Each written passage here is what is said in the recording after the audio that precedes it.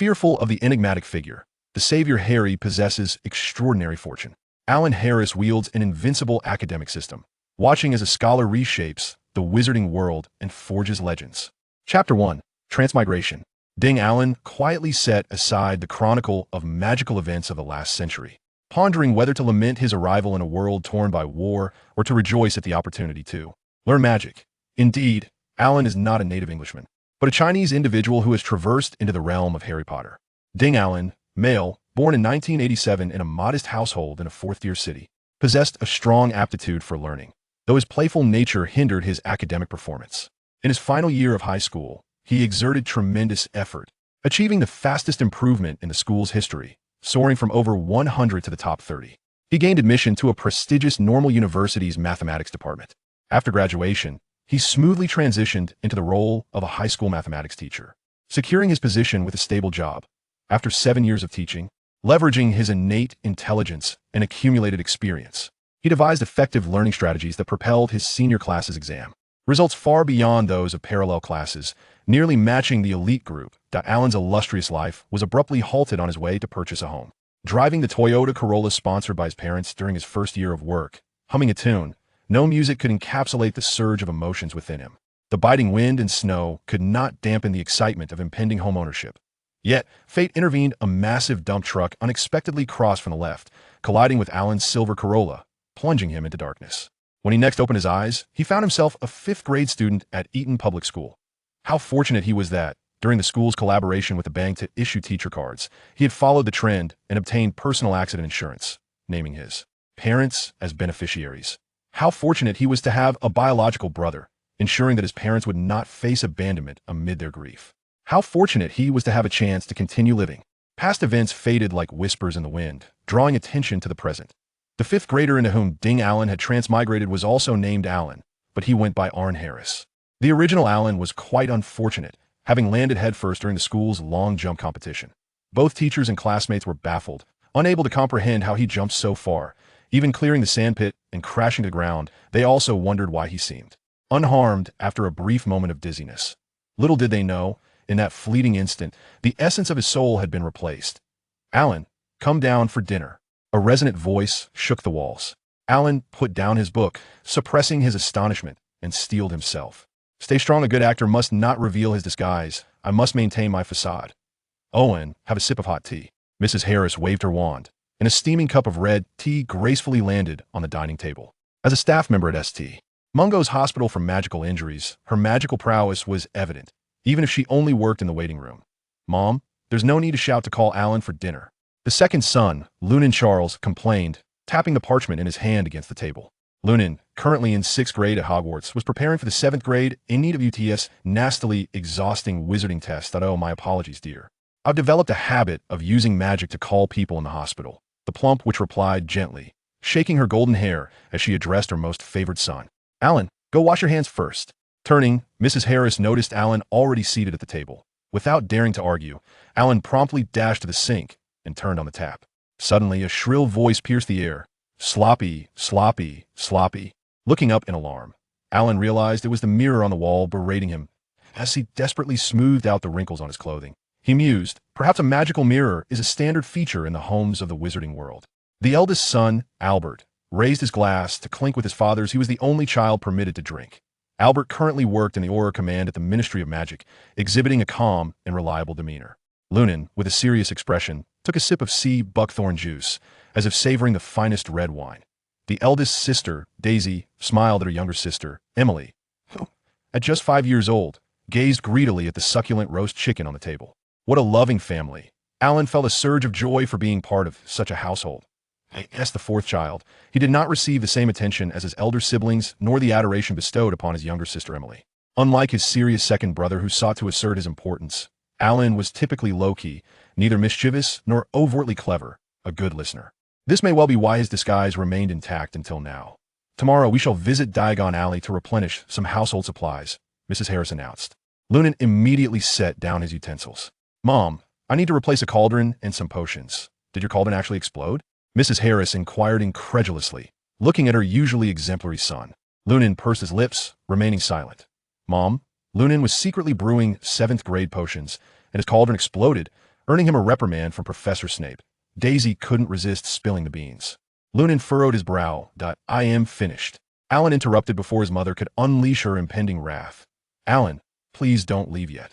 Today is a reunion day. It's rare for us all to be together. Why not share something joyous, like your New Year's wishes? Mr. Harris quickly intervened.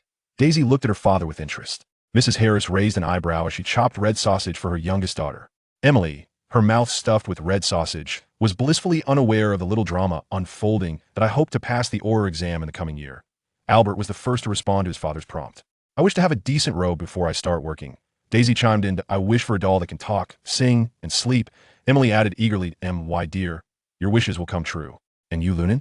Mr. Harris asked kindly.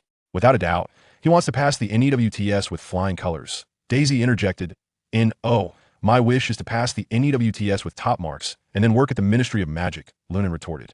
And you, Alan? Father turned his gaze to Alan. Perhaps he wishes to jump higher during the long jump. Ha ha ha, the 16-year-old could not resist teasing his younger brother. No, Alan, your mother hopes for your safety. Mrs. Harris quickly reassured that I know, Mom. I hope everyone remains safe and that all goes well. Alan's heart warmed. He felt he was not overlooked, but simply understood his role within the family. After dinner, as Alan lay in bed, he drowsily contemplated. Let the future Dark Lord come as he may, isn't there still a savior? I must enhance my strength to protect my family amidst the impending turmoil. With anticipation for the next day's visit to Diagon Alley, Alan drifted into slumber. Chapter 2. Gringotts on a night when a northern wind howled fiercely, Alan awoke in a state of confusion. His eyes blinking open to reveal a colossal silhouette looming at the foot of his bed. His heart raced as if gripped by an unseen hand. In a flurry of panic, he switched on the light, exhaling in relief upon recognizing the outline of a coat draped over a hanger. After taking a sip of water to steady his heartbeat, he succumbed once more to slumber. At dawn, following a fresh snowfall, the sky was a brilliant blue and the air invigorating. After freshening up, Alan played with his sister in the hall, eagerly awaiting the others to assemble for breakfast. Alan, you and your sister can start eating. No need to wait, Mrs. Harris cheerfully commanded as sandwiches and milk floated toward them. All right, Mother. Though he missed the simplicity of congee and pickles, the presence of sandwiches adorned with fried eggs and sausages brought Alan great satisfaction. Despite their modest means, Mrs. Harris never spared any effort in providing nourishing meals for her children. As a nurse, she understood well the importance of good health for humanity. Good morning, Mother. Len had already dressed smartly. My dear, I can smell the delicious food, Mr. Harris chimed in as he joined them. Daisy and Albert were the last to descend. The Harris couple worked in perfect harmony, having neatly prepared their belongings. Alan was filled with anticipation for their departure, wondering whether they would travel by wizarding carpet, broomstick, flannetwork, or portkey. The prospect of a flying car would certainly be exhilarating. Alan, hurry up, Mrs. Harris called to him from outside. Now, the family of 6 walked approximately 200 meters before reaching a lamppost by the street, which appeared to Alan as unremarkable as any ordinary lamp. He sensed a whisper of wind by his ear, a cacophony of laughter and conversation. Yet it seemed as if nothing existed except for the rhythmic flow of blood coursing through his veins. Time felt both prolonged and fleeting. Stumbling a few steps, he found himself in the corner of a grocery store. The bustling street corner was alive with excitement. What a magnificent display of spatial magic. These enigmatic goblins have made significant contributions to the wizarding world. Len marveled. Perhaps I might indulge myself with a new robe, Daisy mused eagerly. As the family continued their lively conversation, they arrived before a towering white edifice, Gringotts. The first sight to greet them was the gleaming bronze doors, which had borne witness to the rise and fall of countless wizarding families. Standing at the entrance were goblin guards clad in scarlet and gold uniforms.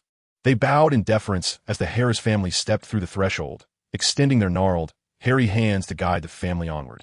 Indeed, wealth earned through one's own toil is the most dependable. Do not harbor illusions of gain without effort, Mr. Harris seized the opportunity to impart wisdom as he observed his youngest son's curiosity. Thus, Harry Potter succeeded in breaching this place, carrying away the Hufflepuff cup through sheer hard work, ensuring he would not meet with misfortune. Alan pondered, lost in thought. As they passed through the second silver door, they entered a spacious marble hall where a magnificent conical chandelier hung from the ceiling, and grand marble columns supported the breathtaking chamber. Approximately 100 fairies were seated behind a long counter, some hastily recording in large ledgers, others weighing coins on scales, and still others inspecting gemstones with magnifying glasses. Mr. Harris handed the key to a suit-clad fairy resembling a little old man behind the counter. Please follow me, the fairy said, bowing to indicate the way. "Oh dear, I shall wait for you here. Are there any children who wish to stay with me?" Mrs. Harris believed she need not endure a bumpy ride. "Mother, Emily and I will accompany you," declared Daisy, who preferred not to risk her meticulously styled hair from the morning by hastily traversing the corridor. Alan and Len followed their father, boarding a small iron cart under the fairy's guidance. The cart sped through the winding, labyrinthine passageways, and, as they rushed along, Alan glimpsed an underground lake, its walls and ceiling adorned with enormous, oddly shaped stalactites and stalagmites. The cart came to a halt before a colossal stone door marked with the number 25. The fairy unlocked the door.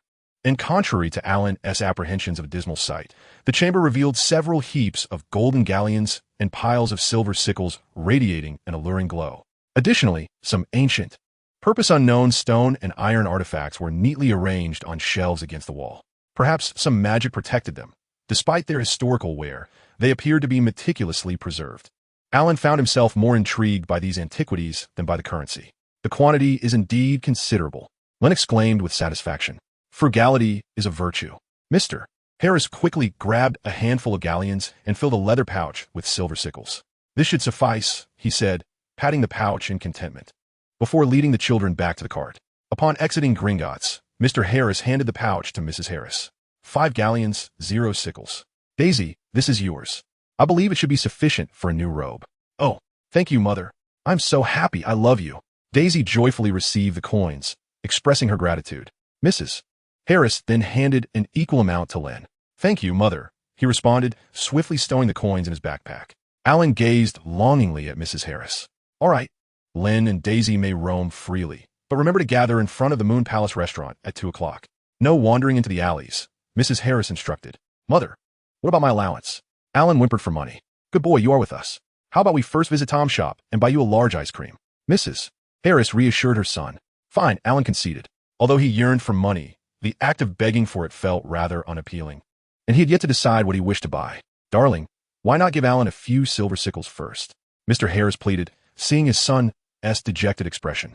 "Very well, but don't lose them." Mrs. Harris, deeply fond of her husband, acquiesced to his request. She handed Alan 0 silver sickles, glanced at her little daughter, and slipped 0 bronze nuts into Emily's pocket. "All right, let us set off." Mr. Harris, brimming with enthusiasm, waved his hand grandly and set off shopping with his family. The coins in his pocket seemed to clamor for their expenditure. The sensation of having money in one's pocket was indeed delightful. Alan gazed at the myriad of shops lining the street, felt the coins within his pocket, and couldn't he help but exclaim. Chapter 3. The Emergence of the University Champion System. Upon arriving at Old Tom's shop, Mr. Harris greeted Tom with warmth. "Mr. Tom, may your business flourish. Please bring me a vanilla ice cream, a strawberry cone, and a colorful sundae."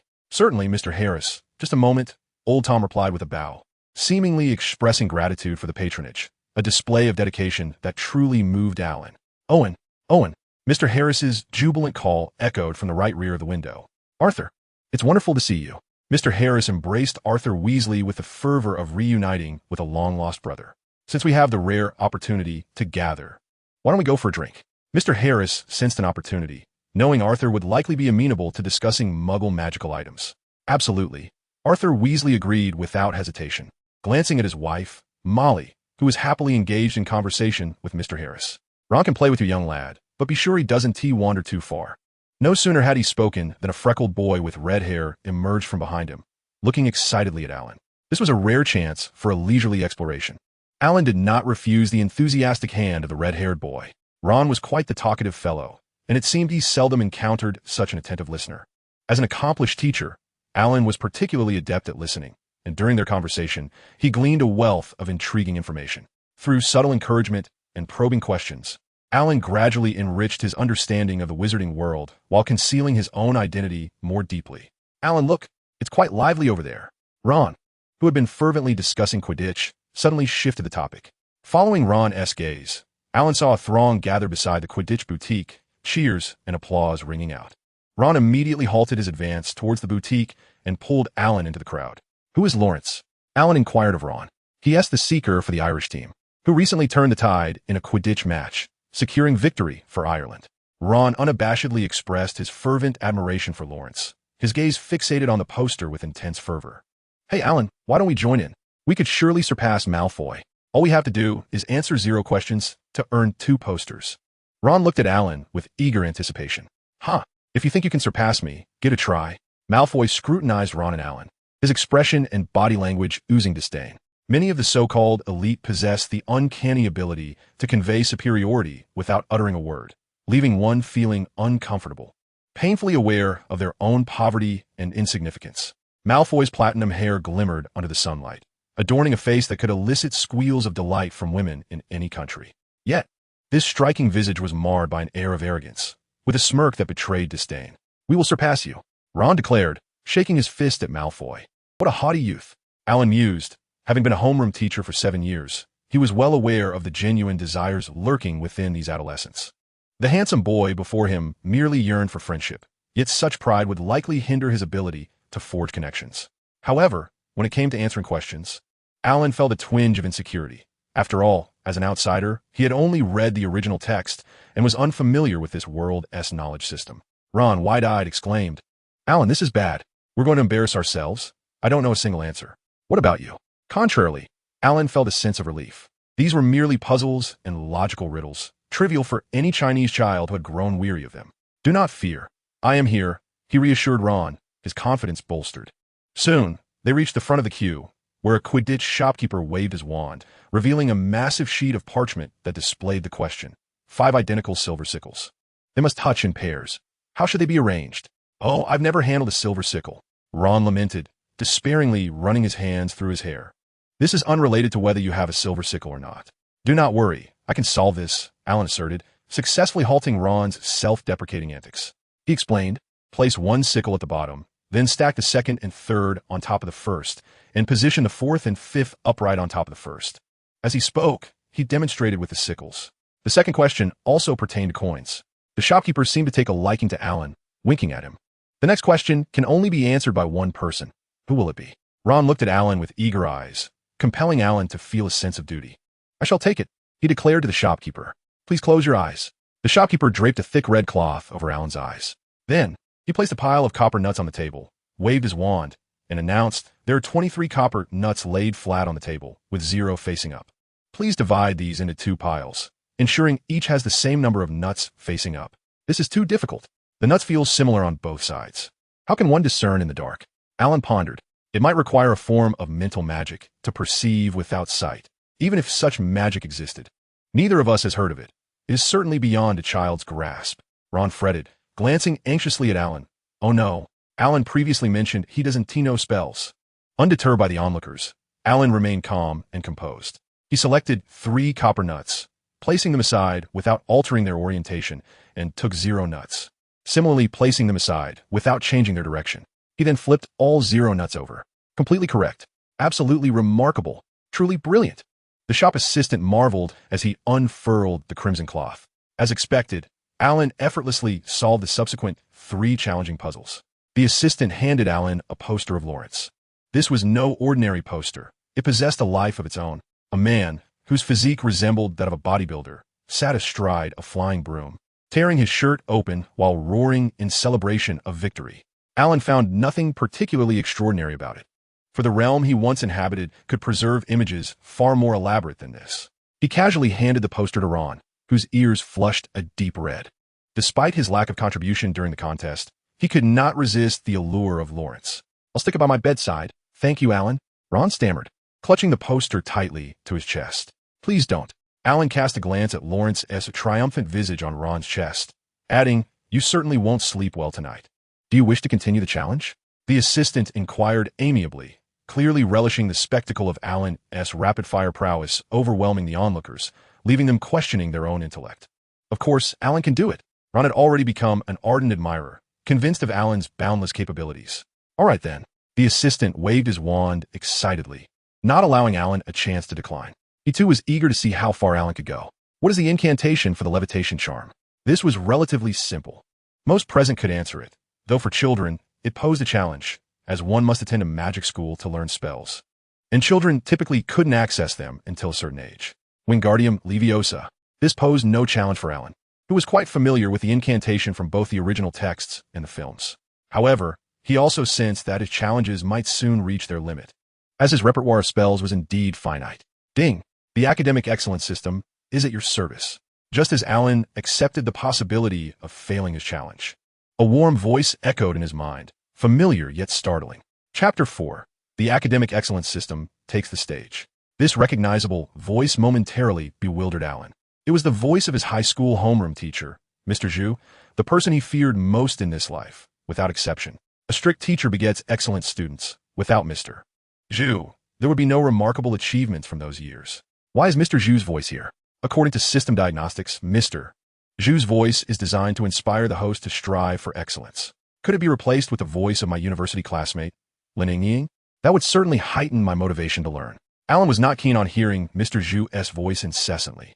Lin Ying was undoubtedly the campus belle, embodying every boy's dream of a perfect partner. Certainly. Now, here is your first task. Secure the grand prize at the Quidditch Boutique event. Best of luck. I have faith in you. This was indeed a delightful boon, the voice as sweet as honey. However, what would be the consequence of failing the task? There will be no punishment.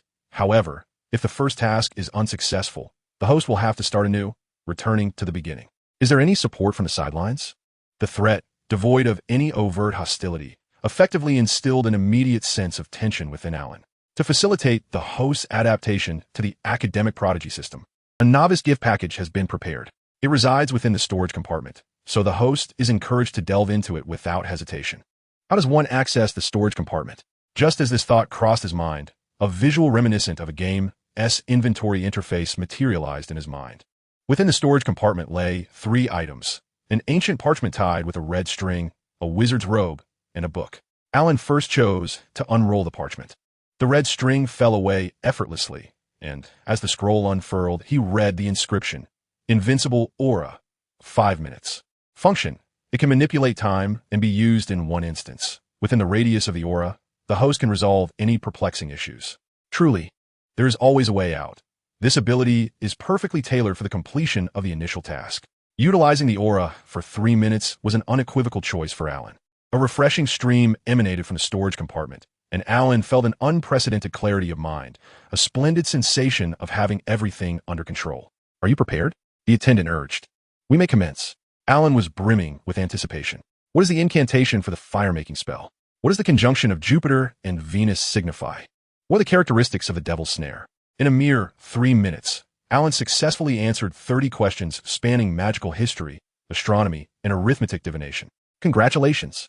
You have won our grand prize, the limited edition Neptune flying broom. The attendant presented a noble and mysterious broom, shimmering in starlit silver.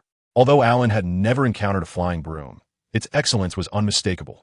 The curvature of the broom's tailboard promised comfort, its sleek lines ensured speed, and the handle, crafted from exquisitely soft lambskin, seemed to beckon for its owner's caress. Good heavens, it's Neptune! This is the pinnacle of brooms in the magical realm. Alan, may I touch it? Ron was nearly speechless with excitement. Absolutely. Without hesitation, Alan handed the broom to Ron, who seemed breathless with exhilaration, cradling Neptune as though it were a precious treasure. Might I go to the leaky cauldron to find Mr. Owen Harris, my father? It's imperative that an adult intervenes in this situation. At your service. The attendant appeared thoroughly impressed by Alan's prowess. He whispered instructions to a petite, nimble staff member, who darted towards the leaky cauldron with the agility of a monkey. As Ron was lost in his admiration of Neptune for the first time, Mr. Harris interrupted his incessant praise. My goodness, I can hardly believe it, Mr. Harris exclaimed, staring incredulously at his son. Chapter 5. Photographic Memory. After reuniting with Ron and Daisy, Mr. Harris bid farewell to his family and the Weasley clan. Alan, let us keep in touch via Outpost. Ron felt a pang of reluctance for his newly forged friendship. This new companion was simply too remarkable. Certainly, Ron. Alan was equally delighted to have met such an enthusiastic young lad. Once again, through the magical lamppost, Alan's emotions were a tapestry of complexity. On one hand, he was filled with immense anticipation. Indeed, his excitement surpassed even that of embarking on a journey to Diagon Alley.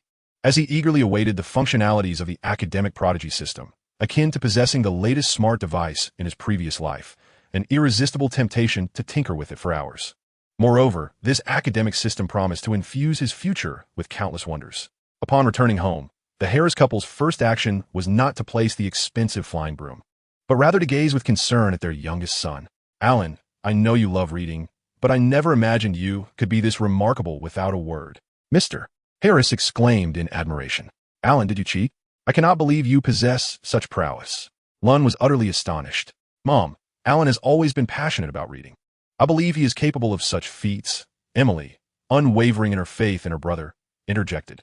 We observed another individual maintaining a surprising silence. I do not believe Alan would resort to cheating.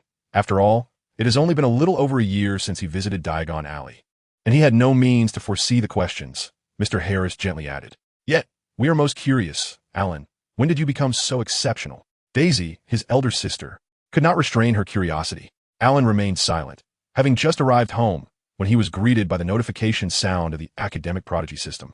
It was the sweet and gentle voice of the campus bell. Lin Ying, congratulations, host. You have successfully completed the novice trial task and achieved a grand prize. You have earned a lottery draw. Elementary spell application strategies. Shall we proceed with the draw? Absolutely, Alan replied with eagerness. In his mind's eye, a colossal spinning wheel materialized, adorned with 7 colors: red, orange, yellow, green, cyan, blue, and purple, each corresponding to diminishing areas. The bronze pointer pointed to the central apex of the wheel. Let the draw commence. The pointer whirled rapidly. Stop. It came to rest on the smallest purple segment. Wow, what splendid fortune. Alan's heart soared. The smallest purple area must signify the most bountiful reward. A purple treasure chest sprang forth. Upon opening it, for golden characters unfurled like a scroll above, photographic memory, Alan exclaimed in delight. Does this mean I will remember everything I see? Indeed. However, what you have received is merely the elementary version of photographic memory, applicable solely to text. Is it any text? Yes, an text. Are you not elated for the reward I have received? Must I be exceedingly mediocre to be deemed normal? Alan retorted. Oh, certainly not, dear. We all wish for your brilliance and excellence. Perhaps we have not given you enough attention, failing to realize that my son surpasses our understanding of his capabilities. Mr. Harris took Alan's hand, looking at him with sincerity. Dad, I enjoy reading because my memory is exceptionally sharp. After reading something a few times, I can recall it in its entirety. Alan articulated the explanation he had pondered for quite some time. Brother Alan, you should try this book. Emily appeared to view Alan's ability as an amusing game. The story collection of Poet Baidu. Alan read the title of the book, unable to suppress a smile, yet his childlike curiosity was piqued. It was the tale of the legend of the 3 brothers. Emily flipped to the longest story within its pages. Alan swiftly skimmed through the narrative, feeling as if each word were being etched into his mind, truly unforgettable. He passed the book to Emily, recounting the tale of 3 brothers traveling along a secluded, winding path. As dusk approached, they found themselves by a river, its waters too deep to wade through and perilous to swim across. However, the brothers, skilled in magic, waved their wands, conjuring a bridge over the treacherous waters. As they reached the center of the bridge, a hooded figure blocked their path. The Harris family was utterly astonished. From Emily's exuberant expressions, it was evident that Alan had memorized the story entirely. To their surprise, the most remarkable one among them was indeed Alan. The youngest brother lived to a ripe old age before finally shedding his invisibility, cloak, and passing it to his son. He then welcomed death like an old friend, departing from the earthly realm with joy and equality. Having successfully recounted the story, Alan turned to the excited Mrs. Harris and said, Mom, I'm thirsty. Oh, of course. My dear, you have spoken for quite a while. Despite her excitement, Mrs. Harris skillfully cast a silent spell with her wand. The kettle flew automatically to the sink. Fresh water gushed into it from the tap, and the kettle then soared to the stove, where a fierce flame ignited beneath it. Oh, Alan, you make your mother so proud, Mrs. Harris said, affectionately ruffling Alan's hair. It's quite late. You must be hungry. Daisy, come help me. I think we should roast some sausages and fry some eggs. Mrs. Harris briskly made her way to the kitchen, pulling Daisy away from her eager observation of Alan's storytelling.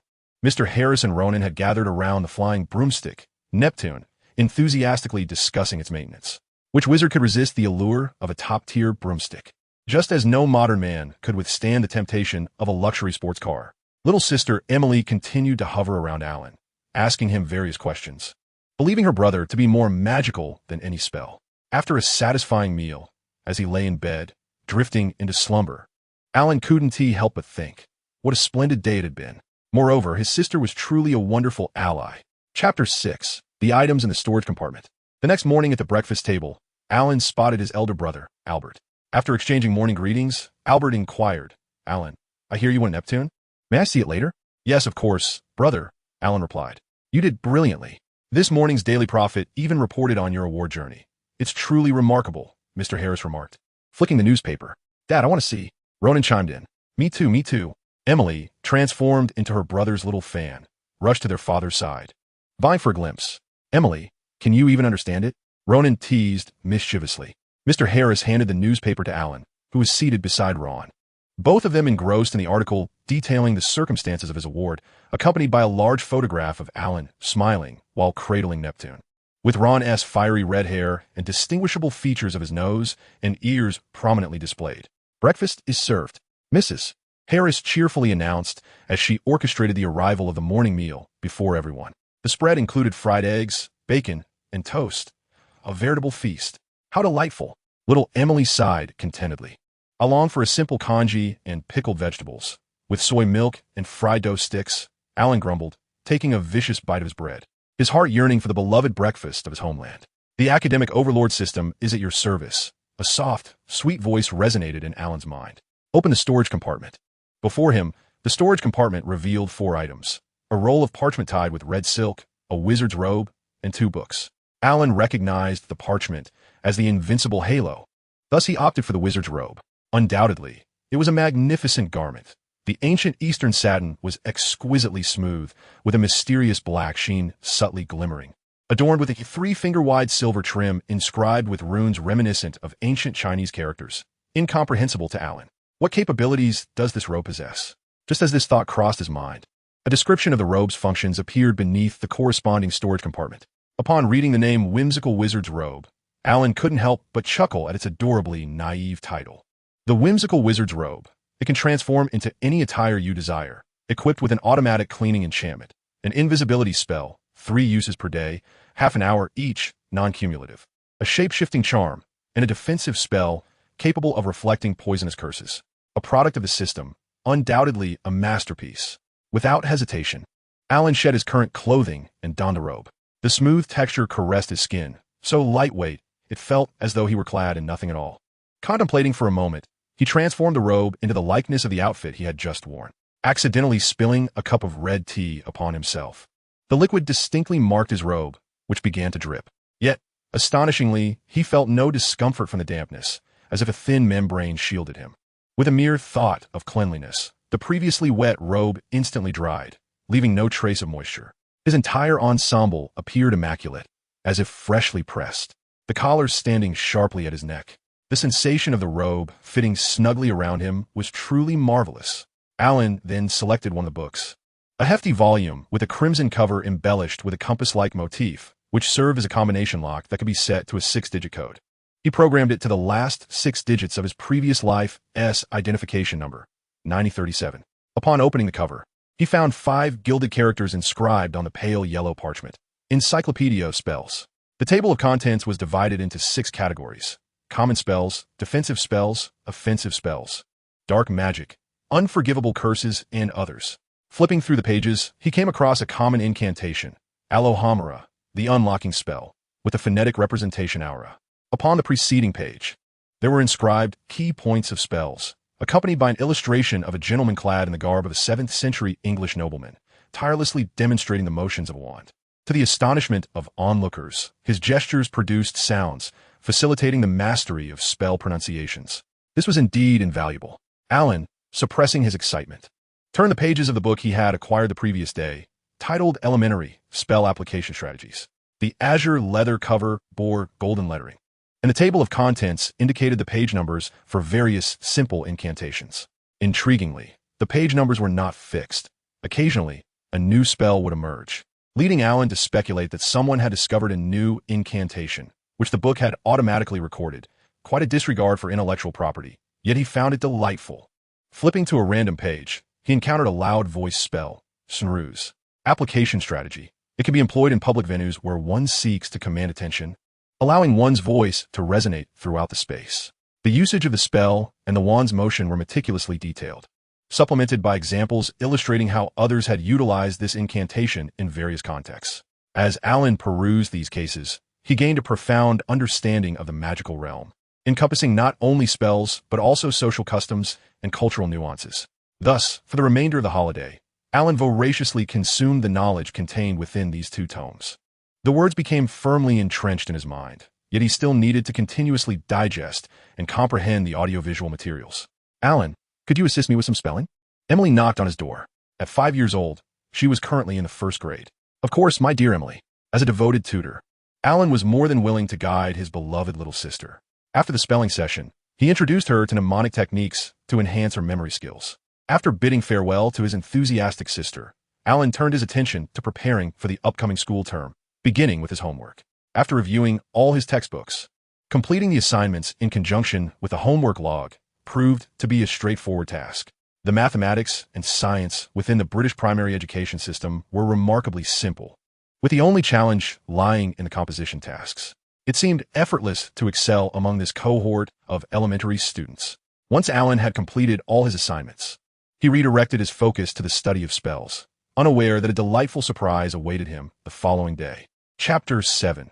Harry Potter the Holiday seemed to vanish in an instant as Alan immersed himself in his studies, the passage of time slipping by swiftly. His command of spells had far surpassed that of his peers. Yet, this knowledge remained purely theoretical, as he lacked a wand, and thus could not practice the practical applications. Silent casting was an advanced skill, far beyond the reach of a novice wizard who had yet to wield a wand. Alan, hurry down for breakfast, don't be late. Swiftly packing his textbooks, he changed from his undergarments into the uniform of Easton Public School, tidying himself up. Alan quickly organized his appearance and dashed down the stairs. After downing a glass of milk, amidst the rising steam, he grabbed a sandwich, slung his backpack over his shoulder, and prepared to venture out. Wait, Alan. I will set off with you today. Albert, holding his little sister Emily's hand, called out to Alan. Oh, why isn't Dad taking Emily today? Alan raised an eyebrow. Dad has something to attend to. I am here to escort her. A mysterious smile adorned Albert's face as he led Alan and Emily toward the magic lamppost. All right, Alan, you can head to your class now. I will take Emily to hers, Albert said, guiding Emily's hand.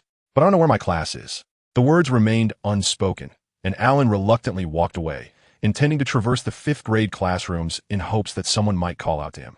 At that moment, a group of robust boys dashed past Alan, exclaiming, Harry Potter must be hiding in the restroom. Let us go find him and let him try our new boxing gloves. Where's the pig, kid? Are you messing with me? Pierce and Dudley exchanged glances, suddenly realizing. Alan, are you looking for a fight? Dudley extended his hands, adorned with new boxing gloves, gesturing menacingly toward Alan. Dudley, try out your new gloves? You'll surely make him squeal like a pig. Moken chimed in, eliciting raucous laughter from the others. I trust you wouldn't want to find yourself in the office on the first day of school. A stern female voice rang out from behind Dudley. Oh, Mrs. Kelly, we're heading in right away. At this age, children harbor a complex mix of adoration and fear towards their teachers, especially one as formidable as Mrs. Kelly, who donned a knitted long skirt and a tailored black wool coat, her impeccable attire reflecting her meticulous nature. The gold-rimmed glasses perched on her nose added to her dignified presence. Alan, why are you still standing there? Aren't you coming along? Mrs. Kelly's stern gaze fixed upon Alan. How splendid and impeccable guide. Alan swiftly fell and stepped behind Dudley and his entourage. Undeniably, even as a former teacher, he felt a twinge of fear in the face of her formidable glare.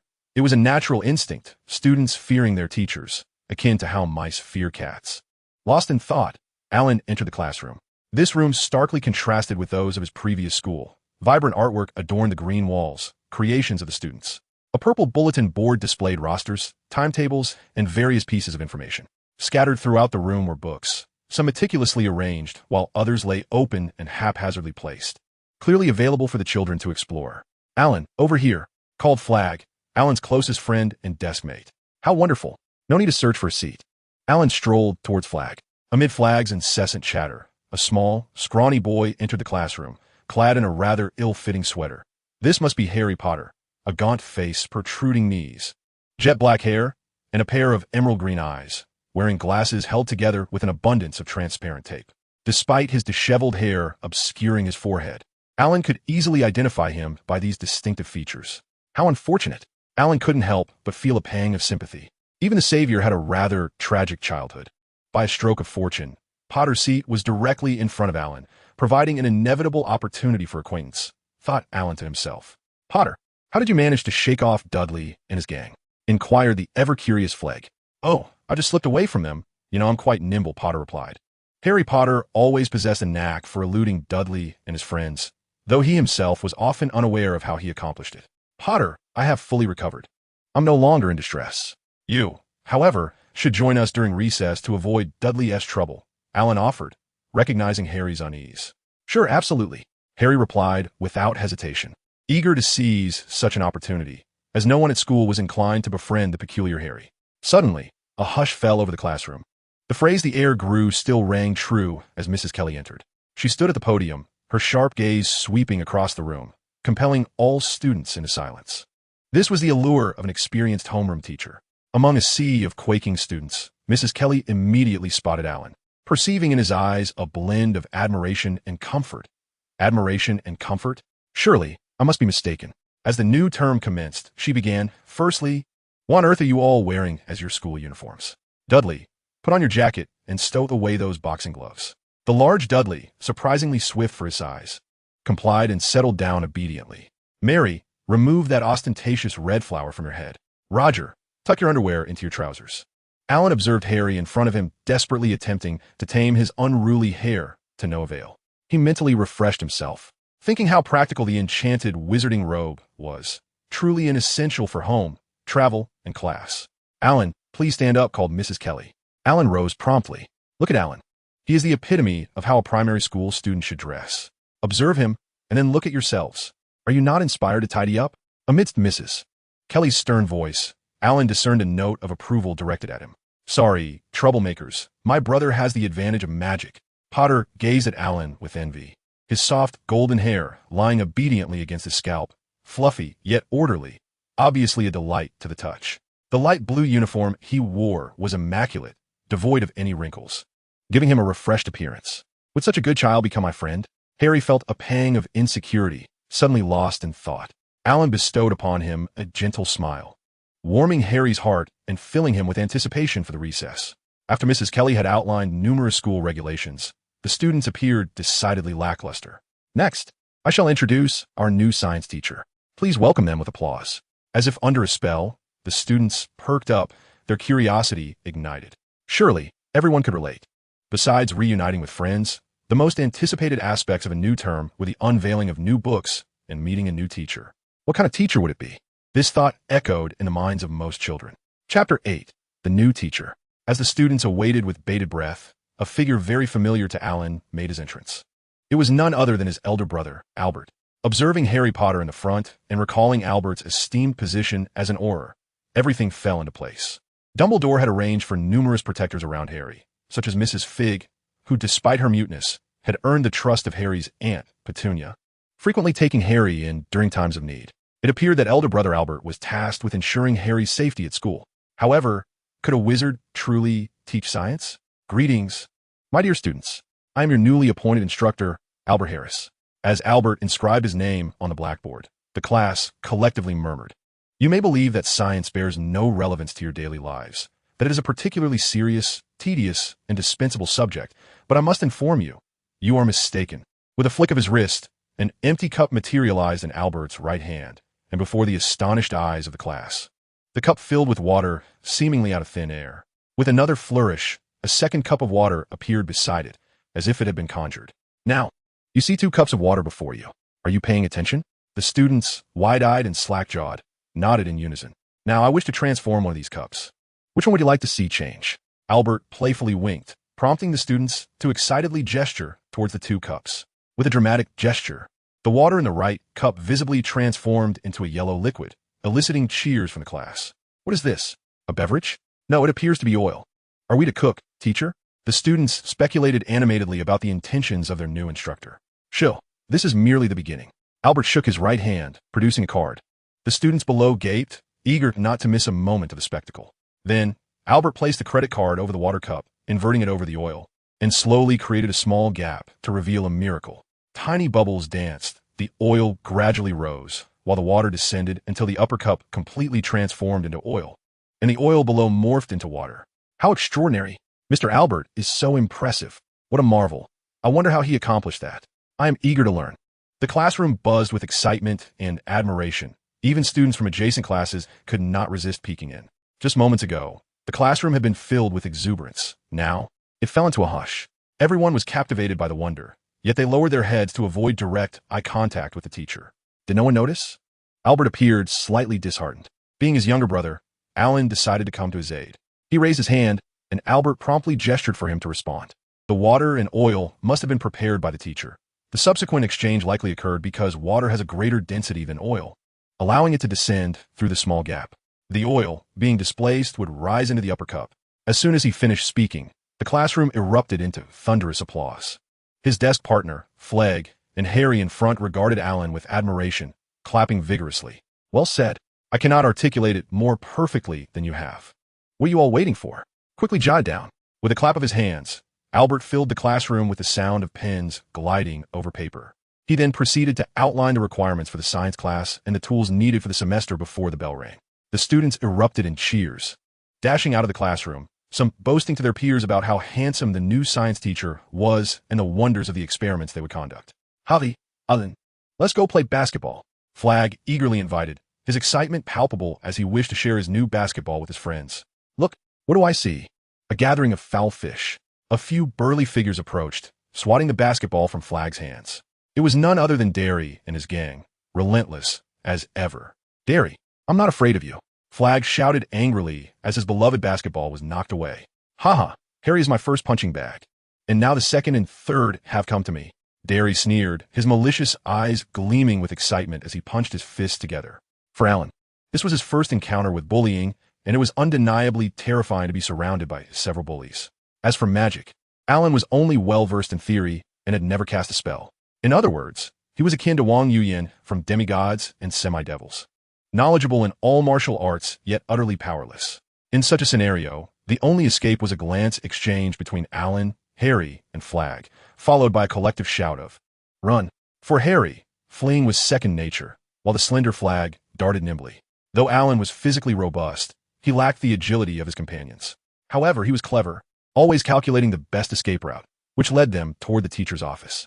Derry and his cronies charged behind them, raucously shouting, creating a commotion wherever they went. If I'm not mistaken, are you engaging a fight? Came a booming voice, and Alan felt a wave of relief wash over him as he hid behind Albert. The laughter of Mokin froze mid-air as Derry and his gang, pushing and shoving each other, found themselves too intimidated to flee or advance.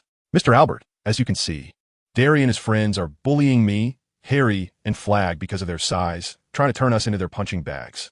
We had no choice but to run. Alan recounted the events clearly. The sight of his younger brother and the ones he cared for being bullied right before his eyes ignited a fire within Albert. He suppressed his rising anger and asked in a calm voice, "Is what Alan said true?" Harry and Flag nodded vigorously, as if their agreement could validate Alan's words. Derry and his companion stammered, unable to offer any explanation. Derry concealed his hands behind his back, unwilling to reveal his new boxing gloves. "Derry, what is on your hands?" Albert would not miss such a small gesture. "Nothing," Derry insisted, clutching tighter. Albert pressed his lips together, and Dolly seemed to be shoved forcefully by an unseen hand. Staggering a few steps before bracing himself against the wall to avoid falling. "Who pushed me?" Dolly yelled, turning around, only to find Mokin and Pierce staring at him in disbelief, as if they had seen a ghost. In their eyes, Dolly had merely taken a few steps forward, resembling someone intoxicated. It turned out to be the boxing gloves. It appeared that Dolly had his own interests, which was commendable, though his skills left much to be desired. Taking out his frustration on classmates instead of the punching bag was rather unfair. "Allow me to demonstrate," Albert said, not bothering to seek Dolly's consent. As he seized Dolly's hands, removed the gloves, and donned them himself. "Focus and watch closely." Without giving Dolly a moment to react, Albert swiftly unleashed a flurry of punches. Left hooks and right jabs alternating with a fierce wind accompanying each blow. Dolly stood frozen in fear as Albert used him as a reference point. The left punch whizzed past his left ear, and the right followed closely beside his right. He could scarcely perceive the speed of Albert's strikes, only a blur of fists before him. Although it felt like an eternity, the moment was fleeting. Once Albert ceased his assault, Dolly's legs gave way, and he collapsed onto the ground. "Do not let me witness you bullying your classmates again," Albert declared, removing the gloves and stuffing them into Dolly's embrace. Before clapping his hands and casting a meaningful glance at Alan before turning to depart, his accomplishments concealed in humility. Amidst the laughter of their peers, Dolly and his companions left in disgrace, not uttering a single retort. "Wow, Mr. Albert is so cool." Flag exclaimed eagerly in admiration. Alan wholeheartedly agreed with their sentiments. Ding dong, are you envious? Do you wish to never be bullied again? Do you aspire to possess enviable skills? Do you yearn to become a physically robust wizard? Beginner body refinement technique is what you deserve. A sudden task. Obtain the recognition of 3 teachers and the admiration of 50 classmates within a day to receive a reward. Currently, the host has gained the acknowledgement of 2 teachers and the admiration of 29 classmates. Please continue your efforts, considering there are only 30 students in the class. How could the remaining 2 be gathered? Alan silently steeled himself, determined to avoid the same helpless situation again. This time, success was imperative, failure was unacceptable. Chapter 9. Perfect Score. Coming back to his senses, Alan heard Flag extolling Mr. Albert's virtues with enthusiasm. Indeed, Mr. Albert was incredibly cool, performing splendid magic tricks and boxing skills. Glancing at Potter, who nodded in agreement while listening to Flag's praise, it was evident that he had also become one of Albert's admirers. Many classmates shared their sentiments, and Alan couldn't help but feel a twinge of envy. Having an older brother like that made the system's newly assigned tasks exceedingly manageable. Alan and Harry exchanged a glance, bursting into laughter simultaneously. There is no better way to strengthen friendship than through shared experiences, whether facing adversity or enjoying prosperity. Today, Alan and Harry were fortunate enough to partake in 2 of these aspects. Break time always seemed to pass more swiftly than class time. The mathematics teacher was a short, middle-aged man with fair skin, small eyes, and a voice that was anything but deep, clad in a red cotton jacket. He entered the room with an immediate show of authority. The delightful holiday has come to an end, leaving one to ponder how much knowledge remains nestled within your little minds.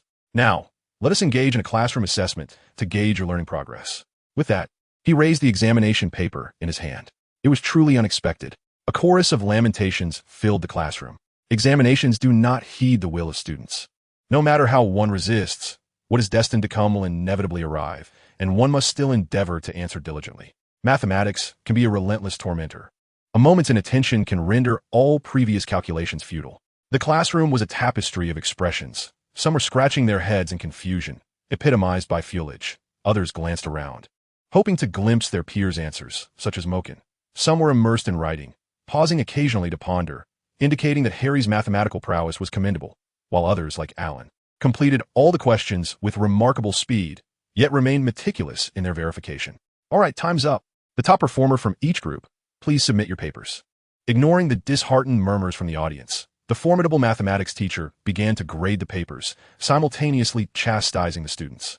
For instance, at this moment, "Hey, Dolly, what on earth is in your head? Grades. I have never taught such underperforming students." There was again. The teacher initially berated Dolly, but soon began a barrage of indiscriminate criticism.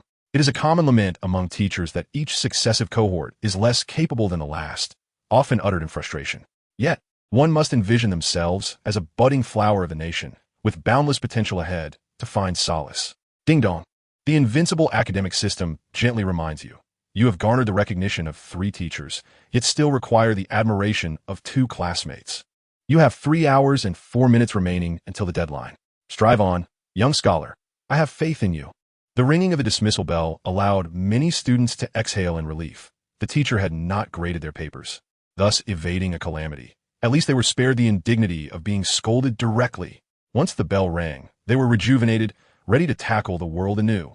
Next Monday, I shall conduct another test.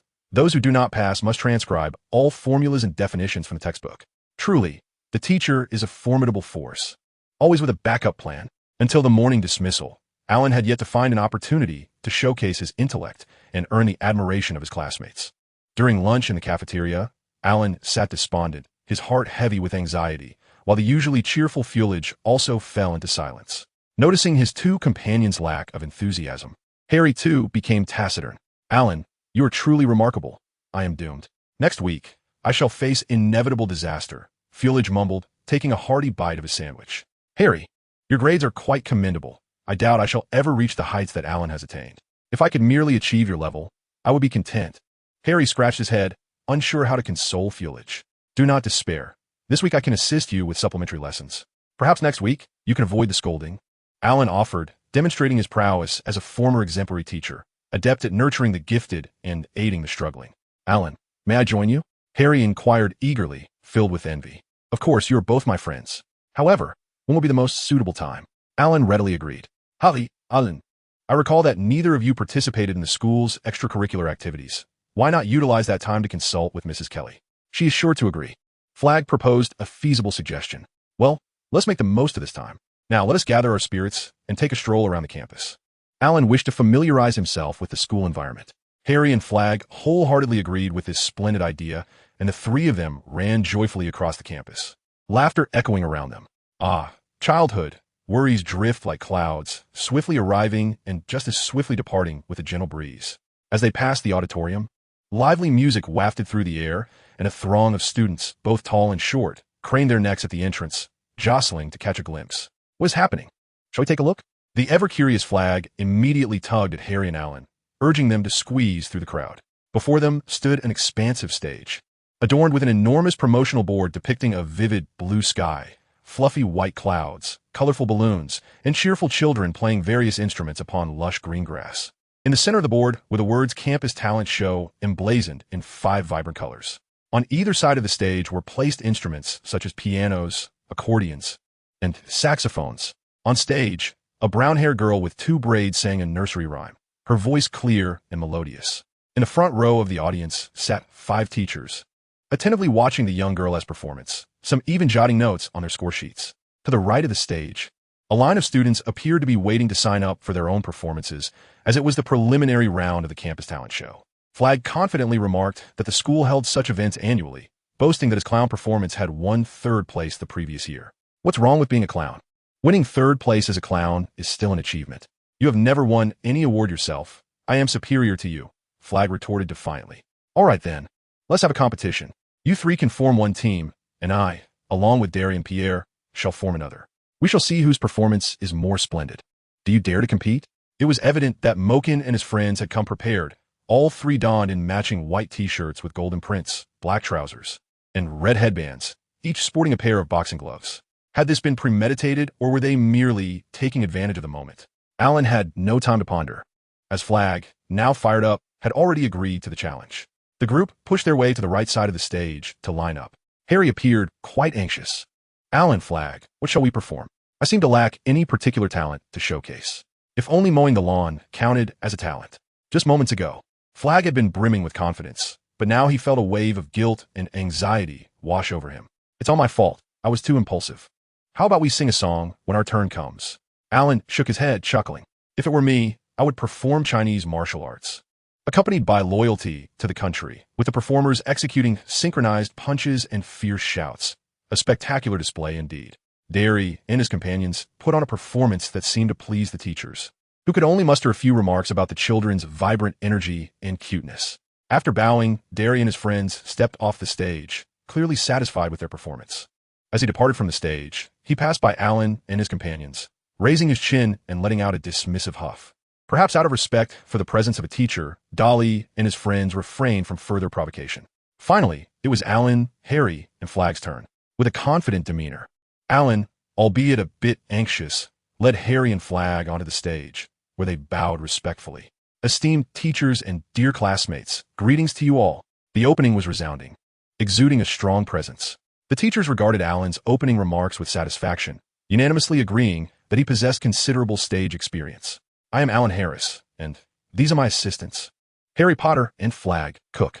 We hail from Class 5, Year 5. Today we shall perform a magic trick, and first, I would like my assistants to help prepare the props.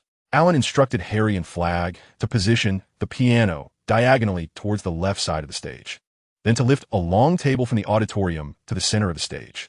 This long table, typically used for collective meetings, was not wide, measuring less than 2 meters in length, equipped with narrow drawers, and left entirely empty beneath.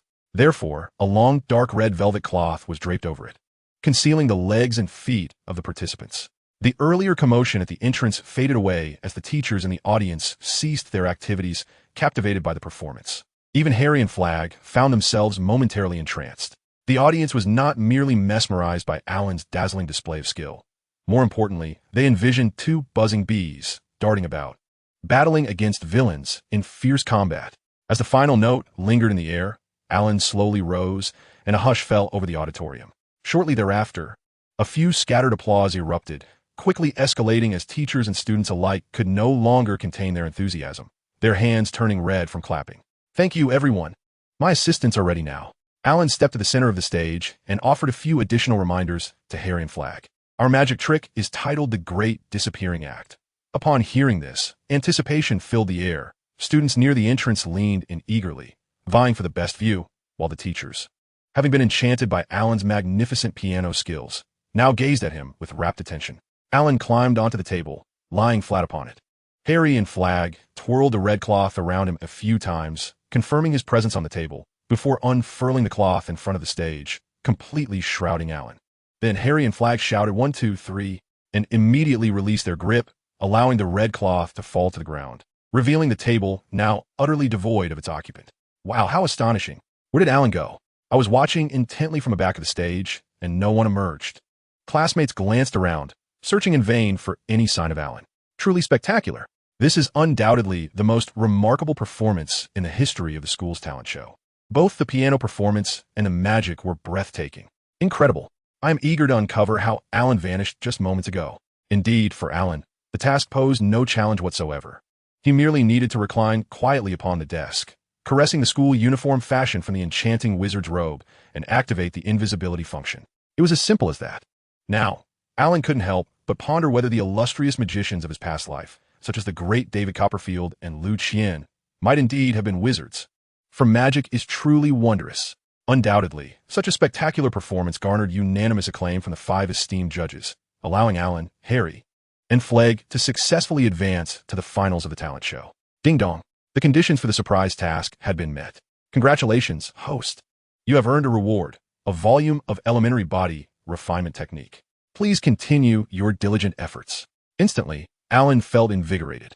The elementary body refinement technique was finally in his grasp. Chapter 11. Elementary Body Refinement Technique. In the early morning, a droplet of dew slid from a tender leaf, scattering myriad golden lights. Alan rose to complete the third movement of the elementary body refinement technique. At last, he had mastered the third movement. He wondered what delightful surprises it would bring. Alan was filled with anticipation. His thoughts drifted back to a year and a half prior, when, upon receiving the elementary body refinement technique, he had immersed himself in the text all afternoon, savoring every word, meticulously imprinting the illustrations in his mind, and mentally rehearsing the specific movements. Fortunately, the afternoon classes did not include core subjects, allowing Alan to navigate through the day with ease. Over the past year and a half, during the daily sessions of extracurricular study, Alan had been tutoring Harry and Flag at the Knowledge Corner of the campus. As their academic performance soared, so too did their friendship, strengthened by the repeated provocations from Darius and his cohorts. Undoubtedly, the sadistic mathematics teacher's rigorous exams failed to daunt the trio. In the finals of the campus talent show, their performance was met with resounding success, with applause and accolades reverberating throughout the auditorium. During the final examinations, Alan achieved an astonishing score of full marks across all subjects, securing the top position in his grade, much to the delight of Mrs. Kelly. Of course, the pursuits that brought Alan the greatest joy and intrigue were the study of spells and the practice of the elementary body refinement technique. This elementary body refinement technique was truly remarkable. A slender booklet of merely 12 pages, each adorned with a dynamic posture, illustrated by an individual reminiscent of a Shaolin monk, diligently demonstrating the movements. Tapping on any part of the figure would reveal key points for execution. Only upon perfecting the first posture could one proceed to the second, incrementally mastering all movements, resulting in a dramatic enhancement of physical prowess. The first posture focused on leg training, which has always been revered by martial artists. As the adage states, the hands are like two doors, relying entirely on the legs to strike. Fists account for 30%, while kicks account for 70%, underscoring the critical importance of leg training in martial arts. The elementary body refinement technique reflects this principle, indicating that while martial arts techniques may vary in form and power, the foundational principles remain fundamentally interconnected.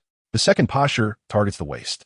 Each day, Alan diligently followed the instructions outlined in the book, gradually stretching and engaging in specialized finger techniques for massage, feeling his body grow increasingly robust.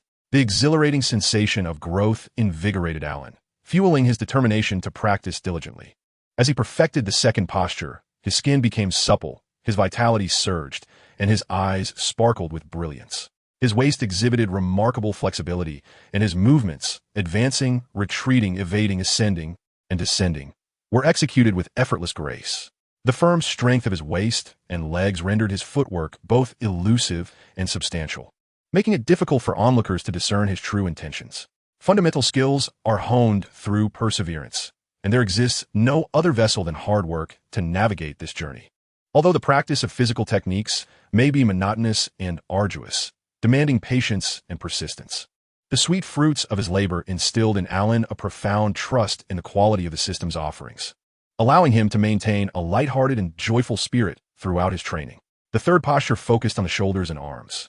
Following the instructions meticulously, Alan engaged in stretching and strengthening with deliberate intent, progressing steadily and calmly. At last, he achieved remarkable flexibility and agility in his shoulders and arms. Wow, that smells delicious. Alan, what are you eating? Upon looking up, Alan saw his older sister, Daisy. Without hesitation, Daisy accepted the noodles he offered, twirling them with her fork and savoring the taste, soon engrossed in her culinary battle, leaving no room for conversation. Thoughtfully, Alan prepared a pot of steaming, rich breakfast tea for the family and placed it on Daisy's table. Sister, I have arranged to meet Flag to find Harry today. Please let Mom know. Rest assured. With a gentle closing of the door, Alan bounded away like a spirited fawn. Chapter 12. The Rescue of Harry Potter. Alan and Flag had arranged to meet at the school gate before embarking on their quest to locate Harry. Alan, I'm over here. Flag called cheerfully from in front of Fried Chicken Shop, holding a sandwich in one hand and waving at Alan. Having graduated with exceptional grades, Flag was rewarded with a substantial allowance from his parents. Upon learning that he was venturing out with Alan, the most outstanding student of the year and a dedicated tutor, Flag's parents gladly permitted him to go. Alan, have you had breakfast yet? Would you like some fried chicken? Sure, although I've already eaten. However, another piece of chicken will be delightful. I'll grab a few cups of milk tea and pack a portion for Harry, Alan replied, retrieving 2 pounds. The duo first visited the boutique toy store to purchase a birthday gift for Harry, then took a bus to the neighborhood where Harry Potter resided. Number 4, Privet Drive. This is the place, Flag exclaimed, glancing at the street sign and turning to Alan. Alan was captivated by a cat perched against the wall. Its eyes bore no distinctive markings, suggesting it was simply an ordinary feline. Professor McGonagall, the esteemed deputy headmistress of Hogwarts, would not be idly waiting at a muggle's doorstep. Even if it were Harry Potter's place of foster care, he chuckled to himself at his fanciful thoughts. Flag had already pressed the doorbell. A gruff voice from within bellowed, Dudley, go answer the door. Tell Harry to come. I want to watch cartoons. Dudley's tone was filled with impatience. Moments later, heavy footsteps approached, and a portly, balding man with greasy blonde hair opened the door, gruffly inquiring, What do you want, kid? Greetings, uncle. We are classmates of Harry Potter. May I inquire if Harry is present? Flag politely asked. Harry? There's no Harry Potter here. Vernon's face reflected impatience as he prepared to slam the door shut. Alan stepped forward, propping the door open. Uncle, might I ask if Dudley is home? I am Alan Harris, a classmate of Dudley S. You are Alan Harris? The top student in the year? Dudley, your classmate Alan Harris is here. Mr. Dudley cast a suspicious glance at Alan before calling into the room. Do come in. Vernon's demeanor softened as he stepped aside. It seems that excelling in mathematics and science has transformed into a desire to befriend the cream of the crop. Vernon was more than willing for his son to socialize with a top student. Alan, Flag, you indeed, Dudley, we have come to discuss boxing techniques. Before Dudley, who appeared utterly perplexed, could respond, Alan moved in, wrapping an arm around Dudley's shoulders and firmly guiding him towards the living room. The living room was impeccably tidy, adorned with photographs of a robust boy either riding his bicycle, standing by the flower bed at an exhibition, or playing computer games with his father and sharing affectionate moments with his mother. There was no trace of another boy residing in the same house. Despite Harry's undeniable presence here, Alan discreetly glanced at the cupboard, aware that Harry was currently confined within. Bang, bang, bang. Harry was desperately knocking from inside the cupboard. Alan, Flag, I'm here. Harry sought to attract the attention of his friends. Is that Harry's voice? Uncle, you wouldn't be unlawfully detaining Harry, would you? Alan cast a sidelong glance at Mr. Dudley, deliberately stating, Indeed, we haven't seen Harry in ages. He even missed the final exams. Flag also heard the voice, deeply concerned for Harry. Of course not. How could we? We have painstakingly raised him. Damn it. Mr. Dudley felt a wave of embarrassment, having just attempted to conceal Harry's existence. Alan had no interest in Mr. Dudley's explanations. He discreetly tugged at his cufflink, channeling a subtle strength in his wrist. And with a flick of his fingertips, the cuff collided with the cupboard's latch, causing the door to swing open. Before Mr. Dudley could lock the door again, Harry had already emerged from the cupboard. Behind him, the cupboard door hung limply ajar, its dark interior resembling a gaping maw, devouring the bright and joyful childhood that Harry deserved. No wonder Harry appeared so frail, perpetually clad in oversized, worn garments. This was a blatant form of abuse. Children with parents are cherished treasures, while those without are treated as mere weeds, trampled underfoot. Harry had not succumbed to becoming another dark wizard. Instead, he remained upright, brave, and pure, thanks to Mrs. Kelly's patient guidance and the innate righteousness and kindness within him. It must be said that not developing into a selfish and lazy character like Dudley is indeed a profound stroke of fortune. While Alan could maintain a detached observation when reading, the reality that Harry was now his friend ignited a righteous fury within him, leaving him seething with indignation at the appalling treatment Harry endured. Indeed, my sister is a lawyer, and should Harry require assistance, our family would unreservedly stand by him. Flagg, too, was unwavering. Harry gazed gratefully at his friend. In moments of darkness and helplessness, it was Alan and Flagg who illuminated his path, allowing him to still feel love and hope. All right, Harry, I had intended to take you to the amusement park, but now I kindly ask you to escort your friends out of my home. Mr. Dursley fumed, clearly incensed. Exchanging glances, Alan, Harry, and Flagg refrained from uttering words that might further provoke Mr. Dursley, especially as Harry had to reside in the Dursley household until he reached adulthood. Harry, don't rush off. That postman appears to be heading to your house. I sent you a birthday card, Alan remarked, recalling the unfolding events as he spotted the postman approaching on a motorcycle. Chapter 13, A Letter from Hogwarts. You sent me a card, Harry exclaimed, halting his actions, visibly taken aback as he turned to Alan. It was worth noting that, throughout his life, no one had ever written to Harry. Indeed, we must intercept the postman, otherwise, the letter may never reach you, Alan said, equally astonished by Harry's excitement and reflecting on his own lack of attentiveness towards his friend. Excuse me, do you have any letters for Harry Potter? Alan inquired, halting the postman. Let me see. There's indeed a letter addressed to Mr. Harry Potter. The postman confirmed, retrieving the letter from his mailbag. I am Harry Potter. Could you please hand the letter to me? Harry asked, filled with hope. Could you provide me with proof of your identity, such as a birth certificate, passport, or proof of address? The postman was both polite and meticulous, aware that in the UK, documents verifying one's address are of utmost importance and cannot be handed over lightly. I do not have any. They are with my aunt. But I truly am Harry Potter, Harry insisted, desperate to validate his identity. Indeed, I can vouch for him. He is Harry Potter himself, Flagg interjected hastily. Alan, think of something, Flagg implored, casting a worried glance at Alan.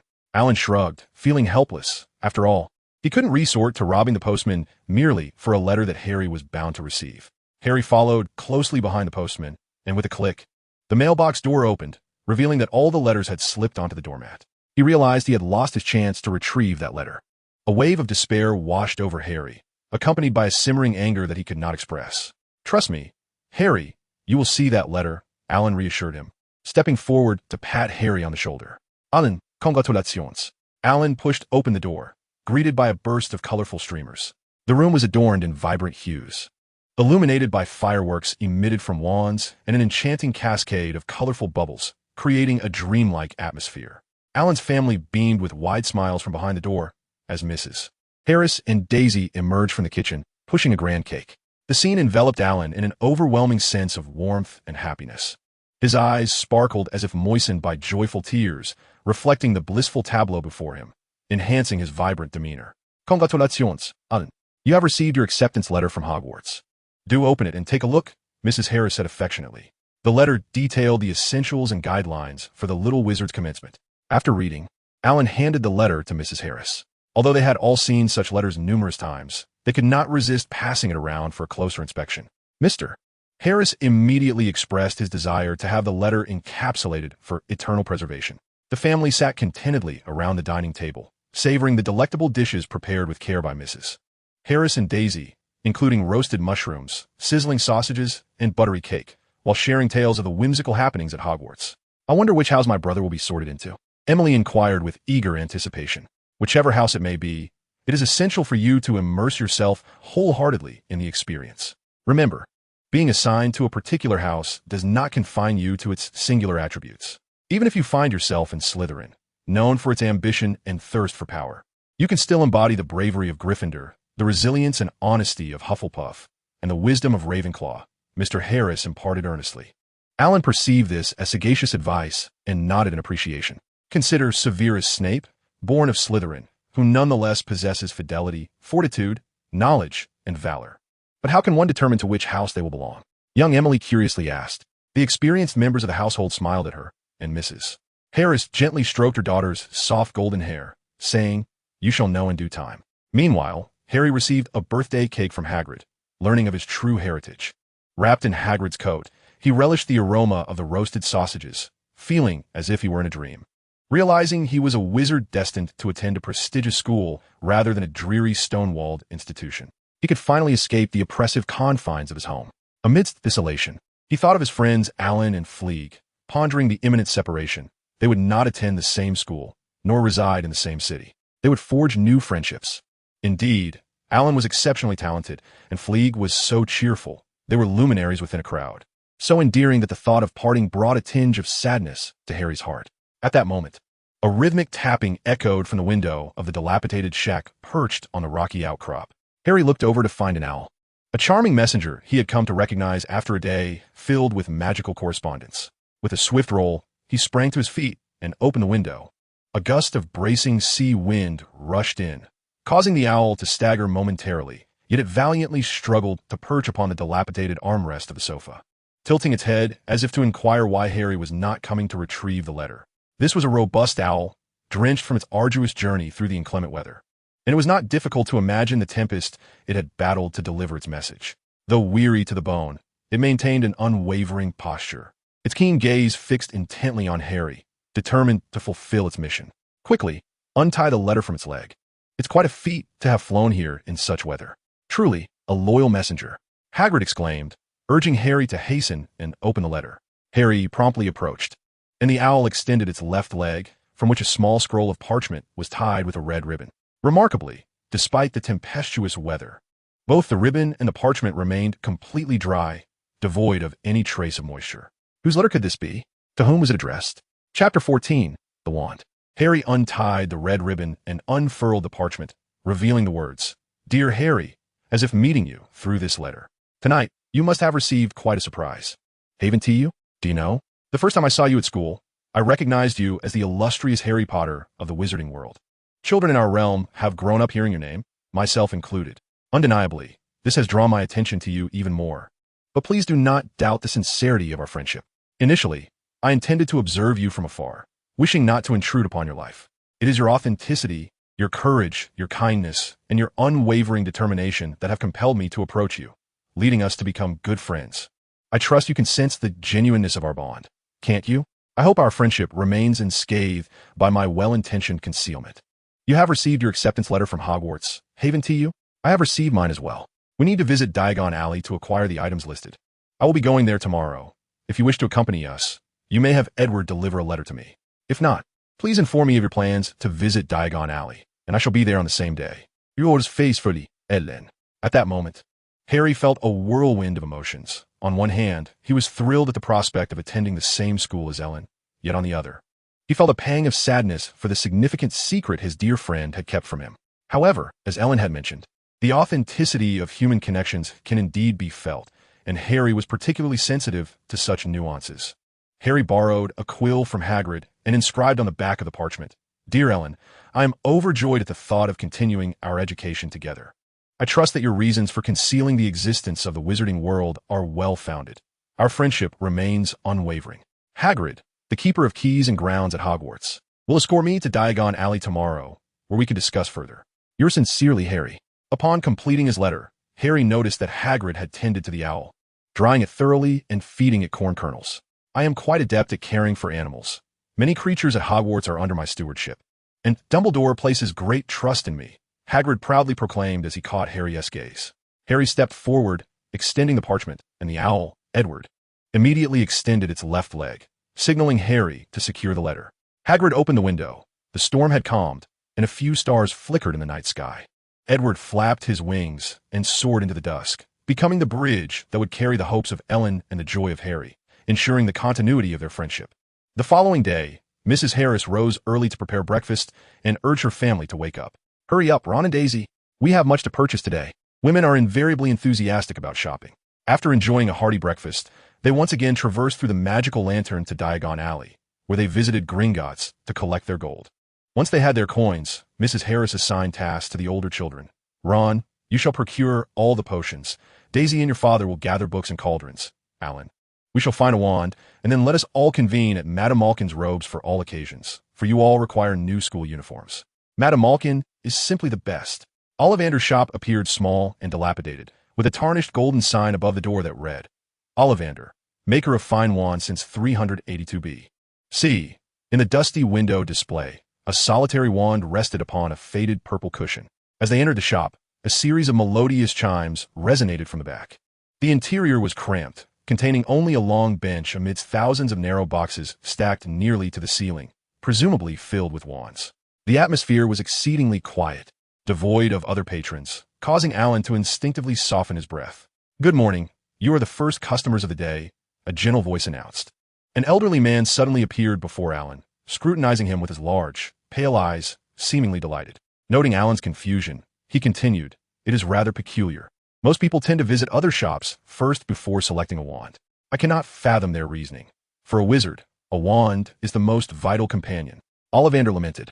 This wand, crafted from deep purple-brown walnut, measures 10¼ inches in length.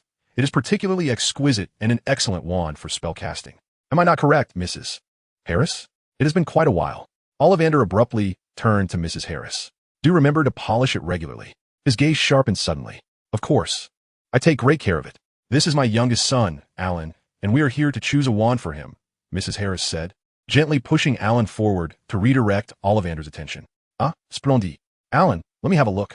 He produced a long measuring tape inscribed with silver markings from his pocket. Which hand do you wield your wand with? I am accustomed to using my right hand, Alan replied. Raise your arm, please. Good. The tape measure operated autonomously, measuring from shoulder to fingertip, then from wrist to elbow, shoulder to floor, knee to armpit, and finally around the head. Ollivander moved swiftly between the shelves, selecting several long boxes to bring down. All done, he announced as the tape measure fell to the floor in a tangle. Now, Alan, try this one. He presented a wand made of beech wood and dragon heartstring, measuring 9 inches. Not bad. It is quite supple. Give it a wave. Clearly, it was not the right one. Let's try this one, he suggested, handing Alan a wand made of redwood with unicorn hair, equally pliable. As Alan waved it, an explosion erupted, shattering the window. Restore, Ollivander calmly commanded with a flick of his wand, and the shattered window returned to its former state. Clearly, that is not the one. Ollivander had Alan try wand after wand, yet none seemed to fit perfectly. Try this one, made of mahogany with a phoenix core. With great care, Ollivander produced a wand that glimmered with a crimson hue, its material reminiscent of rhinoceros horn. As Alan grasped the wand, an extraordinary sensation surged within him, as if the wand had become an extension of his very being. With a mere thought, vibrant sparks erupted from the tip of the wand, seemingly celebrating its encounter with Alan. Truly remarkable. You are destined for great achievements. This wand is crafted from wood sourced from the royal lineage of the late 7th century. It has awaited the right core for nearly a century. You are the first to wield it with such finesse. Ollivander gazed at Alan with pale eyes, utterly astonished. Alan resolved that, unless absolutely necessary, he would not return to this shop. He paid Mr. Ollivander 27 galleons for the wand, and Mr. Ollivander bowed, ushering them out of the store. Ding! The Invincible Academic System kindly reminded. Would you like to craft a unique, evolving wand? Complete a time-limited quest to obtain the alchemical manual of the ancient alchemist Rebirth. Chapter 15. The Boking Shop. A quest? An evolving wand? What could this task entail? Alan was indeed intrigued. The system's rewards were genuinely valuable. Task details. Lift the curse from the lizard man and earn their gratitude. Due to the increased difficulty of the task, the system can assist in shielding the tracking spell, a spell applied to underage wizards for monitoring magical use, allowing the host to utilize the wand. The system will also provide navigational assistance to locate the lizard man. There are 5 hours remaining until the task deadline. Best of luck. As the system's voice faded, a black map outlining the route appeared in Alan's mind. A yellow icon indicated Alan's current position, and as he navigated the map in his thoughts, he discovered a red icon, denoting the lizard man he sought. Strangely, this red icon was moving swiftly across the map. Alan, stop daydreaming. We need to hurry to Madame Malkin's shop, urged Mrs. Harris. Upon leaving Ollivander's, Mrs. Harris eagerly pulled Alan towards Madame Malkin's. Madame Malkin was a short, plump witch clad in purple, with a welcoming smile. "Good morning, Mrs. Harris. How may I assist you today? Please make 2 school uniforms for my son, Alan," Mrs. Harris instructed, gesturing towards Alan, who appeared lost in thought, engrossed in the map. "Are you looking to purchase Hogwarts uniforms, dear?" Before Alan could utter a word, she continued, "We are the best choice for Hogwarts students seeking uniforms. Honestly, they are both affordable and stylish. The quality speaks for itself." Alan failed to discern any aesthetic appeal in the uniform's drab black fabric, with only varying trims to distinguish them. After all, he already possessed the finest wizarding robe in existence, capable of invisibility, defense, and transformation. Madame Mokin instructed Alan to stand on a footstool, draping a black robe over him and pinning it to fit his height. Once the measurements were taken, she produced a ready-made robe and, with a flourish of her wand, deftly threaded needle and thread, scissors weaving in and out of the fabric, adjusting the garment's width and length. Meanwhile, Mrs. Harris perused various styles and hues of wizarding attire in the ladies' section. "Mother, I've arranged to meet Harry for shopping. May I go find him?" The plight of youth often lies in the constraints of freedom. Yet for those truly in their formative years, reporting one's whereabouts to parents is but a matter of course. "Your classmate Harry? Is he also a little wizard?" Mrs. Harris, unaware of Harry's true identity, assumed him to be merely an ordinary peer. "It wouldn't be Harry Potter, would it? If I recall, he is about of age for enrollment." Madame Mokin chuckled, not quite believing that the esteemed Harry Potter was indeed the one Alan sought. Little did she know that she would soon be tailoring robes for the celebrated figure herself. Indeed, he too had received his acceptance letter. Alan, however, had no intention of seeking out Harry, for time was of the essence, and there remained myriad secrets he could not share. Ding dong, a gentle reminder to lift the curse from the lizard man. The host must first venture to Nocturne Alley and locate the enchanted orb of the goddess of fortune, Furs. As the system's voice faded, an image flashed in Alan's mind of Wong Baoqiang from Lost in Thailand, adorned in a red hat and beaming with delight, his voice echoing, "Surprised? Aren't you? Unexpected? Isn't it? This is a chain quest." With no time for further contemplation, Alan promptly set off, following the map towards Nocturne Alley. Before entering, he activated the invisibility feature of his wizarding robe on a secluded street. Nocturne Alley was decidedly unsuitable for an underage wizard. It teemed with a disarray of dubious characters, including various nefarious dark wizards, and harbored an array of bizarre and fearsome dark magical artifacts. Navigating cautiously past a crone brewing a bubbling, ominously hued potion, and skirting around a burly wizard adorned with scars, Alan traversed the dark, narrow alley until he arrived before a dusty shop window. A blood-red sign hung from the eaves, inscribed with the name Borgin and Burks, the distorted letters proclaiming that this was no ordinary establishment. Alan hesitated to enter. Even a mundane shop would greet patrons with a synthesized voice, and this place exuded an unmistakable aura of darkness that demanded caution. After a brief wait, fortune smiled upon him as a tall, gaunt wizard donning a skull mask appeared, making his way toward the shop. Moments later, Alan felt immense relief for his prudent decision. He stealthily followed the masked wizard into the shop, where the entrance bell chimed upon their arrival. The wizard swiftly scanned the interior before proceeding directly to the counter. Ringing a bell, a hunched, balding man emerged from behind the counter, brushing back his slick hair. "Welcome," he intoned. "What can I do for you?" inquired Mr. Boken, his tone as slick as his hair. "I have here a cursed necklace that has claimed the lives of 19 muggles.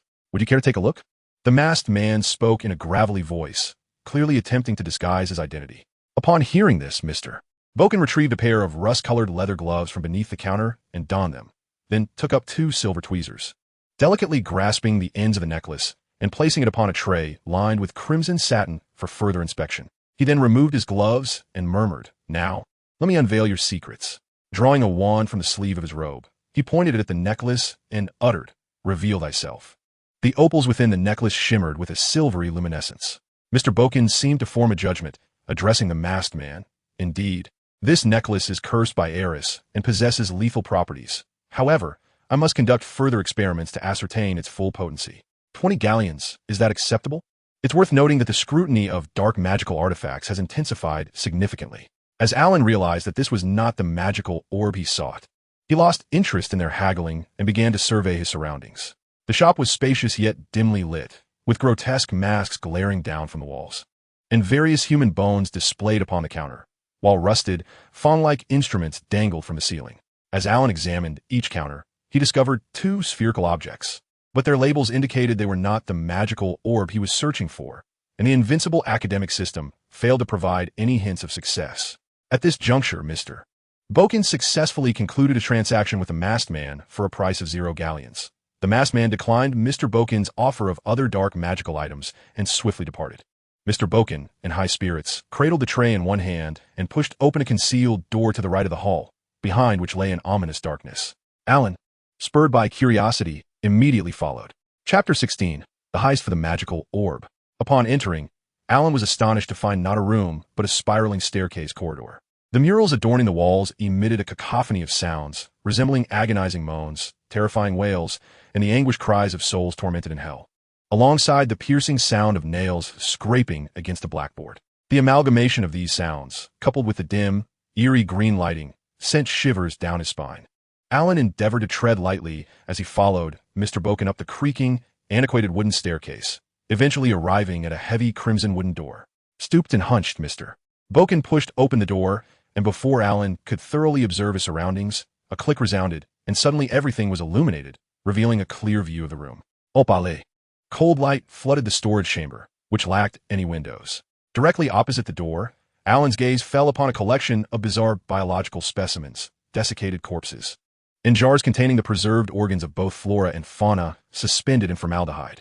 The left wall was lined with storage compartments reaching up to the ceiling, while the right corner boasted an orderly stack of ancient bronze chests. Beside the chests stood a long silver table, upon which lay a glass case containing a withered human hand, a stack of bloodstained cards, and a lifeless glass eyeball. On the table lay an assortment of vividly colored potions and glassware, all elegantly arranged on an iron-wrought shelf. As Alan's gaze swept across one corner of the table, his heart skipped a beat. There, haphazardly placed among a collection of prophecy orbs, was a creamy yellow sphere. The Invincible Scholar System chimed in his mind, and Alan realized that this seemingly unremarkable sphere was indeed the magical orb of the goddess of fortune, Foles, which he sought on this journey. Mr. Boken, after illuminating the room, seated himself at the long table, gently placing a tray upon its surface. He opened a drawer, donned a pair of gloves, and selected a vial of purple potion from a shelf, evidently preparing to meticulously examine the power of a necklace. Alan's mind raced with thoughts of how to acquire the magical orb. Should he disguise himself as a customer and seize the opportunity to take it when unobserved? Or would it be wiser to wait until Mr. Boken had completed his examination before making his move? Just as Alan fervently contemplated these strategies, the worst possible scenario unfolded. The wizard's cloak provided invisibility for only half an hour, 3 times a day, and now that time had elapsed. Suddenly, Alan's form was fully revealed within the storage room. Mr. Boken immediately sensed something amiss. He drew his wand and pointed it at Alan's exposed position. Alan had only enough time to conjure a mask to obscure his face. With a swift incantation, Mr. Boken unleashed a spell that Alan narrowly evaded with agility. The spell struck the shelving behind him, shattering bottles and scattering their contents. A skull rolled to the ground, its jaw clattering open and shut. In a flash, Alan lunged toward Mr. Boken, who, startled, scrambled to evade. Alan had no intention of causing harm. His sole target was the magical orb upon the table. He seized the orb and dashed toward the door. Mr. Boken, frantic, aimed his wand and unleashed a barrage of spells, obstacles upon obstacles, and a spell to induce unconsciousness. In a narrow spiral staircase, Alan moved with the agility of a monkey, nimbly dodging the incoming spells. Yet, amid his evasion, he failed to notice a vine that suddenly sprang from the handrail. Despite his timely leap to avoid entanglement, he was struck squarely by a spell from behind. How could he have overlooked such a detail? Had he remembered, the confrontation would have been resolved swiftly. Yet, instinctively, he sought to avoid danger. With a wry smile, Alan activated his invisibility skill once more and exited the shop. He hastily left Nocturne Alley, bathing in the warm, radiant sunlight that enveloped him. Alan reveled in the sunlight, leaving the dark alley behind as he ventured further away. A chime echoed in his mind. Congratulations, host. You have acquired the magical orb of the goddess of fortune, Foles. This orb can dispel all negative states and is remarkably effective against curses. You have 3 hours and 43 minutes remaining until the mission's deadline. Time was of the essence. Alan examined the map in his mind and was astonished to discover that the location of the Lizard Man was situated within the Muggle world, specifically at Baker Street Station in the heart of London. Without hesitation, Alan hailed a taxi to the nearest subway station, then made his way to Baker Street Station. There, he encountered a brass plaque the size of a poster, which read, This platform is part of the world's first underground railway, established in 1883, duly certified. Generally speaking, the platforms of London Underground stations are adorned with advertisements. However, Baker Street stations stand apart, as spaces above each platform seat are reserved for promotional posters. These posters vividly illustrate the scene when the platform was first inaugurated in 1983, rendering it a veritable museum of the history of the London Underground.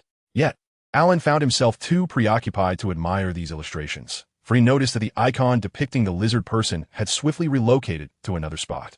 Alan felt somewhat disoriented. Was he to perpetually pursue its elusive trail? In his moment of uncertainty, Alan caught sight of the recently acquired subway map in London. Every subway station offers passengers a complimentary, slightly elongated map, akin to B5 paper. In juxtaposing it with the mental trajectory of the lizard person, Alan was astonished to discover that its movements aligned perfectly with the subway routes. Chapter 17. The Lizard Person. Clutching the subway map, Alan meticulously compared it with the lizard person's trajectory, reluctantly accepting the reality that the entity he sought might very well be a subway train. If his hypothesis proved correct, all he needed to do was wait here to encounter the lizard person. Alan mused to himself. For the following period, he settled onto a waiting bench, ostensibly resting his eyes while, in truth, tracking the icon representing the lizard person on the map. Trains came and went, and throngs of hurried passengers ascended and descended. They had arrived. Alan's eyes snapped open with newfound determination as he advanced forward. Let me see what is truly unfolding. Alan joined the crowd, boarding the train, the warning bell chiming as the doors began to close. At that moment, the scene before Alan morphed dramatically, instilling him with terror. It was as if time had frozen for everyone. The middle-aged man animatedly conversing with his hand raised remained in mid-motion. The laughter of a beautiful young woman was captured in an unchanging smile, and the indifferent young man with headphones stood utterly still. Even the handrails and seats had transformed. The overhead handrails were replaced by fibrous, teal-colored tendrils, while the seats appeared even more bizarre, with dark green backs resembling enormous fish scales. Each scale-formed seat was occupied by a diminutive green figure reminiscent of an avatar, their lower halves merging seamlessly with the seat cushions. These little green beings extended their arms straight out, forming the armrests of the seats. Most unsettlingly, each figure had a needle-like tube protruding from the back of its head, connecting to the giant scales on its back. Those fortunate enough to have seats perched atop these little green figures, with colorful gases emanating from the tops of their heads, being drawn into the mouths of the green beings, and then into the tubes behind them, ultimately flowing into the scales. System, what is happening? Why am I witnessing such a horrifying spectacle? A terrified Alan frantically called out to the system in his mind. By the heavens! He had never encountered such a strange scene in either of his lives. Host, please remain calm. The magical orb of fools you carry can dispel all negative states, including confusion. The familiar voice of the system successfully soothed Alan. Confusion? Then is the lizard person this train, or are these little green beings? Alan inquired without hesitation. These tasks require the host to explore independently. Unable to find answers, Alan ceased his inquiries with the system and began to ponder. Lizard man, a person on a lizard? Grammatically speaking, this subway should be a colossal lizard, and these little green beings must be the lizard men. Alan clapped his hands in excitement. Yes, it must be so. The crisp sound of his applause shattered the silence within the subway, and in an instant, all the little green beings opened their eyes wide, their luminous yellow pupils fixated on Alan. A shiver ran down his spine, and his hair stood on end. Regaining his composure, Alan asked, "Hello, can you understand what I am saying?" The little green beings continued to stare at him intently. Could it be they do not comprehend English? Alan felt slightly flustered and attempted various greetings in different languages. Bonjour, guten Morgen, Bunger, and Aloha. Yet the little green beings remained unresponsive, their gaze unwavering. Aren't you tired of staring at me without blinking? I cannot speak beast language either. Suddenly, Alan recalled the precious foal's magic sphere he had acquired with great effort and quickly summoned it from the system's storage. He couldn't shake the feeling that the brightness in the eyes of the little green beings surrounding him was becoming somewhat overwhelming. Esteemed wizard, greetings. We do not tire from not blinking. Please forgive our earlier rudeness. An elderly voice resonated from the carriage behind Alan. He swiftly turned around to see a white-bearded little green being adorned with a golden crown embedded with red gemstones, accompanied by a smaller green being. Unlike the other little green beings seated, they were connected to the carriage by a long tube, allowing them to move freely and conceal themselves. Hello, my name is Alan. May I inquire who you are? Alan hurriedly bowed and introduced himself. Having lived in a land renowned for its politeness, he naturally understood the importance of showing respect to a ruler of a kindred. Greetings, we are the fortunate spirits of the goddess Foles. I am Fornis, and this is my grandson and heir, Fertel. Fornis gestured towards the small green being beside him. Mr. Fornis, as the ruler of the fortunate spirits, do you have any knowledge about the lizardmen? Alan probed further. Lizardmen, is that what the outside world now calls us? Who remembers the assistance and joy that the fortunate spirits have brought to humanity? Fornis's voice resonated with weight and indignation. So, the fortunate spirits are indeed the lizardmen? Alan's suspicions were confirmed. Yes, the fortunate spirits are what you refer to as lizardmen. Once, the goddess of luck, Foles, and the goddess of misfortune, Eris, made a bet. The goddess of luck believed in the inherent goodness of humanity, while the goddess of misfortune believed in its inherent wickedness. They chose a family favored by the goddess of luck as the object of their wager, but ultimately, the goddess of misfortune prevailed. Thus, as the spirits of the goddess of luck, we have been cursed for eternity, while the pets of the goddess of misfortune, the soul collectors, roam freely in the mortal realm. However, the goddess of fortune has left a prophecy. When someone appears holding her magical orb, it shall be the time of liberation for our kind. At this moment, Fornis became animated. We have waited for so many years, and at last, you have come to us. Upon speaking, Fornis eagerly gazed at the magical orb in Alan's hands. What should I do? Alan too yearned to aid these victims bound by fate. Accepting the parchment, he examined it, seeking assistance from the system in his mind while asking, Mr. Fornis, may I be so bold as to inquire why you are referred to as the lucky sprites? It is of no consequence, esteemed magician. Apart from being the sprites of the goddess of fortune, we feed on the myriad emotions of humanity while reciprocating with happiness and joy.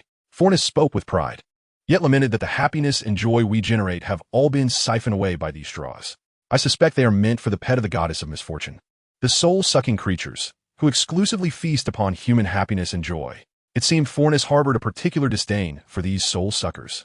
Very well, I am prepared. Alan, having received the system's approval, declared. Chapter 18, The Gratitude of the Sprites. The incantation provided by Fornis was verified by the system, and Alan lifted the magical orb, addressing the little green beings. I shall begin. Please, I implore you. Fornis, holding his grandson Chi-Chi, deeply bowed to Alan. Alan genuinely wished to rescue these victims of fate. Initially, it was merely to fulfill the task assigned by the system. But upon witnessing the dire circumstances of the lucky sprites and understanding their nature, he could not help but feel compassion. Closing his eyes to gather his emotions, he held the goddess of fortune, Foles' magical orb with sincere intentions, and recited the incantation aloud. Waves of magical energy emanated from Alan's body, channeling into the orb. The orb burst forth in a brilliant silver light, gradually spreading a gentle glow. As the light touched them, the lucky sprites broke free from their shackles, joyfully caressing their hands and feet. All the little green beings were liberated, and they cheered, embracing and kissing one another. At that moment, an unexpected turn of events occurred. The subway walls suddenly erupted with the appearance of grotesque creatures, cloaked in tattered garments, their hands bearing scabs, their bodies resembling those that had decayed in water. Alan felt as if he were frozen, a chilling sensation coursing through him, as all joy and hope seemed to recede, leaving him to drown in endless pain and despair. It is the soul suckers. Fornis warned from behind Alan. The guardian spell can combat these creatures. Alan recalled the introduction from the Compendium of Spells. He swiftly summoned the wand hidden in the system's storage. I need to think of joyful things, the delightful surprises from the Invincible academic system, the warmth of being with family, and the happy days spent with Harry and Flegg. But it was all too frigid, as if all sensation had succumbed to the bone-chilling cold. Suddenly, as if heralding the arrival of spring, the fresh scent of rain-soaked earth mingled with the fragrance of blossoming flowers. Trees were adorned with blooming petals, and the gentle whispers of swallows flitted through the beams, creating a delightful sensation that rippled through the heart. At the tip of Alan's wand, a resplendent crimson phoenix materialized, emitting a melodious cry that rang clear and bright. Before soaring towards the Dementors, the dark entities retreated like a tide, for to linger too long would lead to their utter annihilation. The fiery phoenix spiraled through the subway, its form becoming increasingly solid, while the Dementors dwindled in number until none remained. A more fervent cheer erupted in the subway than had been heard during their previous rescue. Thank you for the assistance you just provided. Alan expressed his gratitude to Fornis. When he was on the brink of collapse, the luck sprites had bestowed upon him joy and happiness. No, it is we who owe you our thanks. The joy and happiness we've cultivated over the years have become sustenance for the Dementors. Had you not successfully rescued my kin, we would never have gathered such abundant joy and happiness. The little green beings bowed in gratitude under Fornis's guidance. Ding dong. Congratulations, host.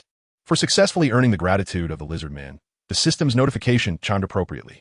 However, Alan was not inclined to examine the details, as there were more pressing matters at hand, liberating the Lux sprites from the subway and restoring their freedom entirely.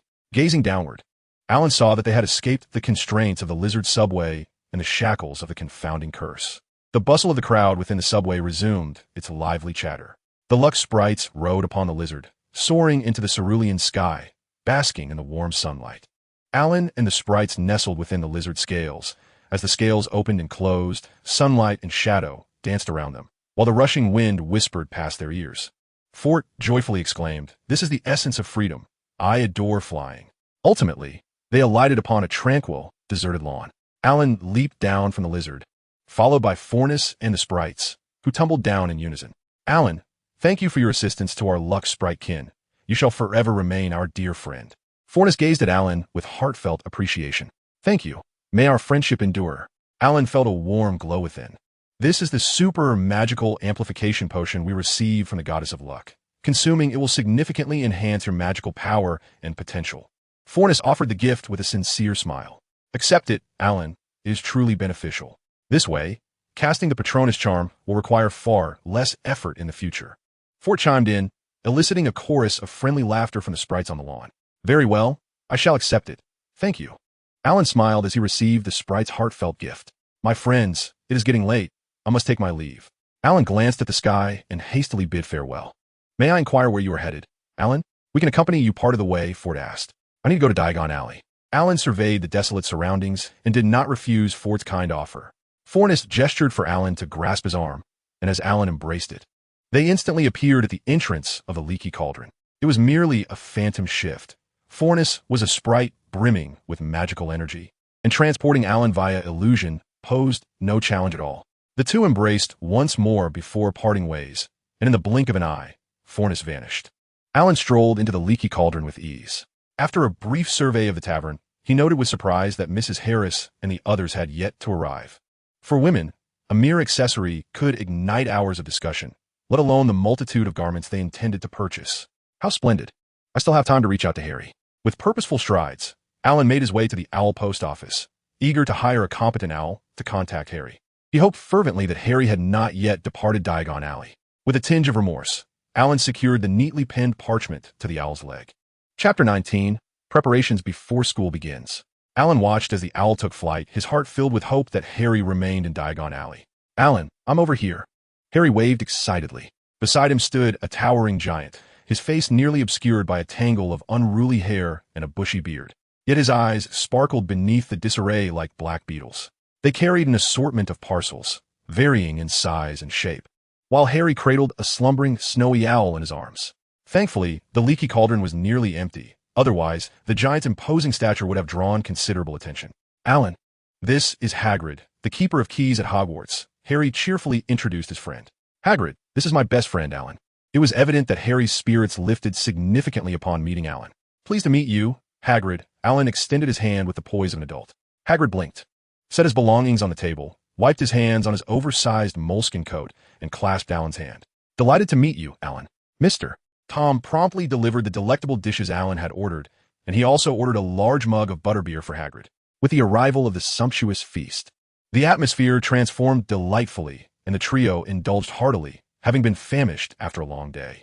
"Alan, everyone thinks I'm special." Harry laid down his fork, simultaneously releasing the burden from his heart. "The people at the leaky cauldron, Professor Quirrell, Mr. Ollivander, yet I know nothing of magic. How can they expect me to accomplish great things?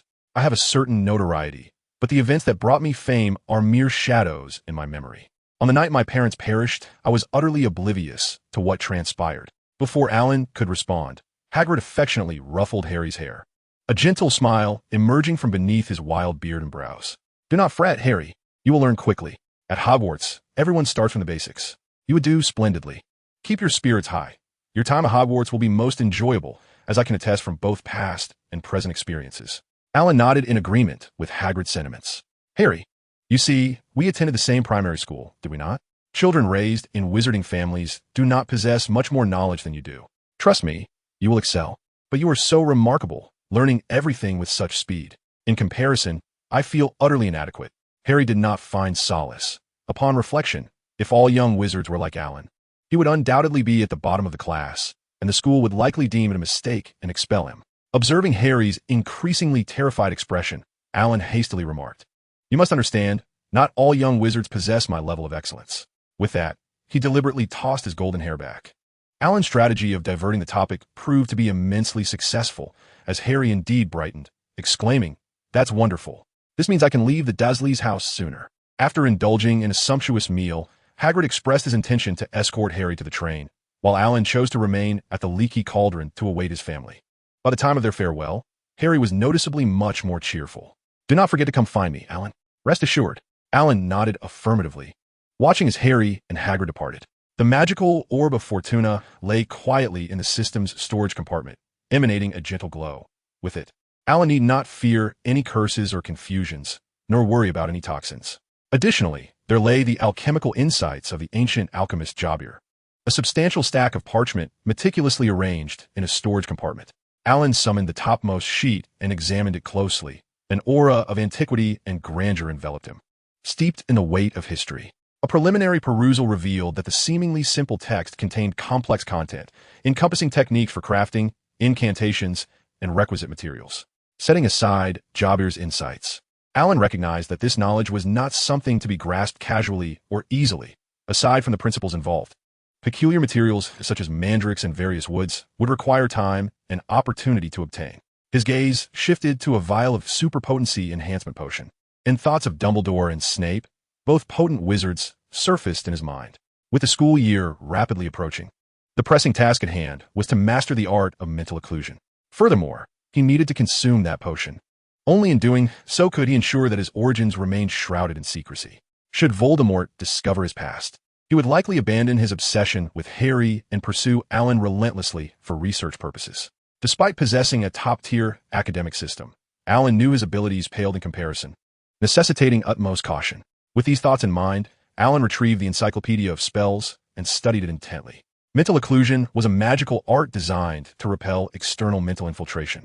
It could seal the mind against magical invasions and influences, while its opposing magic was legilimency. Those proficient in mental occlusion were referred to as occlumens. Upon reaching this point, Alan suddenly recalled that Severus Snape was an exceptionally accomplished occlumens, capable of functioning as a spy among the Death Eaters right beneath Voldemort's nose. Who was himself a skilled legilimens with ample reason to suspect Snape's loyalty. Dumbledore was also adept in mental occlusion. He could easily teach Harry.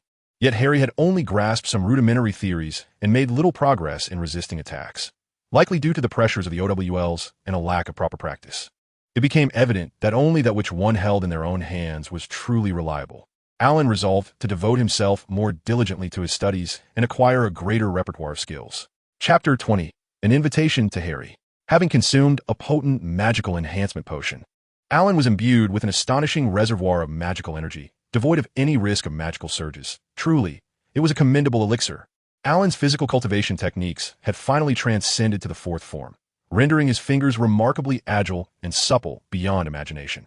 Should he have performed a finger dance in his previous life, it is likely that none could rival him. His wrists now possessed an extraordinary fluidity, a quality that spoke to his dexterity. Should there be any martial arts manuals on techniques, such as the bone dislocation or orchid pressure point, Alan would undoubtedly master them with remarkable efficiency.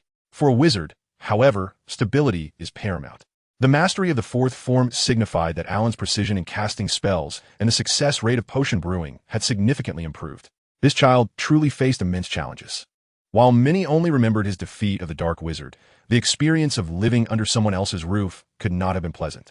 Mrs. Harris, with a sigh, waved her wand to remove a stain from the wall. This was indeed true. As a series of events stemming from the enrollment letter had plunged Harry's relationship with his aunt's family into an icy abyss, they completely ignored him. Coupled with Harry's curiosity about the magical world, he spent most of his time holed up in his room, poring over his school textbooks, save for the visits from Alan.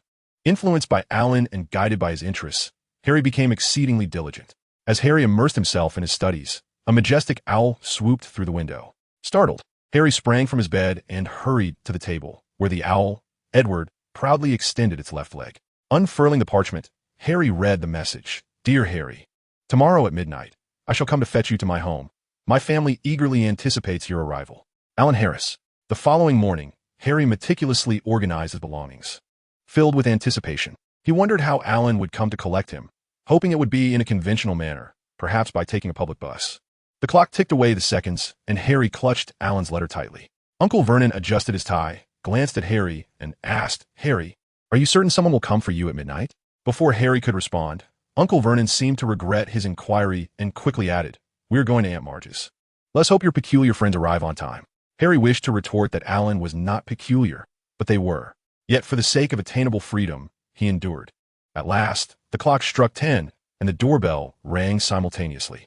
Without waiting for Uncle Vernon to speak, Harry dashed to the door and flung it open. Alan Harris stood there, beaming at him. Mr. Harris held 2 boxes of red tea, politely nodding at Uncle Vernon. Uncle Vernon squinted, appraising Mr. Harris, and instantly broke into a warm smile. It was not difficult to discern the reason. The gleaming emblem of the luxurious car parked behind Mr. Harris sparkled in the sunlight. And even the most fastidious individual could not fault Mr. Harris's impeccable attire.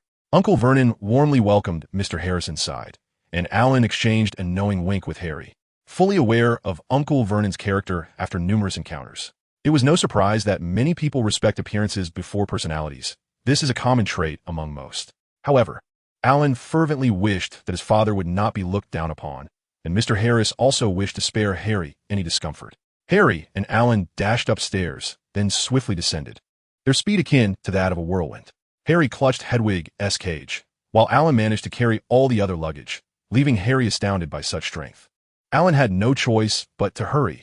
The Muggle trivia he had shared with Mr. Harris would likely not sustain for long. As their car disappeared from sight, Uncle Vernon continued to wave fervently. It was no wonder Alan excelled. Growing up in an elite family surely paved the way for success. Uncle Vernon was resolute in his belief that an individual with such eloquence could not possibly be a wizard. Once they turned out of Uncle Vernon's sight, Alan and the others headed directly to the car rental agency. Indeed, the vehicle had been prearranged by Alan, including the splendid suit that adorned Mr. Harris. How delightful wizarding attire is, spacious and breathable. Mr. Harris seemed to shed not merely a suit, but the shackles that bound him, sighing contentedly. Chapter 21, Platform 9 3/4. After returning the rental car, Alan and his companions arrived at the magical pillar. It was Harry's first experience with a magical column, and he observed Mr. Harris's every movement with great interest. Much like Alan, he found it utterly enchanting. Though it was not Alan's first time, he too felt a sense of wonder.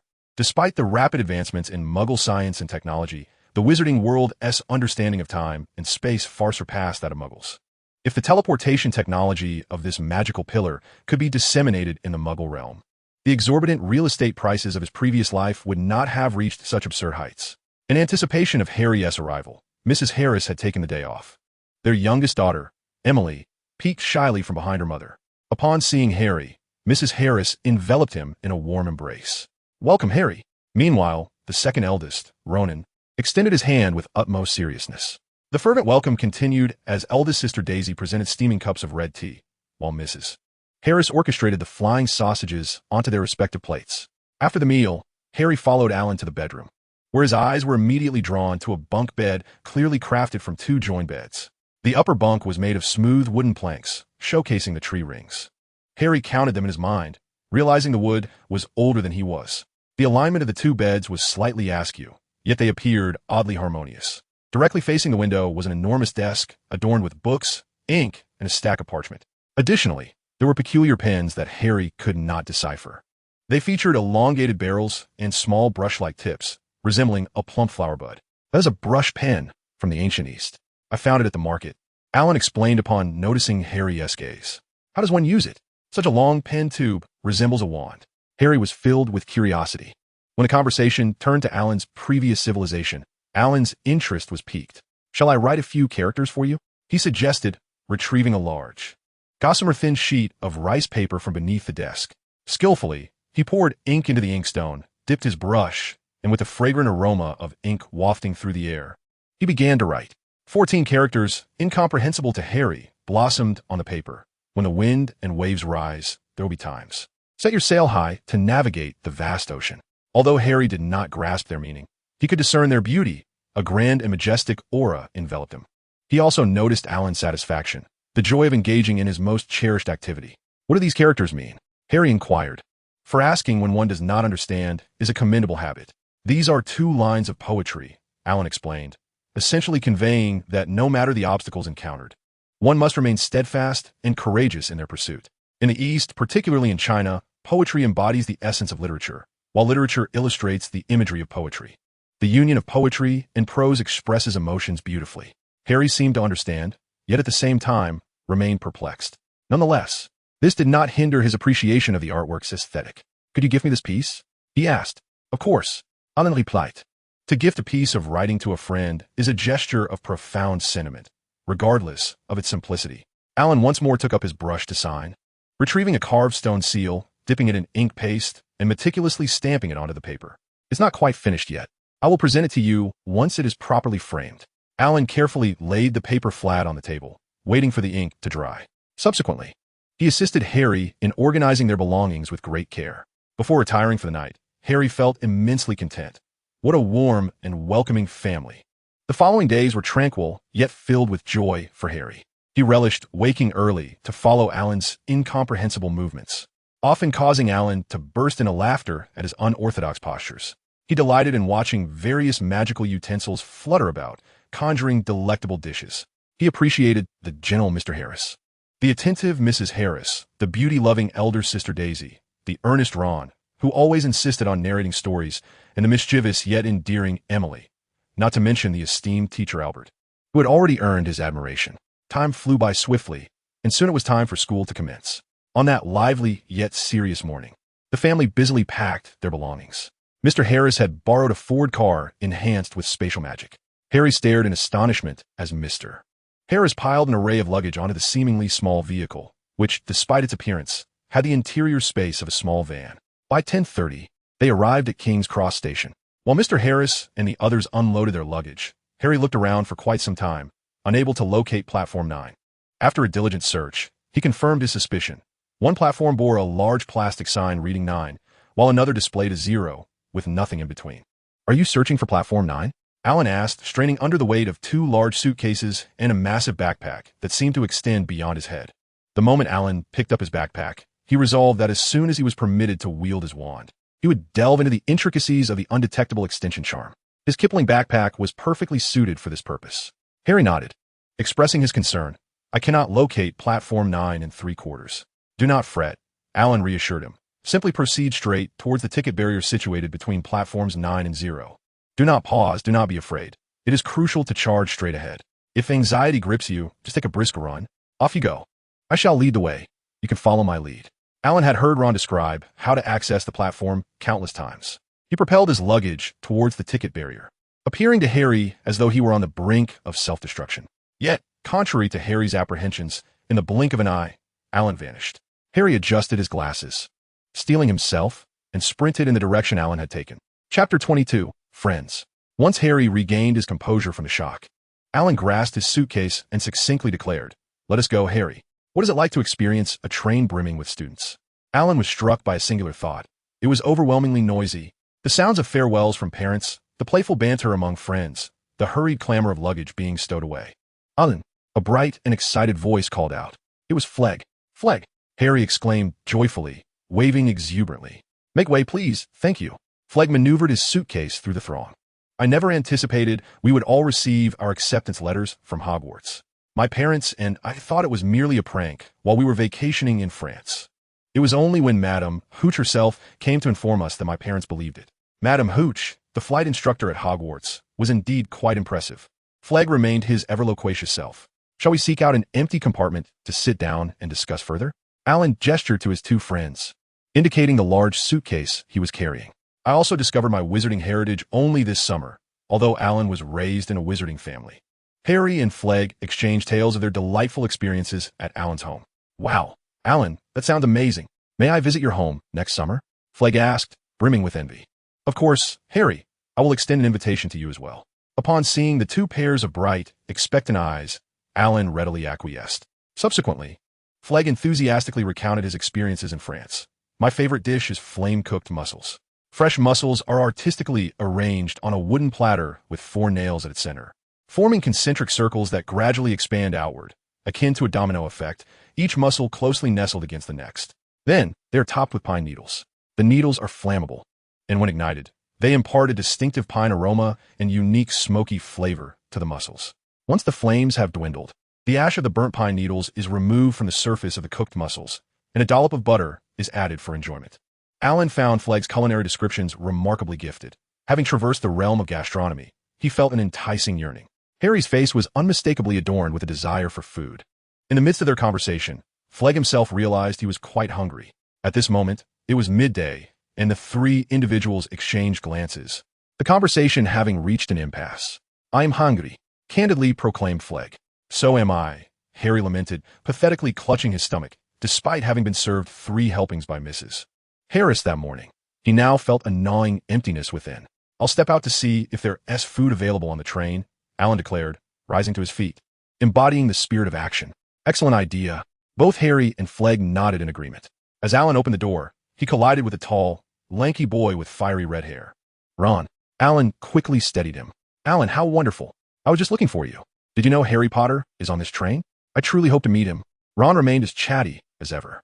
"Come in," Alan said, stepping aside to settle Ron next to Flegg. The 2 garrulous boys, both sporting the same vibrant hair, presented a comical sight, one tall and the other short, as they exchanged silly grins. "Ron, this is Flegg. You 2 are bound to become great friends. And beside me is the Harry Potter you've been yearning to meet," Alan introduced his companions. "Hello, Flegg. I'm Ron Weasley." Ron extended his hand, introducing himself with the poise of an adult.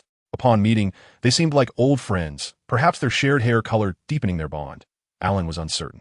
"Are you truly Harry Potter?" Ron inquired, pointing to the scar on Harry's forehead.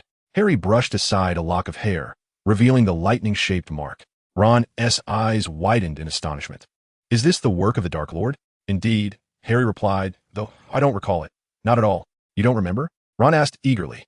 "Well, I only remember a lot of green light. Beyond that, nothing," Harry responded.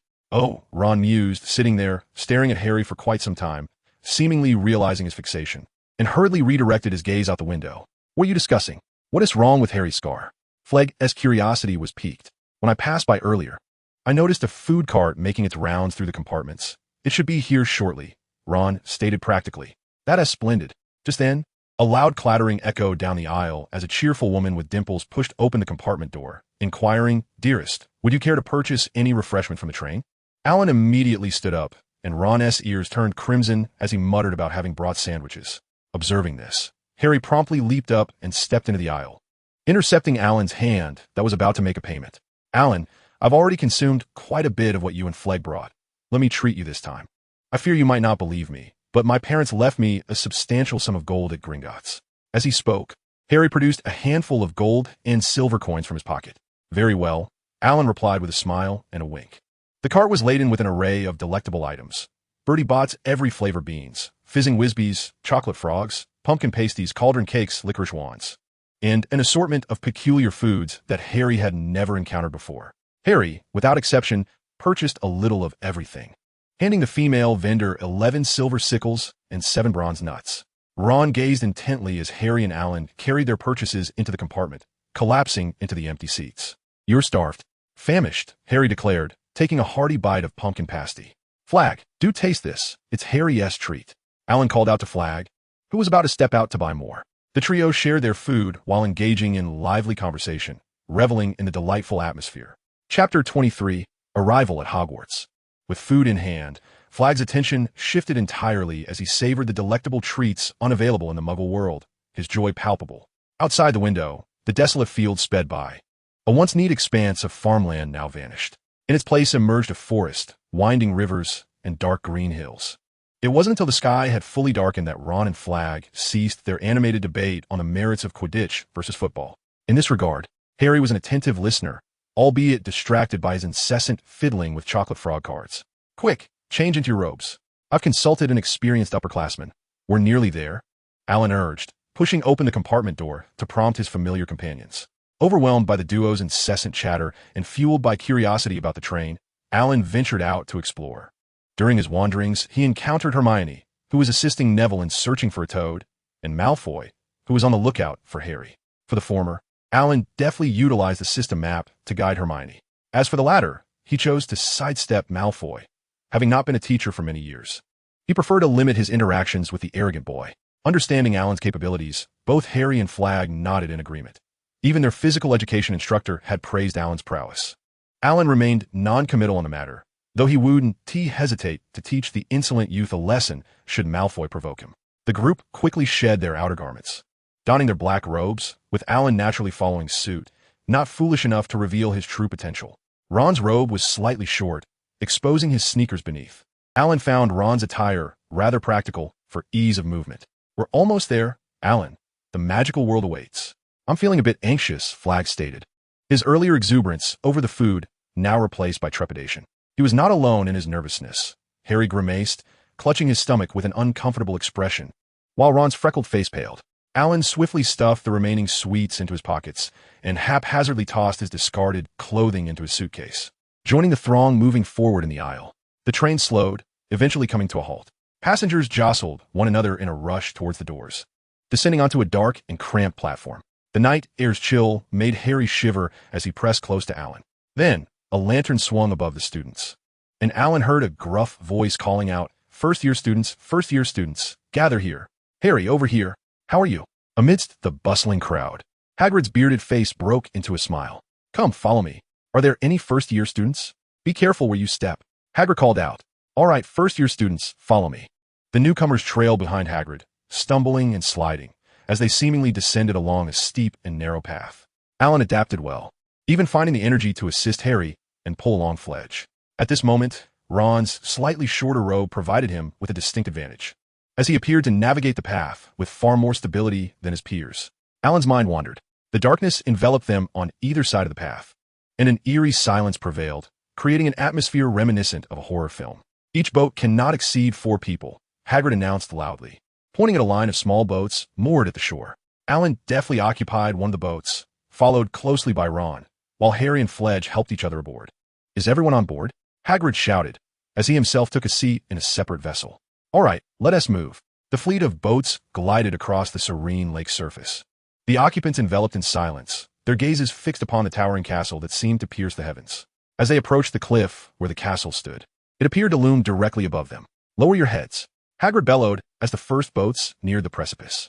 Everyone instinctively ducked as their boats carried them through a curtain of ivy that adorned the cliff face, leading them to a concealed, expansive entrance.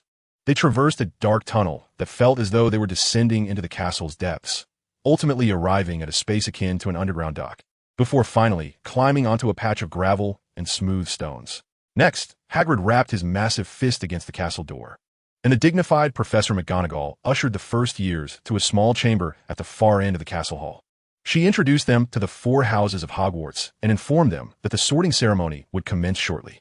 It was evident that the young wizards were exceedingly nervous. Those from the Muggle world were utterly bewildered, unsure of the challenges that lay ahead, while those hailing from wizarding families seemed to have received little information from their relatives, all seemingly unwilling to disrupt this unique journey of growth. "How will they accurately sort us into houses?" Harry inquired. Fledge, equally curious, turned to Alan for insight. "No need to worry. They certainly won't expel us." Alan reassured him.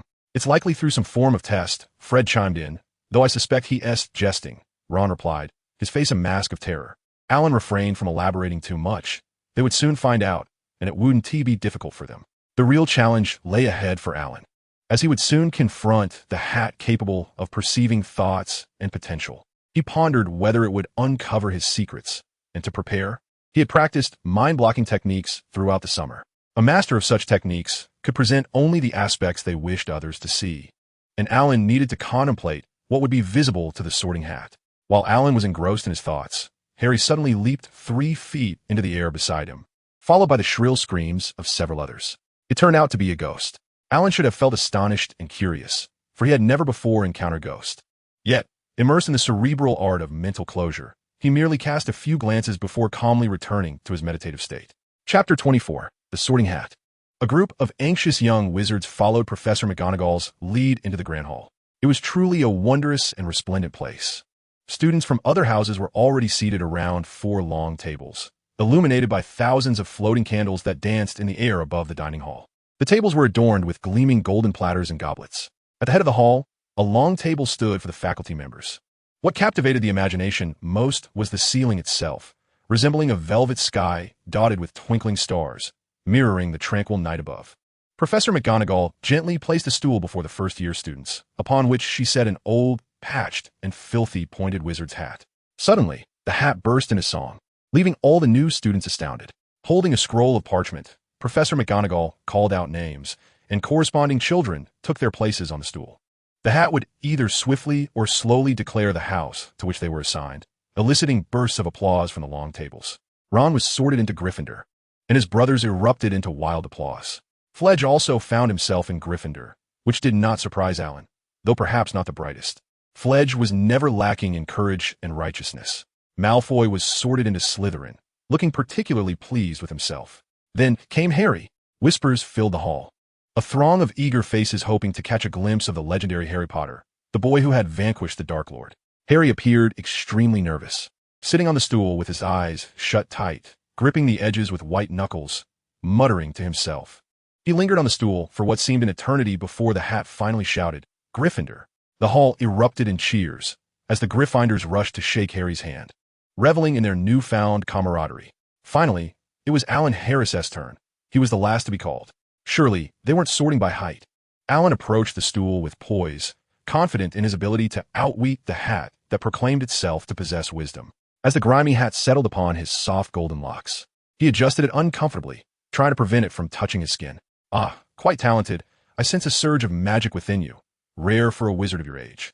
You exhibit a calm demeanor, neither anxious to discover your house nor eager to share your thoughts. You show no fervor for power. Which house shall I place you in? You are passionate about the accumulation of knowledge, the pursuit of wisdom, eager to explore the unknown, reveling in the ocean of knowledge. Therefore, you shall be placed in Ravenclaw."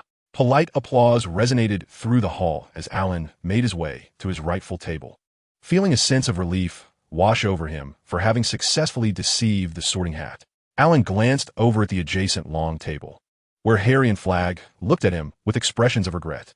Alan felt a flutter of emotion. It is only natural for people to feel sorrow at separation. Yet the joy of reunion is all the more profound. Prolonged proximity often leads to misunderstandings and conflicts. Perhaps this is the beauty that distance begets. "Do you know that fellow, Harry Potter?" A languid voice interrupted his thoughts. The voice belonged to a boy with brown hair, fair skin, and a few mischievous freckles dotting his cheeks, his eyes shadowed by pronounced dark circles. "Did you not sleep well last night?" Alan could not help but inquire. "Indeed. Although I've discovered that I am a wizard, my fascination lies more with Muggle science. I lost track of time while researching nuclear reactors last night." The boy replied languidly. "A nuclear reactor?" Alan could scarcely believe his ears. A young wizard of merely 11 years discussing nuclear reactors. "Yes, in fact, I have successfully constructed one in the classroom," the boy said, his brown eyes reflecting both exhaustion and sincerity. "I am Alan Harris. It is a pleasure to meet you."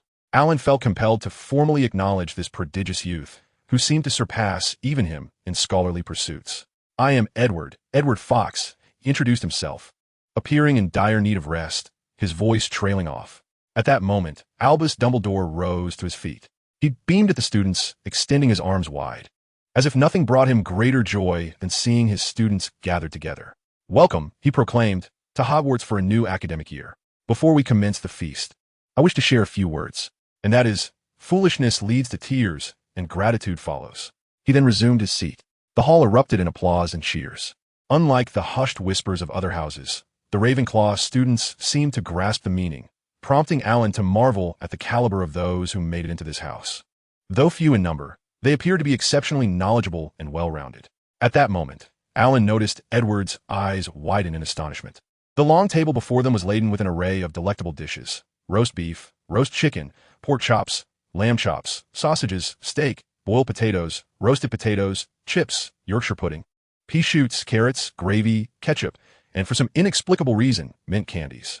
The abundance of food enlivened the atmosphere. Laughter and conversation flowed freely.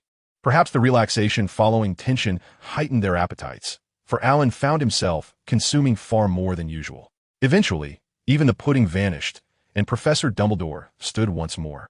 The hall fell silent. "Oh, now that everyone is well fed and refreshed, I have a few more words to share with you.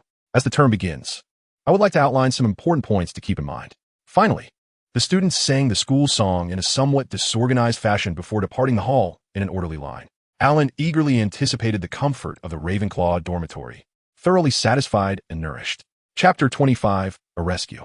Under the leadership of Prefect Penelope Clearwater, the young wizards of Ravenclaw filed out in succession. Beware of the spiraling staircase.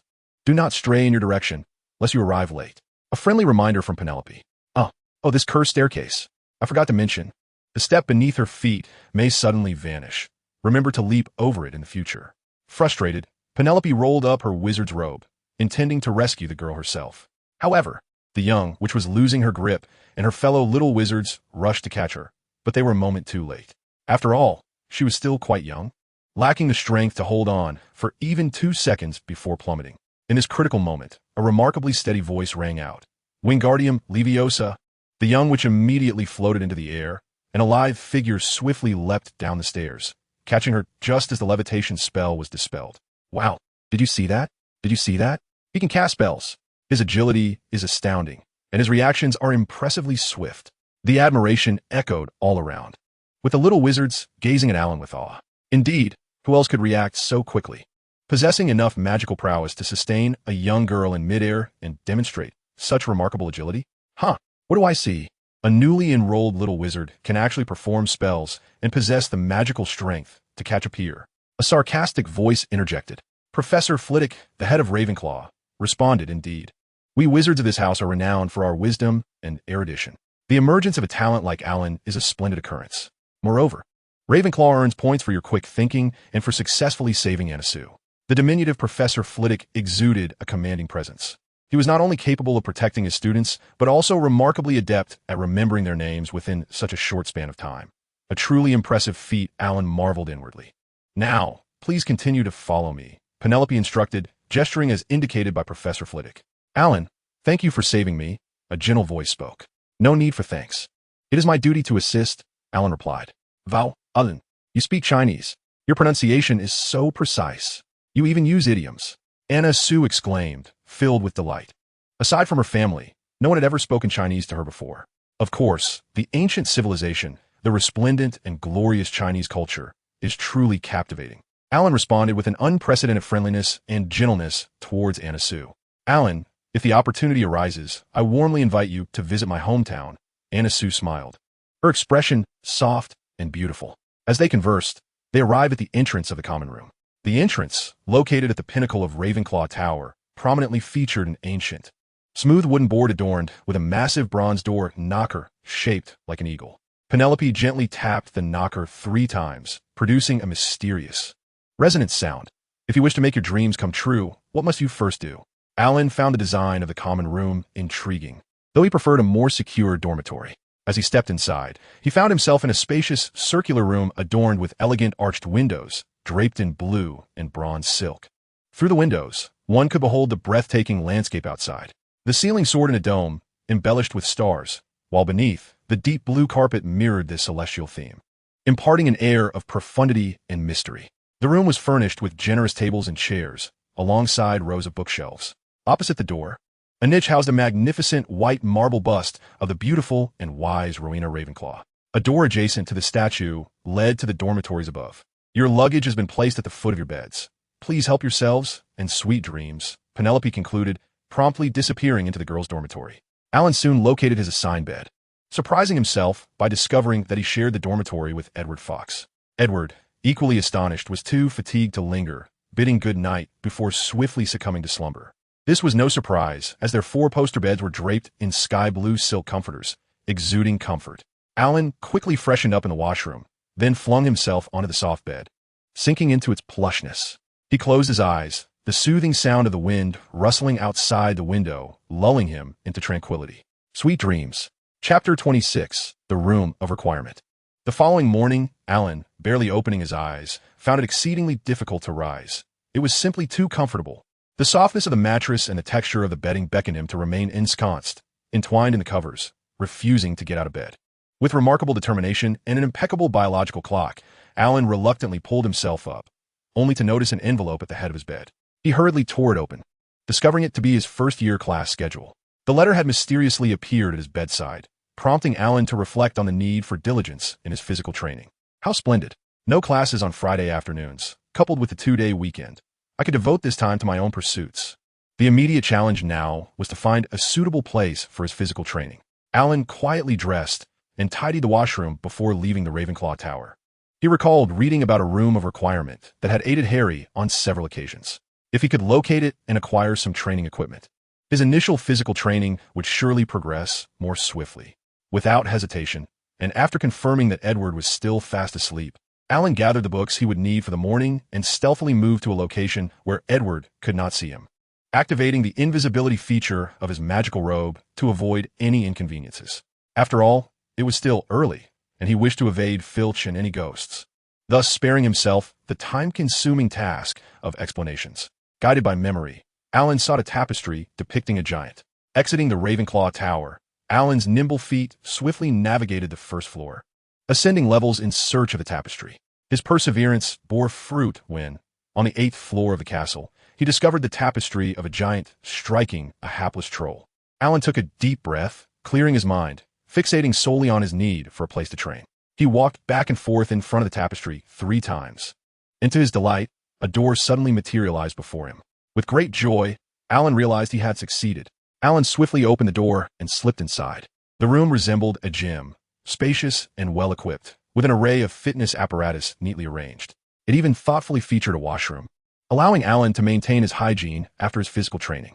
Steadying his mind, Alan methodically commenced his workout, following the elementary body refinement technique.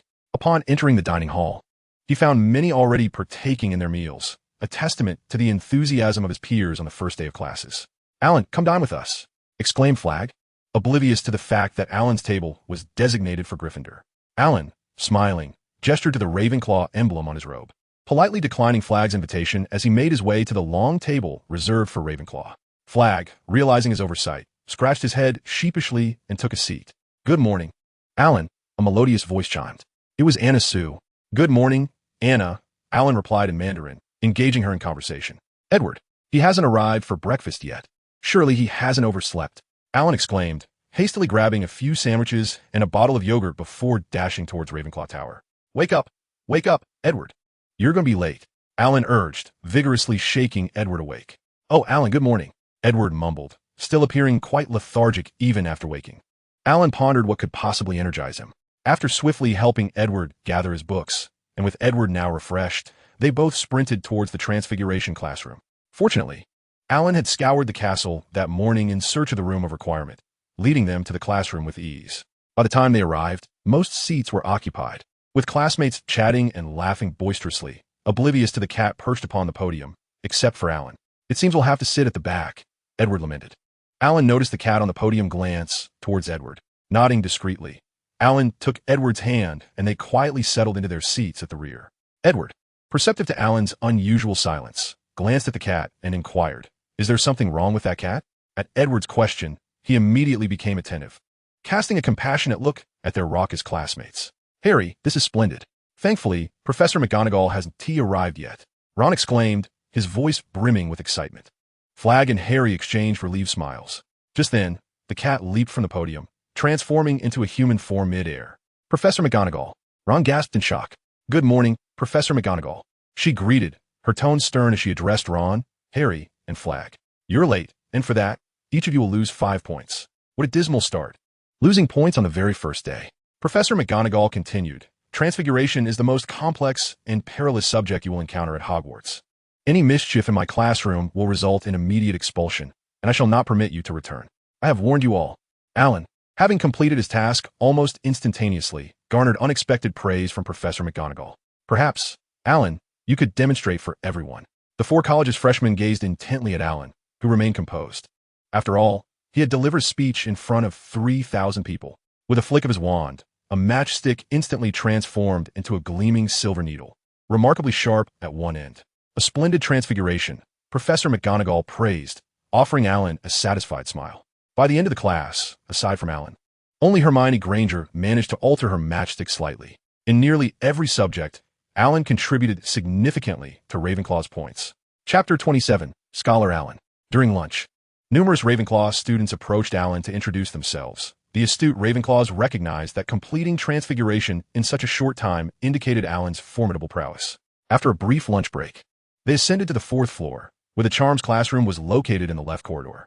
They were unsurprised to encounter the school caretaker, Filch, and his cat, Mrs. Norris. The right side of the 4th floor corridor was a forbidden zone, and Alan recalled Dumbledore's warning at the start of term feast. I must inform everyone that those who wish to avoid unfortunate and painful demise should not enter the right corridor of the 4th floor. No one desired detention, so they obediently turned left, awaiting Professor Flitwick's lesson. Professor Flitwick was remarkably diminutive during class. He had to stand atop a stack of books to reach the lectern. He took out the attendance roll, and upon calling Harry's name, he erupted with excitement, tumbling to the ground and vanishing. Alan found nothing amusing in this. He believed that Professor Flitwick's excitement was not solely due to Harry Potter's defeat of Voldemort or his status as a savior.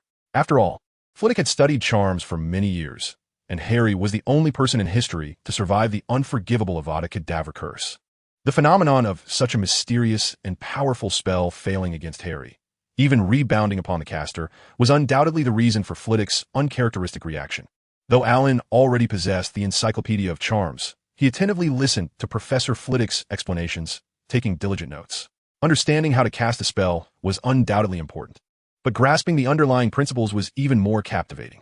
Alan excelled, aiming for precise spell-casting movements. Even with the simplest foundational spells, he consistently completed them with remarkable speed and excellence. Professor Flitwick regarded Alan with an astonishingly warm expression. Ravenclaw had been overshadowed by Slytherin and Gryffindor for far too long, and this year, Alan's brilliance far surpassed that of his fellow students. Alan's subsequent performance further validated this reputation. He was truly deserving of it, perhaps owing to his powerful magic. Even in flying class, he was the first to successfully summon a broomstick, with rumors suggesting that only Gryffindor's Harry could rival him among the first years. Although Alan found riding a broomstick in the air less comfortable than flying in an airplane in his past life, it was akin to a private jet, capable of taking off at any moment, allowing for exhilarating sprints and spirals at will, a thrill that could never be replicated in an airplane. Alan, it took you such a long time to complete the bruise ointment. By the time you finished concocting it, your bruises may have healed on their own. Adding some mint would enhance the salve's comfort and improve its fragrance. Use the handle of your silver knife to press down. It will yield more juice. Professor Snape, with a stern expression, chastised Alan, who was the first to finish the bruise ointment, mercilessly. Why doesn't T-Snake consider that no one would concoct an ointment on the spot after getting injured? It's all meant to be kept as a reserve. Edward could not help but mutter in frustration. Edward, that's Professor Snape. The professor is a good man, Alan remarked as he assisted Edward in preparing the herbs. You did so well, yet he didn't give you a single point. Edward still felt aggrieved. Look, I followed his instructions. I send your ointment of better quality now. Alan tossed the prepared herbs into the cauldron, and the ointment instantly transformed into a luminous green, exuding a refreshing mint aroma. This indicates that I indeed have areas to improve upon. A strict teacher cultivates exceptional students. Professor Snape is an outstanding instructor deserving of our respect. Alan gently explained to the astonished Edward. You make a valid point. Edward gazed at Alan with admiration. Not everyone possesses the ability to see beyond the surface. Ding dong. A reminder of humility and perseverance. It is delightful to see that the host remains humble. A time-limited task, within 3 months. The host must read every potion-related book in the library, excluding restricted sections. Upon completion, the reward will be a tome of insights from a master of potions.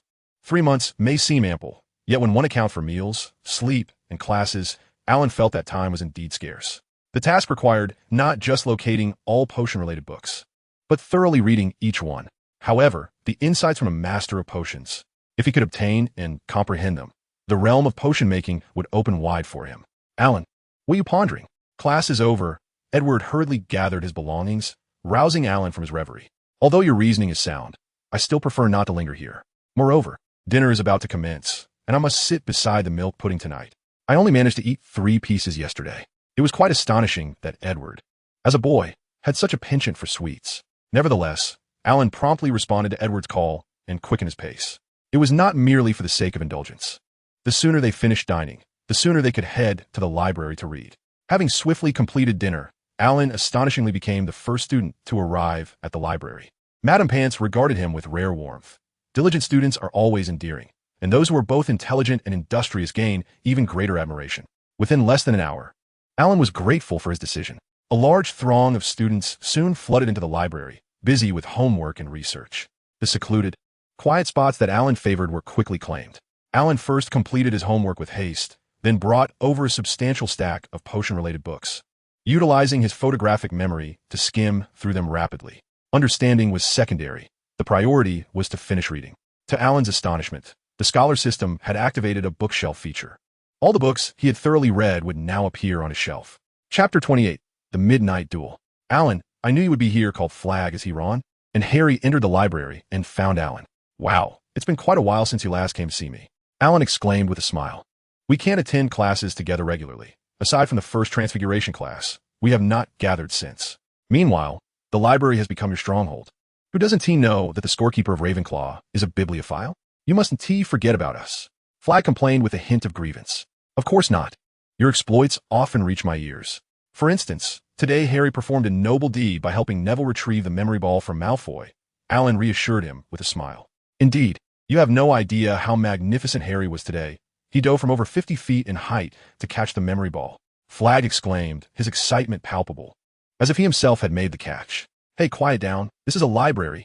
Mrs. Pants, the librarian, waved her feather duster, issuing a warning to Flag. However, Malfoy has challenged us to a wizard duel. But Alan, you know me. My understanding of magic is woefully limited, Harry said with a troubled expression. He always felt comfortable lowering his defenses around Alan, believing that Alan could resolve any difficulty. Malfoy's accomplices were Goyle and Crabbe. I initially intended to assist Harry alongside Flag, but they both agreed that you would be a more formidable partner, Ron added from the side. Alan wished to inform them that Malfoy would likely not participate in such a ludicrous duel. Have you considered that Malfoy might not show up? He mused. Regardless, a wizard cannot evade a duel once it has been initiated. That would be utterly disgraceful, Ron remarked nonchalantly, unconcerned, focusing instead on how to thoroughly defeat Malfoy. Alan had to concede that Ron made a compelling point. Typically, wizards do not shy away from duels, although Malfoy had successfully played a trick on Harry and the others. It was likely that even within his own house, he would be looked down upon for such behavior, despite being the affluent Malfoy. Alan, will you be my partner? Harry asked eagerly. Very well, as you wish, my friend. Alan felt it was inappropriate to refuse any longer, and besides, he could seize the opportunity to witness the legendary three-headed dog that adored music. Fantastic! Flag and Harry leaped with excitement. Out! All of you get out! Mrs. Pants shouted angrily, brandishing her feather duster. Then, Alan, I shall see you at the trophy room at 11:30. Harry, along with the others, quickly exited the library. Are you truly going to duel Malfoy? That would be against school rules. Anna emerged from the shadows of the bookshelf, her voice laced with concern. Do not worry. It will be fine, Alan reassured her, confident that he would not be caught. It warmed Alan's heart to realize that Anna was concerned for his safety. If we disregard this brief interlude, Alan's day could be deemed remarkably fulfilling. He successfully finished reading 8,000 Wonderful Herbs and Fungi, feeling as satiated as if he had dined to his heart's content. At 11:30 in the evening, Alan stealthily rose from his bed, careful not to wake Edward, who was soundly asleep. Activating the invisibility feature of his wizarding robe, Alan swiftly made his way to the trophy display room, concealing himself behind a massive showcase. After a short wait, he finally glimpsed the figures of Harry and the others. Why so late? Alan inquired. Were you not eagerly anticipating tonight's duel? He noticed an additional presence among them. Well, Alan, this is Hermione. She insisted on tagging along, and we had no choice, Ron complained exasperatedly. What you're doing violates school rules, and I must say Hermione is quite upset as well. Calm down, Hermione. You're also breaking the rules right now, Alan pointed out calmly. Oh, Alan, I've heard of you. Nearly every professor praises you, except for Professor Snape. Surely, you do not find this ludicrous duel justifiable? Hermione endeavored to gain Alan's agreement. Indeed, it is a ridiculous duel. However, once one commits to a duel, one must honor their promise. It concerns one's dignity. All right, Harry, have you agreed to duel here? Yes, it is almost midnight. Malfoy and his gang should be arriving soon, Harry replied, glancing at the luminous watch Alan had gifted him. Under the moonlight, the crystal glass cabinets gleamed brilliantly, their contents, trophies, shields, medals, and statues, casting silvery and golden glimmers in the darkness. The five of them moved stealthily along the wall, their eyes fixated on the doors at either end of the room. Harry drew his wand, prepared for Malfoy's sudden entrance and the ensuing duel. Moments ticked by. He's late. Perhaps he's too frightened to show up, Ron whispered. Just then, A voice from the adjacent room startled them into alertness.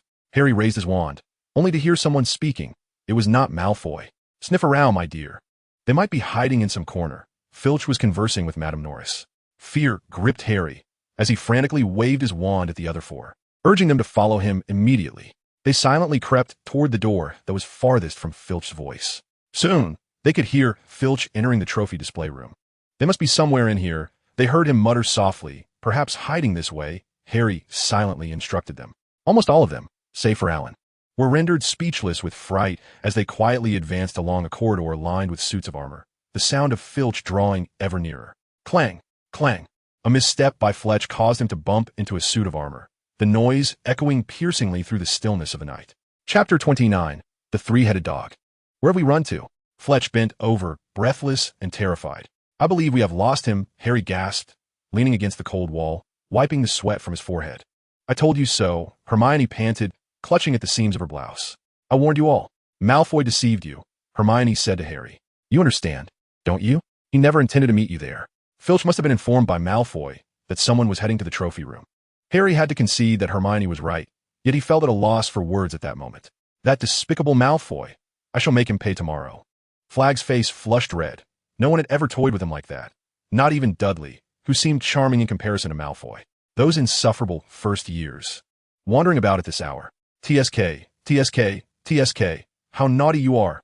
"You shall be caught," Peeves cackled gleefully. "Quickly, let us go," Alan urged, halting Hermione, who was about to plead. He seized her and ran forward. "Students ought to be in bed," Peeves hollered, echoing through the corridors of the charms class. They thought they heard Filch's footsteps, and without a moment's hesitation, they fled desperately toward the end of the corridor. "The door is locked," Ron whimpered in despair, while Flag pushed against the door, hoping to break it open with sheer force. "Move aside," Alan commanded, pulling Flag away. He drew his wand, tapped the lock, and softly uttered, "Alohomora." With a click, the door swung open, and they rushed inside, hastily shutting it behind them, pressing their ears against it to listen. Peeves, true to form, disregarded Filch's pleas, who stomped in frustration before ultimately leaving in resignation. "We should be safe now." Harry sighed deeply, sliding down the door to sit. Alan, trembling, bit his teeth together, tugging at Alan's sleeve incessantly. Hermione let out a thin, brief, yet not loud scream. In moments of utmost fear, one often finds themselves voiceless. What a scene it was, indescribable even by nightmares. A three-headed dog, seemingly from the depths of hell, stood before them. They faced the monstrous gaze of a dog that filled the space from ceiling to floor. It had 3 heads, each with a pair of menacing, glistening eyes, 3 noses twitching in their direction, and 3 drooling mouths with saliva hanging like sticky ropes from its yellowed teeth. It stood motionless, all 6 eyes fixed upon them. Alan knew that music could lull this fierce beast to sleep, and he was aware that beneath the 3-headed dog lay the passage to the Philosopher's Stone. However, he deemed this a test from Dumbledore for Harry, believing it unnecessary to disrupt it now. Otherwise, Dumbledore could have simply destroyed the stone himself without the need for such elaborate protection. With a click, it was Hermione who turned the doorknob and opened the door. The group quickly escaped, fortunate that the 3-headed dog was chained and could only roar furiously behind them. The 4 of them ran desperately until they reached the portrait of the fat lady on the 8th floor. "What about Alan? Have you seen any sign of him?" Harry suddenly inquired. The others exchanged glances, unable to pinpoint when Alan had departed, setting aside the ensuing discussions and disputes among Harry and his companions. Let us ponder the whereabouts of Alan. He was acutely aware that this night would unfold without further turmoil. Having encountered the formidable 3-headed dog, he found himself captivated by the realm of magical creatures. Upon completing the tasks assigned by the system, he resolved to delve deeply into the study of these peculiar beings. Observing Harry and his friends safely arrive at Gryffindor Castle, Alan encouraged himself, gazing at the hunched figure of the elderly caretaker, who was constrained to use muggle tools for cleaning within a magical castle. Alan felt a pang of sympathy. A soul yearning for magic yet rendered mute by circumstance.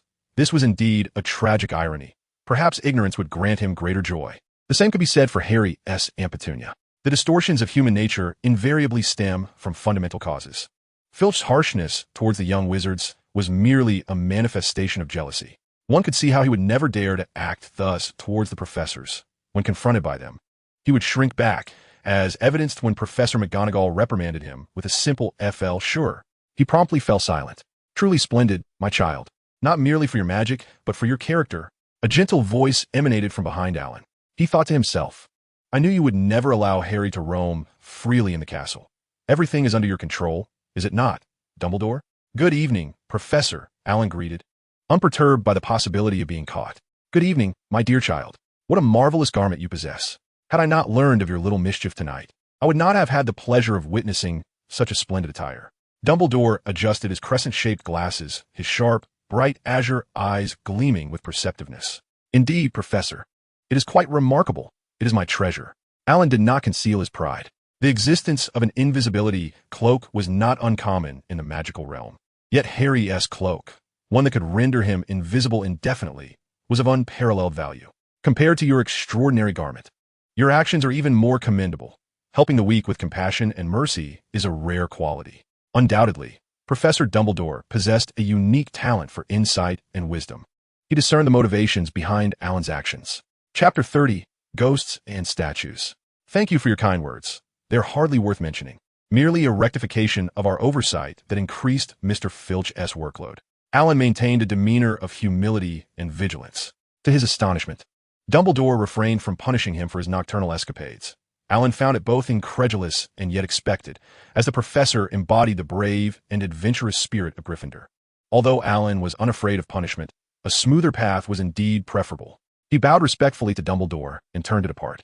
Though the night had grown late and fatigue weighed upon him, after a moment of contemplation, he arrived at a conclusion: silence. The door opened soundlessly, and Alan swiftly slipped inside. The blue and bronze curtains fluttered in the breeze, indicating that no one was present behind them. The star-studded ceiling and carpet were clearly visible. Devoid of any company, Alan gently maneuvered through the rows of bookshelves, his gaze sweeping across the expansive seats, yet finding no sign of life. The tranquil night, accompanied by the calls of unknown insects and a gentle breeze, should have evoked a sense of comfort. However, Alan felt an unsettling chill, as though he were being watched.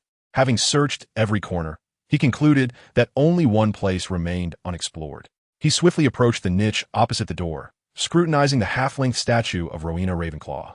Crafted from white marble, her visage was extraordinarily beautiful, with features so pronounced they appeared chiseled. Her tightly sealed lips, wide-open eyes, and furrowed brow conveyed not only beauty, but also an unmistakable sternness. One hand clutched a wand, resting across her chest above her heart, while the other hung naturally. Palm turned in a gesture that seemed both inviting and explanatory. The statue exuded an aura of urging students to pursue their studies, imparting knowledge of magic, and offering a profound reflection on the experiences of life. Intriguingly, no matter where one stood, Rowena Ravenclaw's eyes seemed to follow them. Though Alan found no abnormalities in the statue, his keen senses, honed by rigorous training, confirmed that the feeling of being observed emanated from the sculpture itself. I know you're hiding within the statue. Come out, Alan commanded, pointing his wand at the statue. If you do not emerge, I shall shatter this statue. He lightly tapped the statue with his wand, which emitted a soft azure glow at its tip. Stop! How dare you? An exquisitely beautiful ghost swiftly floated out from the statue. Oh, it is you, Madame Grey. Madame Grey, the ghost of Ravenclaw, bore a striking resemblance to her mother, with cascading hair that fell to her waist and a flowing robe that, despite its grandeur, could not conceal her elegant figure. However, unlike her mother's dignified demeanor, she appeared rather haughty and dismissive. Alan Harris, I know you, an exceptional student of Ravenclaw, admired by many professors. Yet, I am aware that you stealthily leave each morning. Your behavior is quite peculiar.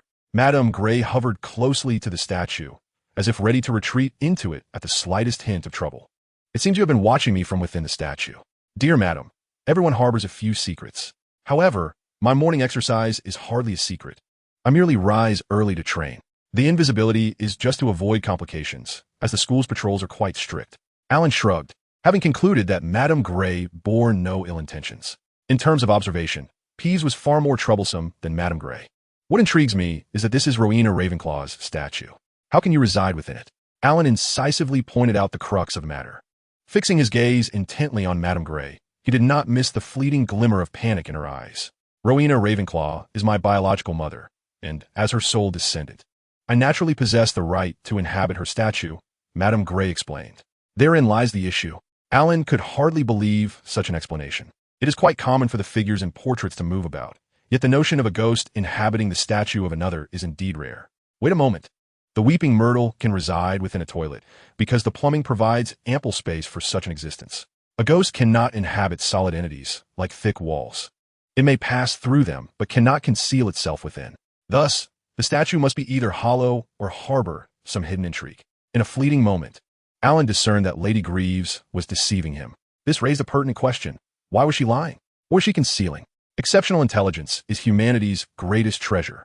Your mother embodies both beauty and wisdom, and as her sole descendant, you are indeed fortunate to possess such a remarkable matriarch. Alan complimentet, acknowledging that no one can rival the humility and courtesy of my fellow citizens from the Celestial Empire. Fortunate? Young man, once you have traversed more of life's paths, you will realize that extraordinary intellect may not be the greatest asset, for it can also lead to immense calamity. Having a mother adorned with countless accolades may not be as splendid as it seems. Lady Greaves appeared touched by some sorrowful memory, her tone imbued with melancholy. Madam, you seem quite distressed. Is there anything I can assist you with? After all, I am a true Ravenclaw. Alan attempted to console her. Perhaps, given that you are a Ravenclaw, selected by her standards, there was once a boy who bore a striking resemblance to you, equally outstanding and charming. He too attempted to console me, yet he deceived me. Lady Greaves' anger began to surface. What was his name? Alan inquired, striving to express empathy. His name? Lady Greaves' expression shifted to one of fear. He had taken a name that none dared utter, and his trophies adorned the trophy room. It seemed she had no intention of revealing that name. Yet Alan already knew. The name that the entire wizarding world feared to speak was none other than Voldemort. Alan felt a sense of injustice. While he was indeed remarkable, how could he possibly be compared to the ambitious dark wizard? Do you think I resemble him? Yet I have not deceived you. Did he take something crucial from you? Alan asked softly. Indeed, it was significant, but it did not belong to me, Lady Greaves replied, her voice laced with bitterness. You? Generations of students have compelled me to disclose its whereabouts. No one can resist its allure. Following Lady Greaves' gaze, Alan beheld the diadem of Rowena Ravenclaw atop her statue, and even in its sculpted form, the crown's splendor and intricacy were evident. So, you were deceived into relinquishing the diadem of Ravenclaw. No one can withstand the temptation of enhanced wisdom, yet the wise understand that true strength eternally emanates from within oneself. Alan spoke with a steady tone, but this struck a nerve with Lady Greaves. You know not, this diadem does more than merely augment one's intelligence. It is knowledge that increases wealth. Lady Greaves seemed to be incensed, regarding Alan with a look of utter disdain, as though he were profoundly ignorant. Indeed, there lies a mystery within. Alan further confirmed this notion. When you manage to locate Ravenclaw's diadem, then we shall converse, Mrs. Grey seemed to believe that further discourse was futile, and with that, she swiftly vanished into the statue. The following day, despite having retired late the previous night, Alan rose early to prepare for his morning exercises. The more he practiced the fundamentals of body refinement, the more he sensed his own agility and strength. He reveled in the growth of this power and was enchanted by the wonders of the magical realm.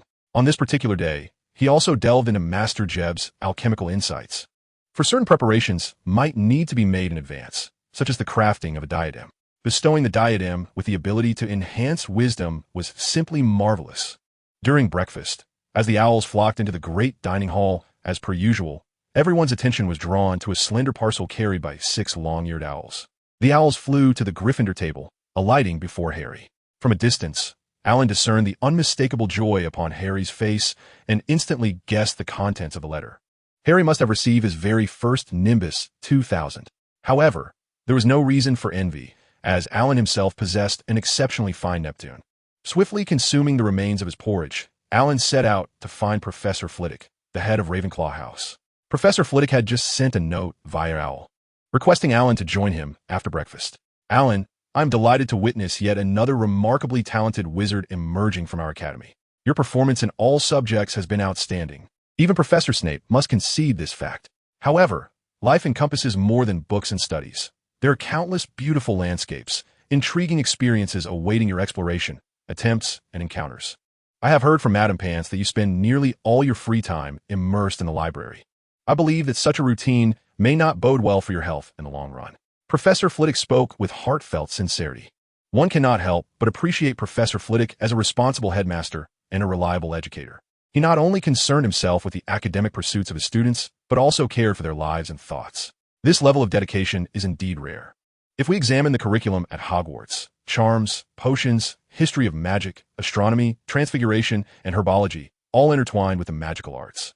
Have you noticed the absence of a moral philosophy course? In this context, relying solely on one's inherent qualities to cultivate a well-rounded, emotionally healthy wizard is truly a matter of luck. Voldemort, for instance, lacked a wholesome education and thus veered off course. Similarly, the former Ravenclaw student Rita Skeeter, utilizing her unregistered and animagus form to eavesdrop on others as a ladybug, demonstrated a blatant disregard for ethical boundaries. Thank you, Professor Flitwick. I shall make a concerted effort to balance my time moving forward. Alan responded, profoundly moved, gazing earnestly at Professor Flitwick. Oh, how remarkable! Such a young age, and yet so eager to learn. Perhaps this is why you excel far beyond your contemporaries. A diligent student often earns the favor of their teachers. However, do you have any interest in Quidditch? Professor Flitwick inquired. Quidditch? Professor, first-year students are prohibited from bringing flying broomsticks and cannot participate in the Quidditch team. Alan gazed curiously at Professor Flitwick, pondering whether his suspicions were correct. Indeed, such regulations existed. However, he had just learned that Gryffindor's Harry Potter had been specially recruited, becoming the youngest Seeker in a century. According to Madame Hooch, your talent is no less than Potter's. And your brother Albert was an exceptional Seeker during his time at school. I believe Ravenclaw could equally offer you a special position as a Seeker. It has been far too long since we last claimed the Quidditch Championship trophy, so long that I can hardly recall when our last victory was. Professor Flitwick was indeed eager to recruit Alan into the Ravenclaw Quidditch team. Reflecting on the exhilarating sensation of soaring through the skies during flying lessons, Alan readily consented. Professor Flitwick was delighted. Alan's composed demeanor, coupled with his towering stature and agile skills, seemed to render victory a tangible possibility. This was no ordinary broomstick. It was a Firebolt 2000. What did you say you had at home? A Malfoy Comet 20? The Comet is impressive, but it simply cannot compare to the Firebolt. How would you know, Weasley? You couldn't even procure half a broomstick handle. I imagine you and your brothers have to cobble together something with sticks. It was Ron and Malfoy's voices, seemingly embroiled in a dispute over broomsticks. I hope they are not arguing. The children, Professor Flitwick inquired with a higher pitch. Chapter 32, Quidditch Training. Someone brought Potter a broomstick. Professor, Malfoy hurriedly interjected. Indeed, it is so, Professor Flitwick replied, beaming at Harry. Professor McGonagall informed me of the exceptional circumstances. Potter, what model is it? The Firebolt 2000, sir, Harry responded, suppressing a laugh at the look of horror on Malfoy's face. I owe my acquisition to this very Malfoy, he added. Alan could hardly contain his amusement. Malfoy's expression was nothing short of spectacular, a visage of disbelief. Alan, please come to the Quidditch training ground after school this afternoon. Roger Davies will be waiting for you, Professor Flitwick said kindly, with a smile. Certainly, Professor, Alan replied, bowing slightly and bidding farewell to Professor Flitwick. Harry and Ron were vigorously waving to him from behind a nearby pillar. Alan hastened to join them, as Ron remarked, his expression one of relief. Look at Malfoy's face. He never expected this. We turn misfortune into fortune. Alan, Harry has received a Firebolt 2000 and has officially become a member of the Gryffindor Quidditch team. How cool is that? Indeed, I have good news to share as well. Thanks to Harry, I have also become a member of the Ravenclaw Quidditch team. Perhaps we shall face each other in the future. Alan expressed his joy. This is hardly due to my fortune.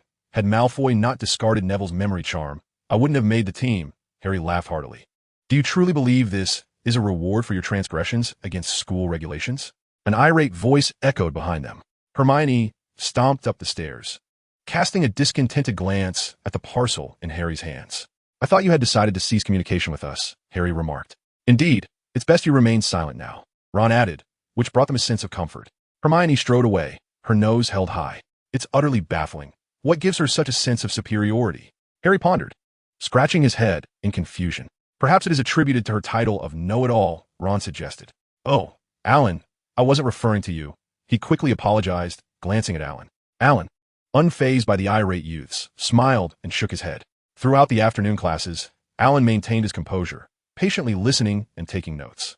Though he eagerly anticipated the Quidditch practice after class, he understood the importance of seizing the moment. He resembled a sapling, newly planted in unfamiliar soil, striving to take root, absorb nourishment and water, and aiming to grow into a towering tree, resilient against the tempests of the outside world. As his focus deepened, time slipped away unnoticed. After class, Alan, unusually swift, packed his bag and, instead of heading to the library, made his way directly to the Quidditch pitch. Roger Davies was already waiting for him at the field, his tall frame and muscular limbs clearly indicating his athletic prowess. The gentle sunlight filtered through the verdant foliage of the trees, casting dappled patches of soft light upon the ground. In such a setting, Roger appeared particularly captivating, evoking a twinge of jealousy in Alan. "Hey, Alan, over here," Roger called, waving to him in the sunlight. Alan quickened his pace, sensing Roger's eagerness. Roger bent down to open a large wooden crate at his feet, revealing an array of equipment necessary for Quidditch matches. He meticulously introduced the various items, such as the bludgers and the quaffle, to Alan. "Alan, are you familiar with the rules of Quidditch?" Roger inquired. "Of course, I have a fair understanding," Alan replied. Noticing Roger's skeptical expression, he elaborated. "The red ball is the quaffle, and the chasers pass it among themselves, attempting to throw it through the opposing team's hoops, scoring 10 points each time. The keeper is responsible for guarding his team's hoops." Alan's modest claim of having a basic understanding belied the fact that he had thoroughly grasped the intricacies of Quidditch long before he earned Neptune. His fluent and detailed explanation transformed Roger's expression from shock to disbelief, culminating in elation. "This is incredible, truly a testament to the Ravenclaw's mastery of knowledge. I couldn't have articulated it better myself. Now let me test your skills." With that, Roger tossed Alan a small wooden stick reminiscent of a baseball bat. He then released a shiny black bludger from the crate, which immediately surged towards Alan's face. With a swift flick, Alan sent the bludger soaring high and far, passing through the towering iron hoops above the practice field. "It seems you are exceptionally suited to be a chaser, Alan," Roger exclaimed with exhilaration. Subsequently, they endeavored to have Alan rotate through the roles of chaser, keeper, and seeker. In each position, Alan excelled remarkably. His exceptional reflexes, agile movements, and keen observational skills left Roger in awe and filled with excitement. "Alan, you are simply extraordinary. I believe this year's Quidditch Cup holds great promise." Alan, ikvali exilaratit, relished the sensation of controlling the field and soaring against the wind. "I think you should initially take on the role of chaser. We are in dire need of a strong player to support us in scoring." As for the seeker, it was evident that Roger was deliberating, weighing where Alan would be most advantageous. "We've recruited a highly talented seeker this year. She is quite charming. Perhaps she should have the first opportunity." Roger appeared dazed, and Alan surmised that the newly recruited seeker must be an exceptionally beautiful and impressive girl. Alan's schedule had grown increasingly demanding, alongside his mounting academic workload. He was also delving into alchemy and basic physical training, spending long hours in the library, all while managing 3 Quidditch training sessions a week. He eventually discovered the identity of the seeker, Qiu Zhang, a second-year Asian girl, undeniably intelligent, empathetic, and charming. Alan struggled to understand why everyone on the team considered Qiu exceptionally beautiful. He thought she resembled the international supermodel Lu Xiaoyan from his past life.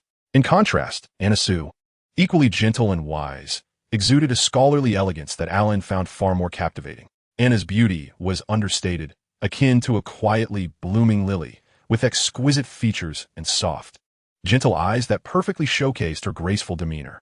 Of course, Qiu Zhang did not regard this junior with any particular distinction, while the friendship between Anna and Alan blossomed with each passing day. Chapter 33, The Curse Course. "Alan, your performance is absolutely fantastic. But why not have you play as the Seeker? You've discovered the Golden Snitch's speed far surpasses that of Qiu." Edward observed his roommate's training, deeply unsettled. Perhaps it's a tactical decision. Alan felt no regret. He preferred the thrill of carrying the quaffle and continuously scoring over searching the skies for the elusive snitch. "Alan, are you truly competing on that shooting star broomstick? I heard Harry Potter received a Nimbus 2000. Edward expressed concern, recognizing the paramount importance of equipment in Quidditch. "Of course not. In fact, Professor Flitwick privately offered to sponsor me a Nimbus 2000, but I declined. There is no such thing as a secret kept forever. Others would inevitably desire it. Moreover, I possess a Neptune." "Neptune?" Edward exclaimed in astonishment. "Is that the limited edition broom from the Shooting Star Company? I heard only 10 were made, each broomstick meticulously crafted for aerodynamics and perfection, unparalleled in balance and precision. This is not something the average person could acquire." In an instant, Edward's mind conjured a myriad of scenarios, such as my roommate is a big shot, the heir of a magical family is my friend, and the young wizard prince's shocking identity. Upon seeing Edward's expression, Alan immediately discerned that he was lost in fanciful thoughts. With a smile, he patted Edward on the shoulder and inquired, "What are you pondering, Edward?" "I merely had a stroke of luck." He He then succinctly recounted the tale of acquiring Neptune, which filled Edward with envy. What a rare opportunity. This significantly increases our chances of winning the Quidditch Cup, and considering our academy scores have been consistently leading, we might even secure the House Cup for Ravenclaw. Edward's excitement grew with each passing moment. Alan felt reluctant to disrupt Edward's daydream, aware that at the end of the term, Dumbledore would award a substantial number of points to Gryffindor, rendering Ravenclaw's victory exceedingly improbable. If you're feeling down, the professor will surely comfort you. For instance, he knows you plagiarized my assignment and were reprimanded by Professor McGonagall, Alan teased. Shoo, please don't mention that.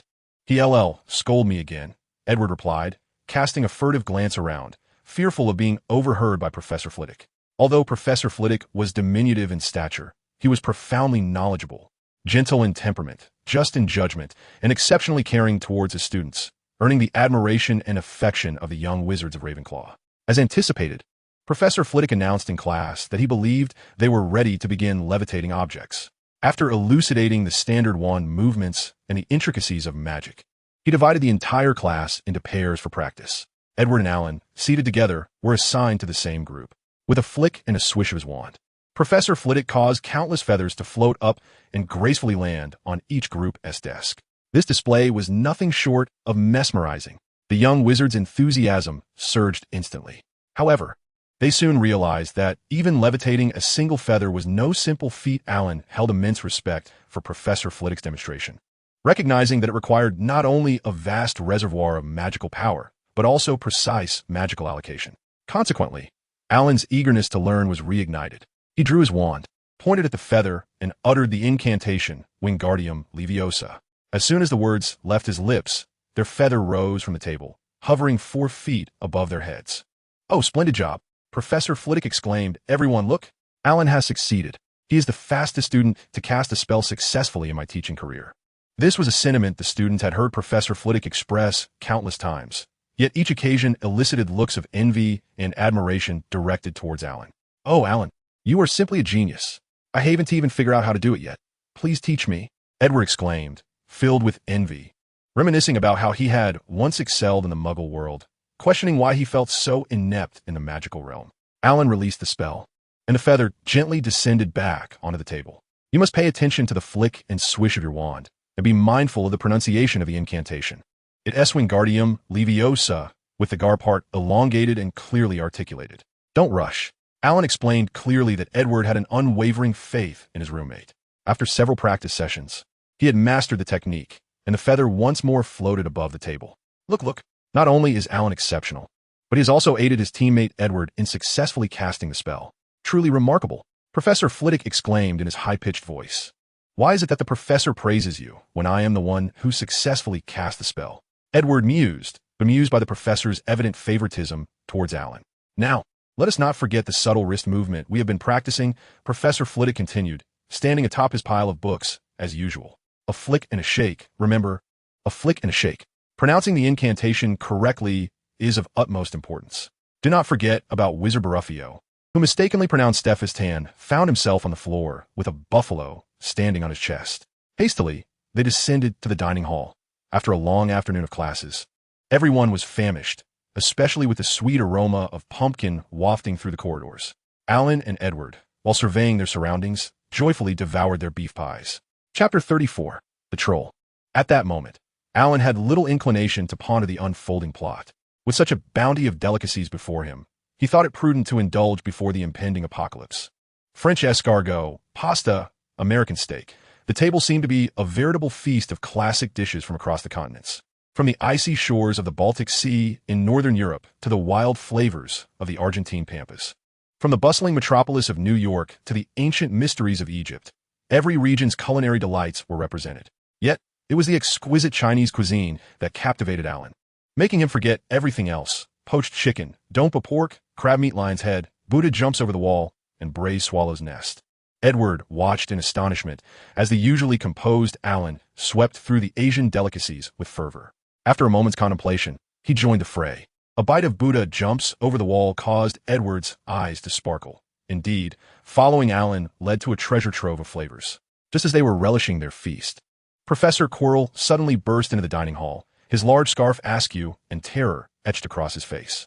Silence fell as he approached Professor Dumbledore's chair. Leaning heavily on the table, gasping, the troll is in the underground classroom.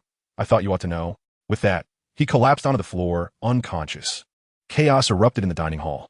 Professor Dumbledore had to cast a few sharp bursts of fireworks from his wand before order was restored. Prefect, he said in a low voice, immediately escort your students back to the dormitory. At this, Alan's heart filled with concern. He scanned the room for Harry, Ron, and Fledge. Fledge was safe, spotted beside Percy, who was likely preventing him from escaping. However, Harry and Ron were nowhere to be seen. Alan patted Edward on the shoulder, signaling his intention to break away from the group. Edward, eager to follow, quickly attempted to restrain him. As they turned the corner with Ravenclaw, Alan slipped behind a suit of armor in the corridor. Professor Quirrell stated that the troll had emerged in the basement. However, according to Alan's recollection and the original narrative, the troll should currently be in the girls' restroom. Alan hastened upstairs, and soon a foul stench invaded his nostrils, a vile blend reminiscent of soiled socks and an unkempt public restroom. He then heard a low, guttural mumbling accompanied by the sound of heavy footsteps dragging across the floor. Alan quickly spotted Harry and his companions crouching in the shadows, all eyes fixed on the troll as it lumbered into a patch of moonlight. Alan activated the invisibility feature of his enchanted robe, preparing to observe the unfolding events. This incident with the troll was pivotal in the genesis of the trio's friendship, a bond Alan was unwilling to jeopardize. The scene was utterly terrifying. The troll stood 12 feet tall, its skin dull and lifeless, resembling granite, with a massive, clumsy body akin to a heap of rubble, topped with a head no larger than a cocoa bean. Its short legs were as stout as tree stumps, ending in broad, calloused feet. The stench emanating from its form was nauseating. Clutched in its hand was a thick wooden club, which dragged along the ground due to its long arms. The troll paused beside a door, peering inside. It twitched its long ears, made a decision with its diminutive head, then lowered itself and slowly entered the room. Alan followed closely behind as the troll swung its massive club, shattering the restroom fixtures into pieces, sending fragments of tile and stone flying as stalls collapsed one after another. The situation escalated rapidly as the troll soon demolished Hermione's hiding place, forcing her to escape in a frantic scramble. To Hermione's astonishment, Harry seized a faucet and hurled it against the wall. His strategy proved effective as the dim-witted troll halted just a few steps away from Hermione. It clumsily turned around, blinking vacantly, attempting to discern the source of the noise. Its grotesque little eyes fell upon Harry. After a moment's hesitation, it advanced toward him, raising its club. In a display of bravery, Harry leaped onto the troll, jamming his wand into its nostril, while Ron successfully cast a levitation spell, causing the club to crash down onto the troll's head with a thunderous roar. The troll swayed momentarily before collapsing to the ground with a resounding thud, shaking the entire room. It fell unconscious. In truth, such fortune was unlikely, while Ron's levitation spell had indeed worked. The force of the club's fall was insufficient to incapacitate a troll. Alan sprinted forward, leveraging the wall's support to leap high and seize the troll's club, striking down with great force. Cloaked in the invisibility of his enchanted robe, to Harry and the others, it seemed as though Ron had inadvertently knocked out the troll. Subsequently, Professors McGonagall, Snape, and Quirrell arrived on the scene, and Alan departed with a sense of relief, content to remain in the shadows of his own accomplishments. Chapter 35. The Statue of Rowena Ravenclaw. After perusing Edward's note, Alan grasped the situation. The astute members of Ravenclaw were disinclined to revel in the common room. Instead, they had resolved to host a masquerade ball by the shores of Hogwarts Lake. Alan found this notion quite intriguing. The minds of youth are often brimming with boundless creativity, inexhaustible energy, and the vibrant sparks of passion that characterize their exuberant age. He swiftly made his way to the lakeside, where the grand reflection of the castle shimmered upon the crystal-clear waters. The trees lining the shore were adorned with colorful lights, and numerous whimsical lanterns floated gracefully in the air. A series of long tables, draped in pale blue cloths, were arranged in a U-shape on the grassy expanse, laden with an abundance of delectable treats for the students to enjoy at their leisure. Scattered across the lawn were several white Roman-style chairs, their long ribbons fluttering in the breeze. Little wizards gathered around a roaring bonfire, singing and dancing, while others strolled in small clusters by the water's edge. In the distance, fireworks erupted, illuminating the night sky and the joyful faces of the revelers. "Alan, where have you been? I looked everywhere for you," Anna exclaimed, spotting him and gleefully rushing over. "Oh, I just took a short nap in the dormitory. You look lovely today." Alan adeptly shifted the topic. Anna beamed. her cheeks flushed and her eyes sparkling. However, she seemed to grow a touch more bashful. The other 3 houses are still hosting their feasts in the common room. But I thought Ravenclaw should do something distinctive, so I suggested the lakeside gathering. To my surprise, Professor Flitwick wholeheartedly endorsed the idea. You see, these lights above us are all enchanted by Professor Flitwick's magic. The girls adored the suggestion, contributing numerous scarves. And Penelope even procured a bounty of food from the kitchen. She's truly remarkable. Best of all, Alan, don't you feel it? This area by the lake is surprisingly warm. I wonder what kind of marvelous magic Professor Flitwick has cast. Anna was genuinely excited, speaking far more than usual. She typically preferred the quiet company of books alongside Alan. Anna, I just remembered something I must attend to. Please don't ask why. I wouldn't wish to deceive you. May I take my leave for now? Alan's earnest gaze left no room for Anna to refuse. For a moment, Alan found himself at a loss, intently studying Rowena Ravenclaw's head. The graceful curls atop her head formed a striking arc, one that seemed oddly familiar. Suddenly, a revelation struck him. The coronet atop Ravenclaw's head flashed through his mind. With a clap of his hands, he exclaimed, "How could I not have thought of this sooner? It is precisely the arc of the coronet. If there were a coronet that fits seamlessly in this space, 2 coronets would form a complete crown. Therefore, the next step is to seek out the true coronet." Alan, who happened to know the whereabouts of the coronet, reflected on the significance of his love for reading. One never knows when such knowledge might come in handy. With a sense of anticipation, he could not help but feel a thrill of delight at the discovery ahead. Alan swiftly ascended to the 8th floor of the castle, halting before a mural depicting a giant creature. He held his breath, clearing his mind and focusing solely on his need for a hiding place. After silently repeating his request thrice, the room of requirement manifested before him, and he stepped inside. The chamber was densely packed with an array of peculiar items, jars, tattered textbooks, and an assortment of bizarre robes. As he noticed a large cabinet with its doors slightly ajar, he casually tugged at it, causing the doors to swing wide open. Within, he caught a glimpse of a shocking sight. Someone had hastily turned the giant creature into a specimen, preserved in formaldehyde. Its staff submerged alongside it. He needed to locate the diadem and exit quickly. The person responsible for the preservation might still be nearby. Alan hastened his search, recalling that the original text described a grotesque statue of an old wizard, upon whose head Harry had once placed a wig and a crushed hat.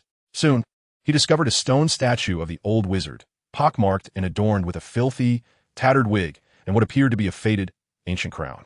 This was it. He dashed over and tossed the old crown into the system storage compartment. However, a notification from the system interrupted him. Warning. Living beings cannot be stored in the system compartment. Are you certain you wish to proceed? The system had been silent since the last mission, and a curiosity arose within Alan regarding the consequences of his insistence on storing a living entity. He speculated that it would either be impossible to store or that the living being would be obliterated. As anticipated, if he insisted on placing a living being within the compartment, the system would purify its soul, converting it into pure energy for the system's use.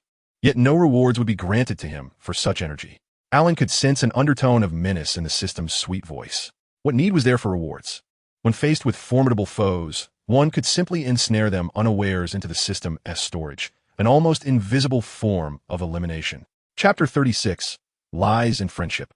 Alan ceased to ponder how the system would handle the diadem imbued with Voldemort's soul fragment. He swiftly exited the room of requirement, recognizing that the key was to continue exploring the statue of Rowena Ravenclaw without alarming the individual who had preserved the giant. To avoid detection, he activated the invisibility feature of his magical robe. This decision proved astute. As he emerged from the room of requirement, he spotted Professor Quirrell, pale and flustered, hurriedly ascending the stairs. Could this timid professor truly be the one who had submerged the giant in formaldehyde? Alan, familiar with the storyline, had no doubts. For Voldemort was concealed beneath the garlicky scarf draped around Quirrell's neck. Surely, Voldemort's sense of taste had not returned. Otherwise, he would be engulfed by the stench of garlic daily. Wouldn't he that lead him to question his very existence? Or had things gone awry? Alan quickly leaped down and retrieved the crown. It indeed bore no resemblance to Ravenclaw's diadem. The aged crown lacked any luster. Alan drew forth his wand and pointed it at the crown, wishing to restore it to its former glory. Yet, despite his efforts, the crown remained as worn and tattered as before. Perplexed, Alan decided to cast a series of cleaning and revealing spells. Yet the crown showed no signs of transformation. It was only when he recalled the enchanted luck orb he had received before the school year commenced that a spark of hope ignited within him. He retrieved the orb along with the encyclopedia of spells from his system storage. Ever since the luck sprites had performed the curse-breaking incantation, the encyclopedia had automatically cataloged this spell, complete with phonetic guidance. With no other options available regarding the crown, he thought it prudent to try. Perhaps a miracle awaited him. Suddenly, the bedroom door swung open with a loud bang as Edward dashed in, his enthusiasm palpable. Upon seeing Alan seated at the table, he exhibited no surprise, which struck Alan as rather peculiar. "Yes. Oh, Edward, I borrowed Anna's book and must return it to her. Have you seen her?" "Alan inquirit. You should rest well." "I'll step out for a moment," Edward replied. Unable to remain still, Alan felt an urgent need to find Anna. Upon reaching the common room, he fortuitously encountered Anna's roommate, Catherine. "Catherine, could you please call Anna for me? I need to return her book," he said, raising the magical tome in his hand. Shortly thereafter, Catherine emerged, her expression one of confusion. "Alan, Anna is not in the dormitory. It's quite strange. Where could she be at this hour?" After bidding Catherine farewell, Alan hurried to the library, where, as anticipated, he found Anna alone in their favorite secluded corner, engrossed in a book and occasionally sipping a nearby beverage. The dim, golden light enveloped her face in a soft halo, obscuring her expression.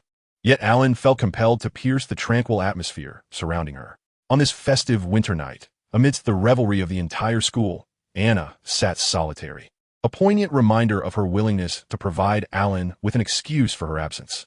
A tumult of emotions swirled within him, perhaps a mix of heartfelt gratitude and an indescribable affection. "Anna, thank you," Alan said softly as he settled beside her. Anna's demeanor radiated peace, devoid of loneliness or anxiety. "It's quite all right. I genuinely enjoy reading," she replied with a gentle smile. "Staying here, savoring delicious food while immersed in a book, is a joy for me." Alan's heart melted at her kindness. The festive gathering by the lake that night was largely thanks to Anna's suggestion to Professor Flitwick, indicating her fondness for such arrangements. Yet for him, Anna had sacrificed her own preferences. As November arrived, the weather turned bitterly cold.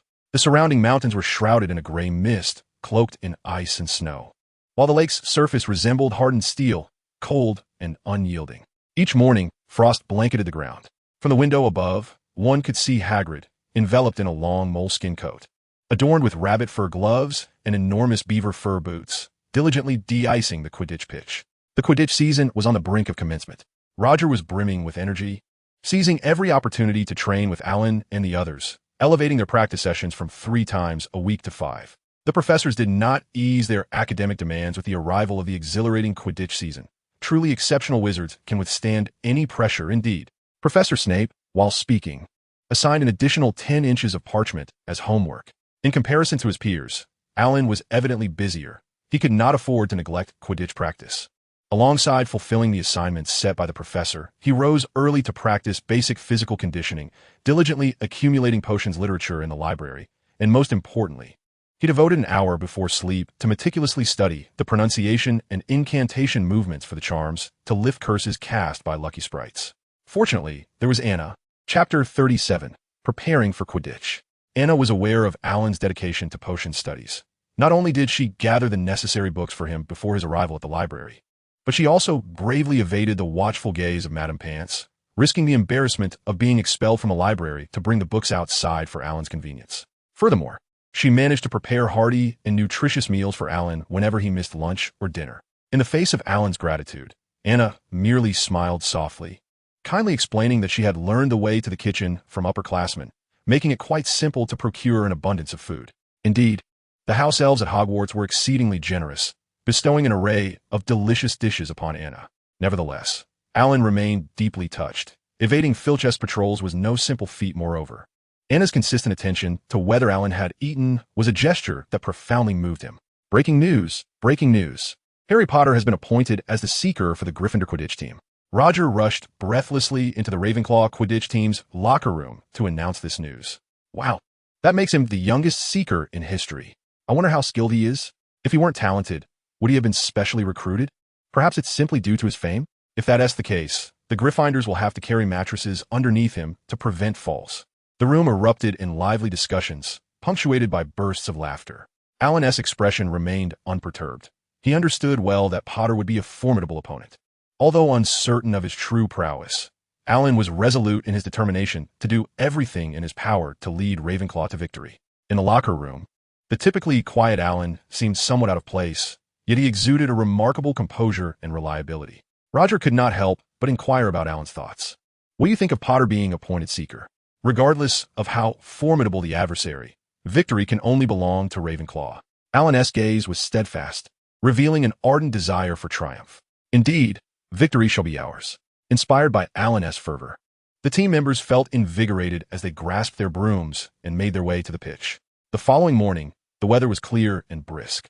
The enticing aroma of roasted sausages wafted through the dining hall, and everyone eagerly anticipated an exhilarating Quidditch match, chatting animatedly with excitement. As the owls flocked into the grand dining hall, as usual, everyone's attention was captivated by the slender package carried by 6 long-eared owls. With Harry's previous experience in mind, nearly everyone speculated that it was a flying broomstick, yet the identity of its owner remained a mystery. Alan hastily cleared away his food from the table. Fortunately, several owls descended, landing precisely before Alan, causing the tail end of the package to knock over Edward's milk. Anna promptly handed him a napkin, while Edward clumsily attempted to clean up the mess. Alan readily agreed, recognizing that overindulgence before a match was unwise.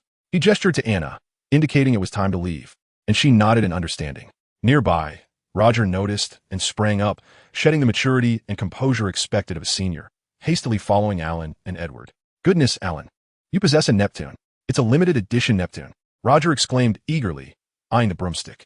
"I have never been more certain that victory shall belong to Ravenclaw," he declared with unprecedented confidence. "Alan, could I borrow it for a ride after the match?" Edward cautiously inquired. "Of course. Once I finish the competition, you may ride it for as long as you wish," Alan readily replied. By 11 o'clock, it seemed that the entire school had gathered around the stands of the Quidditch pitch. Many students even brought binoculars. The seats felt as though they were elevated high above the ground, yet it was still sometimes difficult to discern the action of the match.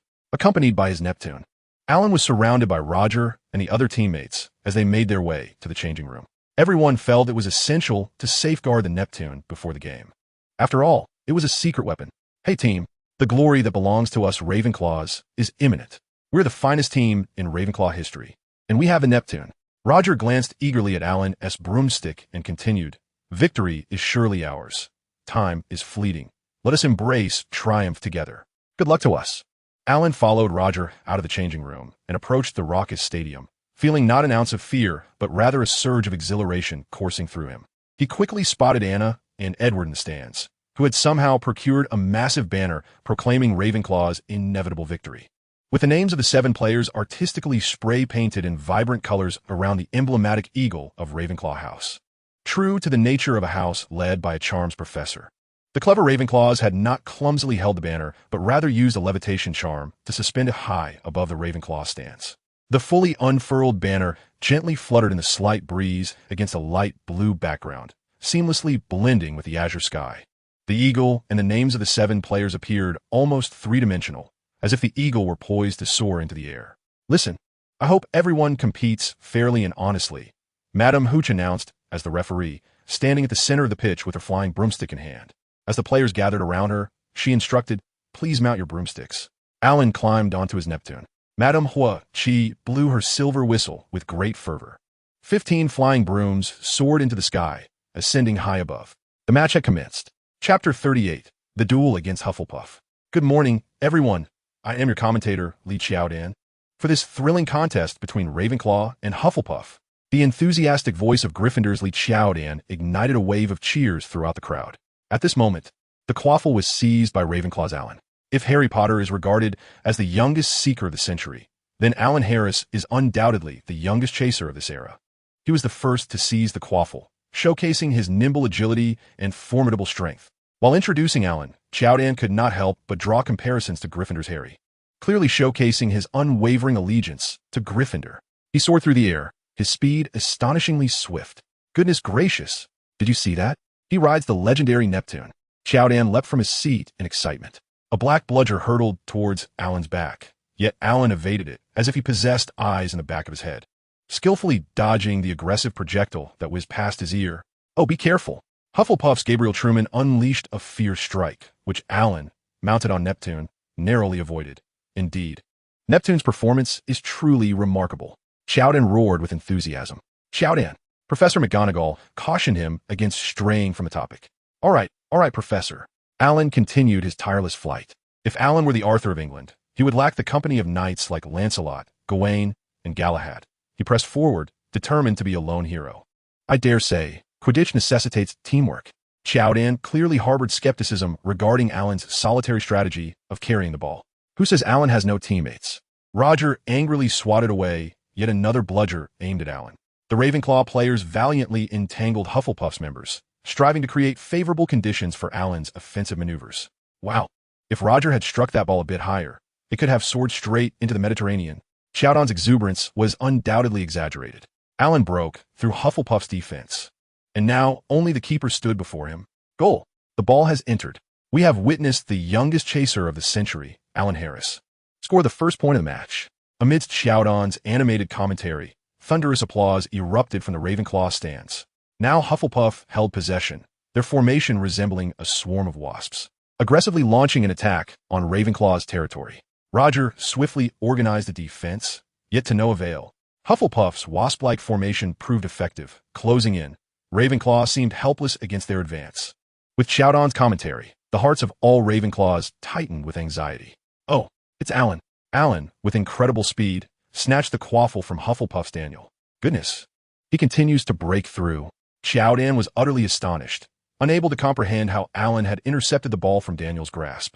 The Hufflepuff goalkeeper, James, managed to thwart Alan's attempts on goal, initially stopping one shot, then two, yet he could not prevent Alan from incessantly firing. Jordan lamented. With his agile dexterity and the support of his teammates, Alan scored goal after goal, transforming the typically gentle Hufflepuff into an enraged bull, flitting about under the control of Ravenclaw, but never managing to strike them. Hufflepuff's sole hope now rested on their seeker, Cedric Diggory. If he could capture the golden snitch, victory would belong to Hufflepuff. Cedric Diggory was quite handsome, as far as I knew. He was a rational, talented young man with an air of elegance. Many female classmates were enamored with him. Jordan couldn't resist gossiping again. Jordan, I reminded him, Professor McGonagall has issued another warning. The Ravenclaw seeker, Cho Chang, was a new addition this semester. I believe she was the main attraction of the match, apart from Alan, of course. She was utterly charming. Professor McGonagall could not help but poke Jordan in the back with her wand. Professor Flitwick beside her also felt a twinge of mischief. Had they not yet noticed the golden snitch? The way they gazed at each other for so long made me suspect they were smitten. Jordan's teasing might just be grounded in reality. As Alan deftly maneuvered the ball while soaring through the air, he found himself momentarily distracted by Jordan's adept gossiping. Suddenly, Cho flashed a slight smile at Cedric and darted towards the Ravenclaw stands. Cedric, momentarily taken aback by her radiant smile, quickly regained his composure and followed suit. The two of them in a spirited chase. Ahead loomed a massive banner that Anna and the others had enchanted to float. Cho showed no signs of slowing down as she charged straight toward it. Cedric reached out to grab her, but they both became entangled in the banner, plummeting from the sky together. A collective gasp erupted from the stands. Professor Flitwick swiftly drew his wand, mitigating their fall several times, and they rolled onto the grass. Madame Hooch called a halt to the match, and the players descended to assist them in extricating themselves from the tightly wound banner. As they rose to their feet, the stand seemed to have been momentarily paused, only to restart with thunderous applause echoing throughout the stadium. Cho triumphantly raised her hand, clutching the golden snitch, securing a decisive victory for Ravenclaw. Such is the nature of competitive sports. One side's elation starkly contrasts with the other's despair. The extremes of human emotion were fully expressed and released in that moment. This is Quidditch, and it is precisely why wizards cherish this sport so dearly. Under Madame Hooch's direction, the players shook hands, and the 90-minute match finally concluded. While players busied themselves with stretching, Alan needed to unwind his nerves. For him, muscle tension was not the issue. After a swift wash-up, Alan's taut nerves relaxed entirely, and he felt as if he could devour an entire cow. Anna had thoughtfully prepared a bowl of mushroom soup for him. Alan lifted the bowl and swiftly, yet elegantly, consumed it. Alan, you are simply remarkable. Witnessing your repeated scoring attacks is utterly exhilarating. Edward had completely become Alan's devoted admirer. To be frank, Alan's stunning performance on the Quidditch field was indeed captivating. Chapter 39, Exploration. Alan's sudden emergence and Autumn Zhang's splendid display left Ravenclaw in a state of delightful surprise. The newly recruited Quidditch players for Ravenclaw were so formidable that the upcoming match between Gryffindor and Slytherin garnered significant attention. Harry Potter, the vanquisher of the Dark Lord and the youngest seeker in a century, was poised to make his debut. The young wizards buzzed with chatter. Some, aware of Harry's feats in flying class, held high hopes for his performance, believing it would surpass Alan's. Others, represented by Malfoy, vehemently disparaged and sought to undermine Gryffindor's morale. While some, like Roger, eagerly prepared to scrutinize their opponents, ready with notebooks to record the tactics and weaknesses of both teams. The next day, the aroma of roasted sausages still wafted through the dining hall. Alan speculated that the house elves might think sausages resembled broomsticks. Could it be that consuming sausages would bestow good fortune? He noticed Harry approaching his direction, spearing the last sausage on his plate and bringing it to his mouth. Alan, may I have a word with you? Harry inquired as he drew near. Of course, Harry, but it seems you haven't had breakfast yet, Alan observed, noticing Hermione following closely behind with a plate of toast. I don't have much of an appetite, Harry replied, appearing somewhat unsettled. Despite the bright sunny day, an air of coldness enveloped Harry. I understand how you feel right now. There's a hint of anxiety, isn't there? Harry, you shouldn't put too much pressure on yourself. Trust in your abilities. You fly beautifully, don't you? Alan encouraged Harry to confront his feelings. But I can't seem to eat anything. I'm so nervous, Harry admitted, always able to lower his defenses in Alan's presence. A little nervousness is perfectly normal, but it can also be your greatest asset. Just a touch of nerves, a pinch of anticipation, and a dash of excitement. That's the ideal state for competition, and I see that in you. Give it your all and leave no regrets. I believe in you. Guiding adolescents through psychological challenges continued to be one of Alan's strengths. Harry found comfort in Alan's words. The two strolled around the Quidditch pitch, reminiscing about amusing and embarrassing moments from their time at school. Harry felt considerably better. He even sensed his stomach protesting, yearning for a warm bowl of porridge to soothe his empty belly. Bread could sustain his strength. Hermione insisted on carrying a hefty stack of toast. Roasted sausages were delightful, greasy, fragrant, and rich in calories. Ron slathered thick ketchup over his sausage while chatting. Anna, with a gentle smile, placed Alan's favorite foods on another side. No, I enjoy everything, but my friends, I would prefer a bowl of hot porridge. Harry declined the toast and sausages, making his way directly to Anna. Anna handed him a bowl of warm porridge, which Harry sipped contentedly. Alan sat beside him, continuing to enjoy his breakfast. As the hour approached, the Quidditch pitch was filled with raucous voices. Seemingly all the students and faculty of the school had gathered there. Harry had already bid farewell to his friends and headed to the changing room to prepare for the match. Ron and Hermione ascended to the highest row, joining Neville, Seamus, and Dean, a fan of the Slytherin team. In order to surprise Harry, they crafted a massive banner from a bedsheet stained by the little mouse, with the words Potter must win emblazoned across it. Dean, skilled in art, also painted a large Gryffindor lion beneath the text. Furthermore, Hermione cast a clever spell that made the colors on the banner shimmer in various hues. As Alan observed this grand Gryffindor gathering, he suddenly realized it was a splendid opportunity, a chance to delve deeper into the secrets of the Rowena Ravenclaw statue. Silently, Alan slipped away from the stands and swiftly made his way to the Ravenclaw Tower. Indeed, the Ravenclaw common room was deserted. Alan employed his previous tactic, moving a chair behind the statue, leaping up to place the diadem atop Rowena Ravenclaw's flowing locks. Subsequently, Alan retrieved the enchanted Orb of Fortune from his system's storage and cradled it in his hands. As he uttered an obscure incantation, the orb gradually began to emit a soft glow, coalescing into a beam that Alan intuitively directed towards the diadem of Ravenclaw. A miracle unfolded before him. The diadem shed its old guise, slowly transforming from the center outward, regaining its original splendor. Its shape resembled a majestic eagle soaring high. Its wings were composed of countless resplendent diamonds, each arc of the wings artistically crafted, symmetrical yet distinct in their own right. Embedded in its center was a colossal emerald, its facets refracting dazzling light. Beneath the gem hung two others, one perfectly round and the other teardrop-shaped, fashioned from the same exquisite material. The base of the diadem bore the renowned Ravenclaw motto, "Wit beyond measure is man's greatest treasure." Success. Alan was filled with exhilaration. After navigating 3 turns, he arrived before a grand bronze door, exceedingly majestic, adorned with 2 eagles gazing into each other's eyes, encircled by intricate wave-like carvings reminiscent of the ocean's undulating surface. 2 enormous bronze door rings rested quietly upon the door. This grand entrance inevitably reminded Alan of the method to access the Ravenclaw common room. With one hand firmly gripping his wand, Alan magically conjured a glove to cover the other hand, then grasped the door ring and rapped 3 times upon the door. The metallic thuds echoed like a resounding bell, and Alan was instantly enveloped by an ancient and timeless aura.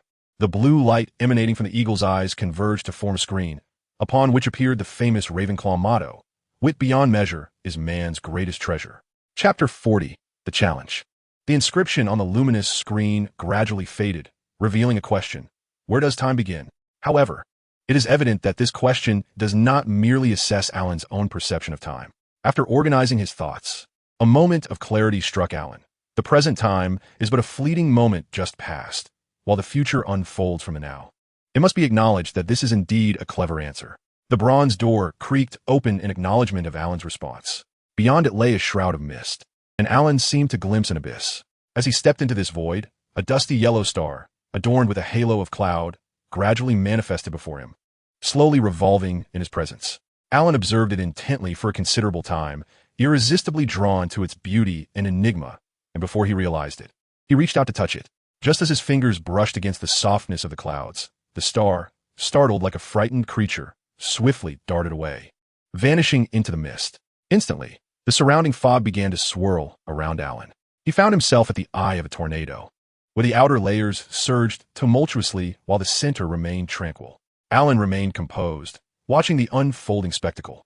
After an indeterminate number of rotations, the outer mist began to dissipate, gradually revealing the vast expanse of the cosmos, akin to magnifying the ceiling of a communal lounge countless times. A cool, ethereal voice filled the space. Only a wizard of exceptional wisdom can navigate through the misty realm. Please locate the star you just beheld within this universe. With a time limit of 10 minutes. Success will lead you to the next challenge. Failure will merge you with the mist. Wisdom represents a sophisticated amalgamation of abilities, encompassing perception, knowledge, memory, comprehension, and decision-making. Clearly, this challenge tests the faculties of memory, observation, and decision-making. Although Alan had acquired an eidetic memory through the assistance of his academic prowess system, this ability did not extend to visual images. In this boundless sea of stars, there were thousands of celestial bodies resembling the dusty yellow star he had seen moments before. In a mere 10 minutes, discerning and successfully locating the correct one with just his naked eye was a formidable task. For Alan, this was an almost insurmountable challenge.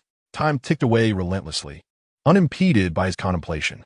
Acting decisively, Alan reached out to the academic prowess system in his mind. "System, please assist me." The system's sweet and gentle voice remained devoid of any fluctuation, seemingly oblivious to the urgency within its host's heart. "Host, your previous library task remains incomplete. I cannot provide additional assistance." Alan continued to call upon the system, but it remained silent. Just when he felt ensnared in a labyrinth of despair, a sudden thought struck him regarding an item in his storage compartment, and he was immensely grateful for his prior good fortune. He opened the storage compartment. Alan spoke with unwavering certainty. The system's storage compartment swiftly materialized in his mind. He selected the ancient parchment tied with a red string. The string fell away of its own accord, and the parchment unfurled to reveal Invincibility Aura for 2 minutes. Below the parchment was a note detailing its function. It could manipulate time and be used once, allowing the host to resolve any perplexing issues within the aura's temporal domain. Indeed, it is a moment of unexpected clarity. Without hesitation, Alan swiftly opted to activate the Invincible Aura for 3 minutes. A refreshing stream emerged from his storage compartment, and Alan, with a firm grasp of the situation, appeared remarkably composed. He felt invigorated, as if the stars themselves lay within his dominion, tirelessly sifting through the cosmos while eliminating distracting celestial bodies. The image of the target star was etched vividly in Alan's mind. He could swiftly discern even the slightest discrepancies when compared to these stars. Fortuitously, just as the 3 minutes were nearing their end, he discovered the target star. Alan promptly signaled with his wand, casting a red flare to mark the star above. Although the ethereal voice did not re-emerge, the swirling, fragmented cosmos unmistakably signified his success in overcoming the challenge. The celestial bodies within this space shattered into countless fragments, spiraling away into oblivion. Only the star that Alan had recently marked remained suspended before him, gradually transforming and morphing into a quaint European-style tower. The entrance to the tower opened silently, and as Alan stepped inside, he was astonished to find Anna seated on a sofa in the hall, gazing at him with a warm smile. "Alan, I am genuinely thrilled for you. I knew you would prevail," she exclaimed. "Anna, how did you end up here?" Alan inquired, perplexed. "I am uncertain myself. I suddenly found myself here. However, a voice informed me that unless you succeeded, I would remain trapped. I witnessed your problem-solving process through this magical screen. Anna replied, her face filled with admiration as she gestured toward the screen behind her. Following her indication, Alan beheld a delicate, gossamer-like luminescence gently hovering in the air behind a row of three-seater European sofas. At this moment, the screen displayed no content. Through it, he could glimpse the opulent decorations beyond. This tower exuded artistic beauty, adorned in white and gold, with exquisite furnishings and luxurious carpets that appeared to be crafted primarily by English and French artisans. The dome-shaped ceiling was embellished with ivory and gold, and a gracefully spiraling crystal chandelier hung from above. The upper walls were adorned with scenes depicting the participation of 15th-century wizards in the Wars of the Roses. Anna beckoned Alan to sit on the spacious, soft sofa embroidered with golden threads. She poured a steaming cup of Ceylon black tea and presented it to him. Upon taking a small sip, Alan keenly recognized that the flavor of the tea was identical to that served at the Hogwarts dining table. Just as he sank deeply into the plush sofa, the luminous screen before him erupted with a brilliant blue light, and the cosmic star map, which had only moments ago shattered, began to coalesce anew upon the screen. A model identical to their tower materialized in the lower right corner of the display, with countless golden lines intricately weaving across the star map. Once again, the cool, ethereal voice resonated. Extend your wand, cast a mobility spell, and engage in the cosmic traversal game, alternating turns. Completion of the game signifies success. Failure will result in eternal stasis here, with no retreat in sight. They could only press forward with determination. Chapter 41. Cosmic Traversal. Alan and Anna exchanged a glance, both possessing resolute spirits. They faced the challenge without fear or hesitation. With a gentlemanly gesture, Alan invited Anna to proceed first. He smiled, exuding a calm demeanor. Anna drew her wand, pointed it at the tower model, and softly uttered the incantation for movement. A beam of blue light shot forth from her wand, striking the tower, and a large number 4 appeared above it, prompting the model to advance 4 tracks. Suddenly, the tower they inhabited began to drift. Through its windows, Alan was astonished to behold the vastness of the cosmos outside. Were they truly floating among the stars? For a fleeting moment, Alan felt as if he were in a dream, unable to distinguish between illusion and reality. The temperature within the tower dropped significantly, indicating they had halted near a planet with absolute zero. Alan pointed his wand at the fireplace in the hall, and flames erupted fiercely. A massive fire ignited in the hearth. Yet, despite this warmth, Anna's hair and features became encrusted with frost, rendering her body rigid and immobile. Alan's wizarding robe had shielded him entirely from the chill, even providing protective goggles for his eyes, leaving him oblivious to the cold. The magical flames failed to warm Anna, and the other decorations within the tower were swiftly encased in ice. Aside from the flickering magical lights, Alan felt as though he were ensconced in a world of ice sculptures. The urgency of the situation compelled them to continue the cosmic traversal game. Alan decisively pointed his wand at the tower model and exclaimed, "Move." A prominent number 8 appeared above the model. The tower model traversed 8 tracks along the intricate pathways of light. The real tower, in which Alan resided, continued to drift, soon coming to a halt once more. Outside, a crimson glow enveloped them, creating a stark contrast of ice and fire, transforming the cold into sweltering heat in an instant. The edges of the structure near the unbearably hot planet began to melt under the intense temperature. If they did not evacuate swiftly, survival would be uncertain. Having recovered from her icy entrapment, Anna signaled her readiness to continue the game. Understanding her cue, she cast another spell, and a large number 9 materialized above the tower model. At this moment, Alan realized that he was not devoid of fear. The unknown was what truly unsettled him. The tower traversed into an asteroid belt, its sturdy exterior battered and fractured by the relentless collisions. Oh, our luck is truly dismal. Alan and Anna exchanged a rueful glance, sharing a bittersweet smile. Anna seemed eager to conclude the game swiftly, and her incantation struck the tower model with precision. Yes, a cool, feminine voice resonated, announcing that they had entered a tranquil region of starry skies, where they could pause. The sound of creaking echoed as the wall of the tower hall, equipped with a fireplace, rotated open, revealing a trove of materials shimmering with various hues, piled behind which stood a colossal alchemical furnace.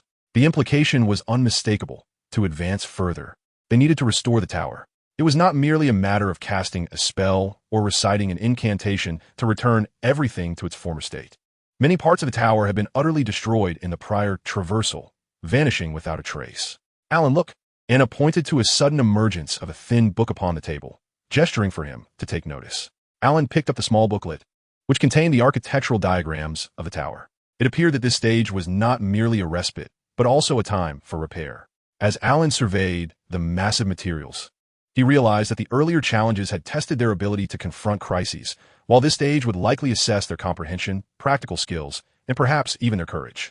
Successfully reassembling the refined materials in their original positions would clearly require them to venture beyond the confines of the tower and engage with the external universe.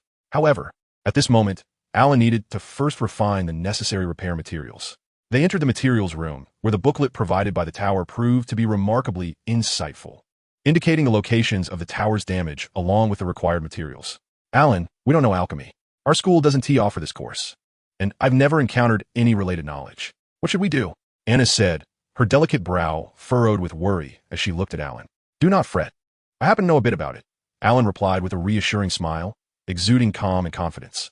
Anna felt that there was an undeniable charm about Alan, a sense of reliability that suggested nothing could truly thwart him.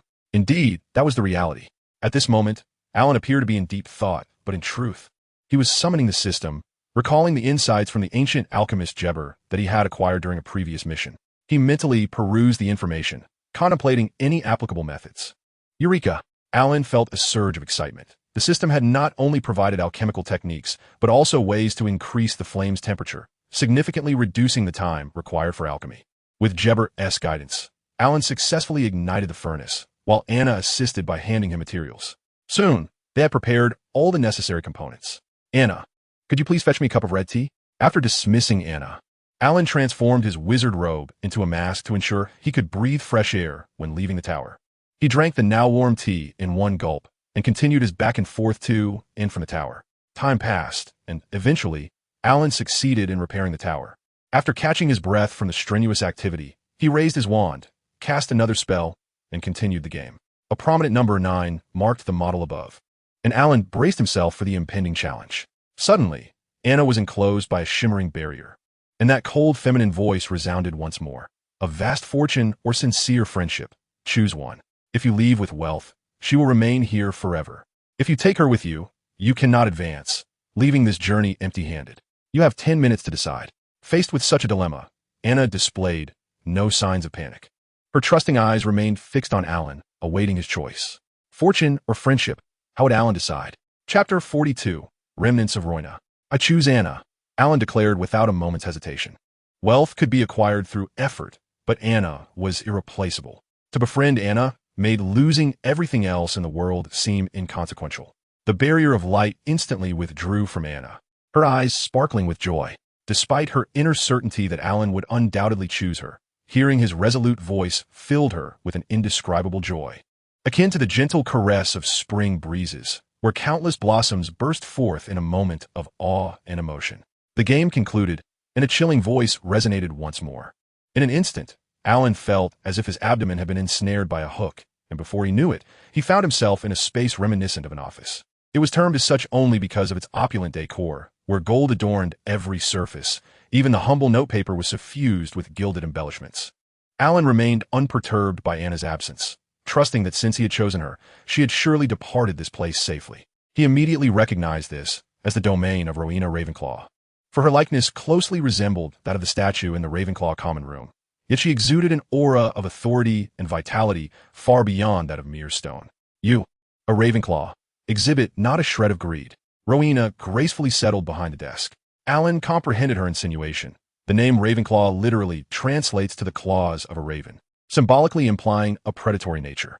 You are well aware of the standards for selection in Ravenclaw, are you not, esteemed lady? Intelligence must surpass the ordinary, preferably characterized by wisdom, fairness, astuteness, erudition, cleverness, foresight, and an insatiable curiosity for knowledge. Alan bowed deeply to Rowena Ravenclaw. Whether as the founder of the house or a formidable figure, Rowena commanded his respect. I would prefer you address me as Professor or Headmistress, Rowena Ravenclaw emphasized. Very well, Professor. In Alan's mind, Professor Flitwick represented the true head of Ravenclaw. Despite Rowena's status as the founder, she could at best be regarded as a former headmistress. Thus, Alan settled for the next best title, referring to her as Professor.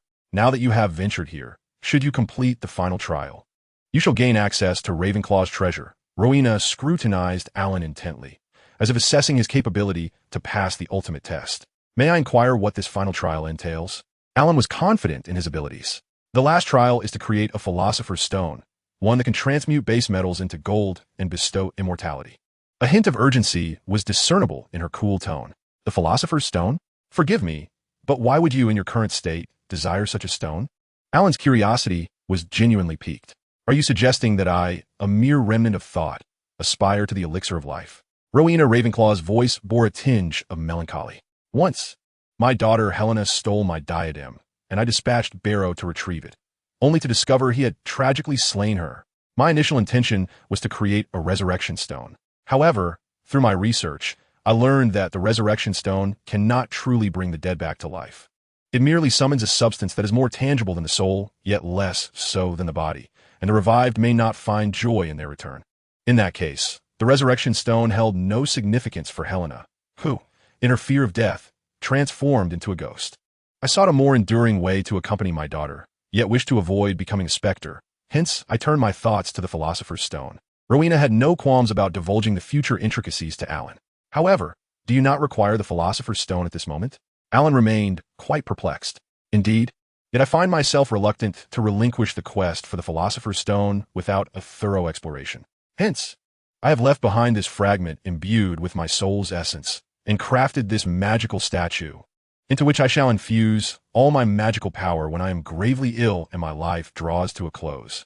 In order to safeguard this remnant of my soul to the utmost extent, Rowena recounted the events to Alan with utmost transparency. Observing Rowena Ravenclaw's mastery of soul magic, one could ascertain that it rivaled her accomplishments in alchemy. Alan recalled that Voldemort's fragmented soul possessed self-awareness and the ability to communicate, while Rowena Ravenclaw was capable of achieving a similar effect with merely a remnant infused with her soul's imprint, thus illustrating her superior prowess. Well then, young one, are you prepared to accept the challenge? Should you succeed in developing the Philosopher's Stone based on my notes, you may claim all my riches. If you fail, I shall erase your memory and allow you to depart. Rowena emanated an imposing aura, yet Alan stood undeterred. I am willing to accept the challenge, but I lack the necessary materials. Alan spread his hands, indicating that even the most skilled artisan cannot work without resources. Rowena spun a magical orb on the table counterclockwise 3 times, causing the wall to vanish and revealing a vast alchemical chamber before Alan. She handed him a thick scroll of parchment and then vanished without a trace. Alan swiftly perused the precious manuscript, its script meticulously crafted and elegantly presented, adorned with illustrations drawn by Rowena herself. The required materials for the Philosopher's Stone, such as alex, camphor, mercury, sulfur, and aqua regia, were all prepared, and the alchemical procedures were noted on the parchment. Why, then, would Rowena's attempt have failed? As he continued to read, a spark of inspiration struck Alan. He retrieved from the system a copy of Jobber's Insights, wherein the creation of the Philosopher's Stone bore a striking resemblance to Rowena Ravenclaw's studies, differing only in nomenclature, yet revealing that the effects of the Philosopher's Stone were nearly identical. The most significant distinction lay in the furnace's heat. The temperatures recorded in Jobber's texts were substantially higher than those noted by Rowena. Ultimately, hesitation would yield no fruit. Alan resolved to take a leap of faith and adjust the temperature according to Jobber's directives. Chapter 43. The Treasure of Ravenclaw. Without further ado, Alan efficiently gathered the necessary materials in the prescribed order and arranged the magical orbs atop the corresponding marble columns in a star pattern. Following Rowena's manual, Alan sequentially infused the orbs with magical energy, activating brilliant beams of white light that converged beneath the grand and ornate furnace, igniting a colossal flame. The front of the furnace was adorned with an image of a red dragon and a green frog, flanked by 2 lions, one red and the other green. A white lion graced the back of the furnace, with a sun and moon featuring human faces on either side of it. Alan carefully placed the herbs into the cauldron, adjusting the temperature according to the methods outlined in the notes of Jebber. As the heat gradually intensified, the mouths of the 3 lions slowly widened. Following the guidance of the Royna manual, Alan positioned red, white, and green magical orbs within the lions' mouths. These orbs symbolized the white stone, used to transmute metal into silver; the red stone, employed for creating artificial gold; and the elixir of immortality, a panacea for eternal life. With elation, Alan observed the dark green mixture gradually becoming infused with brown, merging into a singular entity. It worked. Alan was overwhelmed with joy, completely forgetting that he was trapped within the statue, oblivious to the task he needed to complete, wholly absorbed in the art of alchemy. The completed magical stone lay quietly in the center of the furnace, and as Alan extinguished the flames, he gazed in delight at the glimmers dancing across the surface of the stone. At last, I comprehend where I erred. It was the temperature. I dared not damage the tricolored orbs, fearing that failure would render those precious materials irretrievable. Little did I realize that this very mindset had constricted my thoughts, leading to my earlier failure. Roina's voice, once cold, now brimmed with excitement. And you, without contemplating the consequences of failure, took a leap of faith and thus succeeded. Professor, you previously mentioned this was the final trial? Alan reminded. Ah, yes, you have triumphed. May I know your name? Alan Harris.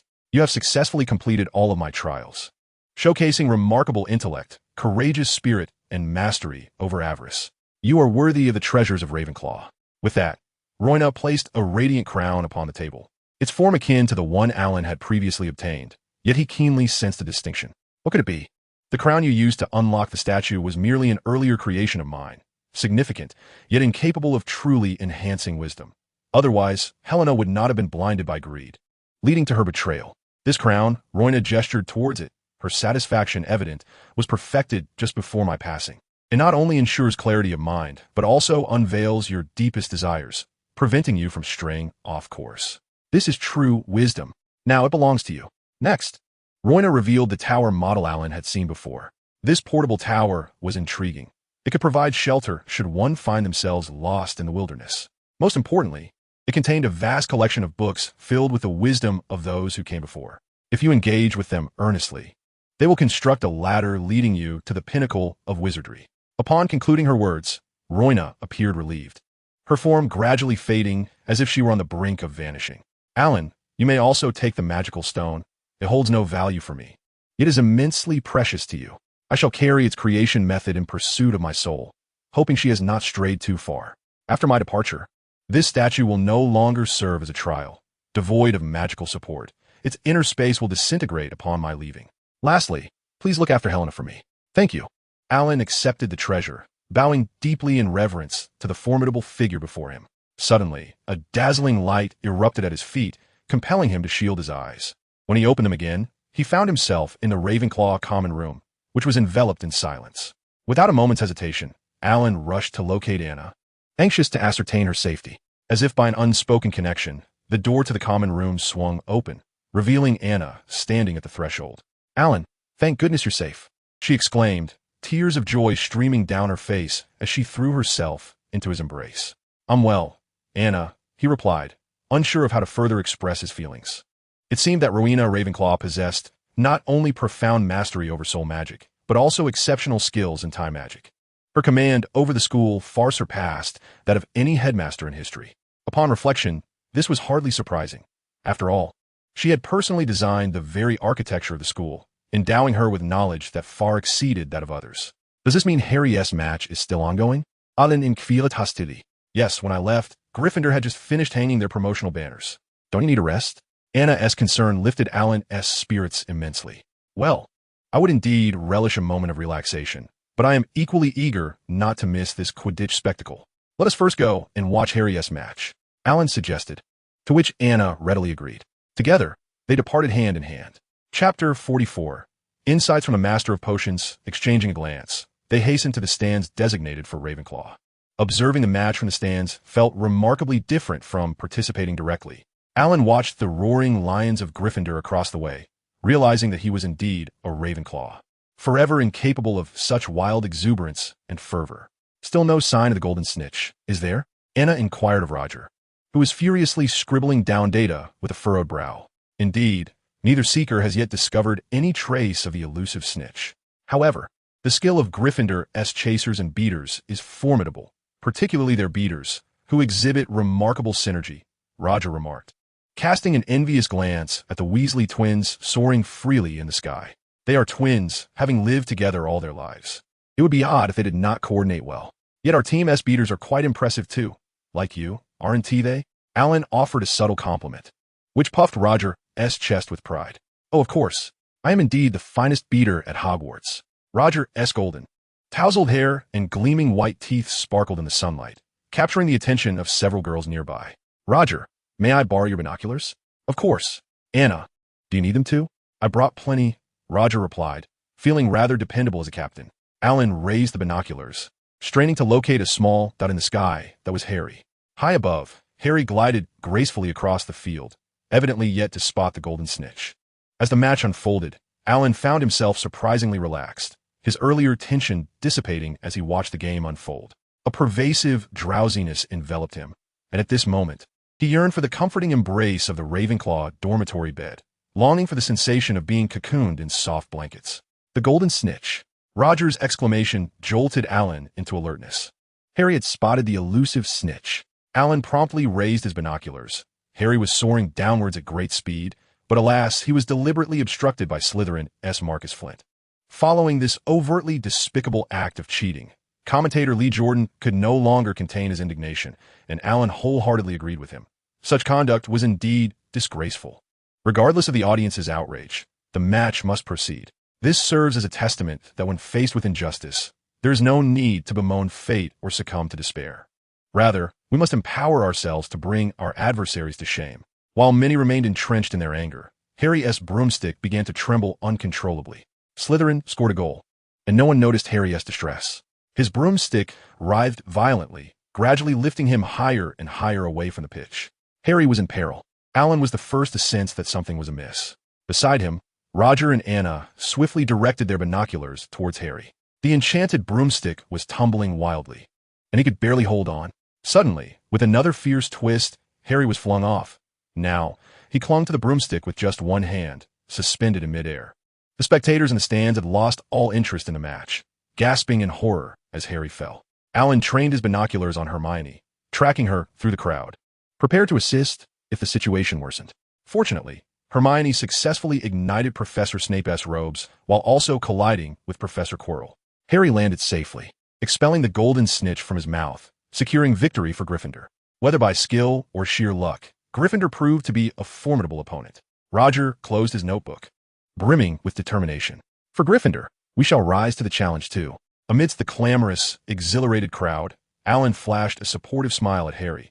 See you in the finals.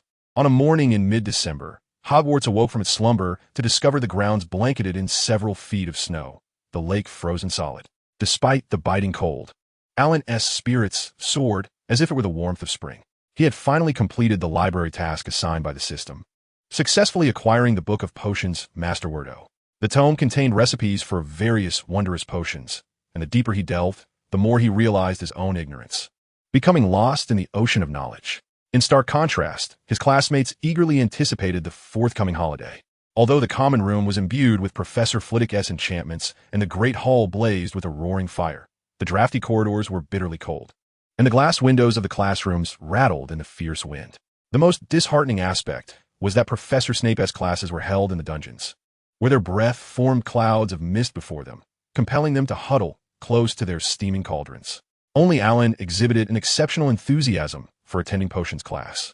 He experimented with the potion-making techniques from Master Worth's tome while attentively absorbing Professor Snape's explanations, solidifying his foundation.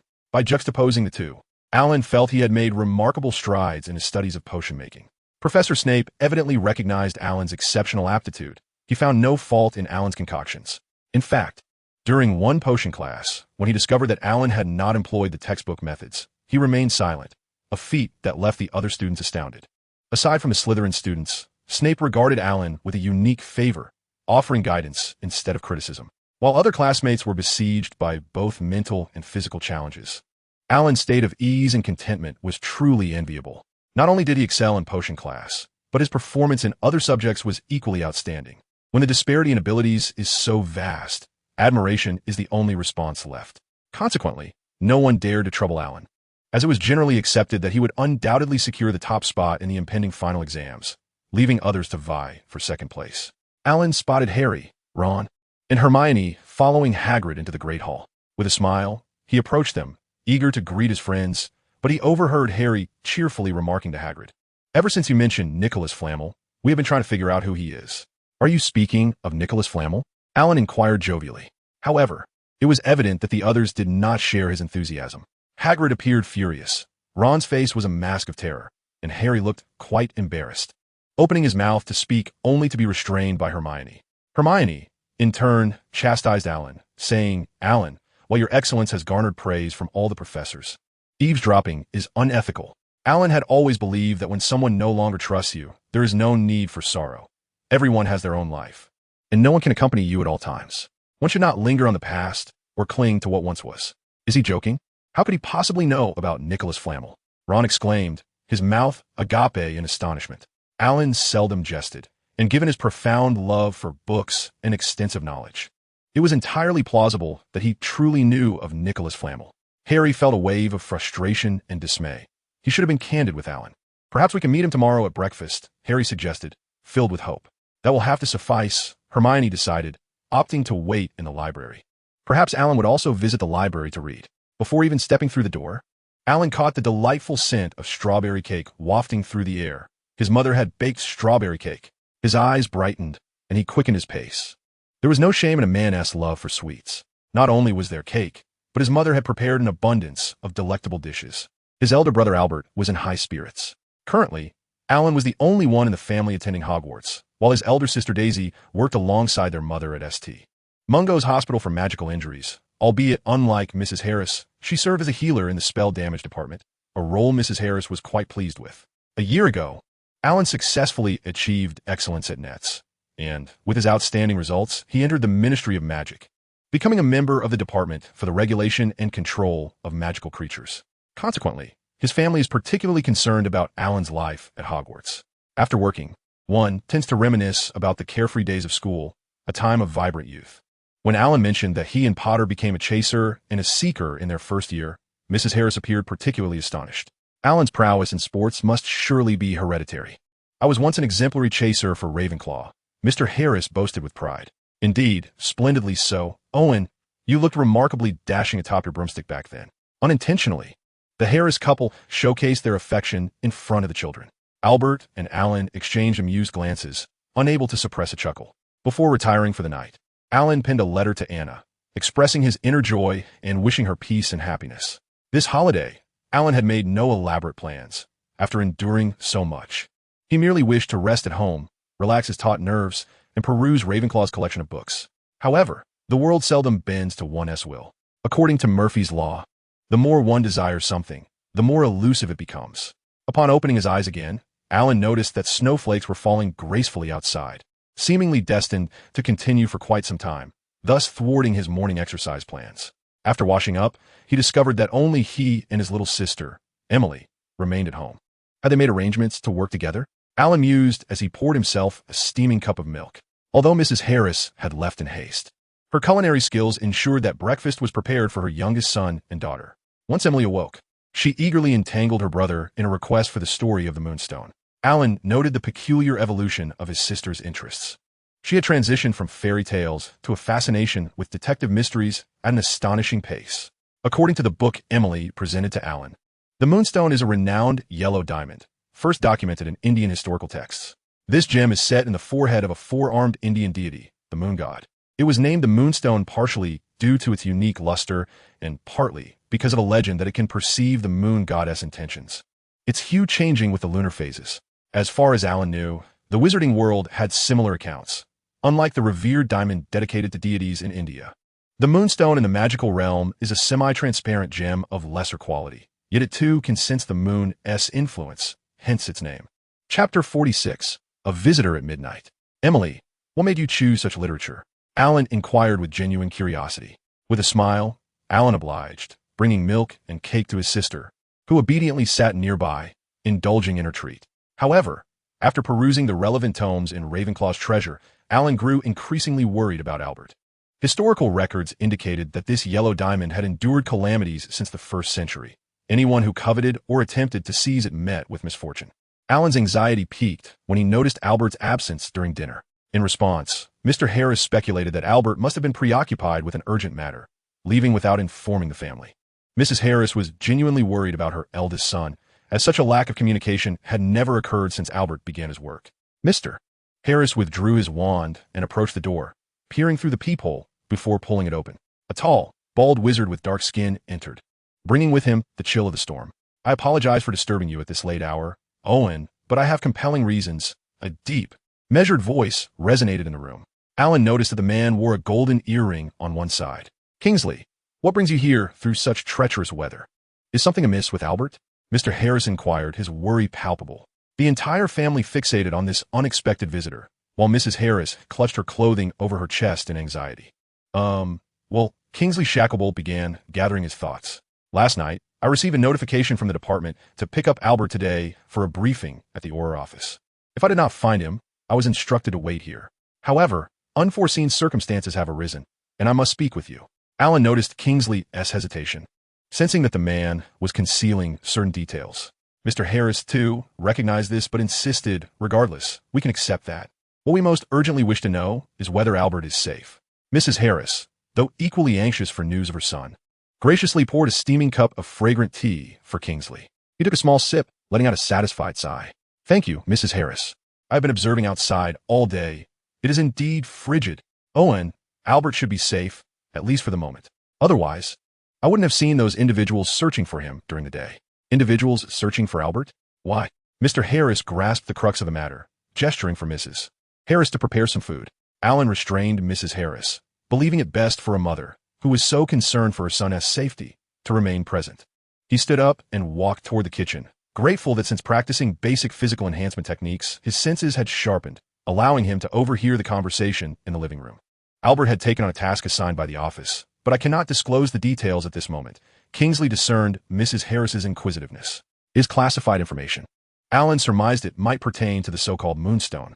Today, in your village, I encountered 3 Indians wearing reddish-brown head wraps, clad in white linen robes and trousers, accompanied by a fair-haired, handsome English boy.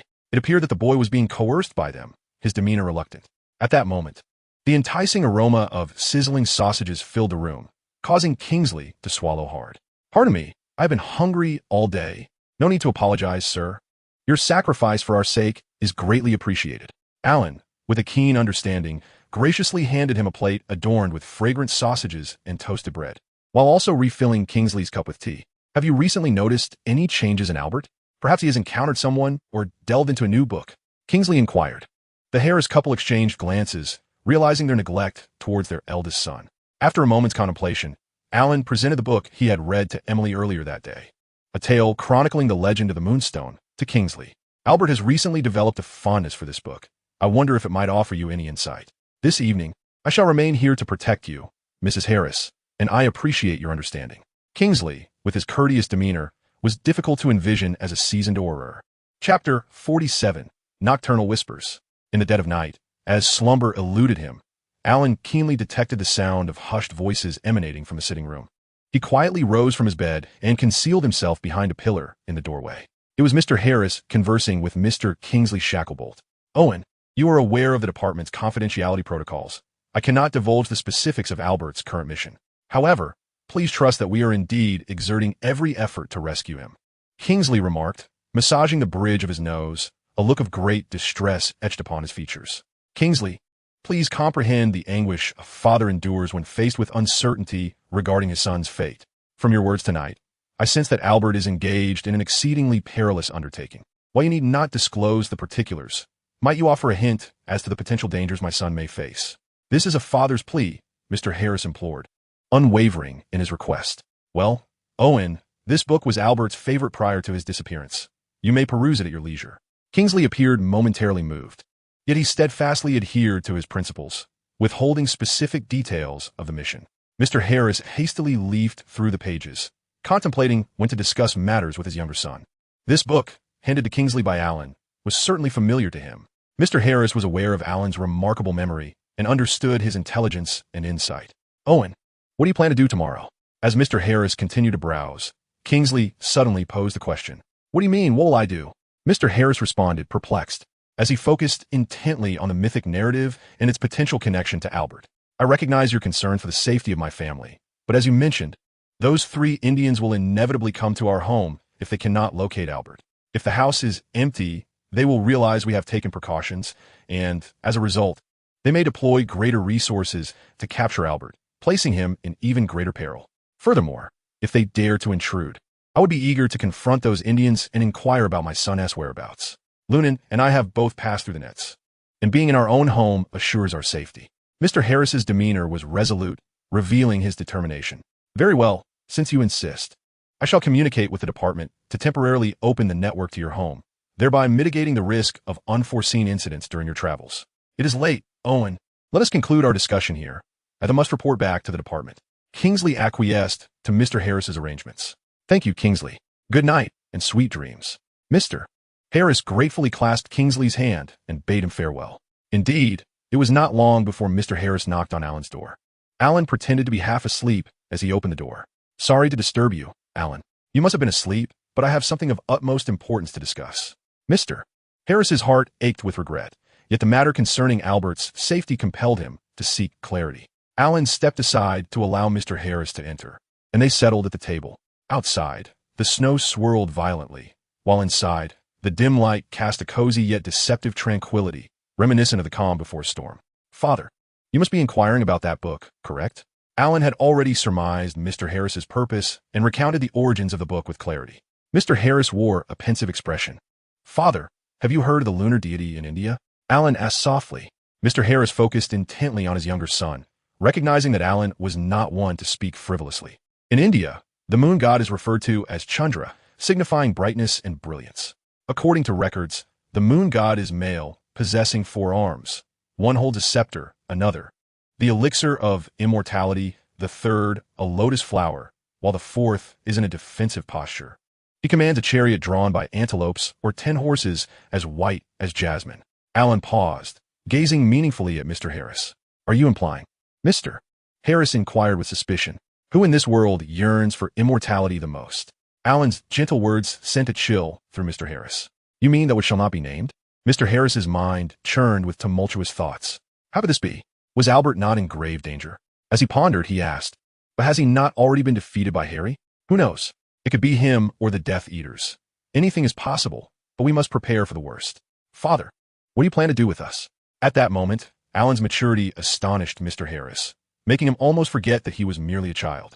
Yet, in both appearance and demeanor, Alan certainly did not resemble a child. Mr. Harris was taken aback, as if he suddenly grasped Alan's intentions. "No, Alan. While you are indeed capable, you are still a child. You must remain at Hogwarts and not seek out Albert." Faced with Mr. Harris's sudden impatience, Alan remained calm. "Father, consider this. Emily is only 7. Would you truly trust her to live alone at Aunt Josephine's? Would she not feel abandoned? Would she not be heartbroken? If you believe she is safe at Aunt Josephine's, then what harm could there be in my accompanying her?" Alan's coherent and logical reasoning left Mr. Harris in a state of indecision.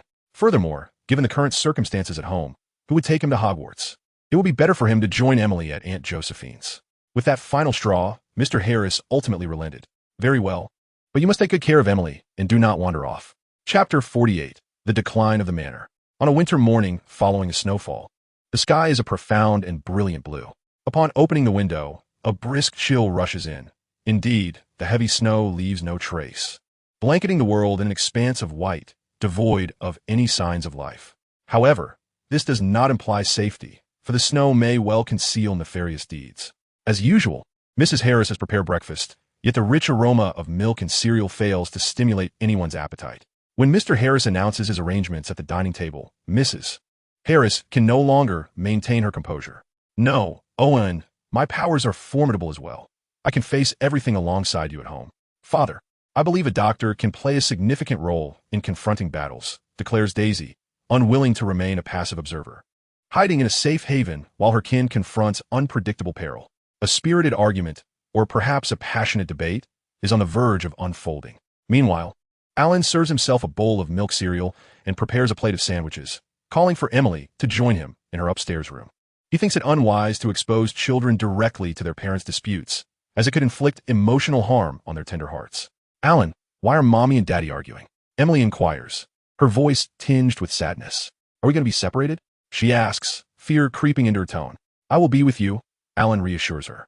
Hearing that calm has returned downstairs, Alan gathers his neatly packed belongings and leads Emily into the parlor. They are to journey via the Flyway network to Aunt Josephine's residence. When Mr. Harris entrusts his children to Josephine, he appears deeply reluctant. "We will proceed as planned.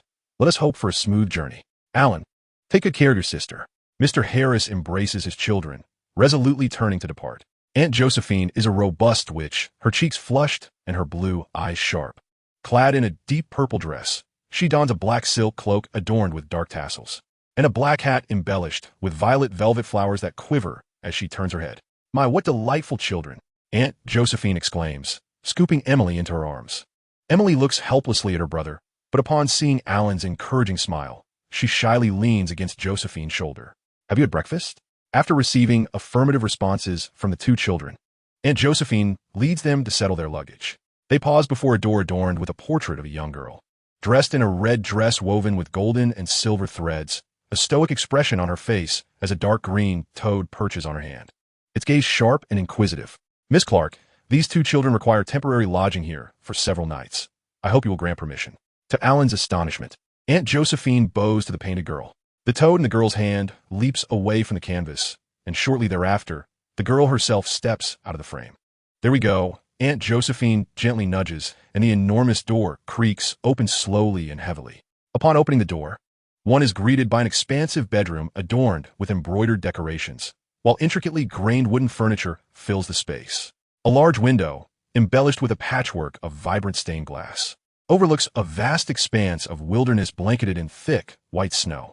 A broad, plush bed, draped in a sumptuous blanket, is positioned before an aged mural, the details of which have become nearly indistinguishable, yet emanates an air of enigmatic allure. Do not fret. Although the ambience may appear somewhat foreboding, it is an entirely safe haven, Aunt Josephine reassured, seemingly concerned for the two children's apprehensions. "Thank you, Aunt. Rest assured, we can manage perfectly well." Alan replied with a respectful bow. "Very well, then. Take some time to rest. I shall call for you shortly for lunch. Should you find yourselves bored, the adjoining library awaits, where you may peruse the many children's books that Miss Clark has generously provided," Aunt Josephine added, gently patting Emily's head before departing. As Alan unpacked his belongings, carefully hanging his clothes in the oak wardrobe, he pondered how to slip away in search of Albert. If only he were an adult, he mused, he would possess the freedom to act without the constraints of age. Soon, Alan discovered his opportunity. The room lacked suitable playthings for Emily, so he took her to the neighboring library, a space that appeared seldom used, with books meticulously arranged upon the shelves.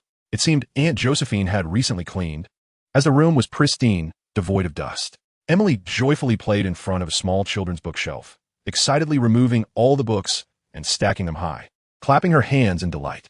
As the tower of books grew taller, it began to wobble precariously. With a resounding crash, the stack toppled over after Emily placed a hefty fairy tale volume atop it. Alan rushed to catch her, inadvertently knocking over the children's bookshelf, which collapsed onto the tapestry behind it, creating a noticeable dent. As Alan righted the bookshelf and lifted the tapestry, he was astonished to reveal a narrow staircase tunnel hidden behind it. His curiosity piqued, he felt compelled to explore, yet with Emily present, he could not abandon her for this adventure. At last, the moment arrived. Following a sumptuous lunch, Emily succumbed to fatigue and drifted into slumber upon the warm, soft bed. Alan beseeched Aunt Josephine to look after Emily, feigning a desire to focus on reading in the library while he ventured to explore the secret passage he had discovered. Chapter 49. A Quest in the Catacombs.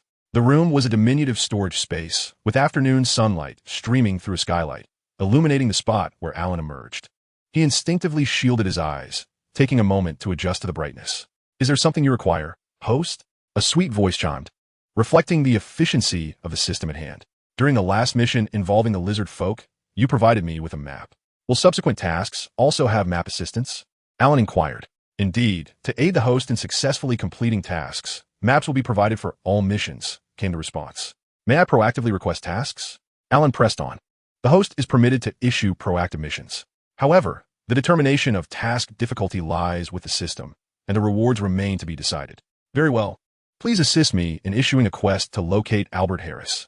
Alan is indeed cunning, intricately achieving his desired outcome. Kindly wait patiently, as the task difficulty is being assessed. The system has deemed the difficulty to be excessively low, suggesting the task evolve into acquiring the Moonstone. "May I inquire if you accept this task?" "Accepted," Alan responded succinctly. Sensing the slight movement of Emily's small hand, the little girl was on the verge of awakening. As this was a proactive task, the system imposed no time constraints, encouraging the host to persevere. The system was quite straightforward, as a map materialized directly in Alan's mind. Without delving into how Alan had spent the afternoon entertaining Emily and conversing with Aunt Josephine, at 9 p.m., after soothing Emily to sleep once more, Alan cast a sleep charm upon her. According to the Encyclopedia of Spells, this incantation was invented by a wizard plagued by insomnia. After placing a gentle kiss on Emily's forehead, Alan turned to depart. Stepping out of the cottage again, he retrieved Neptune from his storage compartment, swiftly mounting it and racing towards the horizon.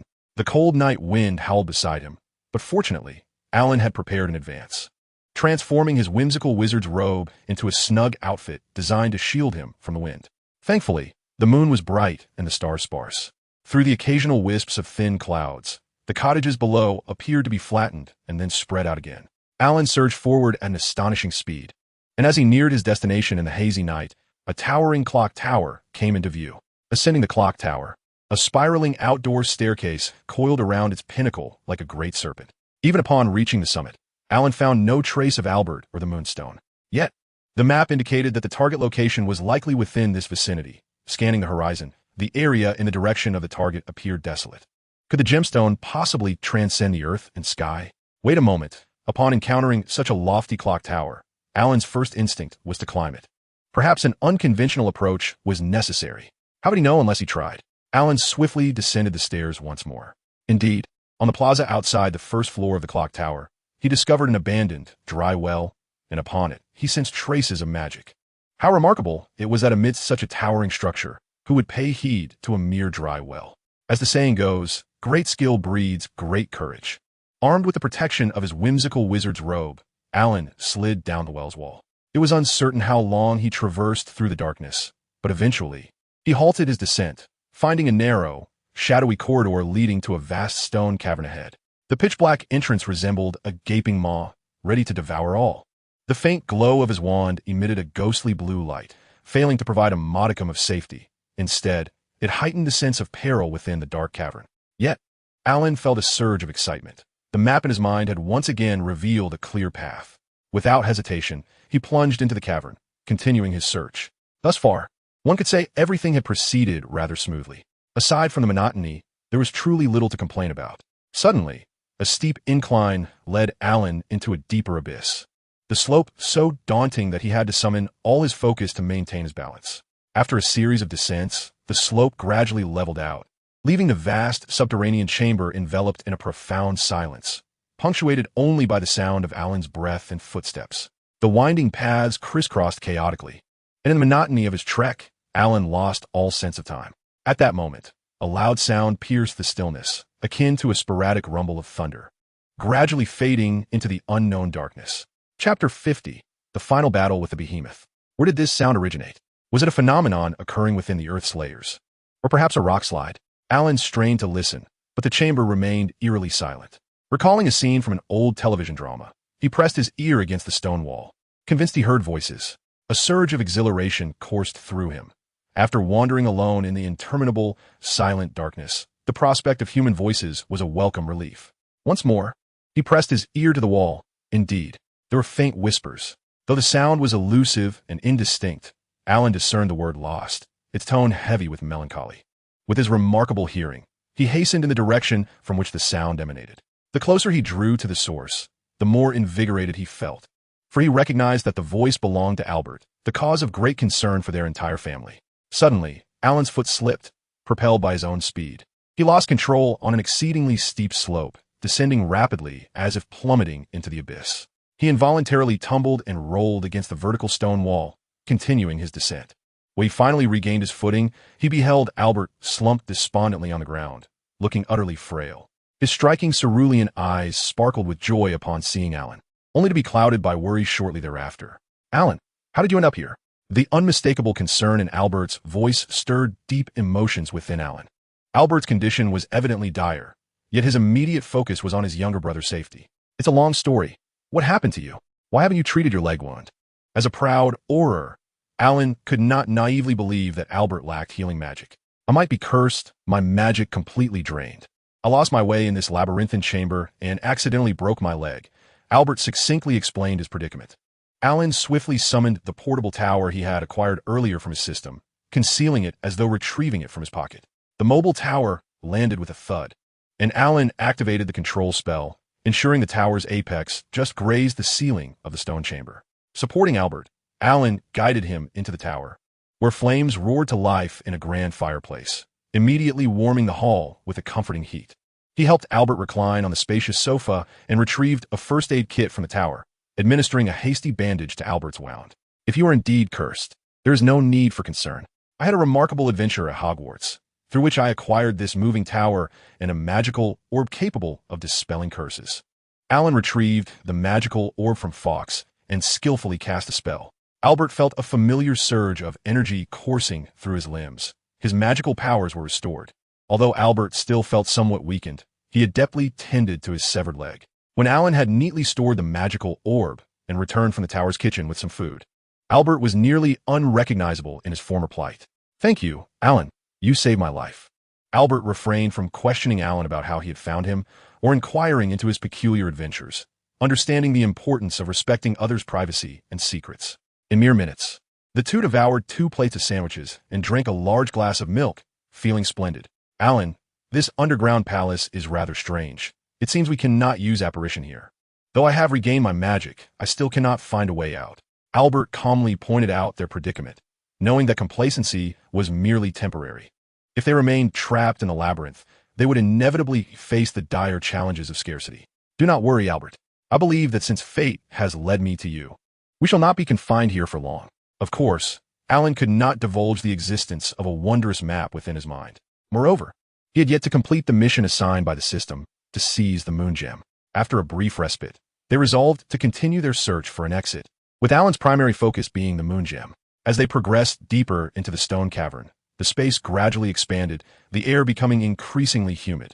The stone walls were dampened by moisture, adorned with lush, dark green moss.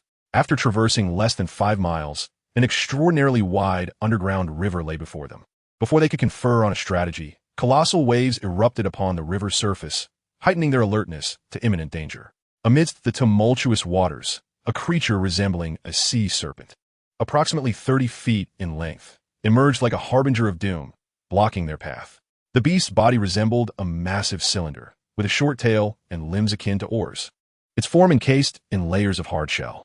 Its head and neck, however, exhibited the agility of a giant python, capable of extending to a height of 30 feet with a mere tilt. As it moved, it conjured waves as high as mountains, splashing down upon Alan and Albert, who were retreating in haste. The creature had detected the uninvited guests. "It's a plesiosaur. Alan, you go ahead. I'll hold it off," Albert cried out in despair, his face pale as he gripped his wand, determined to give Alan a chance to escape. With resolve, Alan flew towards the enormous beast. The invincible aura once again came into play. Alan felt as if he possessed boundless magical energy and inexhaustible strength. He darted around the plesiosaur, and despite the creature's agile head, it could not outpace Alan. The two engaged in a fierce battle, with Alan tirelessly casting one lethal spell after another. Many of the incantations were new to him, yet under the protective influence of the invincible aura, it seemed as if he were inherently skilled in their execution, striking with precision and ferocity against the plesiosaur. They approached the shore at times, only to retreat moments later, as Alan seemed to merge with Neptune, soaring amidst the towering waves. Although Albert was engulfed in despair, he resolutely cast the lethal spells he had mastered upon the serpent-necked dragon. Suddenly, both Alan and the dragon plunged into the depths of the sea.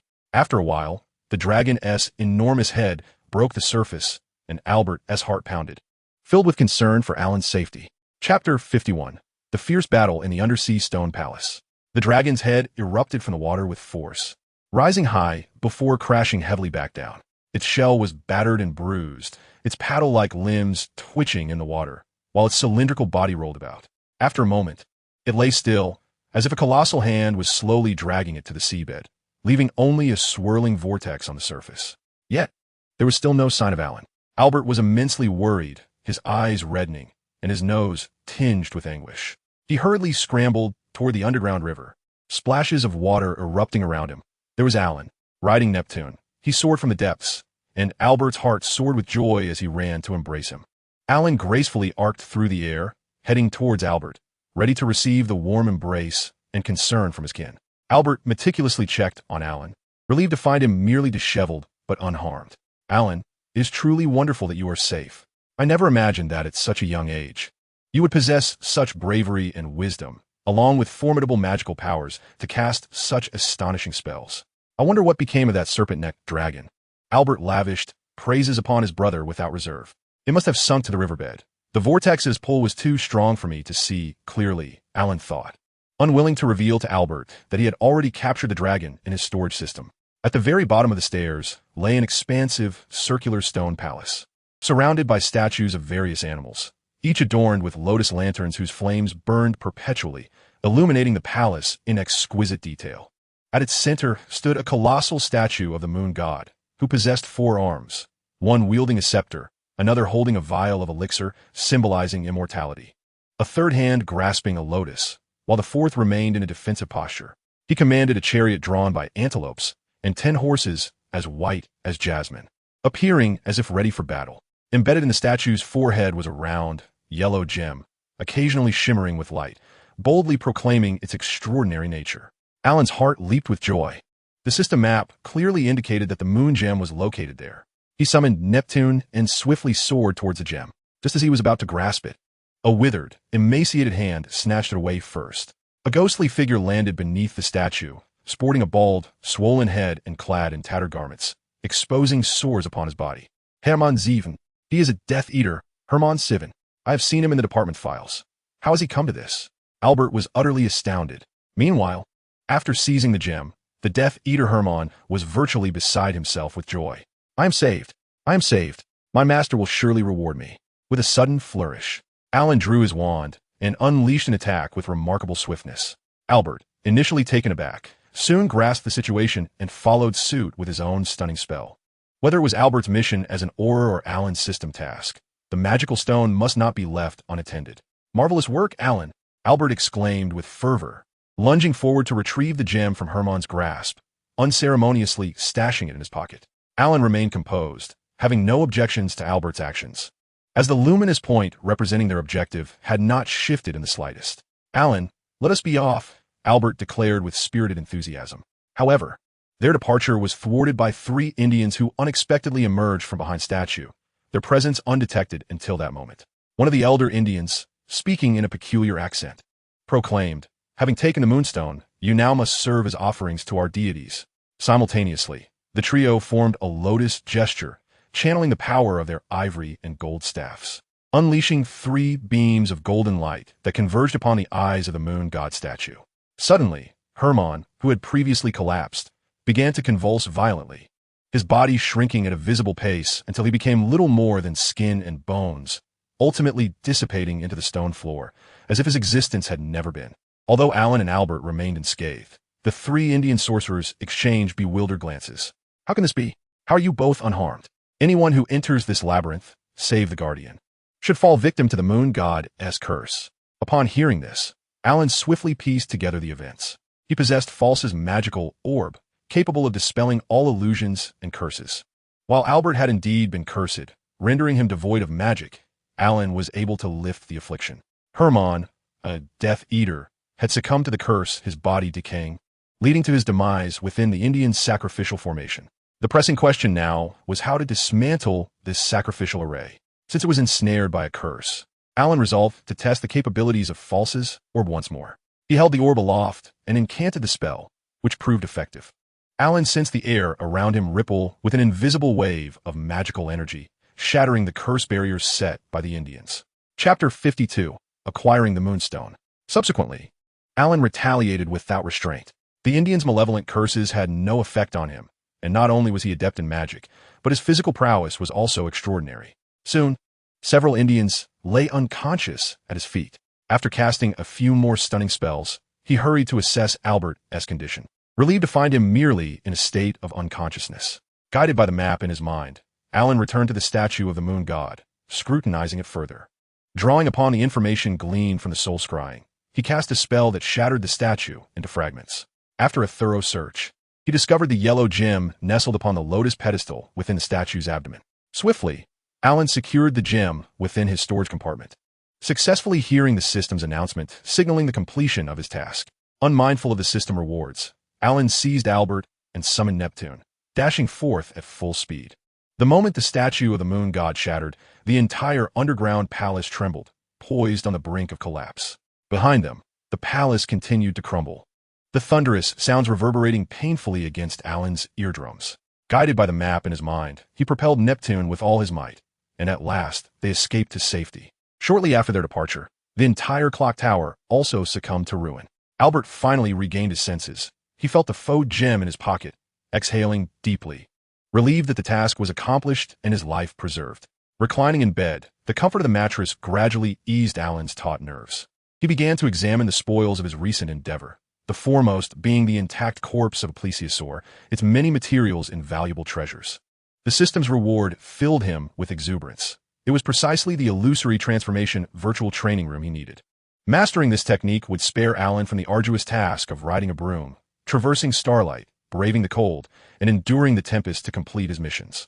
Another reward was the ability to communicate with beasts. Perhaps due to having vanquished the plesiosaur, Alan, free from further contemplation, stretched his weary body and fell into a deep slumber. Upon returning home, Alan was greeted with a sumptuous lunch, fragrant celery soup, ham and eggs, and spiced bread, complemented by tender beef and sour plum sauce. For dessert, there were sugar-cured fresh shrimp and delightful butterbeer, not to mention Mrs. Harris's signature strawberry cake. It was truly splendid. The family joyfully devoured the meal, nearly finishing every dish. In the remaining holiday time, Alan finally enjoyed the tranquil life he had yearned for before the break, reading, practicing body refinement techniques, and playing with Emily. In this serene state of mind, after numerous exercises in the illusory transformation virtual practice room, he successfully transformed from his bedroom to the living room before returning to school, a feat that filled him with exhilaration. As for the gifts he sent to others, they were straightforward, small backpacks imbued with the seamless stretching charm. Before returning to school, Albert sought out Alan for a heartfelt conversation. Alan understood his brother-esque concerns and selectively shared his adventures at Ravenclaw, while Alan basked in the warmth of family. Harry was entranced by the vision of family reunions conjured by the mirror of Ariste, until Professor Dumbledore roused him from his reverie. Chapter 53. Forgiveness. Upon returning to Hogwarts, Alan was as joyful as one reuniting with an old friend. He playfully tussled with Edward and shared laughter with Anna, even the frowning Grey Lady. Unable to enter the statue's space, seemed amiable. What delighted the Ravenclaw students most was the wafting aroma in the common room, the result of Professor Flitwick's magical efforts to welcome the students back, nurturing an array of rare, beautiful trees adorned with exquisite blossoms. During lunch, Alan's spirits soared even higher as the Ravenclaw long table overflowed with an enticing spread of delectable dishes. Edward, equally thrilled, enjoyed the feast alongside Alan and Anna. Engaging in lively conversation, Edward enthusiastically recounted the myriad peculiar experiences he encountered during his holiday, while Alan occasionally interjected with his insights. For a contemplative individual, such observations are far more captivating than the mere facts themselves, a sentiment Anna wholeheartedly shared. Before this attentive young lady, two distinctly contrasting life experiences unfolded. One an impassioned explorer, brimming with curiosity about the world, and the other a seasoned connoisseur of human affairs. One spoke volubly of his extraordinary adventures, while the other, akin to Merlin, demonstrated profound understanding in every topic he addressed. As Edward became increasingly animated, his eyes sparkled. His hands alternately gestured wide and clenched in excitement, his speech quickening. In stark contrast, Alan exuded an air of refinement, approachability, and calm composure, his demeanor strikingly exceptional. Nevertheless, even his slightest gestures and subtle shifts in tone conveyed more potency than Edward's exaggerated movements. Even when discussing his own experiences, Alan merely alluded to them, allowing them to drift by unnoticed. "I beg your pardon, Alan," Hermione said cautiously, politely stepping aside to allow Alan and Edward to pass, as her position coincidentally obstructed their path. Alan, perplexed, glanced at Hermione, having long since dismissed any lingering discomfort from their prior misunderstanding before the holiday. Despite the thrilling escapades he had encountered, Edward, already weary, stifled a yawn. "It's nothing. We shall take our leave," he declared, pulling Alan along with him. Hermione's face flushed with embarrassment, her hands nervously twisting the sleeves of her robe. "Alan, I sincerely apologize for the misunderstanding regarding your eavesdropping before the holiday. Please forgive me." Biting her lip, Hermione summoned her courage to complete her apology. "All right, I forgive you," Alan replied, a friendly smile recalling their earlier, minor discord. Before long, the group set aside their grievances, engaging in light-hearted banter. "Alan, do you recall the three-headed dog?" What was it guarding? Harry inquired. And that was something Professor Snape coveted. Hermione swiftly added, recalling how Snape had cursed Harry during the Gryffindor-Slytherin match. We asked Hagrid, and he inadvertently mentioned the name Nicholas Flamel, Ron proclaimed, adopting a sage expression. So, you wish to discover who Nicholas Flamel is? Alan gently probed. An awkward silence enveloped the air, Harry, Ron, and Hermione feeling the weight of their earlier deception towards Alan. What is the big deal? Nicholas Flamel is Professor Dumbledore's associate, an esteemed master of alchemy. Alan remarked with a mischievous grin, lowering his voice theatrically. He is also known as the sole creator of the Philosopher's Stone. However, the revelation did not elicit the response he anticipated. What stone? Harry and Ron asked, while Hermione appeared lost in thought. Ancient alchemy encompassed the creation of the Philosopher's Stone, a miraculous substance endowed with astonishing capabilities. This stone possesses the power to transmute any metal into pure gold and to concoct an elixir of immortality, granting eternal life to those who partake of it. Allen patiently elucidated. Harry and Ron were left in a state of astonishment, with Ron's mouth agape in disbelief. Alan further expounded, stating that, as far as the magical realm is aware, the sole remaining Philosopher's Stone belongs to Mr. Nicholas Flamel, who celebrated his 665th birthday last year and currently resides in seclusion in Devon with his wife, Perenelle. Do you understand now? Alan inquired. That large dog must be guarding Flamel's Philosopher's Stone.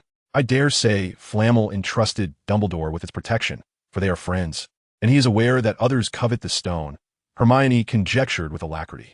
A stone that can produce gold and grant eternal life, Harry remarked. No wonder Snape is also interested. Who wouldn't be? Alan felt a quiet pride within, for he not only possessed a Philosopher's Stone, but was also one of its two creators. Once the term officially commenced, Alan returned to his exceedingly disciplined and orderly routine. Perhaps due to the impending final examinations, professors assigned increasingly copious amounts of coursework. Professor Snape, seemingly troubled by some vexation, was particularly demanding. Apart from Alan, nearly every student was subjected to relentless scrutiny. During an especially damp and muddy training session, Roger excitedly informed everyone that Professor Snape would officiate the Quidditch final. Why not Madame Hooch? She is far more qualified, someone questioned. Who cares why? Roger exclaimed with flamboyant bravado. Though Snape is only fond of Slytherin, we, in Ravenclaw, are far more likely to win his favor compared to Gryffindor. The team members engaged in lively discussions, while Alan smiled to himself, thinking, not at all. The professor wishes to protect Harry. Chapter 54, Conflict. In stark contrast to the buoyant spirits of Ravenclaw, the Gryffindor players appeared utterly despondent. They believed that Professor Snape would undoubtedly seek to deduct points from Gryffindor, ensuring an unfair judgment. The notion of Snape as a referee caused George Weasley to fall from his broom in terror, spitting out the mud from his mouth. He questioned when Snape had ever served as a Quidditch referee, asserting that he had always harbored a disdain for Gryffindor and would never adjudicate fairly. Not necessarily, countered an optimistic member of the Gryffindor team. In the House Cup, Ravenclaw amassed more gems than Slytherin. If Snape desires Slytherin to win the House Cup, he will surely suppress Ravenclaw's scoring opportunities. Not to mention, Alan Harris from Ravenclaw is the only student Snape has never criticized. As a seeker, perhaps Snape will show him some favoritism. Someone else added. Moreover, his animosity towards Harry is quite evident. Fortunately, Alan was merely a chaser, not a seeker. The Gryffindor players descended beside George, some lamenting while others remained hopeful. Regardless, the atmosphere was charged with anticipation. Wood stated that as long as we adhere to the rules during the match, Professor Snape would have no excuse to trouble us. Ultimately, the Gryffindor team completed their training, emerging from the field with faces that bore an ominous pallor. One was a fool, the other a weakling. What a perfect match they made. Perhaps they could add a touch of amusement to our day. At that moment, Malfoy's previously charming visage morphed into a fierce grimace. He aimed his wand at Neville and Flitch, who appeared terrified, while Flitch, filled with rage, struggled to charge at Malfoy, only to be firmly restrained by Crabbe and Goyle. Utterly unable to break free, their legs stood frozen, as if petrified. Two spells struck Neville and Flitch in succession, binding their legs tightly together. The distance was too great for Alan to reach them in time. Malfoy laughed heartily, seemingly deriving great pleasure from the scene. Malfoy, how can you experiment with spells on your classmates? Alan rushed over to lift the enchantment from Neville and Flitch. Alan, you dare oppose me and Slytherin for the sake of two Gryffindor fools? Malfoy's laughter froze on his face, disbelief etched across it. He immediately attempted to counter the spell, but failed to dispel Alan's magic.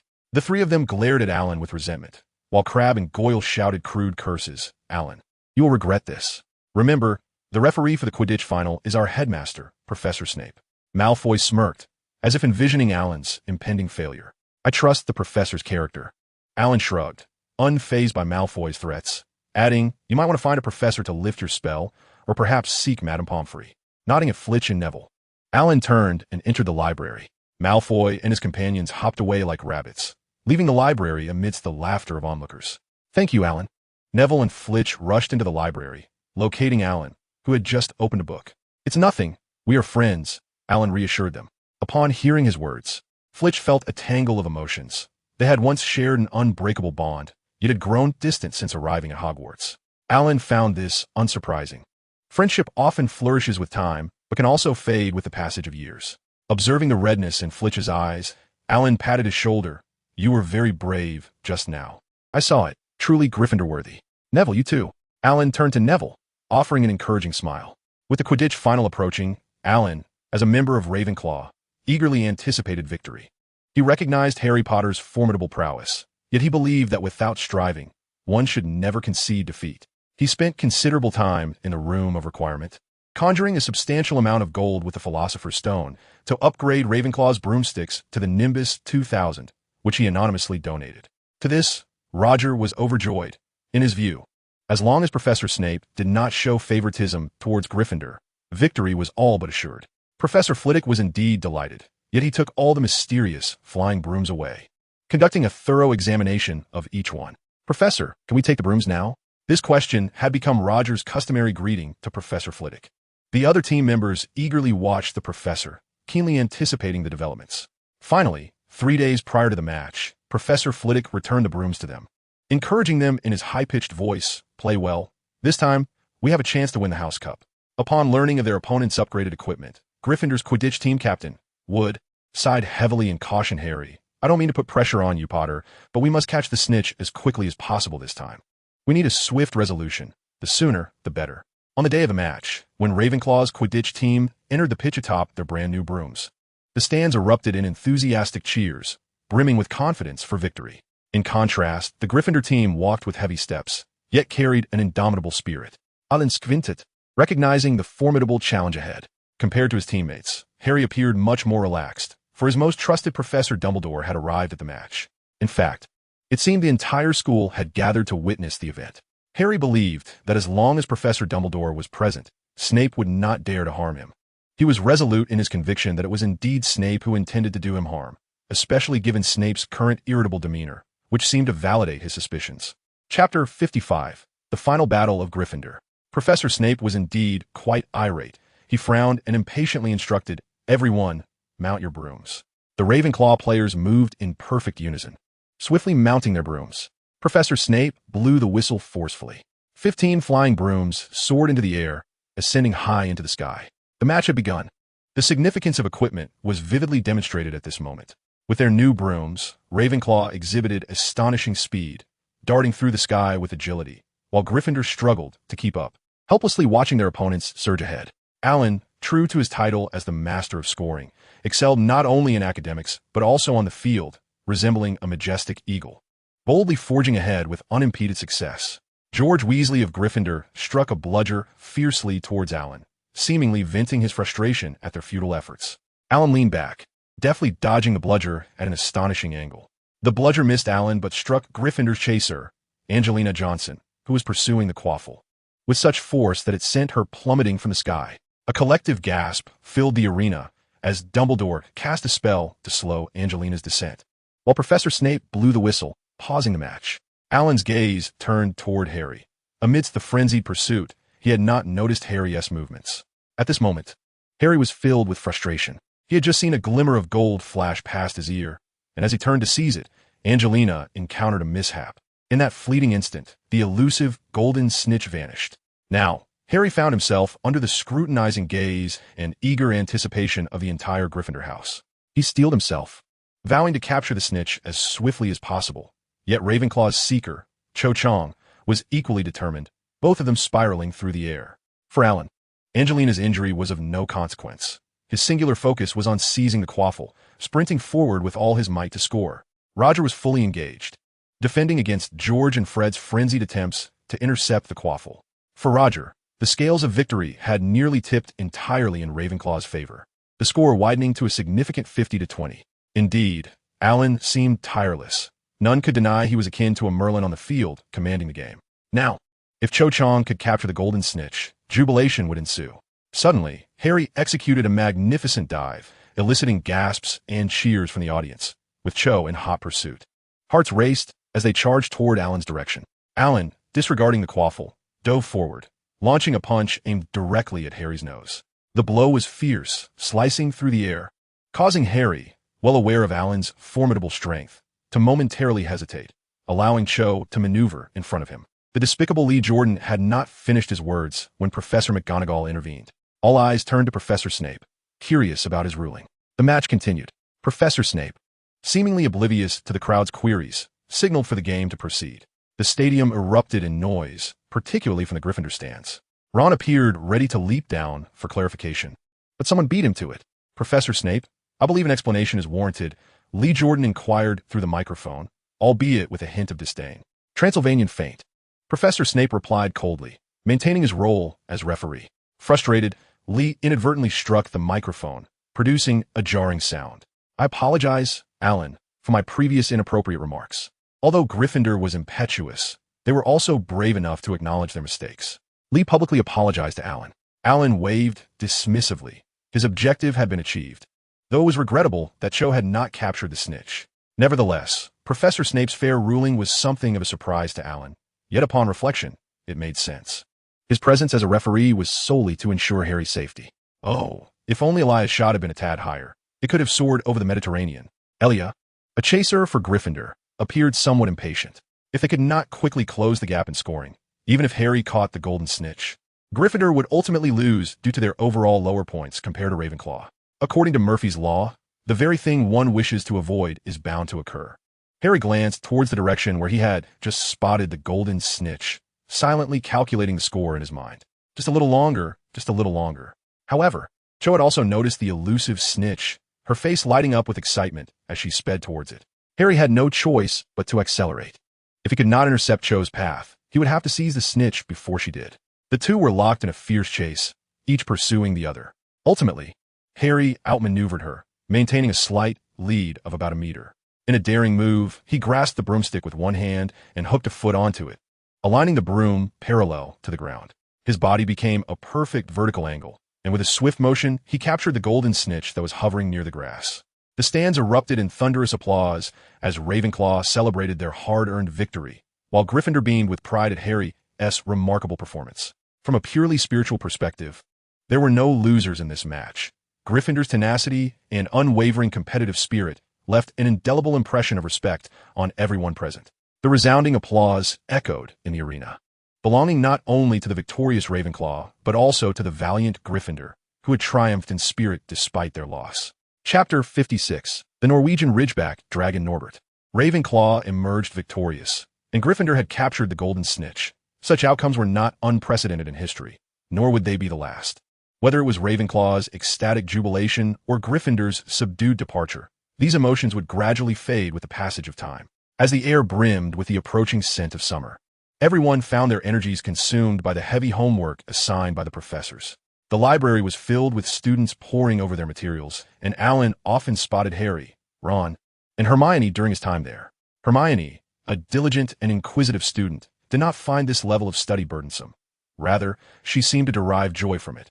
In contrast, Harry and Ron sighed repeatedly, yawning but compelled to persevere through their arduous assignments. Each time Alan witnessed these scenes, he couldn't help but chuckle. On such a brilliantly sunny day, being confined to the library, surrounded by countless books and memorizing dry facts, was indeed a trial.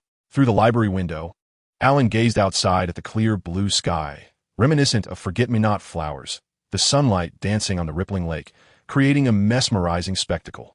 How delightful it would be to take a stroll by the lakeside at this moment.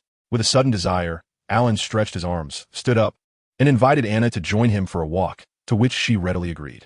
As they prepared to leave the library, Alan caught a glimpse of the envious glimmer in Ron's eyes. Just before exiting, he noticed Hagrid hurriedly concealing something behind his back. Despite the warm weather, He was clad in a moleskin coat, which seemed quite out of place. "Hagrid, what brings you to the library today?" Alan inquired casually, greeting him. "Oh, I came to find Harry," Hagrid replied, his voice evasive. Spotting Harry and the others in the distance, he appeared to find an excuse and bid farewell to Alan.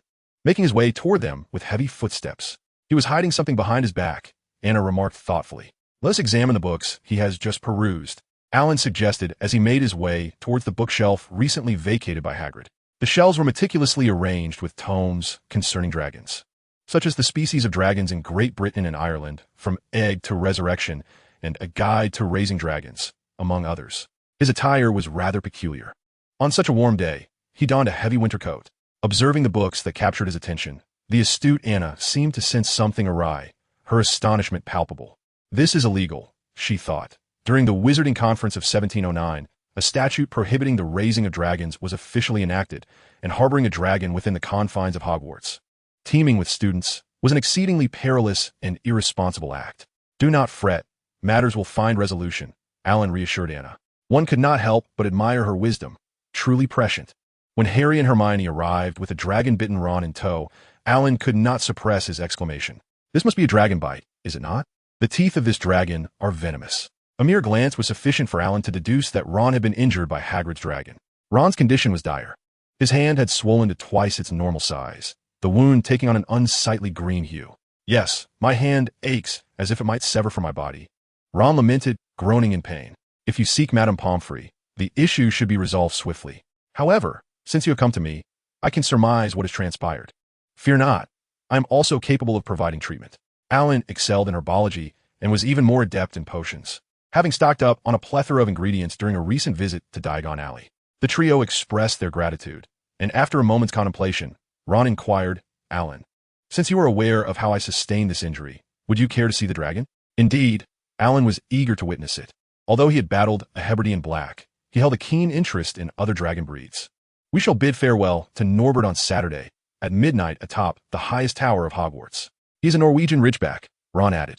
Given that Ron sought Alan's assistance with the antidote, it was reasonable to presume that their plan to release the dragon would remain confidential, thereby minimizing the risk of Malfoy seizing the opportunity to inform on them. With this thought in mind, Alan readily acquiesced to Ron's proposal. However, unbeknownst to Alan, Ron had concealed a letter from Charlie within the pages of a book, which had inadvertently been left behind in the potions classroom, where it caught the eye of the ever-watchful Malfoy. In the absence of the missing book, Ron and his companions opted to proceed as originally planned to ensure Norbert's timely departure. Soon, Saturday arrived, a pitch-black night, shrouded in heavy clouds. After rendering himself invisible, Alan made his way to Hagrid's hut, where Hagrid and the two boys awaited him.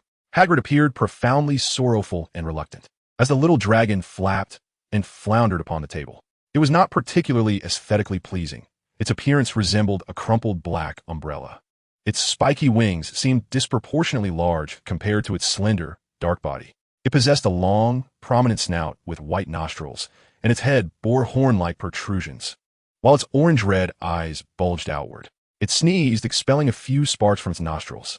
Alan found it adorably grotesque. He had prepared an abundance of mice for it, along with a measure of brandy, sufficient for its journey. Hagrid, with a heavy voice, added that he had also placed its teddy bear inside, to spare it from loneliness. The crate emitted tearing sounds, and Alan felt a profound sympathy for Hagrid. He too had experienced the sorrow of losing a pet and understood Hagrid's feelings at that moment. "Goodbye, Norbert," Hagrid said, sniffling. "Mama won't forget you." Chapter 57, Punishment. The following day, after a refreshing night's sleep, Alan headed to the room of requirement for his morning exercises, feeling invigorated and exhilarated, drenched in sweat. After freshening up, he made his way to the dining hall, as usual. Upon entering, Alan keenly sensed an extraordinarily strange atmosphere. He immediately spotted Harry, Ron, and Hermione of Gryffindor sitting at the table, their spirits visibly low, while Neville sat beside them, his eyes swollen like walnuts. Ever since they had banded together against Malfoy, Neville and Flitch had been inseparable, but now Flitch was conspicuously absent. In an instant, Alan grasped the situation. They had indeed been caught, and likely Flitch had been ensnared as well. To confirm his suspicions, he specifically went to observe the colossal hourglass that recorded the House Cup scores. As anticipated, the hourglass representing Gryffindor was sparsely adorned with a few scattered gems, its emptiness starkly contrasting with the hourglass of Ravenclaw, which overflowed with jewels. rendering Gryffindor's situation particularly desolate and pitiable. Unlike Alan, who harbored suspicions, the Gryffindors believed a mistake had occurred. They had previously ranked second, surpassing Slytherin. But it was now painfully evident that they had plummeted to last place, with little hope of overtaking Hufflepuff. The question loomed: how could they have suddenly lost 250 points? However, the news quickly spread. The infamous Potter and 4 foolish first-year students had nearly obliterated their entire year's achievements. Indeed, 250 points. Flitch and Neville had been caught by Professor McGonagall while searching for Harry. Meanwhile, Ron, due to the remarkable efficacy of Alan's potion, had not been resting in bed, but had accompanied Harry to bid farewell to Norbert, only to be apprehended by Filch as well. The 5 of them each faced a deduction of 50 points, though Professor McGonagall felt distressed. Her steadfast sense of fairness left her no choice but to penalize her own house. On the other hand, whenever Slytherin passed by, they would cheer, clap, and whistle in derision. Malfoy, Crabbe, and Goyle even deliberately wandered in and out of the dining hall, taunting Harry. "Thank you, Potter. Your foolishness has propelled us to second place."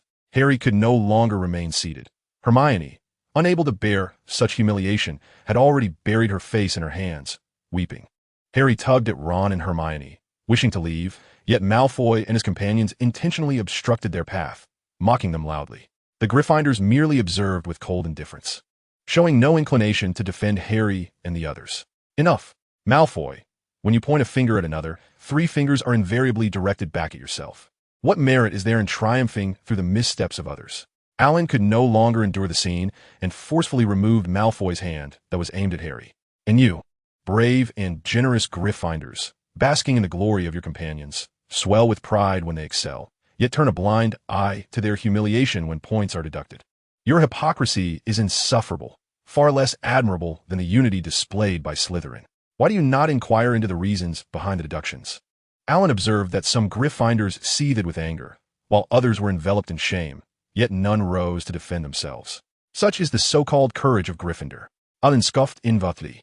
"Come, Harry, this shallow and insincere camaraderie is hardly worthy of your sorrow. Were the Ravenclaws to suffer a similar fate, I am confident that the wise and astute would rally together, striving for excellence rather than casting stones in a moment of misfortune." Upon hearing this, the Ravenclaws stood tall, some even offering friendly smiles to Harry. Alan's words struck like a clarion call. Those Gryffindors who had previously insulted Harry now flushed with embarrassment, some stammering apologies while others bowed as they hurried past. Tears, long held at bay, cascaded down Harry's cheeks, guilt and self-reproach rendering him utterly humiliated. Despite this, while the Gryffindors began to acknowledge their faults, the broader community remained indifferent toward Harry and his friends. Yet, whenever Malfoy hurled insults at Harry, there would always be a few Gryffindors who pretended to casually position themselves before him. Consequently, although their days were arduous, they were not devoid of solace. More importantly, as the final exams approached, everyone found themselves too preoccupied with the myriad tasks assigned by their professors, each day presenting new challenges. This served to temporarily alleviate Harry's worries, allowing him to immerse himself in his studies. Alan's remarks in the dining hall spread like wildfire, and Professor Flitwick looked on with satisfaction as the intelligent and gifted Ravenclaws indeed grew closer, particularly the first-year students who were captivated by Alan's knowledge, demeanor, and charisma. They seemed to have found a leader in him, emulating his disciplined lifestyle and diligent study habits. In the first year, Alan reigned supreme without an official title. Though not appointed as the prefect, his influence surpassed that of Penelope, the designated head. Time slipped by unnoticed. On a morning just a week before exams, Alan was savoring a rich cream mushroom soup, a delightful taste he adored, having indulged in it 3 times. Suddenly, a familiar system notification echoed in his mind. Timed mission. Save the unicorn shrouded in darkness and earn its gratitude. Time limit, 24 hours. Successful completion yields a random reward. Alan struggled to contain his excitement. After all, the invincibility aura was acquired through such rewards, and it had proven invaluable in assisting him with numerous tasks. Alan examined the map in his mind, which indicated that the location of the unicorn in need of rescue lay within the Forbidden Forest. This signified that he would once again have to breach the school's regulations and venture deep into the woods. Meanwhile, Harry and his 4 companions at the Gryffindor table received 5 identical notes. Your detention begins tonight at 11 o'clock. Find Mr. Filch in the entrance hall. Harry and the others expressed no complaints, as they had been burdened with guilt since losing points. The punishment, arriving only now, offered them a sense of relief. They felt they deserved such retribution. Even Hermione, who was fervently studying for exams, showed no signs of discontent. To her, making a mistake warranted punishment. It was a natural consequence. Entirely justifiable. At 11 o'clock that night, Harry, Ron, Hermione, Neville, and Fong descended the stairs together to the entrance hall. Filch was already waiting there, accompanied by Malfoy. They endured Filch's incessant tirade and biting remarks before joining Hagrid to make their way into the Forbidden Forest.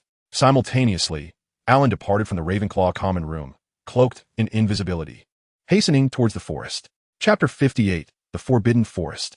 The pale moonlight illuminated the path leading to the Forbidden Forest, which loomed dark and ominous, as if it were a gaping maw ready to consume any intruder. Before Alan appeared narrow, winding path gradually disappearing into the depths of the shadowy woods, a gentle breeze tousling his hair. The view from the entrance was hazy and indistinct, with grotesque branches resembling clawed demons lying in wait for their prey. The moonlight filtering through the leaves cast circles of light upon the ground, yet instead of warmth, it evoked a disquieting and dizzying sensation. Alan felt no hesitation. He strode boldly onward. It is human instinct to fear the dark and the unknown.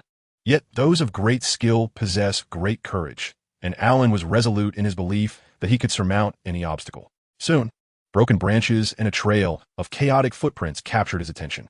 Following the direction of the prints, a silvery trail came into view, and Alan was certain it was no mere illusion conjured by the moonlight. Coincidentally, unicorn blood is indeed silvery. Alan pursued these traces, as occasionally a beam of moonlight broke through the branches above, illuminating a patch of silver-blue blood on the fallen leaves. He hoped to reach the unicorn in time, for it appeared to be gravely injured. As Alan passed a moss-covered stump, the gentle sound of running water reached his ears.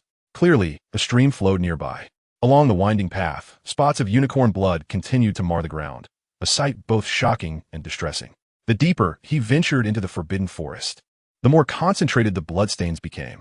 Anxiously, Alan quickened his pace, though the dense foliage of the forest posed a significant challenge, with massive roots intertwining in a labyrinthine manner. He had to tread carefully to avoid tripping, and thus, despite his nimble agility, he proceeded with utmost caution. Soon, a resounding noise echoed from afar.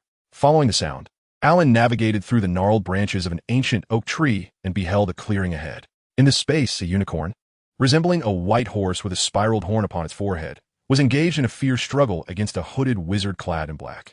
The unicorn bore numerous wounds, skillfully wielding its long horn in defense. Though its movements had become sluggish, it resolutely continued to resist the wizard's onslaught. Observing this, Alan drew his wand and rushed forward. The cloaked wizard, startled by the sudden appearance of an ally, faltered momentarily. With a surge of magic, Alan unleashed a torrent of spells from his wand, illuminating the entire clearing. Although the enchantments did not strike the dark figure, the sudden brilliance seemed to disconcert him, prompting him to dissolve into a cloud of shadow and flee into the distance. A chilling scream pierced the air, and Alan turned to see the dark mist collide with Harry, passing through him in an instant. Malfoy, standing beside Harry, appeared petrified, rooted to the spot in shock. After a brief moment, he finally regained his senses, emitting a horrifying shriek before fleeing in terror. Hagrid's pet, Fong, also bolted for safety. In times of peril, true bravery emerges. Unlike the others, Flegg had not fled, but instead brandished his wand, positioning himself protectively beside Harry. "Flegg, do not worry. It is me, Alan," he reassured. "Alan, what are you doing here?" Flegg inquired, his voice laced with uncertainty. "It's a long story. Please look after Harry while I tend to the unicorn," Alan replied, noting the creature's dire condition as it lay on the ground, groaning in agony. Time was of the essence. Action was imperative. "You have saved Gaia's life." A powerful voice resonated in Alan's ear. Turning, he saw a centaur, its platinum mane flowing gracefully, embodying the form of a majestic horse. "Who are you?" Alan asked, astonished at how the centaur had silently approached him. "I am Forenza. Destiny has guided me to this place tonight. Something of great significance to our fates lies here," Forenza declared with grave seriousness. Believing he referred to Harry, Alan quickly implored, "That is splendid news. Might I request you to escort Harry and Flegg out of the Forbidden Forest?" He bowed graciously in appreciation. Though Forenza did not fully comprehend Alan's enthusiasm, he was willing to assist Harry and Flegg in their escape, appreciating Alan's courtesy. How could Alan lack manners, after all? Forenza was destined to become their astronomy professor. With that, Forenza approached the now-conscious Harry, bending his forelegs and lowering his body, allowing Harry and Flegg to climb onto his back. Suddenly, from the opposite edge of the clearing, the sound of hooves echoed as centaurs Ronan and Bane emerged from the thicket, their sides heaving with exertion, glistening with sweat. Forenza bellowed, "What are you doing? You allow two individuals to sit upon your back, and do you not feel a sense of shame? Are you merely an ordinary mule? Do you not recognize who this is?" Forenza continued, "It is the boy from the Potter family. He must be hastily removed from this forest. The sooner the better." Bum, filled with indignation, retorted, "Remember, Forenza, we have sworn an oath. We must not defy fate. Did we not observe the omens reflected in the celestial movements?" Ronan anxiously scraped the earth with his hooves. "I believe Forenza is acting out of goodwill," Ronan lamented. "Goodwill has no bearing on our concerns. We centaurs are preoccupied with the prophecies of the stars. We need not scurry after lost humans like donkeys," Bane shouted at Forenza. In a surge of anger, Forenza reared up on his hind legs, while Fledge clutched Harry tightly, forcing Harry to grasp Forenza's shoulders to avoid being unseated. "Do you not see the wizard over there? He saved Gaia. Destiny has shifted, and we centaurs will receive clearer guidance, drawing closer to fate." Forenza declared before gracefully turning to lead Harry and Fledge deeper into the woods, leaving Ronan and Bane behind. Ronan and Bane exchanged glances, their eyes drifting towards Alan, who stood beside the unicorn. In Chapter 59, Gaia, Alan was patiently communicating with her. Although Alan had saved Gaia's life, it was evident that she remained wary of the male wizard's proximity, watching him with suspicion. Alan, having spent the day poring over texts about unicorns in the library, understood her apprehension. It was likely due to the unicorn's immense magical power, rendering every part of her highly coveted by wizards. According to the records, unicorns are exquisite creatures found in the forests of northern Europe. Adult unicorns are silver-white, while their youthful form is golden yellow.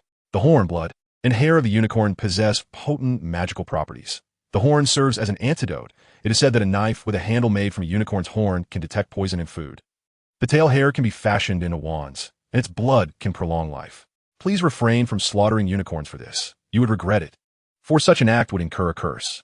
Their temperament starkly contrasts their gentle appearance, for they can contend with elephants and dragons.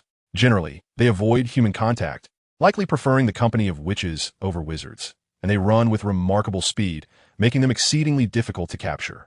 Had Alan not rescued her, she would have surely fled. Instead of gazing at him with her large, luminous eyes, both cautious and curious. "Greetings, I'm Alan Harris. You're Gaia, correct? How do you feel now? And is there anything else I can do for you?" Alan smiled and gently inquired in the unique language of unicorns. He had assumed that saving Gaia's life would conclude his task, yet the absence of a system notification indicated that there were still matters requiring his attention. When Alan seeks to win someone's favor, he seldom fails. People are easily charmed by such a handsome and gentle youth. However, it is evident that this time, Alan's attempt to please the unicorn Gaia has faltered. Gaia is clearly taken aback by the fact that Alan can speak the language of unicorns. At this moment, the inherent bias of unicorns towards females is unmistakable. Had a beautiful young which spoke in a unicorn tongue, she would undoubtedly have received gentle treatment. Yet, as a male wizard, Alan, in this very instance, not only fails to earn Gaia's trust, but also elicits suspicion regarding his intentions. "Thank you for saving me, Alan. What I do not understand is how you are able to speak our unicorn language." Gaia tilts her head, looking utterly enchanting. Alan perceives Gaia's thoughts with clarity. "I harbor no ill will towards a unicorn kin. It is merely a fortuitous coincidence that I have acquired some of your language.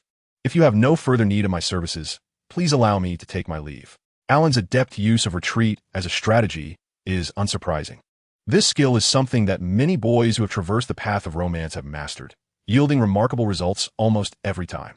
Coupled with his eloquent yet ambiguous words, sincere expressions, and a charming smile, it is no wonder that Gaia hastily voices her desire for him to stay. "Please wait, Alan. I believe Ferenz is correct. You are a reliable and trustworthy gentleman. My parents would surely be delighted to host the wizard who saved their daughter's life." Gaia feels a deep sense of guilt for having doubted a person who just saved her life, an act she now recognizes as wholly unjust. "Mr. Alan Harris, please forgive my impudence, but based on your appearance, demeanor, and recent conversation, I perceive you to be a wizard well-versed in the ways of the world, possessing profound experience and exceptional qualities." A melancholic voice arises behind Alan, revealing that he has moved not only Gaia, but also the brooding youth Ronan from the Centaur clan. Ronan, How can you so easily trust the flowery words of a human? We have sworn an oath to never defy fate. This holds true not only for the human realm, but also for unicorns. It is destiny, immutable, Bane exclaims, angrily trampling the grass with his hooves.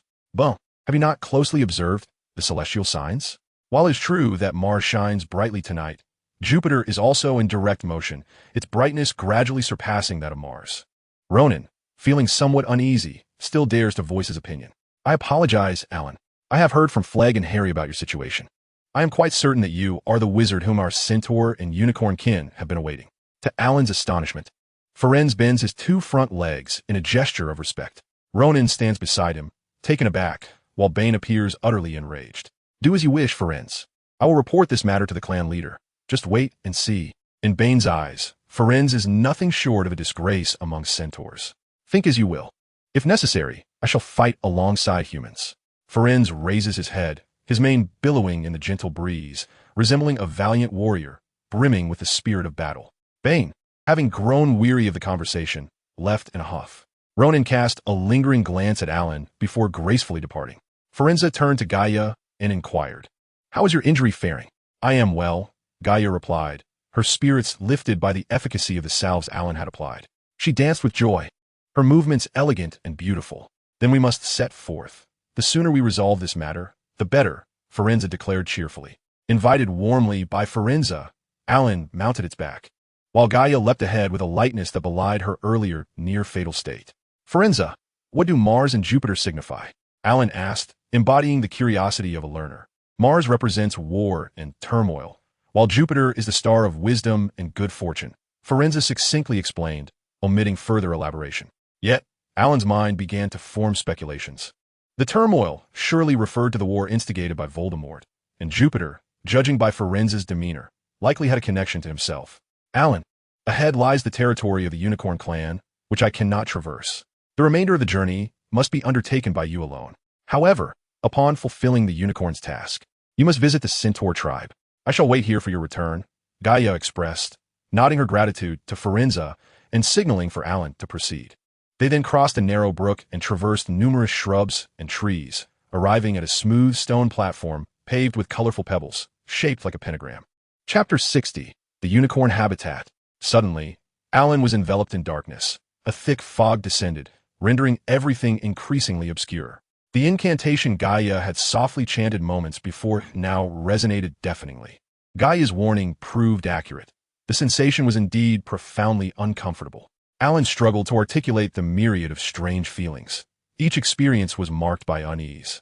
One particular sensation mirrored the helplessness of being hurled forward on a roller coaster, teetering on the brink of catastrophe. Alan could no longer maintain his usual serene expression. The cacophony of Gaia's spell, the jarring descent, and the prolonged discomfort had frayed his composure. He believed he had reached his limit, only to discover something even more outrageous. The membrane enveloping him collided with a hard surface, propelling him outward and sending him tumbling through the air. After a prolonged moment, a sharp sound signaled the rupture of his protective barrier, and Alan felt himself being unceremoniously ejected from it. In the next instant, a thunderous roar filled his ears, and without warning, the world spun wildly, leaving him disoriented. Relentless hail pelted down upon him, and to his astonishment, he found himself seated on a soft patch of grass. Surveying his surroundings, he realized he was in a small lawn within a garden, encircled by clusters of rhododendrons. He noted the pale purple and violet petals of the flowers cascading down under the assault of the hail. Gradually, the swirling hail pierced through the gray clouds above, descending once more like a wisp of smoke drifting across the earth. Fortunately, I was shielded by the enchanting wizard's robe. Otherwise, I would have been drenched by this sudden assault, becoming a veritable drowned rat. How exceedingly hospitable, indeed, to treat a visiting guest in such a manner. Alan rose to his feet and surveyed his surroundings. Through the misty drizzle, he discerned a colossal statue, evidently carved from white stone, standing faintly behind a thicket of rhododendrons. Beyond that, nothing was discernible. How could they abandon me here like this? Alan found himself both amused and exasperated. Yet, gleaning from Gaia's recent words, he acquired several insights. First, Gaia's identity appeared to be quite extraordinary, as she referred to her father as the Father King. Second, this place was indeed the dwelling of unicorns. And third, Gaia's Father King had the ability to manipulate the weather of this realm.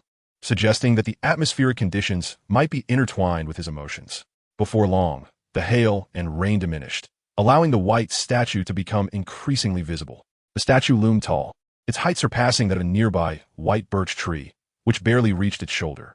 Crafted from white marble, the statue bore resemblance to a winged sphinx. However, its wings were not draped at its sides, but instead outstretched as if in flight. Upon closer inspection, Alan noted that the pedestal was made of bronze, thickly coated in verdigris. The statue faced Alan directly, its hollow eyes seemingly scrutinizing him, while a faint smile lingered at the corners of its mouth. The statue, weathered by time and elements, exhibited a rather unsettling decay. Alan stood in contemplation for what felt like half a minute or perhaps half an hour, observing the statue's presence shift with the varying intensity of the rain.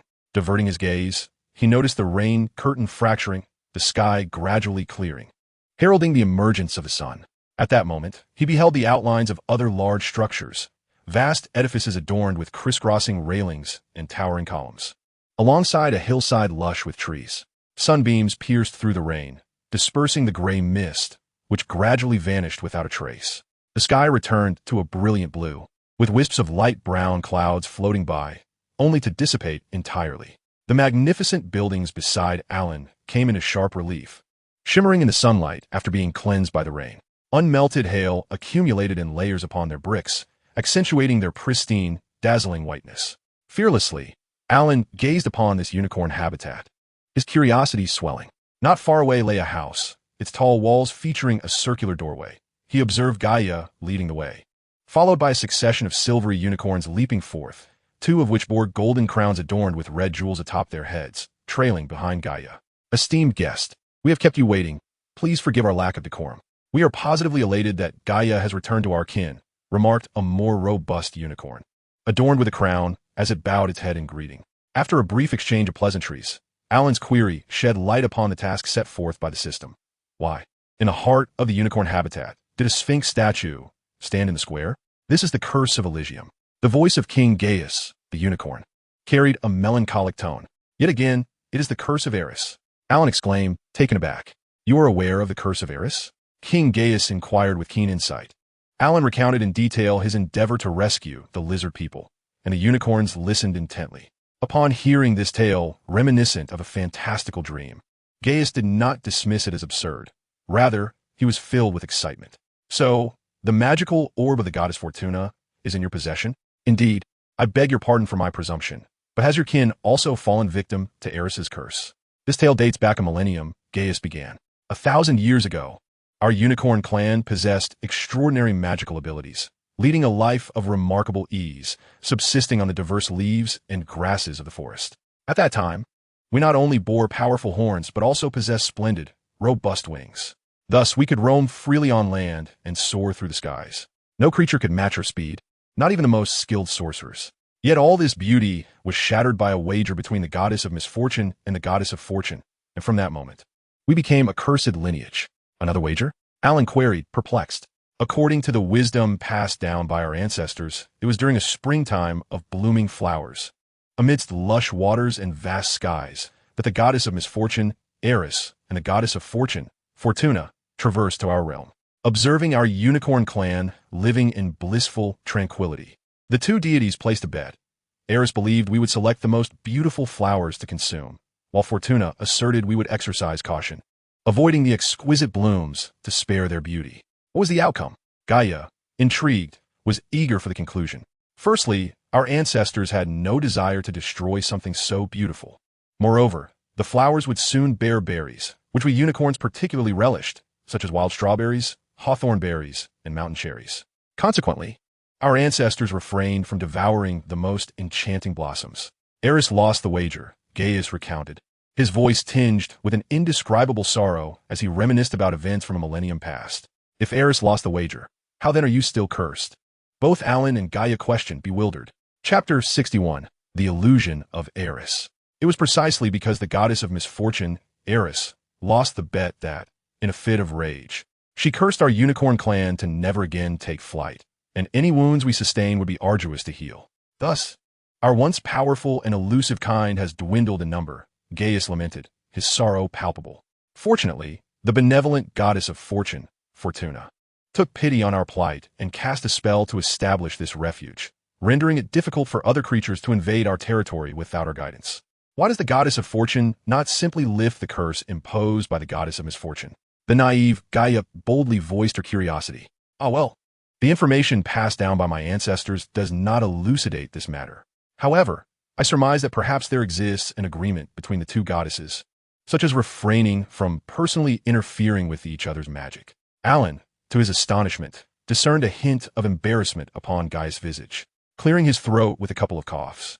Gaius acknowledged that while the curse of the goddess of misfortune was eternal, the intervention of the goddess of fortune has granted our lineage a glimmer of hope.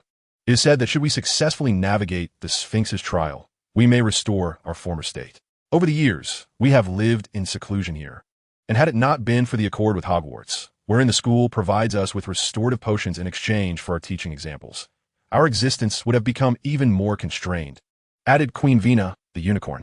Recently, however, a dreadful creature has infiltrated the school, resulting in the loss of 2 of our kin. Should we lose Gaia as well? It is truly unfathomable to consider what we might become. Queen Vina expressed with a visage of trepidation. Have you ever attempted the Sphinx's trial? Alan seized upon the crux of the matter. We have not, for the primary condition to enter the trial is to acquire the magical orb of the goddess of fortune. Foals. With that, Gaius gazed eagerly at Alan. If there is any assistance I can render, please do not hesitate to command, and I shall devote myself wholly. Alan responded with profound empathy. Indeed, we are in urgent need of your aid. However, we must first undertake some preparations. Gaius signaled for Queen Vina to fetch some berries. As Gaius summoned their kin to convene, a few small golden unicorns approached Alan. With wide, innocent eyes, they fixated on the berries in his hand. They were utterly adorable. Alan slowly extended his hand, offering several deep red fruits. The little unicorns gazed longingly, yet hesitated to approach. With unwavering patience, Alan watched them with a smile. After a while, a particularly diminutive unicorn cautiously approached Alan's hand and snatched a berry. Alan placed another one down, continuing to smile at them. When Gaius and the others emerged from their deliberations, they were met with the delightful sight of the little unicorns frolicking joyously around Alan, some even extending their delicate pink tongues to touch his hand. Alan, ever genteel, appeared relaxed and childlike in spirit. Alan readily agreed. After bidding farewell to the reluctant unicorns, Gaius was taken aback to find Gaia mingling amongst their ranks. Suddenly, the sky erupted with a deafening thunderclap, reverberating through the heavens before fading into silence. It seemed Gaia had successfully persuaded her father. Gaius and Queen Vina led the way, with Gaia following closely behind, her head bowed. Following them were 50 majestic silver unicorns, stepping proudly in a perfectly aligned formation. Despite their powerful limbs and graceful lines, exuding an aura of grandeur that commanded respect, none could deny the breathtaking beauty of these pure beings. Before the statue of the Sphinx, Alan cradled the magical orb of the goddess of fortune, Foals, as the anticipation of the unicorns enveloped the air. In that moment, the ancient incantations resonated throughout the realm. The white Sphinx statue radiated a silvery glow, reminiscent of the coat of a unicorn. The Sphinx appeared to come alive, gracefully leaping aside with an agility that Alan could scarcely fathom, though the earth trembled as if shaken by its movement. The bronze pedestal of the statue resembled a gaping maw, dark and enigmatic. One by one, the group entered this long-forbidden realm where, despite the absence of sun, moon, or stars, nature flourished in a riot of colors, adorned with vibrant blossoms and dense thickets. Numerous strange white flowers towered above, their pale corollas unfurling to a foot in width, scattered like stars among the colorful shrubs. As they walked along the rainflower stone path, a finely carved archway came into view. The patterns adorning the arch were akin to Phoenician decorations, within which shimmered a curtain of water-like light. As they approached, the shimmering display revealed a few lines of text. Welcome to the illusion of Eris. Overcome all challenges, and a unicorn's wish shall be granted. Fail, and your remains shall linger here forever. This was an ancient magical script, with 2 rows of related tomes housed on the shelves of the Ravenclaw common room. In his leisure, Alan had perused these works. He translated the inscription for the unicorns, who, far from feeling daunted, were filled with an ardent desire to engage in battle and restore their kin's glory. Without hesitation, as if to affirm their courage, the unicorn warriors boldly stepped into the shimmering curtain. Observing this, Alan followed suit. He had never encountered trees of such towering grandeur. They soared as high as 10 stories, growing in clusters. These majestic giants bore lush foliage, their branches intertwining to obscure the sun, creating a dim and somber ambience before Alan's eyes. Peering into the depths of the forest, he beheld an inky darkness, with immense branches swaying ominously, evoking a sense of eerie foreboding, as if shadows lurked within. Having made their choice, they could only forge ahead. They cautiously ventured into the woods, remaining vigilant and proceeding with utmost care. Alan drew his wand, prepared for any eventuality. Gaia gently brushed Alan's face with her tendril, asking, "Are you afraid?" Alan, puzzled, replied, "Afraid of what?" "Do not worry, Gaia. We shall surely succeed," Alan reassured. Recognizing her trepidation, this was no fault of hers. Fear of the unknown was entirely understandable, especially considering, as the young unicorns had revealed, Gaia had only just come of age. Yet for Alan, one principle stood firm.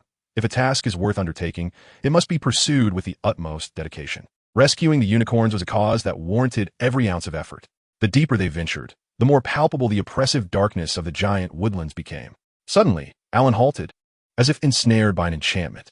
He beheld a pair of eyes gleaming with a greenish luminescence fixated upon them. An instinctive fear of the wild surged within him. Clutching his wand tightly, Alan's gaze remained locked on those two luminous orbs. What could that be? Gaia also took note of those eyes, her voice sharp and piercing, tinged with a hint of hysteria. Alan discreetly covered his wandless hand with his enchanted robe, reaching out to touch something soft. Suddenly, the pair of eyes, glowing with an eerie green luminescence, flickered to the side, and a white creature dashed past Alan. He turned abruptly, catching sight of a peculiar little animal resembling a monkey, its head drooping oddly as it scurried through the thicket behind him. In its frenzy, it collided with a massive tree, stumbling a few steps sideways before vanishing into the shadows of another grove. Ahead, Gaisalis, alerted by the commotion, swiftly turned to inquire about the disturbance. Alan recounted his recent experience in detail. Gaisalis commanded the warriors to remain vigilant, gathering together in a protective formation to guard against unforeseen threats.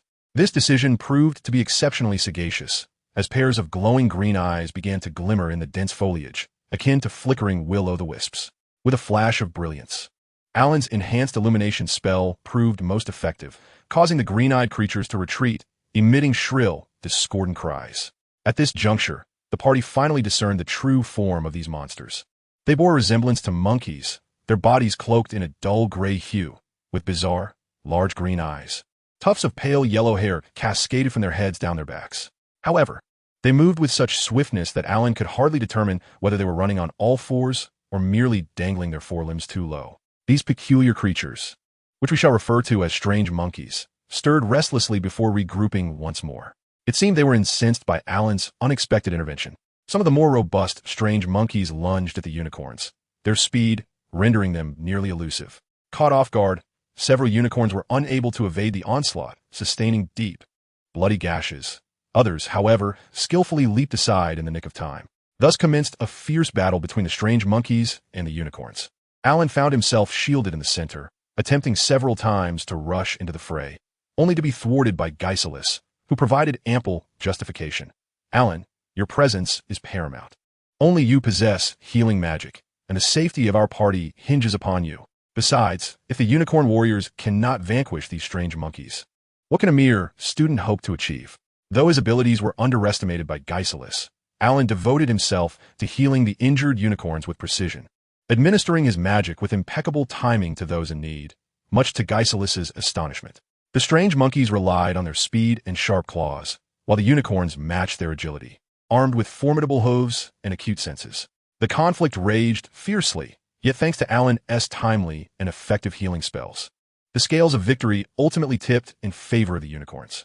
Upon discovering the Monkey King, Gaisalis delivered a decisive blow, sealing the fate of the strange monkeys. In the midst of the dim and obscure surroundings, Gaius and his team took a brief respite before setting forth once again. Ahead, the path remained devoid of light. Within this vast labyrinth of forest, their only option was to advance, for even the attempt to retrace their steps proved futile. Time slipped away unnoticed until suddenly, a rustling sound emerged from the woods, akin to the whisper of wind through leaves or the soft gnawing of silkworms on mulberry leaves. In this shadowy and enigmatic space, the atmosphere was far from delightful. Rather, it instilled a chilling sense of dread. Once more, Alan summoned a flickering glow, directing its light toward the source of the sound. And in an instant, his hair stood on end. The sight was utterly terrifying as countless diminutive, dark-hued spiders swiftly descended from the tree trunks, encircling him with their numbers. Soon, a singularly enormous, black, hairy spider, several times the size of its minuscule kin, crawled languidly into the midst of them, its large, gleaming eyes fixated on Alan, evoking a bone-chilling terror. It resembled a humanoid spider, with 4 forelimbs raised, maintaining stability with its 4 hind limbs. Each appendage was adorned with a multitude of barbs, glistening ominously in the light of Alan's spell. These insidious, repugnant creatures, Gaia exclaimed, visibly unsettled by the scene, unable to suppress her discontent. Her quiet complaint seemed to signal the onset of battle, and the spiders surged forward. For the unicorns, escaping the clutches of such diminutive foes proved exceedingly difficult. Once the spiders latched onto their bodies, they would swiftly pierce the skin, burrowing within to feast on their blood. To make matters worse, 3 unicorns inadvertently became ensnared, tumbling in their panic, only to be enveloped layer upon layer by the swarming spiders, who dragged them away into the shadows. Clara, Northmore, Cassilis. Gaia cried in a heart-wrenching wail. Alan, think of something, I beg you, save them. Desperation clung to her words, as if she had grasped a lifeline, imploring Alan for aid. Yet what could Alan do? His enchanted robe merely ensured his own safety, incapable of shielding them all. He forced himself to remain composed, convinced that a solution must exist. Fire might deter the spiders, but igniting a blaze in such a densely wooded area would be tantamount to self-immolation. So aside from fire, what else could instill fear in them? Chapter 63. The Sandy Flying Serpent. Alan meticulously observed the spider's movements, noting that the ones approaching him were remarkably few, while those lurking in the less illuminated areas were abundant. Aside from the notably large spider, the others exhibited clear signs of distress when exposed to the glow of his spell. Their frantic yet clumsy attempts to assault the unicorns and their instinctive inclination to lower their heads upon encountering light further attesting to their hypersensitive retinas. However, due to their overwhelming numbers and diminutive size, discerning their vulnerability required keen observation. Encouraged, Alan called for the unicorns to huddle together, raising his wand high as he intensified the output of his magical energy, casting a powerful light spell. From the tip of his wand erupted a radiant light akin to a miniature sun. Under this luminescence, the spiders appeared distinctly disoriented, retreating like headless flies. Yet, the largest spider remained unfazed, emitting a peculiar and urgent screech, seemingly urging its army of spiders to advance. This call proved highly effective, as the densely packed horde of spiders surged forth once more toward the unicorns. Alan's gaze sharpened, and he instructed Gaia to remain still, declaring, "Stay here. I shall deal with it." With that, he swiftly leaped towards the direction of the colossal spider, the enchanting wizard's cloak enveloping him entirely. As he progressed, Alan's form suddenly vanished, and with astonishing precision, he teleported beside the giant spider. The creature was evidently startled before it could react. A flash of green light coursed through the air, and its eyes widened as it collapsed, convulsing before drawing its last breath. Alan was taken aback that what seemed to be the mightiest spider was so easily vanquished. Perhaps among this arachnid species, it reigned supreme by virtue of its intellect? Without the commanding screech of the giant spider, and under the continuous barrage of bright spells, the remaining spiders slowly retreated, disappearing into the inky depths of the forest. In this perilous woodland, there was no time for the unicorns to mourn their fallen companion. They had to swiftly compose themselves and press onward. The ensuing journey proved remarkably smooth. It was uncertain whether this was due to Alan's illuminating spells, or if the giant wood forest had merely orchestrated the appearance of 2 types of monsters. Alan and his companions navigated through the forest with minimal peril. Upon emerging from the shimmering, water-like barrier at the forest's edge, Alan squinted against the brightness. If the previous giantwood forest resembled a darkened prison, the sight before him now felt akin to stepping into a searing furnace. Golden sands stretched endlessly, the sun's rays casting a dazzling glow upon the yellow dunes that rolled into the horizon. The intense heat swiftly enveloped him, and Alan noted the unicorns were profoundly ill at ease in such an environment. Regardless of the challenges ahead, they had to forge ahead. With unwavering determination, they stepped into the desert. Surrounded by desolation, the oppressive silence of the journey prompted Alan to entertain an absurd thought. Was this trial a test of patience and endurance? Just as agitation began to rise among the group, Gaius halted in his tracks. Following his gaze, Alan discerned something undulating beneath the sandy surface. Soon, they beheld its full form, A golden entity fluctuated beneath the sand, revealing two luminous, disc-like eyes. Then, from the midst of this writhing mass, a slender, serpentine appendage emerged, roughly the thickness of a staff, slithering through the air towards Alan before extending further. This bizarre spectacle sent a shiver down Alan's spine. A scream from Gaia echoed behind him just as he swiftly sidestepped the golden, flying serpent-esque assault. Suddenly, a flash of light sliced through the air, erupting from the sand pit where the writhing serpents intertwined, releasing a billowing cloud of green smoke that split into three streams, each surging towards Alan and his companions in succession. The smoke was dazzling, transforming the white unicorns into a striking green hue. Alan's first thought was that this mist could be toxic. Clearly, Gaius shared his apprehension. "Alan, quickly crouch and open your mouth," Gaius gestured. Although Alan was somewhat perplexed, he complied, despite finding the situation rather absurd. Gaius lowered his head, and Vina instinctively approached, touching the red gem atop Gaius's crown with her horn. A fine white powder cascaded from the gem into Alan's mouth. "This is powder made from our unicorn horns, possessing detoxifying properties," Queen Vina gently explained. "Thank you," Alan stammered, caught off guard as the powder filled his mouth. Meanwhile, the unicorns engaged in battle with the monstrous serpents. Some leaped high, accurately striking the serpents at their vulnerable spots, while others used their tentacles to pierce through the serpents' bellies as they lunged forward. Alan joined the fray, wielding his wand, chanting, "All petrify, all petrify." The petrified serpents fell to the ground. The situation appeared promising. At that moment, the green smoke dissipated, and the unicorns regained their original hues. The previously short hisses gradually transformed into loud, resounding echoes. A bulging form slowly emerged from the sand pit, a column of intertwined serpents, from which ghostly rays of light shot forth, converging into a massive beam. After a blinding flash, true flames erupted. Dazzling light suddenly burst forth from the scattered unicorns, leaping from one to the next, as if an invisible current swept over them, instantly igniting them in white flames. Allen stood frozen, unable to comprehend that death was systematically consuming the unicorns. How strange it was, a silent, brilliant flash would pass, and a unicorn would collapse lifelessly. Furthermore, those unicorns struck by this unseen ray of heat were engulfed in flames. This lethal light and the invisible, inescapable sword of thermal energy swept around in relentless circles. Alan could hear the crackling of flames in the pit and the anguished cries of the unicorns. He urged himself to take action. A clear stream, like a spring, surged forth from Alan's wand, directed at the serpent column, emitting scorching rays. The column halted its assault. However, before Alan and the others could celebrate, the serpent column retaliated with greater ferocity. This indicated that the anticipated stream of water had proven ineffective, likely leaving the column merely momentarily stunned by the sudden deluge. What should he do next? Chapter 64. The Giant Crab of the Red Sea. Alan resolved to employ the same tactic, casting all petrify once more towards the serpent column. However, before the petrifying beam could reach its target, it was melted away by the serpent's scorching rays, countering the attack. The anguished cries of the unicorns, the heart-wrenching sobs of Gaia, and the furious roars of Gaius became indelibly etched in Alan's memory. He was consumed by anxiety, pondering what course of action to take. In this critical moment, Queen Vina leapt before the crowd, her gaze imbued with deep affection as she locked her eyes on Gaius and Gaia. As if sensing something, Gaius cried out, "Vina, no!"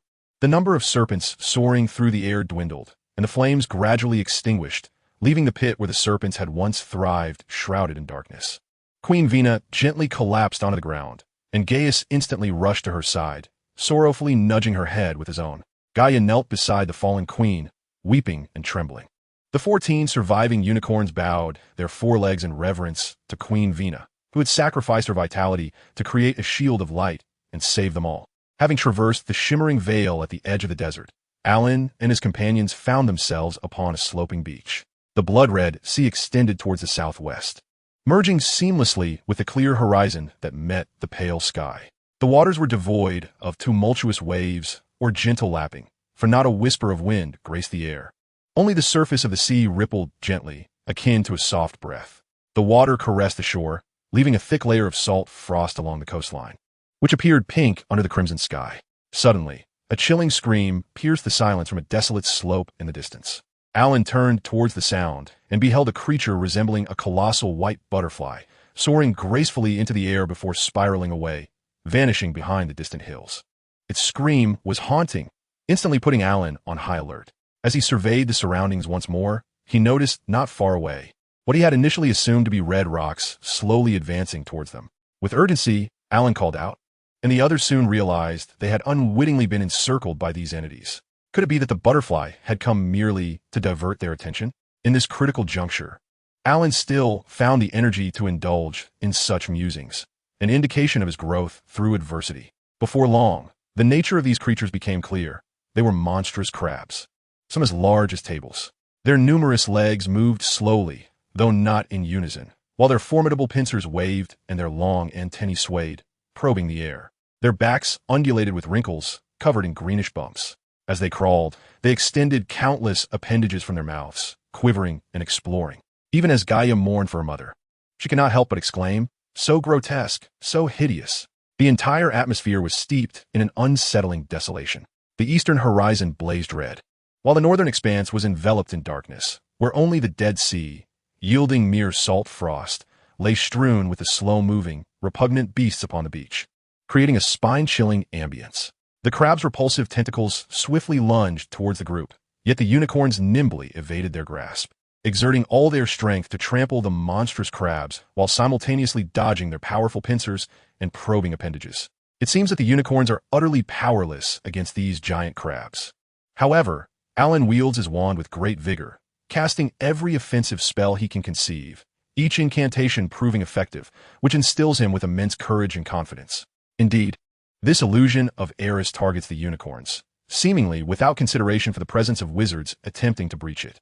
After all, wizards covet the precious materials possessed by unicorns, and the unicorns remain highly vigilant, making opportunities like Alan's exceedingly rare. In this practical engagement, Alan's mastery of spells grows increasingly fluid, and he perceives a significant enhancement in his combat abilities. Before long, the giant crabs are completely vanquished, leaving a scene of carnage, with some dismembered, others toppled upon the shore, and still others frozen or petrified. Alan, you are truly an extraordinary wizard. At such a young age, possessing such formidable combat prowess. Your future is boundless. Gaius lavishly praises him, the unrestrained compliments rendering Alan somewhat bashful. Next, what lies before Alan and his companions is an endless expanse of crimson ocean. How shall we traverse this vast sea? Perhaps we should head toward that hillside. We might find a way through, Gaius suggests, pointing in the direction the large white butterfly had flown. The group unanimously agrees and sets off northward, remaining vigilant against possible ambushes from the white butterfly. The monsters encountered along the way prove to be quite troublesome. For instance, had Alan not been present, the outcome for the unicorns against the giant crabs would have been unimaginable. Surprisingly, they encounter no sign of the white butterflies until they reach the northernmost brink. Before them stands a towering cliff with no path ahead. Below, the blood-red sea appears to open its maw, mocking their helplessness. To make matters worse, a swarm of white butterflies flutters in the air behind them, weaving a vast net of white. The scene, fluttering white butterflies, a crimson sky, desolate hills, and a sheer cliff, possesses a peculiar beauty. Breaking through seems futile. We must confront this red sea, Gaius states calmly, offering a gentle smile to Gaia before turning to Alan. Alan, I truly apologize for putting you in such peril. If we manage to escape, you shall be the most esteemed guest of our unicorn clan, our dearest friend. Clan members, follow me. With that, Gaius charges toward the precipice, and upon hearing her father's call, Gaia follows suit.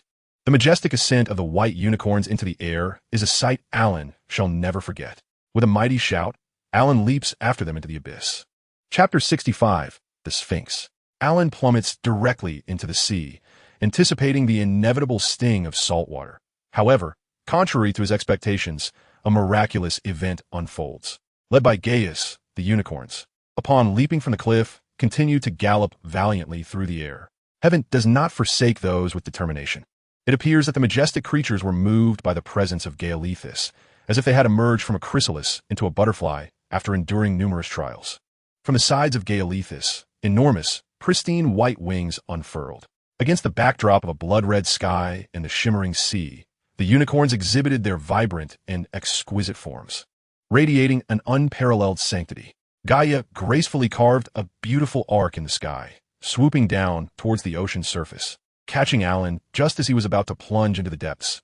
her immense white wings creating a powerful gust as she soared into the distance.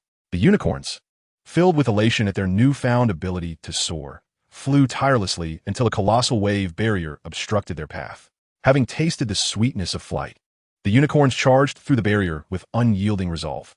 The unicorns, previously prepared for battle, descended from the heavens to the ground. The thrill of flight was intoxicating, and the sudden loss of this ability left them in a state of shock. The Sphinx, with the body of a lion and the head of a human, was instantly recognized by Alan. He could not overlook its massive, sharp claws, glimmering with an eerie blue light, nor the expansive black wings that dwarfed those of the unicorns. Once unfurled, these wings could surely eclipse the sun. It was evident that if the Sphinx chose to unleash its power, the unicorns would be doomed. Alan recalled the information he had once encountered about the Sphinx, a creature feared by desert travelers. When it opened its mouth, a wind of plague would escape, infecting those who came into contact with it. With a flap of its wings, it could summon a desert storm. Yet, the most enigmatic aspect was its eyes. Though they appear blind, no one could withstand its gaze. For within its sight lay the mysteries of the universe. If you met its gaze, you would be paralyzed unless you could answer all its riddles. While not as fearsome as Medusa's stare, its claws were devastating, and you would find yourself trapped in an eternal game of riddles until it chose to close its eyes, unless it so desired. For it relished the challenge of puzzles and never slept. However, if one were to harness its power, their intellect would undoubtedly be enhanced, for its wisdom was unparalleled.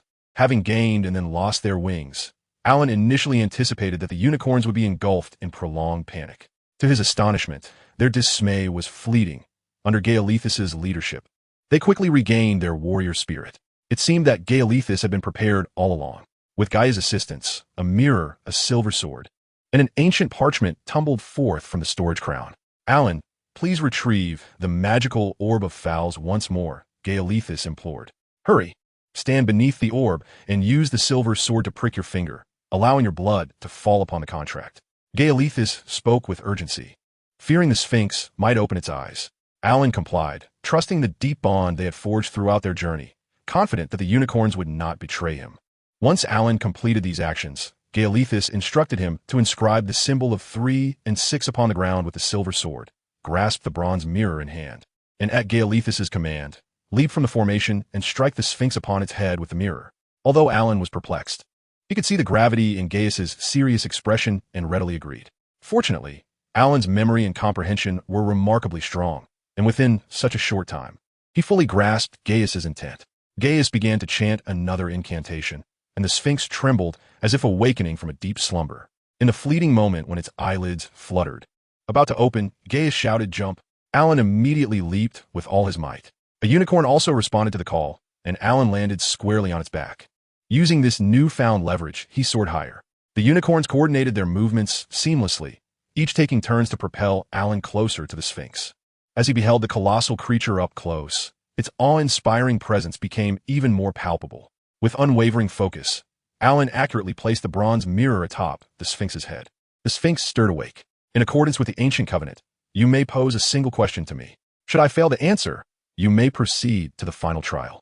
If I do respond, you shall all perish. The Sphinx's authoritative voice echoed across the expanse.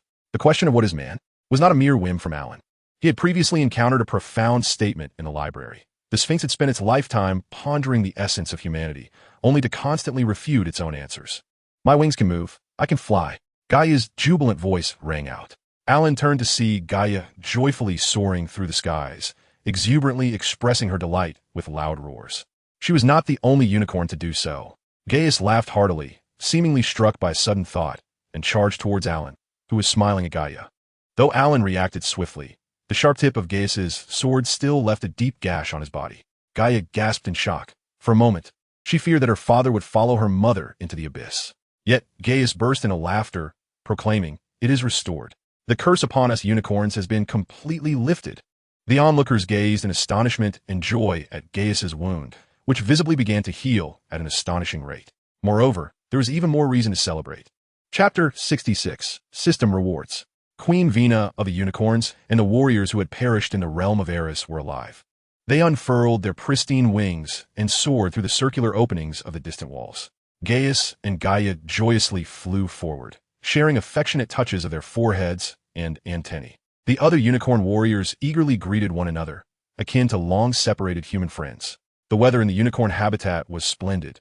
The sky was a clear azure, and a gentle breeze tousled Alan's soft golden hair, filling his heart with warmth.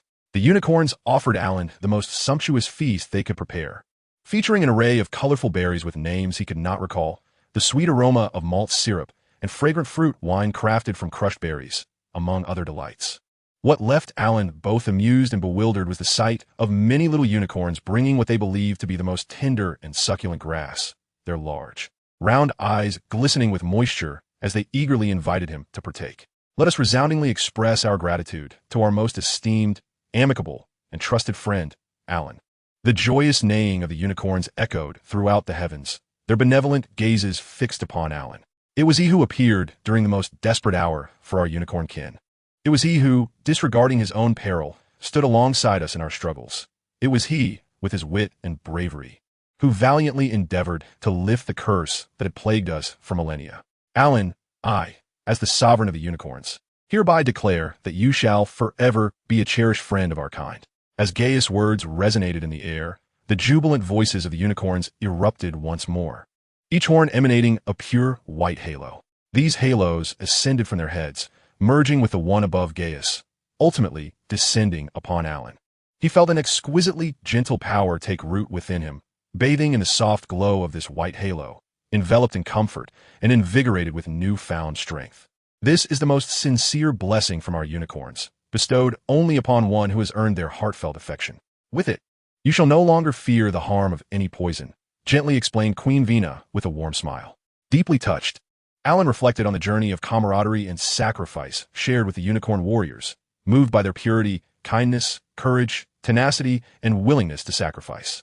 He, too, wished to stand as a friend to this noble race, fighting for their peace and tranquility. At that moment, the system's voice chimed in, its soft and sweet tone delivering news that filled Alan with immense satisfaction. The host has successfully fulfilled the mission, rescuing the unicorns shrouded in darkness, earning their gratitude. A random lottery reward has been granted. Though the system offered only a single chance at the lottery, Alan did not dare to underestimate it.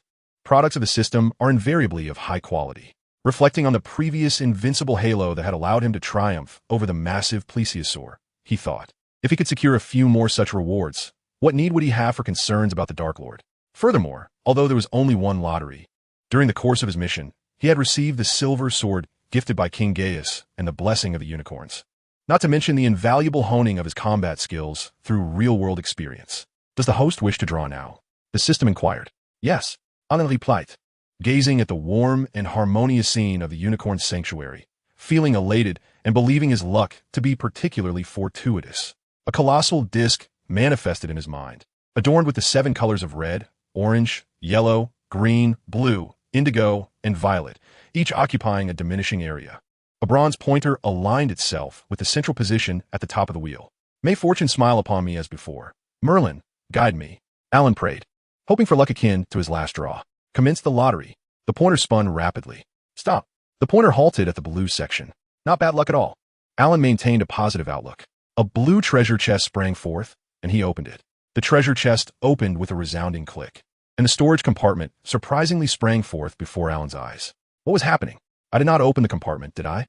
Alan focused his gaze and discovered that it resembled a storage compartment, yet it was not. Only 3 slots were available for use, while the rest remained grayed out in a disabled state. Below was an explanatory text. Pet space activated. The host can carry their pets with them and foster them within the pet space, summoning them at will. Currently available space. 3. This reward was indeed exceptionally enticing. Hogwarts only permitted young wizards to carry a single pet. Albert had gifted Alan an owl, and this owl, Benny, had occupied that allowance. Should he acquire more pets in the future, they would not be allowed into Hogwarts.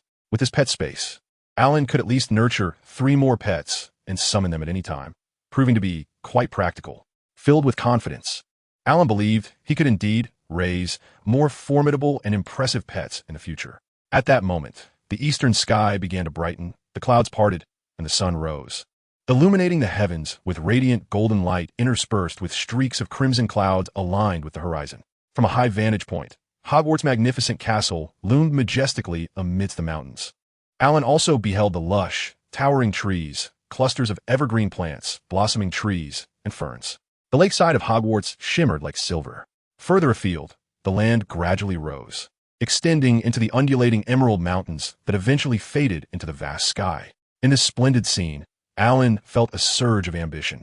He vowed to live a life of freedom and brilliance. At the edge of the forbidden forest, Gaia gently descended, the sound of rapid hoofbeats echoing behind her. Gaia and Alan turned toward the sound and saw Forenza.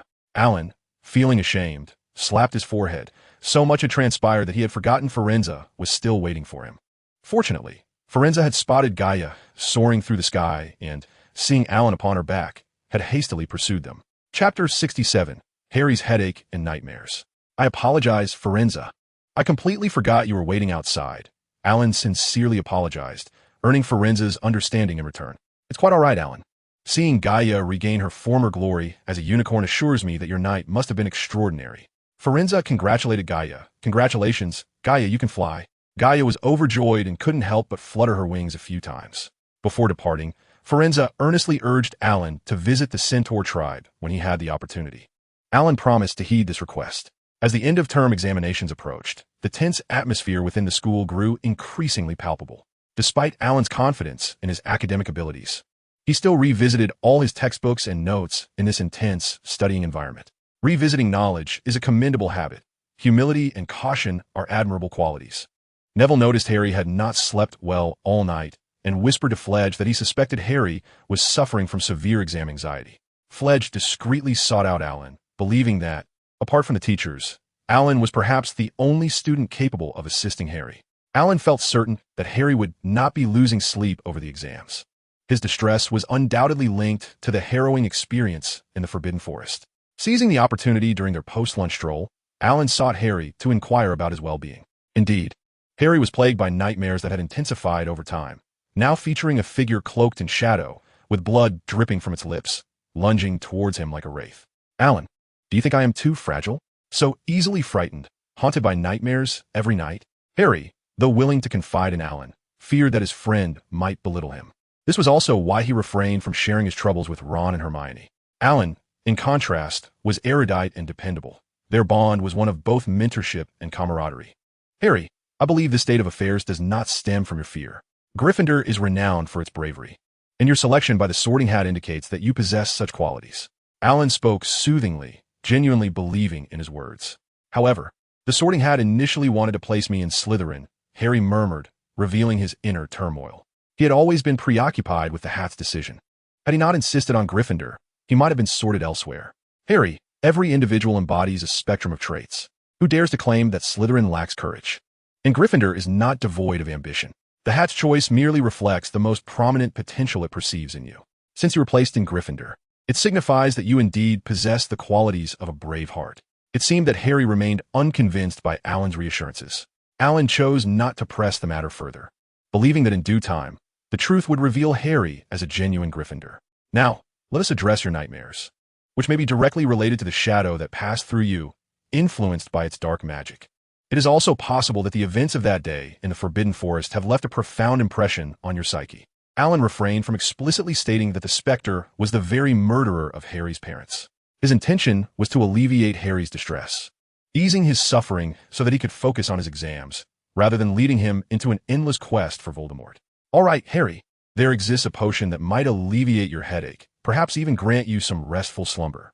I happen to know how to brew it, although I am missing 2 ingredients: moonstone powder and essence of sneezewort.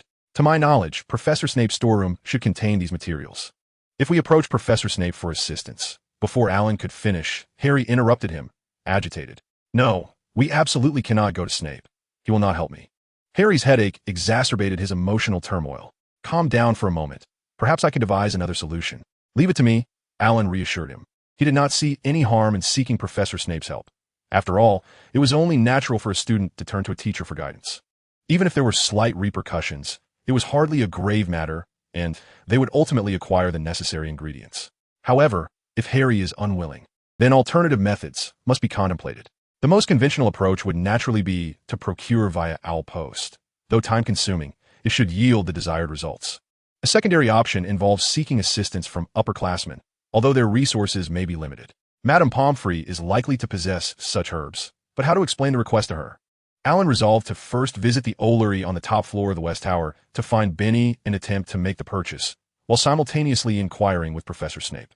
If possible, he could borrow some ingredients from the professor in the meantime and replenish them once the ordered supplies arrived. Seeking Madame Pomfrey might be another route. Hermione immediately thought of asking a teacher for help. However, how would they explain their need to Madame Pomfrey? Furthermore, she might simply provide a potion rather than the raw ingredients. Harry scratched his head, pondering the complexity of the situation. He unhesitatingly agreed to the suggestion. Pleading with someone who clearly despises him was beyond his capacity. But what if it were a discreet exchange?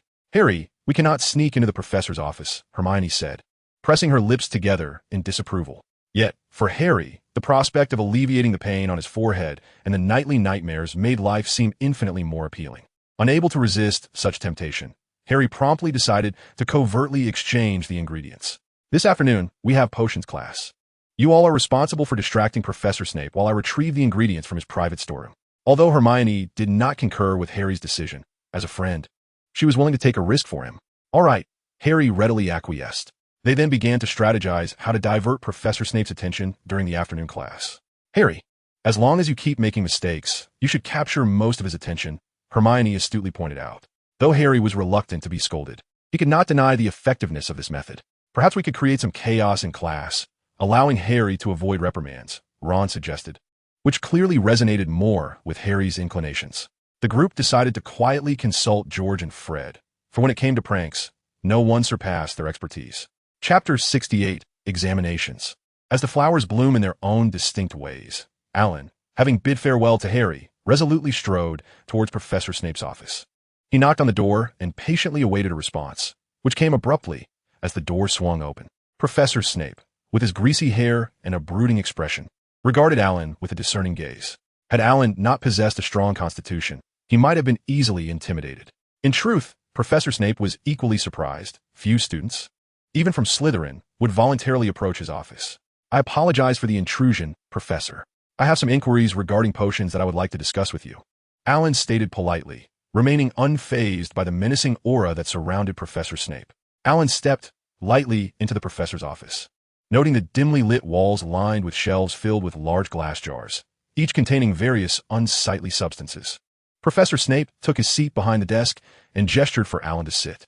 Professor, I possess a few distinct notions regarding the calming potion. Without wasting Professor Snape's time, Alan expressed his ideas for the enhancement of the calming draft. How dare you, a mere first-year student, aspire to concoct a potion that may appear on the OWL exam, and furthermore, seek to improve it? Alan, I have believed you to be one of the few clear-minded individuals at this institution. It seems that your frequent associations with Mr. Harry Potter have instilled in you a sense of arrogance. Professor Snape evidently did not have faith in Alan's potion-making prowess. Yet, undeterred, Alan succinctly outlined his proposed improvements to Professor Snape.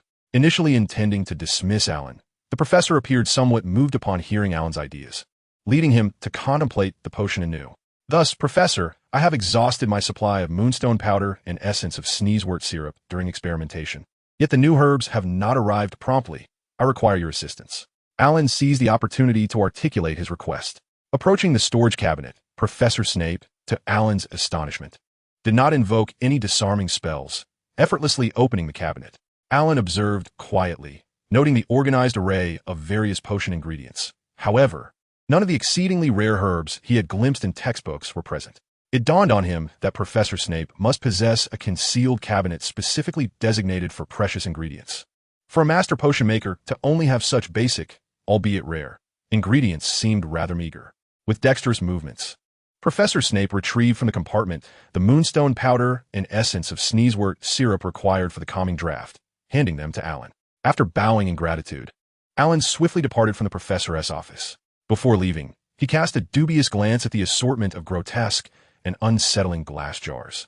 If his intuition served him correctly, there must be some hidden secrets behind that shelf. Nevertheless, this visit was solely to procure the materials to aid Harry, and it was unnecessary to stir trouble by probing into others' mysteries. Fortunately, upon acquiring the ingredients, Alan promptly informed Harry and the others, who had not yet attempted to steal any potions, about their prearranged time and place to meet before making his way to the room of requirement to brew the potion.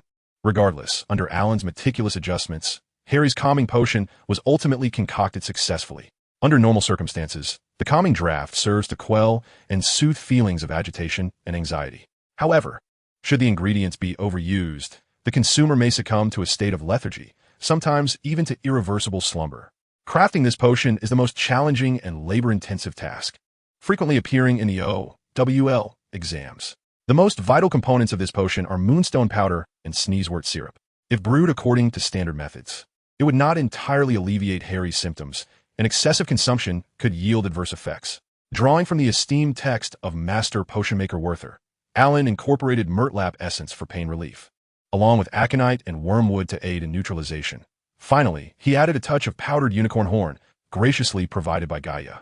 Behind Hagrid's cottage in the pumpkin patch, when Alan presented the concocted potion to Harry, Ron and Hermione wore expressions of skepticism.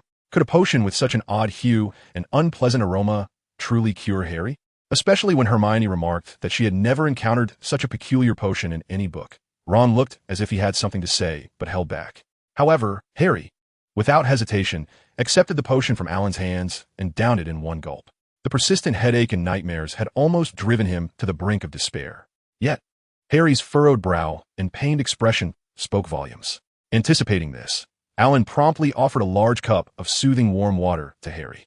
With a gentle smile, he reassured, "Although this is my first time brewing such a potion, rest assured there will be no issues." Ron and Hermione exchanged glances. Harry's countenance hardly suggested all was well. His features were contorted.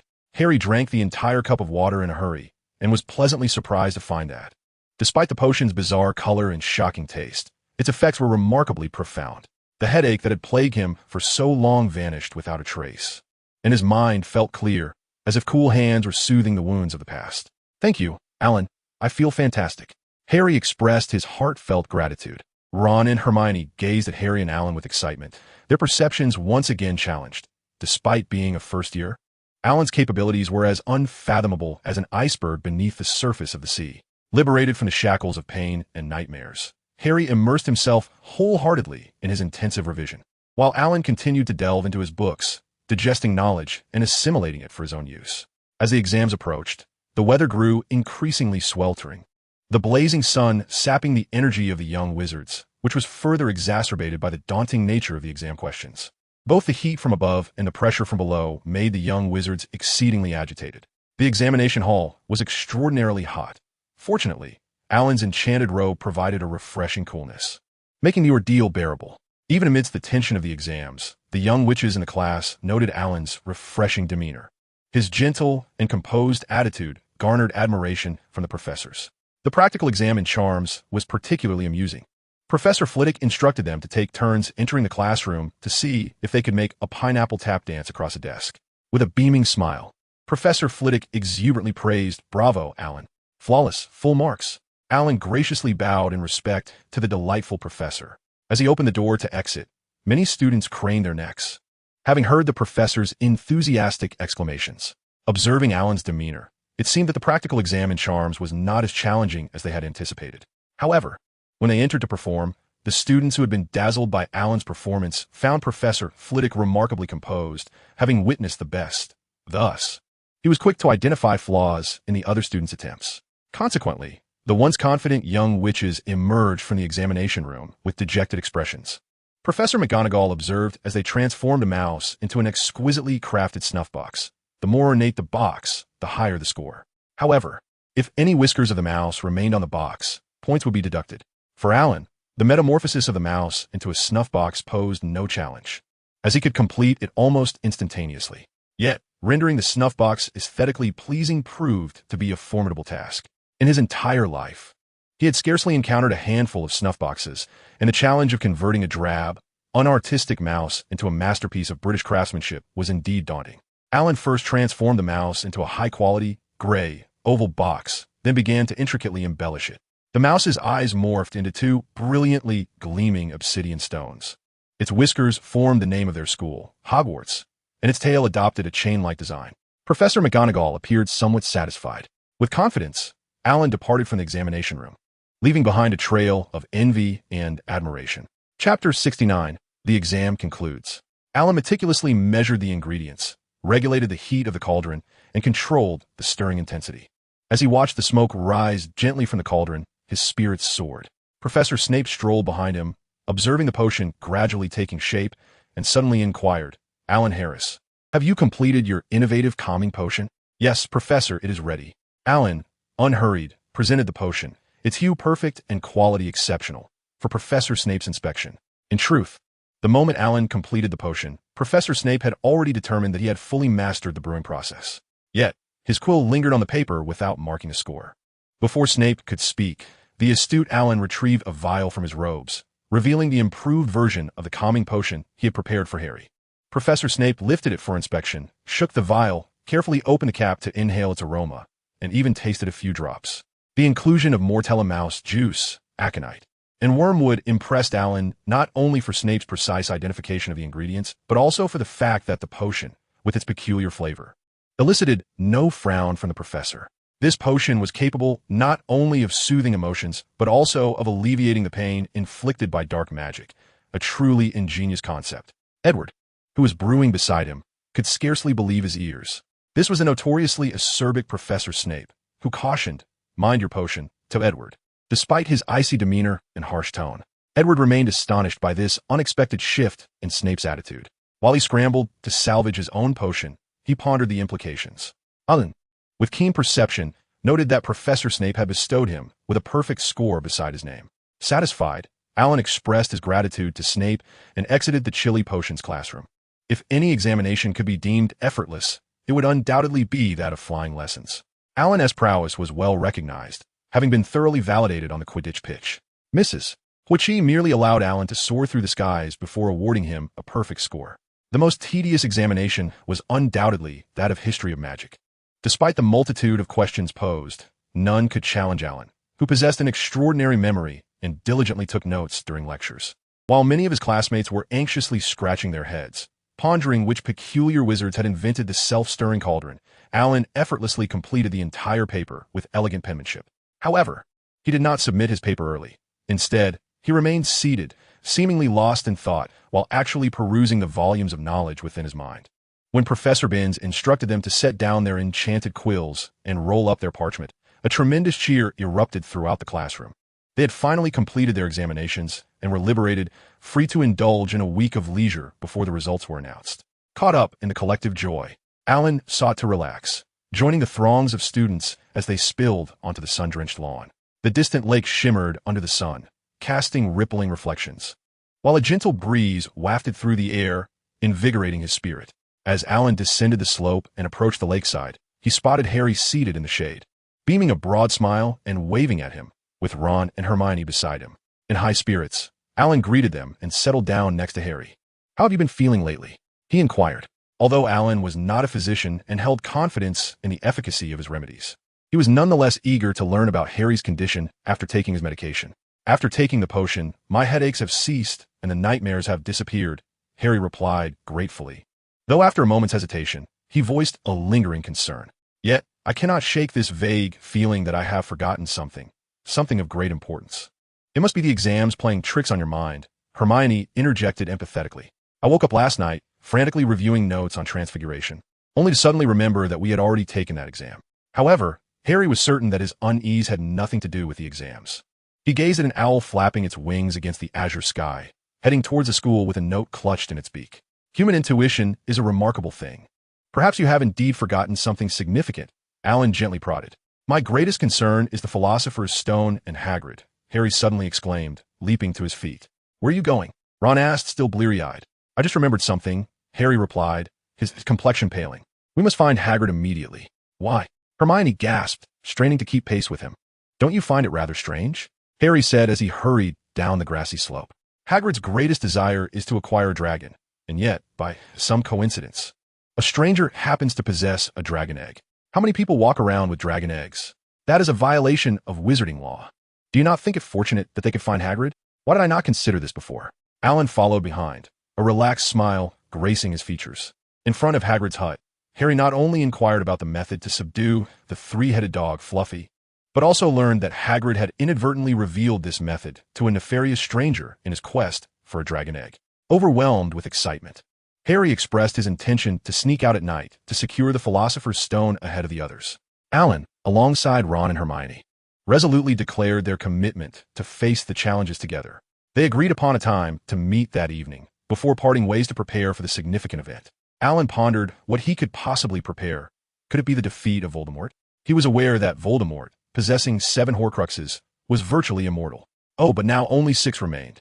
The fragment of his soul within the Ravenclaw diadem had transformed into the energy of an academic prowess system. As Alan wandered aimlessly toward the Ravenclaw Tower, he unexpectedly encountered Professor Snape before the tower. Chapter 70. Potion Making. Mr. Harris, if you are free at this moment, may I have a word with you? Although Professor Snape's expression was devoid of warmth, Alan sensed a softness beneath his seemingly harsh demeanor. Of course, Professor, Alan replied, following Snape back to the potions classroom, which was eerily empty. Alan speculated on Snape's intentions, suspecting they pertained to an improved calming potion. However, as silence enveloped the room, Snape remained tight-lipped, creating an awkward atmosphere. Alan, while I find your potion effective, it is evidently tailored for specific targets. In most cases, a simple calming draft and analgesic would suffice. Yet, your potion's ingredients are rather commonplace. So why does its efficacy appear so extraordinary? Snape's remarks left Alan somewhat puzzled, but after a moment of reflection, he grasped the underlying implications. He also keenly noted the subtle shift in how Snape addressed him. Alan understood that Snape was merely implying that the complex nature of the improved calming potion limited its widespread applicability. Moreover, he suspected that Alan had ulterior motives for crafting such a potion. Ultimately, Snape expressed curiosity and a desire to investigate this enhanced calming draft. Alan believed that there was little to conceal from a master of potion making regarding the method of crafting such a potion. If he could glean insights from a master, it would be invaluable. Thus, he meticulously recounted his preparation process, detailing the techniques involved in brewing the potion and the order of ingredient incorporation. Snape listened intently, deep in thought. I must say, Alan, you're the most gifted student I have ever taught. Your grasp of foundational knowledge is exceptionally solid, and your innovative talent is rare indeed. Such commendation from Snape left both individuals slightly taken aback. Professor, how about I brew a batch of the improved calming draft for you to evaluate? In return, I would appreciate your feedback on any further enhancements. Alan was eager to showcase his true prowess in potion making and delve deeper into the subject with Professor Snape. In truth, aside from attending potions class, Alan had long relied on his own studies in potion making and was eager for guidance from a master in the field. Professor Snape was certainly not impersonated. Rather, he was genuinely impressed. In terms of speed and technique in handling potion ingredients, he could not surpass Alan. However, he possessed some invaluable tips to enhance the efficacy of the potions, a result of years of meticulous study. Consequently, he offered a few suggestions, which Alan diligently noted, feeling profoundly enlightened. As time passed, it grew late, and the potion's brewing finally reached its conclusion. For Alan, the improved, soothing potion, despite its complex techniques, did not require excessive time if one was attentive during the preparation. After carefully bottling the potion, Alan politely bid farewell to Professor Snape. Clearly, the professor was also eager to continue his work and did not insist on retaining him, merely nodding to allow Alan to depart. Alan first slipped into the kitchen to satiate his hunger and also instructed the house elf to deliver a dinner to Professor Snape. Checking the time, he estimated that Harry was about to set off, so he hurried to the corridor on the 4th floor to await Harry and the others. The door to the forbidden section was firmly shut, indicating that Harry and his companions had yet to arrive. Alan not only concealed himself, but also hid behind a pillar. It was Professor Quirrell, looking unusually tense, with his trembling eyes darting anxiously, his complexion pale. Noticing no one was watching, he cast a spell to open the door to the forbidden section on the 4th floor and slipped inside. The door was not tightly shut, allowing Alan to creep closer and observe through the crack. Suddenly, a cacophony of barking erupted from within the room. Faced with a 3-headed dog, Fluffy, Quirrell appeared well prepared. He produced a harp, enchanted it, and although no one played, melodious music flowed from the instrument. As the first note resonated, Fluffy's eyes began to droop. Gradually, the dog's frantic barking ceased, and it swayed unsteadily before collapsing to the ground in a deep slumber. Quirrell placed the harp at Fluffy's feet, and then opened a trapdoor. Leaping down, Alan chose not to follow. Even if he navigated all the obstacles, he could not obtain the Philosopher's Stone.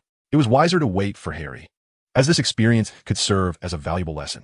After a considerable time, Alan heard Harry's voice echoing through the empty corridor. Well, did you see it? Harry whispered. Snape has successfully passed Fluffy. Although Harry spoke in a hushed tone, Alan's acute senses, coupled with the corridor's stillness, allowed him to instantly recognize Harry's voice. They were likely wearing Harry's invisibility cloak. Observing the ajar door, Harry seemed to become increasingly aware of the challenges that lay ahead. Beneath the cloak, Harry addressed Ron and Hermione. "If you wish to back out now, I won't blame you. You can take the cloak. I no longer need it." "Don't say silly things," Ron replied. "We're going together," Hermione added. "And I too," Alan revealed himself, much to the surprise and delight of Harry and the others. Harry was particularly joyous at Alan's arrival, well aware of his capabilities. Upon glimpsing the ajar door, he initially pondered whether they would have to wait for Alan's arrival. However, Alan was already there, waiting. Harry and the others exchanged glances before pushing the door open. As it creaked ominously, a deep, menacing growl echoed in their ears. Although the great dog could not see them, its three noses wildly twitched in their direction, inhaling their scent. "What is that at its feet?" Hermione inquired softly. "It resembles a harp," Ron replied, surely left behind by Snape. Not Professor Snape, Alan thought, yet he refrained from sharing the vision he had witnessed. He could only imagine their uproar, their incessant probing. Such a diversion would be a considerable waste of time. In any case, the truth would soon unveil itself. Alan raised his wand, compelling the harp beside the three-headed beast to emit music once more. He stepped forward toward the trapdoor. As he approached the enormous heads, he could feel the warm, foul breath of the dog. With determination, Alan yanked open the trapdoor and peered inside, only to find an abyss of darkness. Harry and the others stealthily approached Alan's side. "There's no ladder. How do we descend?" Ron gazed apprehensively at the seemingly bottomless chasm. "It appears we have no choice but to jump," Harry declared solemnly. "Who would dare to be the first? Do we truly need to leap?" Ron questioned, uncertainty creeping into his voice. While they deliberated, Alan lifted his robes, placing one hand firmly on the edge of the opening, and resolutely leaped into the void. The cold, damp air rushed past his ears as he fell, plummeting deeper and deeper, until, splash, with a peculiar, muffled thud, Alan landed atop something soft. He sat up and began to feel around. Although his eyes had yet to adjust to the dim light, he recognized that he was perched on the devil's snare. "Soft landing. You can jump now," Alan shouted towards the opening, which now appeared merely a postage stamp-sized patch of light. Harry was the first to jump, followed closely by Ron, who landed on all fours. "What is this stuff?" Ron immediately inquired. "I'm not sure. It seems to be some sort of plant. Perhaps it is laid here to cushion our fall," Alan speculated. "Come on, Hermione," Harry called out to the opening. "Be careful. This is the devil's snare," Alan warned as he carefully shifted away from the mass of vines, standing upright while alerting Harry and Ron. Though Harry and Ron intended to emulate Alan's actions, they were unwittingly ensnared by the long tendrils wrapping around their legs. Upon hearing Alan's warning, they froze in place. "Hermione, it's the devil's snare. Be cautious when you jump." As Hermione landed, she suddenly leapt up, struggling to move towards a damp wall. Despite her quick reflexes, the moment she touched down, the devil's snare extended its serpentine tendrils, ensnaring her ankles. Fortunately, before the vines could secure their grip, Hermione managed to break free. Harry and Ron watched anxiously as Alan stood by, while Hermione, still shaken, contemplated the nature of the devil's snare. In the shadowy and damp realm of the devil's snare, Professor Sprout had remarked upon its affinity for such conditions. Before Hermione could fully contemplate her next move, Alan had swiftly drawn his wand. Incanting a spell as a flame resembling a blue bellflower erupted from the tip of his wand. In mere seconds, Harry and Ron felt the tendrils retreating from the light and warmth, releasing their entanglement. The plants writhed and recoiled, the coils unbinding from around them, allowing them to finally break free. "Thank goodness you were here, Alan." Harry expressed his gratitude with a warm glance. Hermione echoed the sentiment, while Ron added, "But I panicked and couldn't think of a solution." Hermione felt a twinge of shame, despite her usual diligence. She had been unable to devise a strategy in a critical moment, falling short compared to Alan, who had both identified the devil's snare and resolved the predicament. It was no wonder so many professors held Alan in high regard. "You truly are remarkable, Alan." Hermione gazed at him with admiration. "It's nothing, really. If you both paid closer attention in herbology class, you would have recognized it in time," Alan replied nonchalantly, his penchant for teaching surfacing again, as he relished the opportunity to encourage learning. Harry and Ron exchanged glances, realizing they had yet to fully appreciate Alan's depth. He had transformed from a warm and approachable classmate into an inspiring mentor, a strikingly unique transformation. "Cough, cough, this way," Alan said, sensing his own awkwardness, as he pointed toward the stone corridor. "This is the only path we can take." They heard, aside from their own footsteps, the slow dripping of water from the walls, which created an eerily unsettling atmosphere in the silence of the corridor. "Can you hear any sounds?" Ron asked in a hushed tone. The group leaned in to listen. A faint rustling and tinkling seemed to emanate from ahead. "Could be a ghost?" Hermione pondered. "I don't know. It sounds like the fluttering of wings." "There is a light ahead. I see something moving," they exclaimed. As they reached the corridor's end, they found themselves before a brightly lit room with a soaring vaulted ceiling. Countless birds, shimmering like gemstones, flitted about in the space. Opposite them stood a heavy wooden door. "Keys?"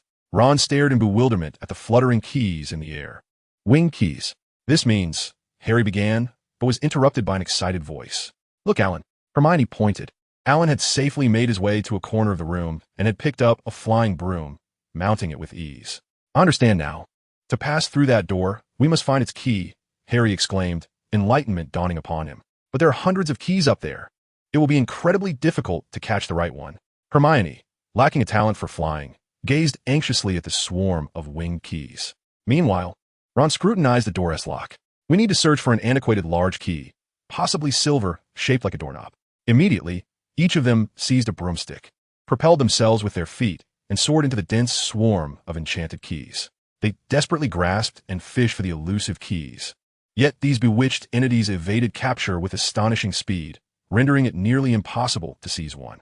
Chapter 72. Courage. However, it wasn't long before they plunged into the vibrant whirlpool of keys, and Alan, filled with excitement, clutched a key and dove towards the door. With a swift motion, he inserted the drooping-winged silver key into the keyhole, twisted it forcefully, and with a click, the lock sprang open. In an instant, the key shot out from the keyhole, making its escape. It had been captured twice already, appearing utterly worn out. Harry, Ron, and Hermione cheered as they descended and hurried to the door. Alan pushed it open, revealing a pitch-black second room, where nothing was visible. Yet, as they stepped inside, the room was suddenly illuminated, unveiling a shocking scene. They stood beside a massive chessboard, with towering black pieces before them, seemingly carved from black stone. At the far end of the room, facing them, were white pieces. Harry, Ron, and Hermione trembled in fear.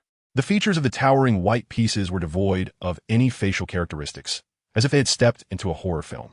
Alan inwardly scoffed, realizing that this challenge would rely solely on Ron, given his lack of understanding of wizard chess. "What shall we do now?" Harry whispered.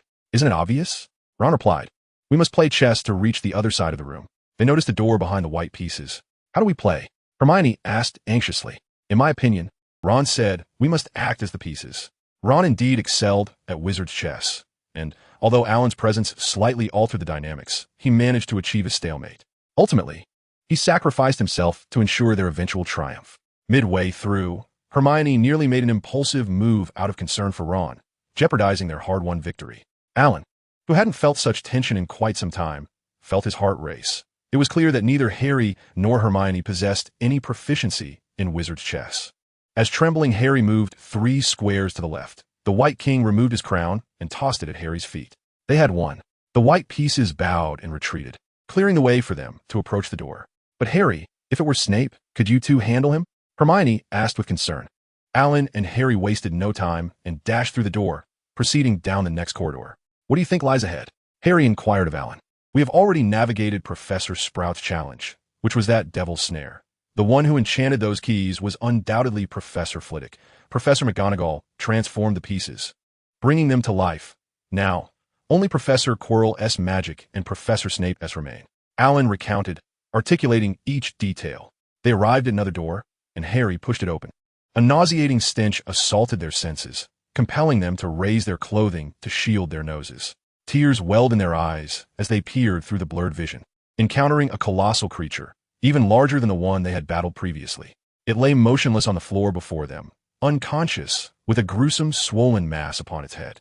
"Thank goodness, we need not engage in combat with this giant," Harry murmured. They cautiously stepped over the creature's sturdy legs. "Let us hasten. I can scarcely catch my breath." Alan opened the next door, which would lead them to Professor Snape's challenge. As they crossed the threshold, a sudden blaze of flames erupted behind them, sealing the entrance. This fire was unlike any other. It was purple. Simultaneously, black flames leapt up at the doorway ahead, trapping them in between. Upon closer inspection of the room, they confirmed there was nothing menacing within, merely a table adorned with 7 uniquely shaped bottles. Although Alan could not recall which potion was designated as the antidote from the original text, he surmised that the correct choice must be the smallest bottle. This inconspicuous vial contained a meager amount of potion, likely sufficient for only one person to pass through the flames. Harry seized the bottle and hastily drank its contents. Alan, despite his keen instincts, failed to intervene in time. Alan, you have sacrificed much on this journey. Allow me to face the final trial alone, Harry said with unprecedented calmness.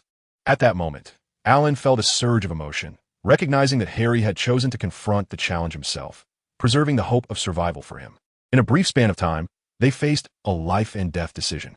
Harry truly valued friendship and exhibited remarkable courage. Harry, what if the mysterious figure is inside? Alan wished to offer a warning, hoping to prevent Harry from being caught off guard by Voldemort's sudden appearance. Well, I narrowly escaped once before. Remember? Harry pointed to the scar on his forehead. Perhaps I can turn misfortune into fortune again. Harry, you're a true Gryffindor. Good luck. Alan was deeply moved, resolving to ensure Harry's safety. Taking a deep breath, Harry strode directly into the black flames. Alan, enveloping himself in his invisibility cloak, followed suit through the dark fire. As Harry entered the final chamber, he was astonished to find that neither Snape nor Voldemort awaited him, but rather the stuttering, pallid Professor Quirrell.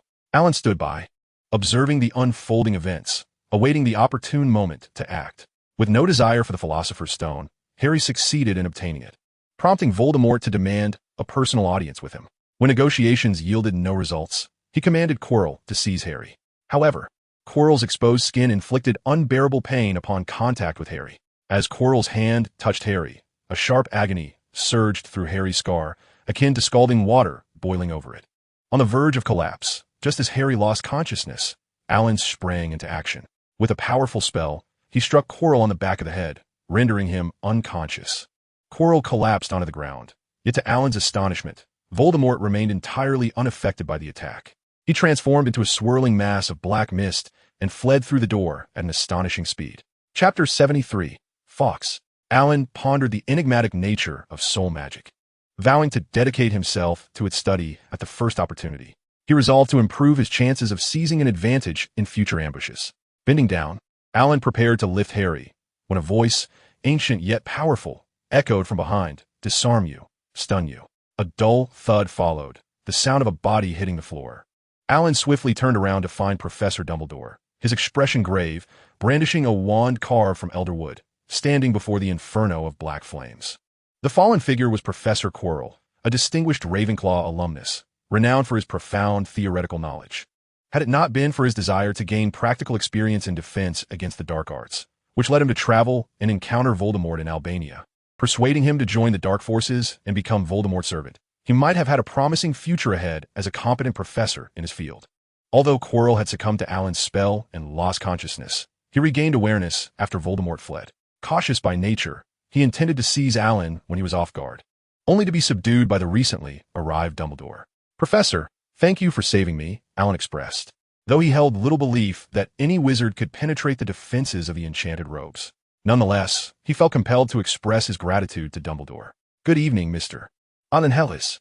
I am relieved to see you unharmed, though Harry appears to be in a dire state." Dumbledore approached Alan, who was cradling Harry, causing a slight awkwardness for Alan given Dumbledore's legendary status.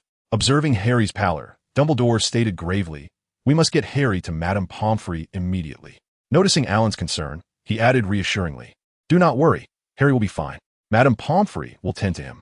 Nodding in agreement, Alan continued to hold Harry, as Dumbledore had no intention of taking him. "Now, we must depart swiftly and find Madame Pomfrey," Dumbledore said with a gentle gaze, markedly different from the stern demeanor Alan had previously witnessed. "But how shall we leave? By broomstick?" Alan inquired, glancing at Harry in his arms. Apparition would undoubtedly be the most convenient method. However, it was prohibited at Hogwarts. "Indeed, we require a means swifter and more efficient than a broom," Dumbledore replied with a twinkle in his eye that imparted a grandfatherly charm. He then produced a gleaming gold feather from the voluminous sleeve of his robe. Could the feather expand and transport them like a broom? Alan found it difficult to envision himself seated upon a feather. In truth, Dumbledore gently caressed the resplendent golden feather, saying, "Fawkes, I need you to come here." Alan suddenly realized that Fawkes was Dumbledore's beloved pet, a phoenix imbued with extraordinary magical powers. Soon, a clear, melodious, and enchanting bird song echoed from outside the room. "Alan, How do you find that call? Dumbledore smiled, resembling a proud child showcasing his toys. However, Alan dared not treat him as an ignorant boy. It is truly beautiful. That sound evokes feelings of hope and love, as if it grants one the courage to overcome all adversities in the world. These words were not mere flattery directed at Fawkes. He genuinely found the sound exquisite. Alan, you're a kind-hearted boy. I believe Professor Quirrell would be deeply saddened upon hearing this sound, Dumbledore remarked calmly, pointing his wand as the pale-faced Professor Quirrell swayed and fainted once more. It must be said that our defense against the dark arts professor possesses genuine skills. Few can awaken from my stunning spell so swiftly, Dumbledore lamented. Alan initially thought that his own strength was insufficient, which allowed Professor Quirrell to awaken so quickly.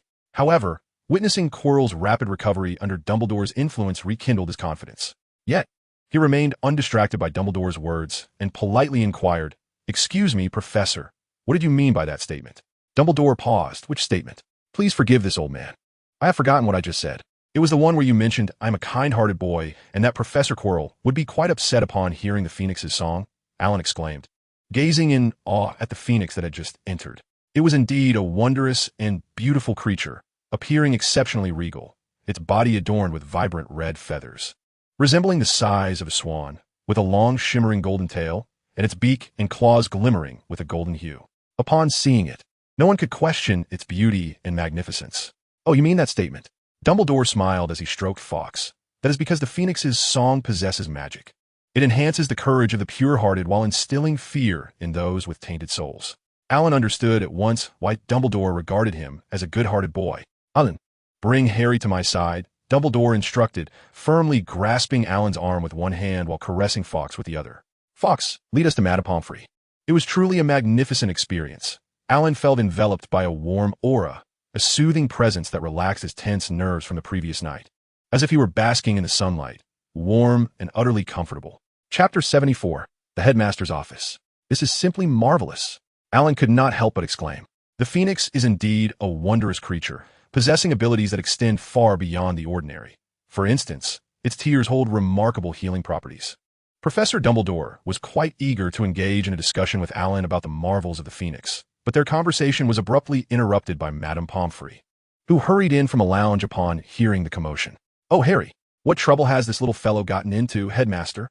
Without a doubt, Madame Pomfrey, akin to the nightingale of the magical world, displayed her unwavering compassion for her patients. Interestingly, her immediate attention did not fall upon Professor Dumbledore, but rather on Harry, who lay unconscious in Alan's embrace. "Well, he has likely been affected by dark magic." Alan succinctly explained the circumstances surrounding Harry's injury under Dumbledore's watchful gaze.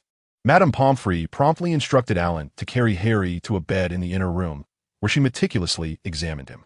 After a moment of silence, she let out a long sigh, her expression a mixture of fatigue and relief. "I can treat him. He may have to endure some discomfort, but he will be fine. Headmaster, Mr. Alan Harris, if there is nothing else, I kindly ask you to leave. This child requires a tranquil environment to recuperate, and he will likely awaken in a few days." It seemed that Madame Pomfrey was quite confident in her abilities. Perceiving the presence of Professor Dumbledore and Alan as an inconvenience, and she subtly urged them to depart. Upon exiting the infirmary, Alan intended to bid farewell to Headmaster Dumbledore. However, before he could articulate his thoughts, Dumbledore preempted him. "Alan, may I call you that, my child? After such an eventful evening, you surely deserve some delightful treats to unwind. My office is stocked with delicacies that the house elves of the school do not possess." The smiling, white-bearded professor was difficult to refuse, not merely for his culinary offerings, but due to his esteemed position as headmaster. What could Alan say but to nod obediently? A chance to indulge in some food was indeed welcome, especially at this late hour when hunger gnawed at him. As if perceiving Alan's thoughts, Professor Dumbledore kindly remarked, "A late-night feast can soothe the nerves and appease our empty stomachs, aiding us in finding restful slumber." Alan nodded gently, responding, "Then I shall impose on you, Headmaster. What a polite and charming young man you are. Alan, I have long taken note of your exceptional talents. The faculty here holds you in high regard, and your peers admire you greatly. You are truly a remarkable young wizard. I once taught a student very much like you." Dumbledore lamented with a shake of his head. Alan's heart sank as he surmised who the regrettable individual was, yet he dared not speak it aloud. Instead, feigning curiosity, "Professor, who was that person?" He refrained from interrupting, quietly trailing behind Dumbledore, relieved that the distance was short The infirmary was on the second floor, while the headmaster's office resided on the third. Before long, they arrived at the entrance to the headmaster's office, which was guarded by a massive, grotesque stone beast. Upon Dumbledore uttering the correct password, the creature stepped aside, granting access to the office. Alan followed Professor Dumbledore onto the automatically rotating staircase behind the stone beast, which carried them to the entrance of the headmaster's office. Before them stood a gleaming oak door, adorned with a brass knocker shaped like a griffin. Dumbledore pushed the door open, and Alan entered closely behind him. Professor Dumbledore guided Alan to a vast table, where Alan noted that the legs were fashioned like the claws of a colossal beast. The table was adorned with an array of peculiar silverware, while a dusty, worn sorting hat rested on the edge of the table. "Please, take a seat, Alan. Let's first enjoy some honey lemon juice. I find its sweet flavor quite delightful." With a playful wink, Alan inwardly scoffed while maintaining a polite smile and nodding in agreement. As Professor Dumbledore prepared the refreshments, Alan quietly observed the headmaster's chamber. It was a spacious, beautifully circular room, its walls adorned with portraits of past headmasters and headmistresses, who, perhaps due to the late hour, were softly snoring in their frames. Alan perceptively noticed a few portraits curiously opening their eyes to regard him, perhaps wondering why a student was summoned to the headmaster's office at such an hour. Perched upon a shelf behind the door was Professor Dumbledore's pet phoenix, Fawkes. Noticing Alan's gaze, Fawkes cast a gentle glance in his direction and fluffed his magnificent tail feathers. Alan felt a genuine admiration for the phoenix, whose every movement radiated elegance and beauty. Soon, in addition to the honey lemon juice that Dumbledore had mentioned, a plate of enticing candies, some plump berries, and several pieces of the butter cake referenced in the password were placed before Alan. "Light fare, my child. You must be quite famished." Professor Dumbledore kindly presented Alan with a large cup of honey lemon juice. Alan nodded lightly and took a sip of the drink, finding it sweet and slightly chilled, perfect for a summer's evening. "Professor, I am who I am, unique in this world. If I share any traits with others, I believe it only serves to enhance my own excellence." Alan thoughtfully articulated his sentiments. "Would you care to discuss the events of this evening, Alan?" Dumbledore inquired with a smile. Of course. Alan felt there was nothing about the evening's occurrences that warranted secrecy. He recounted how Harry had discovered Professor Snape's peculiarities, his own passage through the trapdoor, and the roles played by Hermione and their friends during the incident with clarity and precision. He briefly mentioned his ability to traverse through Professor Snape's fiery barrier and summarize what he had witnessed beyond the door. "Courage and wisdom coexist, Alan. You are truly deserving of Ravenclaw. Yet, perhaps the Sorting Hat's decision to place you in Gryffindor was equally fitting," Dumbledore praised. "Do you have any questions for me?" Dumbledore then offered Alan the opportunity to inquire. Chapter 75, Questions and Answers. For students, listening to a teacher's lecture is a relatively effortless task. However, identifying one's own uncertainties and posing questions to the teacher demands considerable cognitive ability and self-awareness. Upon hearing Professor Dumbledore's words, Alan pondered for a moment before articulating his most pressing doubt of the evening. "Professor, why did my spell seem to strike Voldemort, yet have no discernible effect on him?" Dumbledore adjusted his glasses and adopted a serious demeanor. "Although I did not witness the duel firsthand, I have some conjectures. Firstly, while Voldemort has weakened to the point of needing to inhabit Professor Quirrell, his magical prowess is not something a first-year student can rival, even if your abilities surpass those of your peers. Secondly, there may have been protective enchantments woven into the scarf around Professor Quirrell's head, given Voldemort's cunning mind. He would not willingly enter Hogwarts unprotected. Lastly, it is possible that the spell you cast did not strike Voldemort directly, but rather missed him and impacted Professor Quirrell instead." Alan nodded thoughtfully. Regardless of the circumstances, studying the intricacies of soul magic was indeed a necessary pursuit. "Child, do you have any other questions?" Professor Dumbledore playfully speared a berry and popped it into his mouth. "Professor, you seem somewhat troubled," Alan noted. He suddenly found himself curious about Dumbledore's perspective on Professor Quirrell. If Dumbledore could accept Professor Snape, a former Death Eater, perhaps he would also extend understanding to Quirrell, should he regain his health. The loss of life invariably evokes profound reflections, learning of the plight and potential fate awaiting Professor Quirrell, coupled with memories of him instructing young witches and wizards in defense against the dark arts, stirred a sense of sorrow within Alan. In truth, Professor Quirrell was indeed a commendable teacher. Although he succumbed to Voldemort's temptation due to his weak will, it cannot be denied that he possessed a solid grasp of defensive magic theory, and the content delivered in his classes was quite thorough.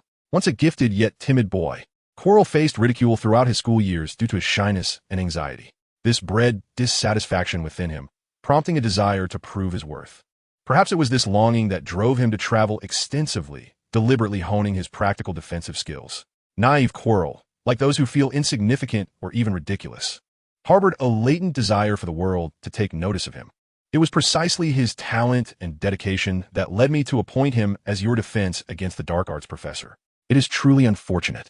Had it not been for Voldemort, he could have been an exceptionally competent instructor, Dumbledore expressed with heartfelt lamentation for Quirrell, noticing Dumbledore frequently sipping his honey lemon drink. Alan felt it was time to take his leave, yet he had one final small inquiry. Professor, why were the chess pieces on the giant chessboard in pristine condition?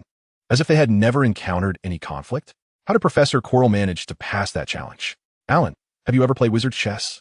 Alan shook his head, and Dumbledore smiled as he remarked that, much like a regular game of wizard's chess, Professor McGonagall's colossal chessboard would automatically revert to its original state upon the completion of a match. Indeed, Professor McGonagall is a remarkably formidable and creatively gifted educator.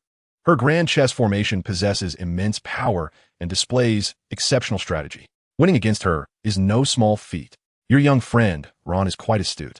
His ability to dismantle Professor McGonagall's chessboard formation attests to his prowess as a remarkable chess player. Savoring another sip of his drink, Professor Dumbledore reluctantly set down his fork and cup.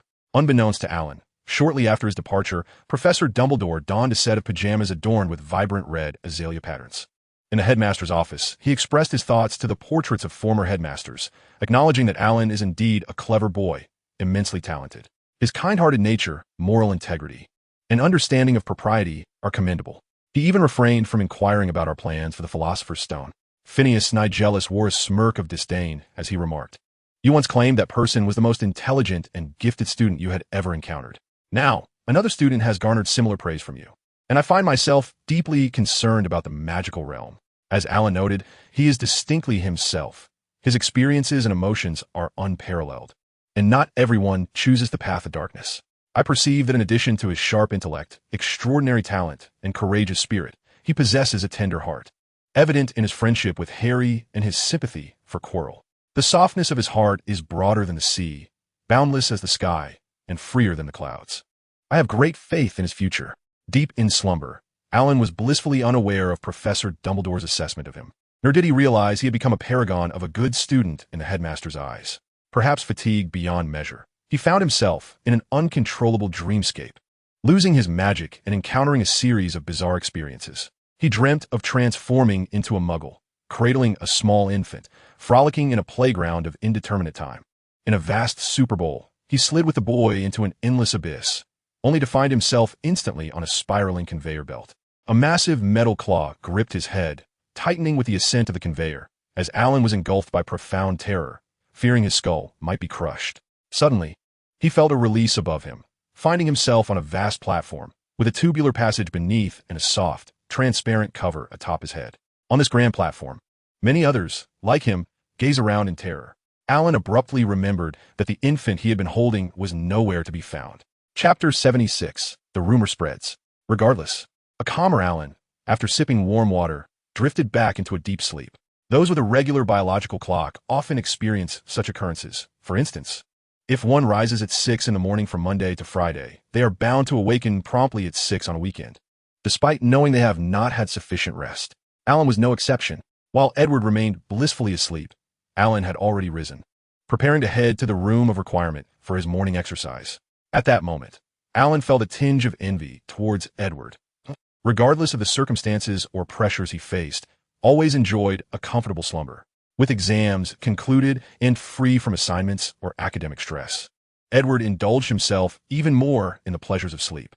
However, it was precisely because Edward adeptly managed his time that, despite his lackluster practical skills in magic, he possessed a solid grasp of theoretical foundations, much like Professor Quirrell. Why was he reminded of Professor Quirrell again?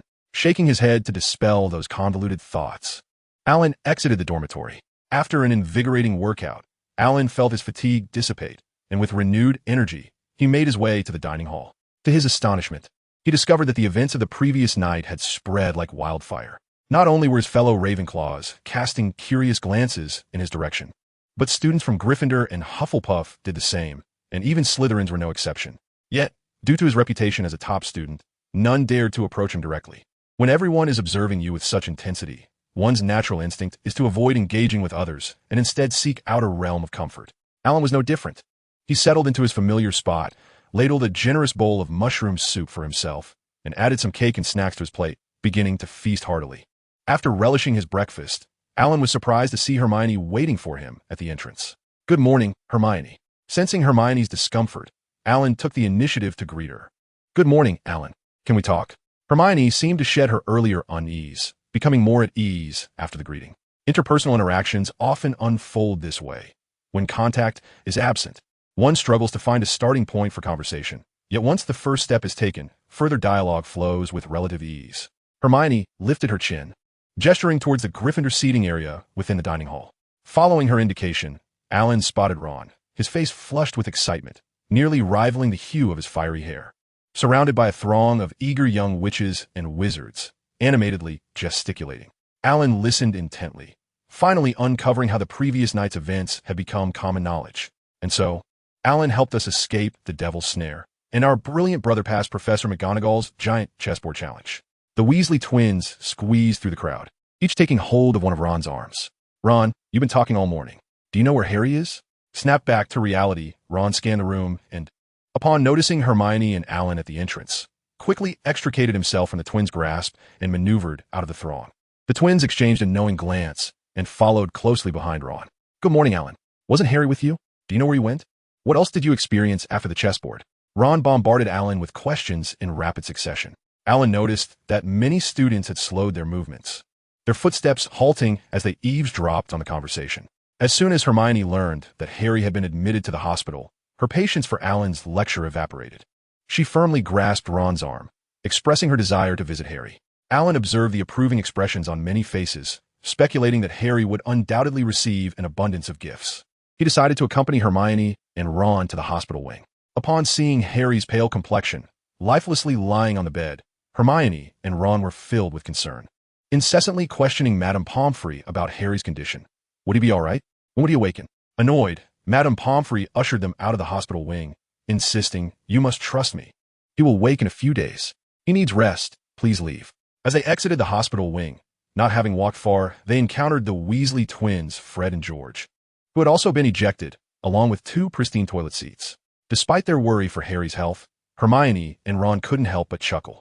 Alan smiled at the scene, savoring the beauty of youth. After bidding farewell to Ron and Hermione, he swiftly made his way towards the Forbidden Forest. On one hand, he wished to avoid being surrounded like Ron, recounting last night's escapades ad nauseum.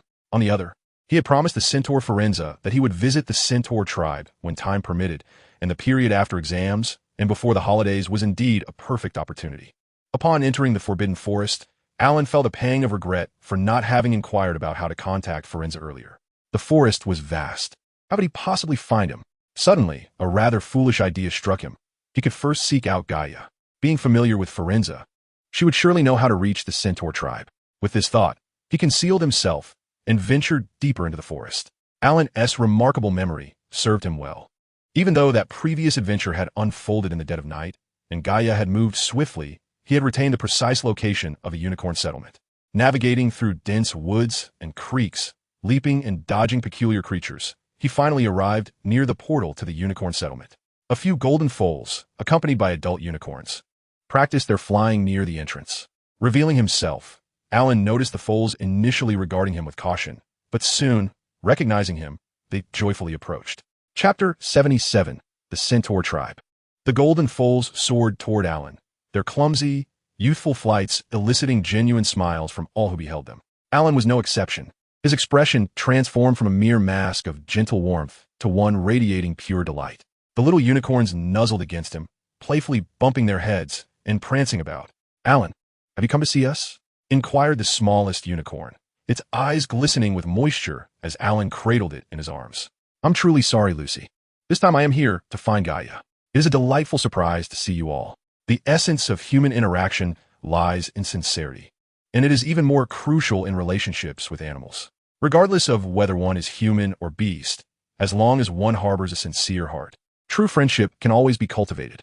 Alan was reluctant to deceive the innocent and charming little unicorn. Before long, a melodious voice echoed, "Alan, are you looking for me?" It was Gaia, who was carrying a basket brimming with vibrant berries. The berries were plump and colorful, clearly fresh and delectable. "Alan, come and taste these berries. The tribe learned of your arrival and helped me gather them with great haste." Gaia gently placed the basket before Alan.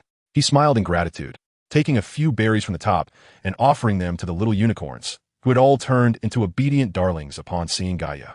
It appeared that within the unicorn community, Gaia was not only a little princess, but also the leader. "Alan, Lucy informed me that you are not here merely as a guest to the unicorn tribe, but rather seeking something from me. I wonder how I may assist you?" Gaia gazed at Alan with a gentle expression. She had never encountered a wizard as mild-mannered as he. Being near him felt like basking in a spring breeze. "Gaia, you are quite familiar with Furlands, aren't you? It previously invited me to its tribe, but I neglected to inquire about the location of the centaur settlement," Alan admitted sheepishly, scratching the back of his head. "Hence, I would like to request your assistance in guiding me there." Gaia burst into a fit of laughter. "How careless of you both. The host forgot to provide the guest with the address, and the guest lacks the host's contact information." Gaia momentarily overlooked the fact that she had been present when Furlands extended the invitation to Alan. "Very well, I am at your service." After her laughter subsided, Gaia readily agreed, expressing her willingness to set off at any moment. "It has been ages since I last experienced the thrill of running through the forbidden forest. Since acquiring my wings, I feel like a little girl with a new toy, endlessly captivated by flight." The destination they were heading to was not far from the unicorn settlement. They descended a slope lush with soft, verdant grass, arriving at a broad, serene valley, where a narrow, swift-flowing river meandered at the bottom. On the riverbank, large patches of foxgloves and wild roses flourished, while bees buzzed busily to and fro. "Furlands! Furlands!" Gaia suddenly called out, startling Alan, who had been absorbed in the beauty of the scene. Moments later, he heard the sound of hooves approaching, gradually growing louder, causing the entire valley to tremble. Suddenly, Alan spotted several creatures bursting through the underbrush: the majestic Furlands, the melancholic young centaur Ronan, and the furious Bane, followed by a dozen or so centaurs of various colors, whose names eluded Alan. As Alan was about to greet Furlands, he noticed the centaurs parting in pairs, bending their forelegs, lowering their proud heads, and bowing in deference, as if paying homage to their superior. A majestic and powerful centaur emerged, striding with a forceful gait. Though it was still daylight, Alan felt as if each of its steps resonated with the brilliance of starlight. The centaur's robust physique gleamed with a chestnut hue, and its noble head was held high with an air of elegance. A tuft of golden-red mane fluttered gracefully across its chest, while its deep-set, enchanting eyes seemed to harbor the vastness of the cosmos, making Alan hesitant to gaze too long for fear of becoming lost within their depths. "Welcome, Alan. I am Matilda, the leader of the centaurs. I have long wished to meet you after hearing of your deeds from Ference and Gaia. The stars foretold of your esteemed visit today, and it is indeed an honor for us." The voice of this regal centaur boomed like thunder, yet it bore an unmistakable severity and authority. Alan did not underestimate the being before him due to its willingness to speak. The centaurs had always preferred to keep their distance from human affairs. Endowed with formidable combat prowess, exceptional astrological skills, and precise prophetic abilities, they possessed intellect on par with humans, yet they chose to remain in the shadows, willingly classifying themselves as beasts. Their proud and wise nature had endured the trials of war and hardship, preserving their heritage and community intact, a testament to their strength and wisdom. The unexpected deference shown by this proud centaur monarch stirred both surprise and caution within Alan. "Noble centaur king, I wonder how I might be of service to you." Speaking plainly, Alan cut to the chase, and his forthrightness seemed to earn the centaur's admiration. "Indeed, there is a matter in which we require your assistance. After meeting with you, Ference observed a shift in the celestial patterns. We centaurs have meticulously studied the trajectories of the stars, and it is evident that a change has occurred. The stars have guided us to understand that you possess an item of great significance for the advancement of our kind, and we truly need your help." Matilda candidly acknowledged that for the wise, beating around the bush is a waste of time and an unwise endeavor. Directness and honesty are the best approaches. Chapter 78. The Sacred Legacy of the Centaurs. The formidable strength of the centaurs is apparent in their developed musculature and agile forms. However, the information disclosed by Matilda was even more astonishing. They had not only foreseen Alan's visit to their tribe, but had also divined that he possessed the item they sought. Truly, they are a race renowned for their seers and astrologers. It is fortunate that they are devoted to unraveling the mysteries of the stars and exploring the cosmos. Otherwise, Had they succumbed to the allure of earthly power and the pursuit of fame, the outcome of confrontations with sorcerers would be difficult to predict. Perhaps it is precisely their insight into the transient nature of worldly power that has led the centaurs to safeguard themselves, remaining content in their secluded realm. I wonder which item you seek from me, Alan pondered, suspecting that the only celestial artifact he possessed, which might pique the centaur's interest, was the moonstone he had acquired earlier. Esteemed monarch, I too eagerly anticipate the friendship of the centaurs. Indeed, I possess an item that seems to align remarkably with your desires. However, it is an object of ill omen. For anyone who covets, it is destined to encounter misfortune. Alan, being practical, found no use for the moonstone himself, as he does not worship any deities and cannot comprehend the will of the moon goddess. Oh, please elaborate, Matilda expressed her intrigue, while the centaurs behind her resumed their normal demeanor, revealing their own curiosity. This object is known as the moonstone. The moment Alan uttered its name, Matilda's eyes sparkled with an intensity that seemed to reflect a myriad of twinkling stars. The centaurs, including the previously incensed Bane, now gazed at Alan with eager anticipation. Alan recounted, with a blend of truth and embellishment, the tale of how he acquired the moonstone. His eloquence rendered the narrative more captivating than the events themselves, drawing the centaurs into a world of concern and joy for him. Thus, the moonstone found its way into my possession. After an exhausting narration, Alan swallowed hard, reminiscing about the fruits Gaia had previously offered. The astute Matilda, perceiving his discomfort, remarked, Alan, the good news you bring to our kin is indeed uplifting. It is midday now, the hour for your kind to partake in lunch. Allow us centaurs to treat you splendidly. With that, she instructed Ferenz to prepare some food. Having previously enjoyed lavish hospitality among the unicorns, Alan no longer naively assumed that the centaurs would offer him mere grass as sustenance. He felt a growing hunger and eagerly anticipated the meal prepared by the centaurs. Contrary to his expectations of receiving an assortment of berries, he was pleasantly surprised when they served him baked oatcakes, herbs, fruit wine, and cheese. Although not as refined as the culinary creations of domestic sprites, the fare was characterized by its rustic charm and fresh flavors.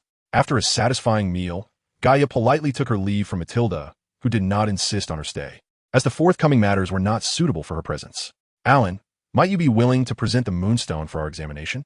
Such a divine artifact should not languish idly within a treasure trove. Matilda's proposition held considerable merit, for the item currently bore no utility for Alan. He retrieved the yellow gemstone from his system's storage, its surface occasionally glimmering with fleeting light, as Matilda regarded it with fervent interest. Observing her enthusiasm, Alan graciously handed the moonstone to her, allowing her to study and handle it at her leisure. After a considerable time, Matilda returned the gemstone to Alan with a deep sigh. Indeed, it harbors a curse, one of considerable potency. It seems that only by conducting the Sharon rite and harnessing the power of starlight can it be dispelled. Fortunately, our centaur lineage is intact. We can prepare the necessary arrangements for the Sharon rite. Upon obtaining Alan's consent, the centaur clan was swiftly mobilized. The laborers, the ones leveling the ground, and each centaur, with grave expressions, meticulously drew unknown patterns on the earth using silver stone powder, exerted themselves tirelessly to fulfill their tasks. Matilda remained composed, orchestrating the operations with remarkable precision, ensuring the entire clan was busy yet unflustered, exhibiting astonishing efficiency.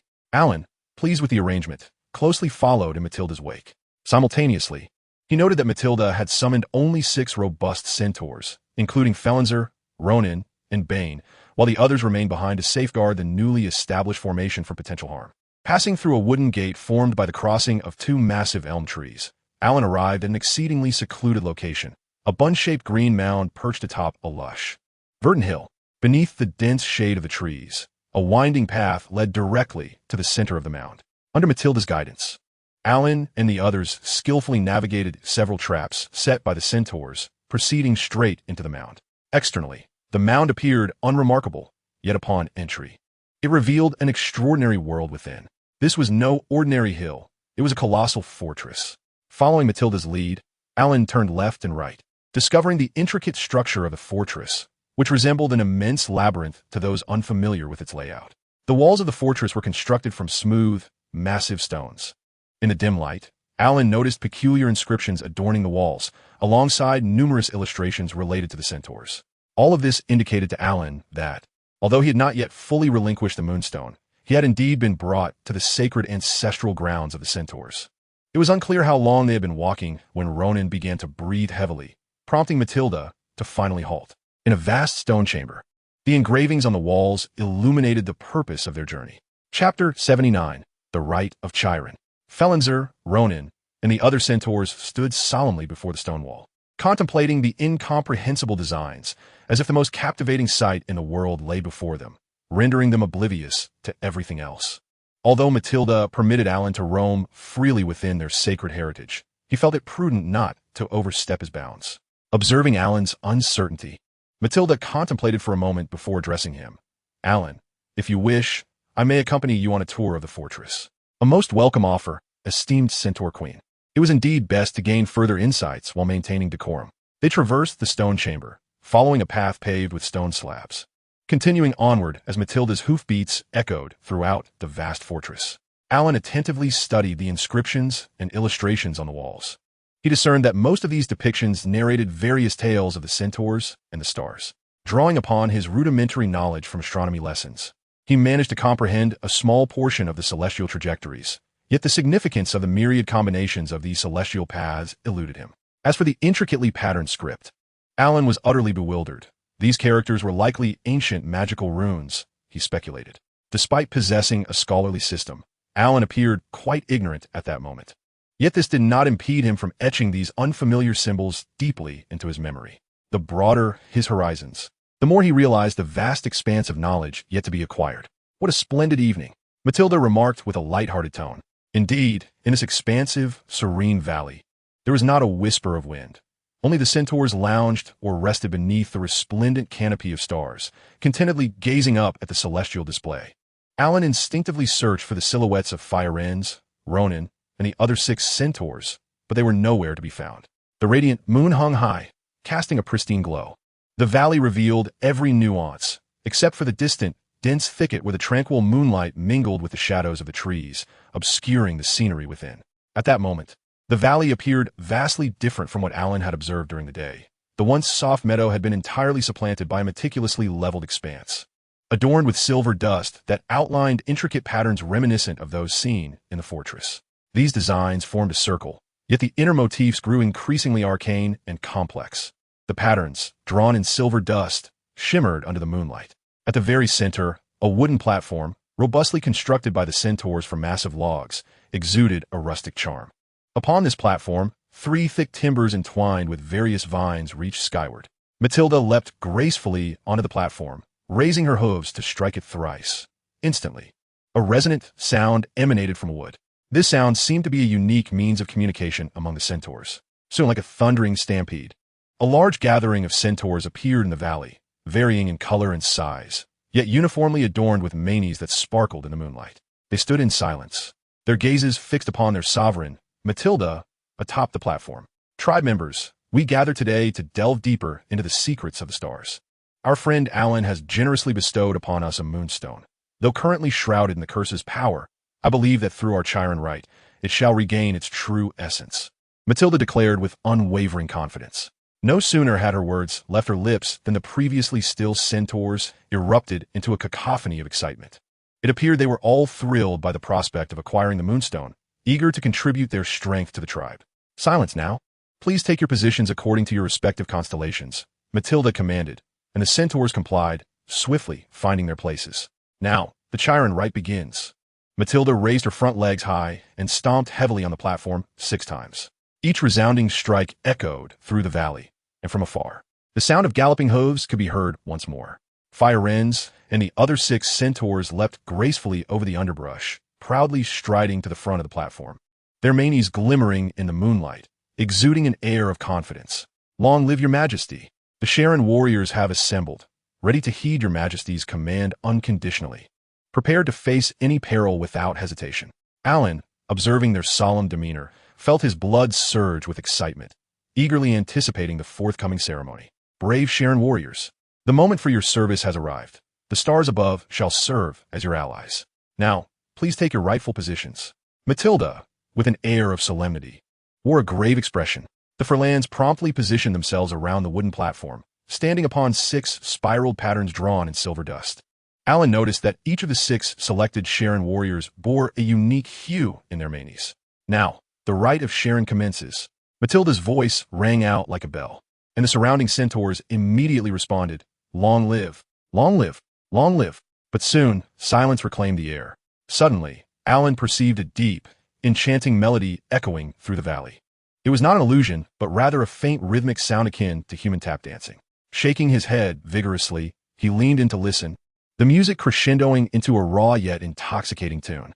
Abruptly, Alan realized the source of the sound and turned his gaze to the Furlans.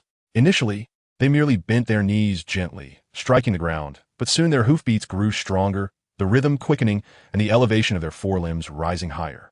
The cacophony of their hooves transformed into a resounding symphony, gradually building an overwhelming sense of grandeur. Matilda leaped down from the platform and approached Alan. "Alan, please hand me the moonstone." Her expression was sincere, yet the urgency in her eyes left no room for refusal. Chapter 8. The Baptism. Alan presented the yellow moonstone into Matilda's hands, and she bowed deeply in gratitude. Then, from an unknown source, she produced a staff, pure white as jade. At the top of the staff was a hollow, circular aperture, into which Matilda placed the moonstone. Instantly, the formerly unadorned staff radiated a silvery brilliance. The moonstone hovered within the circular opening, seemingly magnetized, becoming an integral part of the staff.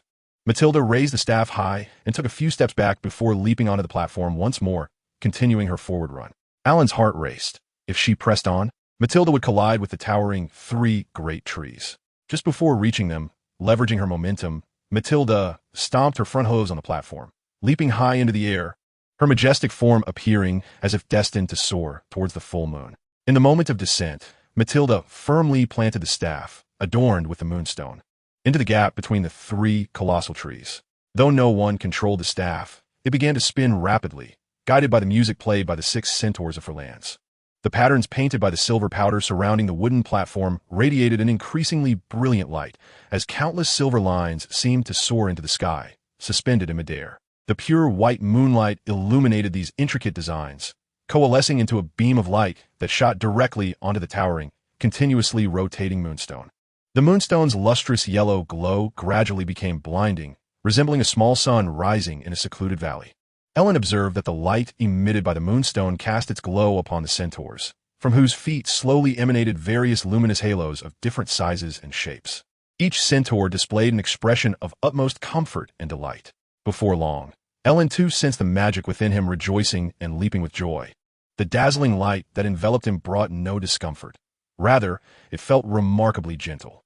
Colorful orbs ascended into the sky, flying toward the staff on the wooden platform, encircling the moonstone like stars gathering around the moon.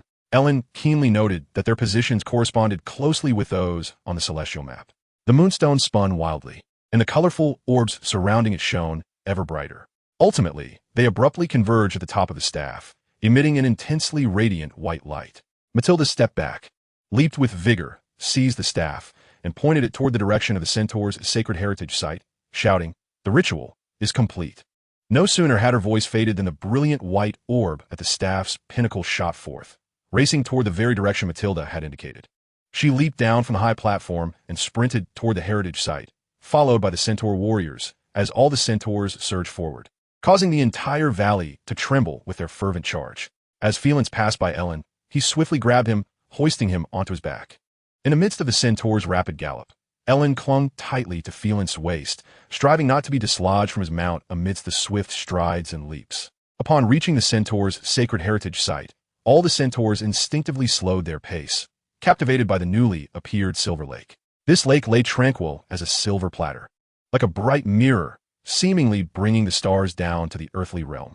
Matilda approached the lakeside, bent down, cupped a handful of water, and poured it into her mouth, savoring it thoughtfully for a long moment. All the centaurs gazed at her with eager anticipation. Ellen understood that this newly formed lake must have emerged from the dazzling white orb atop the staff, although he was uncertain of its peculiar powers. Thus, he focused intently on Matilda, not wanting to miss even the slightest change in her expression. Matilda first closed her eyes in contemplation, then suddenly opened them, her gaze sparkling like brilliant stars. "My kin," she proclaimed, "our sacred heritage site has now gained another precious place that we must protect with our lives. It will serve as the site for our descendants' coming-of-age ceremony. where the waters infused with the essence of the stars will inspire the young foals to awaken their spirituality and comprehend the mysteries of the cosmos. Now, in the name of the ruler of the Centaur tribe, I hereby name it Star Lake. Long live Star Lake. Long live the sovereign. Long live. The centaurs jubilantly cheered, celebrating the birth of Star Lake. Matilda pressed her hands down and continued. The formation of Star Lake owes its gratitude to one individual, the generous human wizard, Alan. His friendship towards our centaur kin will forever reside in our hearts. Let's chant his name. Alan, Alan, Alan. The centaurs cheered his name, and Alan discerned the gratitude reflected in their joyful eyes. Dear kin, the rite of Chiron has been fulfilled, and I trust you all wish to experience the effects of this baptism. Go forth and observe the celestial trajectories. Feel the guidance that fate has bestowed upon us. Matilda's command evidently resonated with the centaurs, who dispersed in small groups. Beneath the clear night sky, they stood or reclined, gazing at the stars. Despite their varying sizes, shades of mane, and postures, they shared one commonality, the pairs of eyes brimming with joy and their rapt attention. With the moonstone in hand, the effects of the Chiron rite appeared splendid. Alan, we are truly grateful to you, Matilda expressed as she approached him with heartfelt thanks. It is no great matter, merely a fortunate coincidence that allowed me to acquire the moonstone, Alan replied humbly, feeling that the friendship of the centaurs was more than sufficient. As Alan and Matilda strolled along the enchanting Star Lake, conversing, he inquired, Matilda, the moonstone is said to be cursed. Is it truly wise to use it so directly? Recalling the tragic fates of its previous bearers, Alan could not help but ask. The Chiron rite not only purifies the centaurs. The celestial power it invokes is potent enough to dispel the curse entwined upon the moonstone.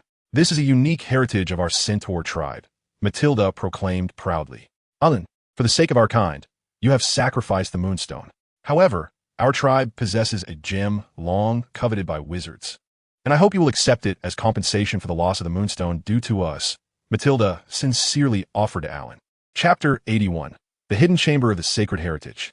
Though Alan considered himself not a greedy individual, he was undeniably curious about the gem Matilda spoke of, a gem that wizards yearned for. How rare could it be? Could it possibly be more precious than the Resurrection Stone? Matilda, a true leader of her people, could see the unmasked yearning in Alan's expression and knew he was intrigued. A hint of a smile appeared on Matilda's face. Despite Alan being an exceptional wizard with a calm demeanor and remarkable abilities, he was still youthful and unaware of how to conceal his desires. In truth, did Alan not know how to disguise his feelings? However, asking Matilda directly felt somewhat inappropriate, and he could only express his intentions through his unguarded longing. This gem, it is said, was once wielded by Merlin and adorned the crown of King Arthur. In fact, prior to the Chiron rite, we centaurs could not accurately foresee the future. Only I could, through this gem, slightly unveil a glimpse of fate. Now, having undergone the baptism of the Chiron rite and with the existence of Star Lake, I believe that with our own abilities, we centaurs shall draw closer to destiny.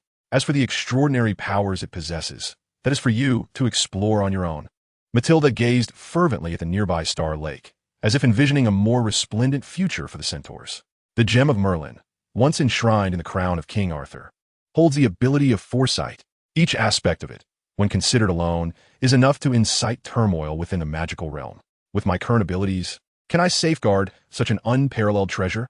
As if perceiving Alan's thoughts, Matilda continued, at the ceremony of Chiron, I had a clearer view than anyone due to my position, and I was closest to fate. Alan, I admit that presenting this gem is not solely a result of your generosity, but also a reflection of our centaur clan's desire to forge an alliance with you. Although our stance has always been to abstain from human conflicts, the stars indicate that an unavoidable battle is imminent, and no creature can remain uninvolved. As the leader of the centaur clan, I must contemplate our future. Your friendship is precisely what we require. Matilda's words were undeniably sincere. Alan understood well that even in the original text he had encountered in his past life, the centaurs, persuaded by Firenze, had joined forces with Hogwarts to confront Voldemort. Moreover, the interest of the other party in aligning with him was driven by pragmatic considerations. Though he was acutely aware of Matilda's intentions, thoughts of the impending conflict weighed heavily on his heart. This was not a peaceful world. If one did not strive, life itself would undoubtedly be threatened. Although victory ultimately belonged to Harry, who could guarantee that Alan would emerge unscathed, your esteemed regard is a privilege I cherish. I am more than willing to stand alongside the Centaur clan, and I hope our friendship endures. Alan declared without hesitation. In the presence of the astute, any insincere gestures or feigned refusals would only diminish his dignity and invite ridicule. Indeed, Matilda grasped the essence of his words. The gem of Merlin is currently housed within our sacred grounds. Please follow me. With that, Matilda leaped high, her head striking the location of the staff depicted on the stone wall. Alan could not help but gasp in surprise. Yet reason told him that Matilda would never act foolishly. As anticipated, the moment Matilda's head made contact with the stone wall, the entire surface became ethereal, as if shrouded by a veil of gossamer. In the instant she leaped through, Matilda cast a glance at Alan, and he instantly understood her intent. She wanted him to follow. What a brilliant idea. Anyone entering this stone chamber would likely be captivated by the illustrations of the ceremony of Chiron adorning the walls. Who could have foreseen the mysteries concealed behind this wall? Alan felt profound admiration for the creator of this sanctuary. He did not hesitate in his actions, swiftly entering the stone chamber and traversing the diaphanous wall. As he passed through, he felt as if he had plunged into icy water, an overwhelming chill enveloping his entire being.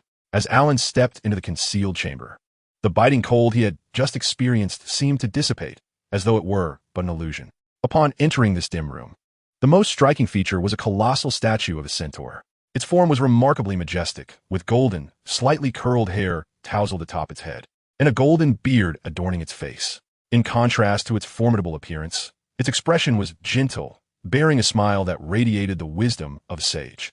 Draped in a crimson cloak, it crouched on the ground with its forelegs slightly bent, pointing toward the stone pedestal below. Matilda stood before this pedestal, kneeling in reverence to the statue of the centaur. The walls of the chamber were adorned with several suits of armor, helmets, and an array of weapons. Out of respect for the centaur race and a sense of camaraderie, though Alan did not know the identity of the centaur depicted in the statue, he straightened his attire and approached with measured steps, bowing respectfully. This is our ancestor, Chiron, the pride of our centaur lineage. The right of Chiron is a legacy derived from him, Matilda elaborated, clearly pleased with Alan's respect. It dawned on Alan that this was the very centaur he had heard of before. Upon seeing the statue, he instantly recognized Chiron's identity. Chiron's abilities were unparalleled among centaurs. Be it music, art, archery, or combat, he was a master of all. He lived in the cave of Pelion, imparting his extraordinary skills. Any student who learned even a single art under his tutelage could dominate the world. Jason, Heracles, Orpheus, nearly all heroes of Greek mythology hailed from his teachings. Chiron was truly the progenitor of Greek heroes, and his disciples were collectively known as the heroes of Pelion. The constellation Sagittarius was named in his honor. You are indeed descendants of Chiron. He is a great hero, Alan remarked with newfound reverence. Chapter 82, The Gem of Merlin. Chiron was indeed great. What inspired Alan's admiration was not solely his talents, but also his character. According to historical accounts, during an attempt to pursue a band of centaur thieves, Heracles mistakenly wounded his mentor, Chiron, with an invulnerable arrow gifted by Chiron himself. The arrow pierced the body of a centaur thief, striking Chiron in the throat. Although Chiron was immortal, the arrow had been tainted with the venom of the nine-headed Hydra, inflicting a torment upon him that surpassed death itself. At that time, Prometheus was being punished by Zeus, bound to a rock on Mount Caucasus for stealing fire for humanity. One day, while seeking the Hesperides, Heracles chanced upon this scene. He witnessed an eagle gnawing at Prometheus's liver and, taking up his bow, shot the foul bird, freeing Prometheus from his torment. However, to satisfy Zeus' conditions, Heracles left Chiron as a substitute on the cliff. Though Chiron could demand eternal life, he chose to exchange his own immortality for the salvation of Prometheus, alleviating the suffering inflicted by the Hydra's venom. This noble decision allowed both to find liberation. Previously, Alan had observed related depictions carved into the stone walls of the sacred inheritance site. Chiron, although destined for eternal life, seemed to foresee his demise before being struck by an arrow, intentionally constructing this intricate fortress as a legacy for his kind, safeguarding his treasures within. Only his direct descendants possessed the means to enter this hidden chamber. It is noteworthy that, while Voldemort fragmented his soul in pursuit of immortality, Chiron willingly relinquished his chance at eternal life to rescue Prometheus. Such a wise and resolute choice, showcasing a spirit of self-sacrifice for the benefit of others, is far beyond the reach of ordinary individuals. Thus, Alan, upon learning of Chiron's deeds, felt a deep sense of respect. Matilda gazed into Alan's eyes, which were filled with admiration, a sincere expression without pretense. She smiled, her countenance radiating pride and honor in her lineage as a descendant of Chiron. Without further ado, Matilda raised her forelegs and, to Alan's astonishment, began to strike the stone pedestal before her, resembling a virtuoso pianist performing on a grand piano. "Now it is yours." Matilda gestured for Alan to retrieve the gem. Although assured of Matilda's benign intentions, the naturally cautious Alan quietly conjured an invisible glove from his wizarding robe to envelop his hands, delicately extracting the blue Merlin gem from its stone casing.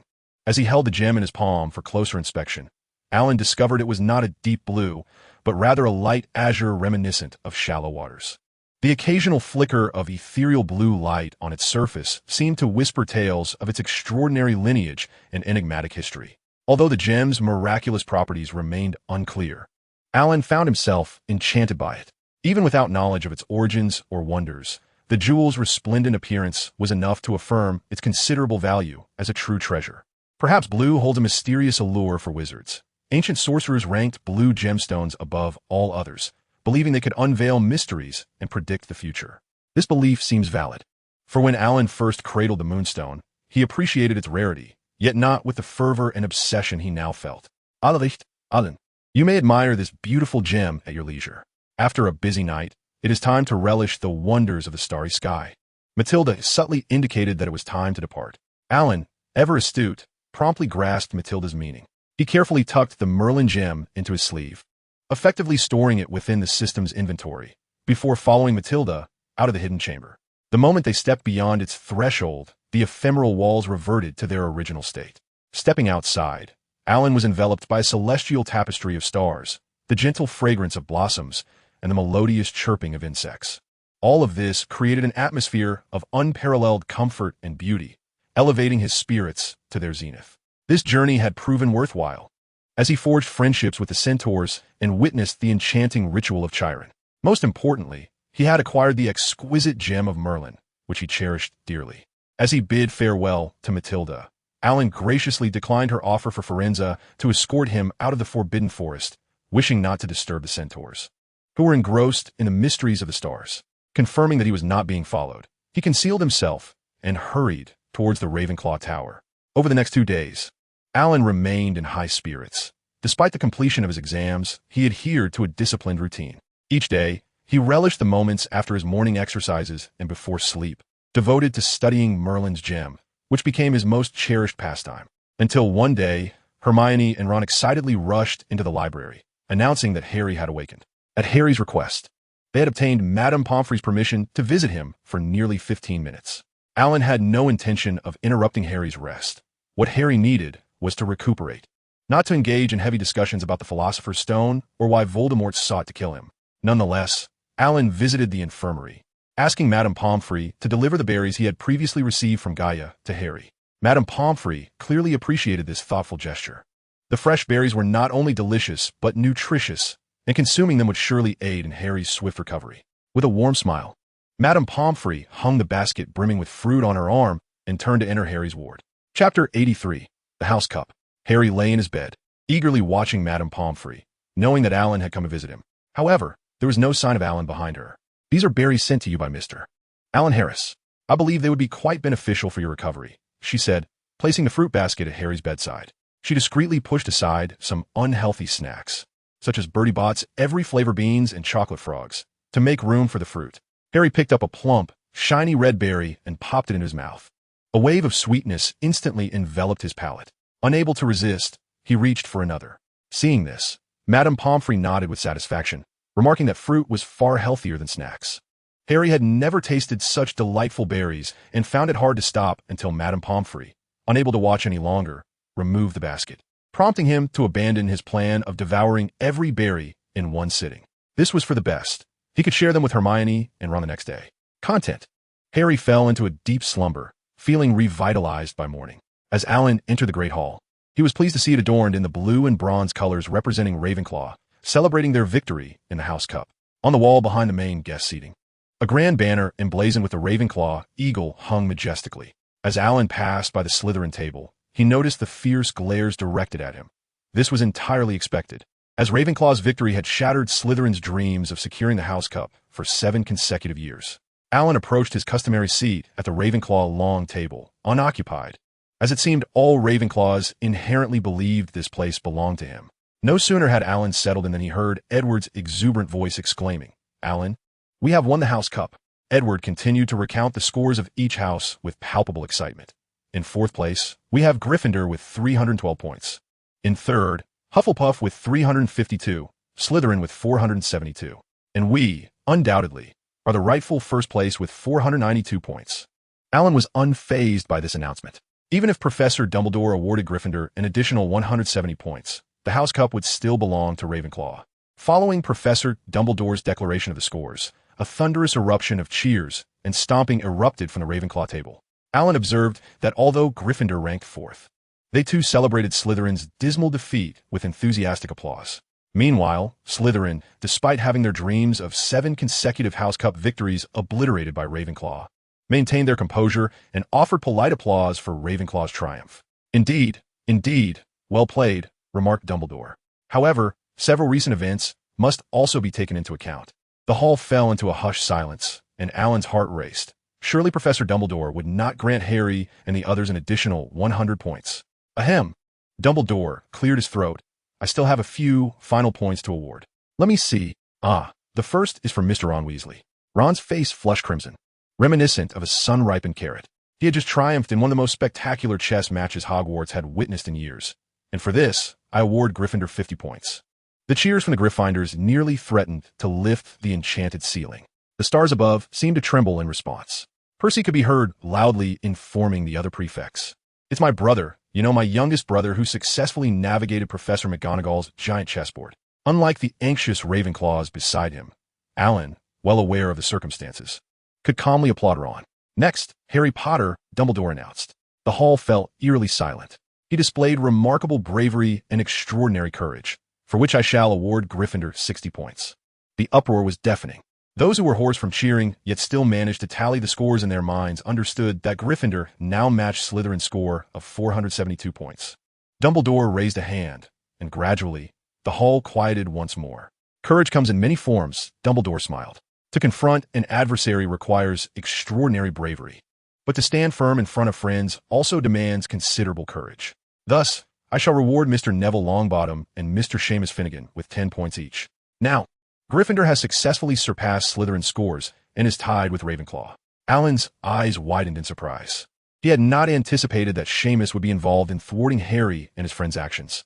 He should have seen it coming. Ever since that encounter with Malfoy, Seamus and Neville have been inseparable. The Great Hall fell into a profound silence, with everyone awaiting Dumbledore's next words.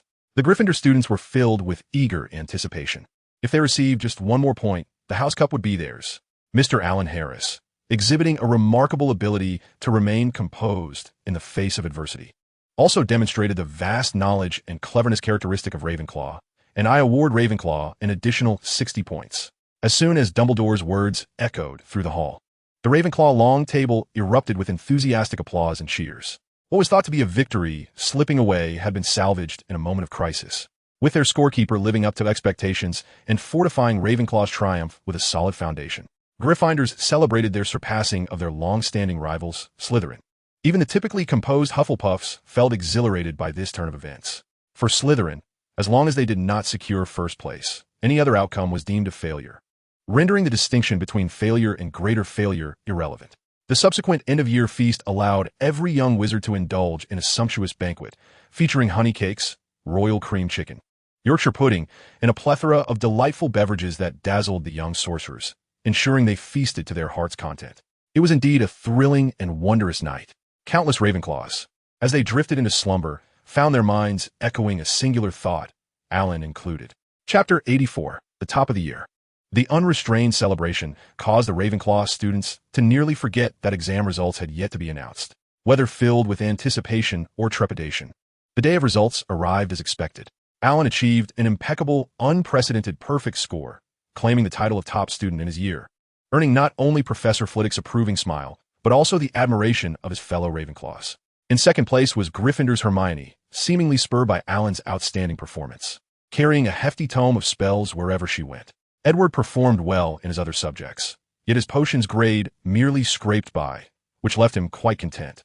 I had thought I would fail, The expression on Professor Snape's face when he saw the potion I brewed made me feel I would never see you all again. It seems I still have room for improvement in potions. Alan, however, believed Edward need not worry. Even Slytherin's Crabbe and Goyle managed to pass the final assessments. Who else could possibly face expulsion for poor grades? It was Harry, whose performance had caused Gryffindor classmates to regard him with newfound respect.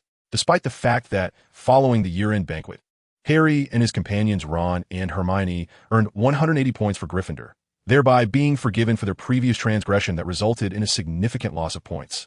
Harry's recent academic achievements have once again altered their perception of him. The situation for Harry and his friends within Gryffindor has greatly improved, nearly returning to the state they enjoyed when Harry was first sorted into their house. Whether among wizards or muggles, diligent students invariably find it easier to garner the goodwill, respect, and friendship of others. Perhaps it is due to the remarkable efficacy of your potion, Alan, for I can assure you that after consuming it, my sleep has been restful, and my focus has sharpened on my studies. Harry expressed his gratitude to Alan. Alan, well aware of the potion's effects, believed it was ultimately Harry's dedication to his studies that led to his success. Certainly, the potion alleviated Harry's headaches and banished his nightmares, thereby facilitating a more concentrated review of his materials. Yet, without Harry's own efforts, no amount of potion would prove beneficial. Moreover, fortune and misfortune often entwine. Had Harry not faced ostracism from his Gryffindor peers due to his mistakes, he might not have been so singularly focused and immersed in his studies. Harry has always held Alan's words in high regard. He accepted the notion that his high scores were a product of his hard work, discovering a newfound joy and motivation for learning. Oh dear, I was counting on showcasing my magic to my sister during the holidays to earn some pocket money. Fred lamented. It matters little to me. Aunt Petunia and the others are oblivious to our inability to use magic. This summer, I intend to make Dudley very happy, Harry replied, a mischievous grin lighting up his face. Alan smiled as he observed their playful antics. Edward, sitting beside Alan, was engrossed in a book titled The Muggle World Through My Eyes. Alan couldn't help but ask curiously, do you still need to study Muggles? No. I have recently been attempting to interpret magic through Muggle theories, contemplating how to integrate magic into Muggle society, Edward replied, his tone and expression indicating his earnestness. You'll likely become good friends with Mr. Weasley. He too is passionate about studying Muggle affairs and seeks to merge magical and Muggle objects, Alan muttered to himself. Who are you referring to? Edward inquired, having not fully grasped Alan's words. Oh, it's nothing. I wish you success. Alan offered his encouragement for his friend's ambitions. Before departing from the school, Alan made another visit to the Forbidden Forest. Gaia and the little unicorns greeted him warmly, presenting him with a large basket of fresh berries. The little unicorns showcased their nascent flying skills, utterly charming.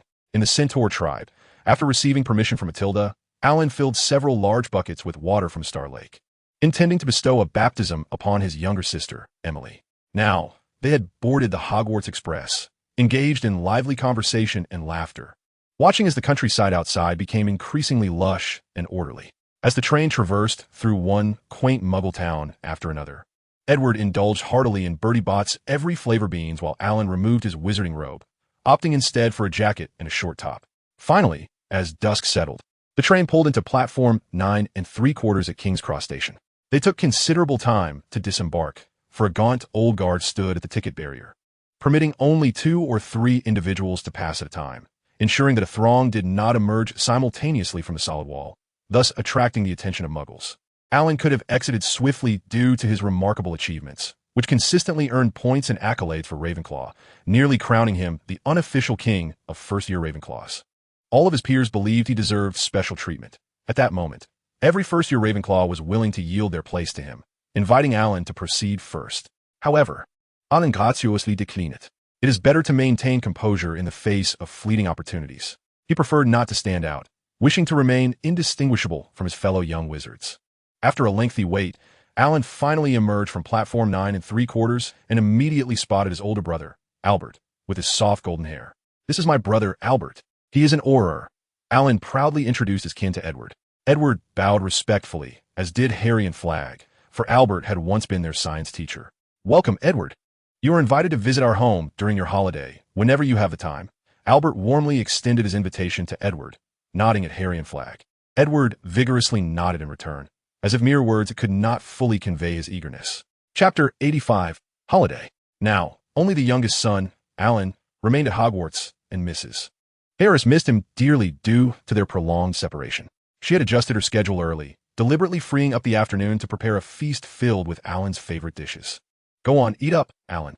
Though Hogwarts meals are delightful, nothing compares to your mother's cooking. Hearing Alan's praise, Mrs. Harris smiled and served him a generous bowl of mushroom soup. As they dined and conversed, Alan recounted amusing tales from Hogwarts, his vivid storytelling rendering even the most mundane events more captivating than reality itself. His family was in stitches. Harry is truly a brave boy, Alan. You must invite him over this holiday. I shall ensure he is well taken care of. After hearing about Harry's various adventures, Mrs. Harris developed a fondness for him. Ravenclaw, Alan said with a cheerful demeanor as he observed the astonished expression on Ron's face. Our house, Ravenclaw, has won the House Cup. Well done. That is simply outstanding. Ron raised his glass to toast Alan with great enthusiasm. Alan, how did you fare in your exams? Mr. Harris gently inquired after Alan had gone back for a third helping. All full marks. I ranked first in my year, Alan replied with calm assurance. You must be jesting, Albert exclaimed, astonished, forgetting to bring the piece of pickled meat from his fork to his mouth. Impossible. No one has ever achieved a perfect score. Lennon wore an expression of disbelief. Alan, you truly achieved a perfect score and ranked first in your grade. Mr. Harris found it unsurprising that Alan placed first. Yet a perfect score was indeed something he had never encountered before. I knew this would happen. Alan suddenly rose and walked towards his bedroom. The Harris family exchanged glances. He can't be upset, can he? Daisy hesitantly inquired. Alan is not a petty person. Albert firmly believed in his brother's capabilities and character. Perhaps the lie has been uncovered, and he feels embarrassed? Lennon genuinely doubted that Alan could attain a perfect score, having once been an academic overachiever himself. He knew all too well how challenging it was to achieve such excellence. Fortunately, before leaving Hogwarts, Alan had sought out Professor Flitwick to obtain a certificate of his grades. Otherwise, he would have faced a considerable challenge in proving his accomplishments. Alan burst into his room and yanked open his suitcase. During the journey on the Hogwarts Express, he had carelessly stuffed his wizarding robes into the suitcase. Now he had to pull them out again, for the certificate was hidden within the sleeve of his robe. It was indeed a perfect score. There was even Professor Flitwick's handwritten signature. Mr. Harris marveled at the certificate, as if he could never gaze upon it enough. Mrs. Harris leaned in, her face alight with joy as she admired the document. Daisy and Lennon exchanged astonished glances. Albert, however, remained the calmest aside from Alan. Having fought alongside him, he understood Alan's prowess. When a minor wizard could defeat a basilisk, achieving perfect scores on exams seemed hardly remarkable. I want to hang this certificate on the wall, Mrs. Harris exclaimed with delight, contemplating where it would be most prominently displayed. Alan, your name will be written in the annals of Hogwarts history. Daisy and Lennon looked on with envy.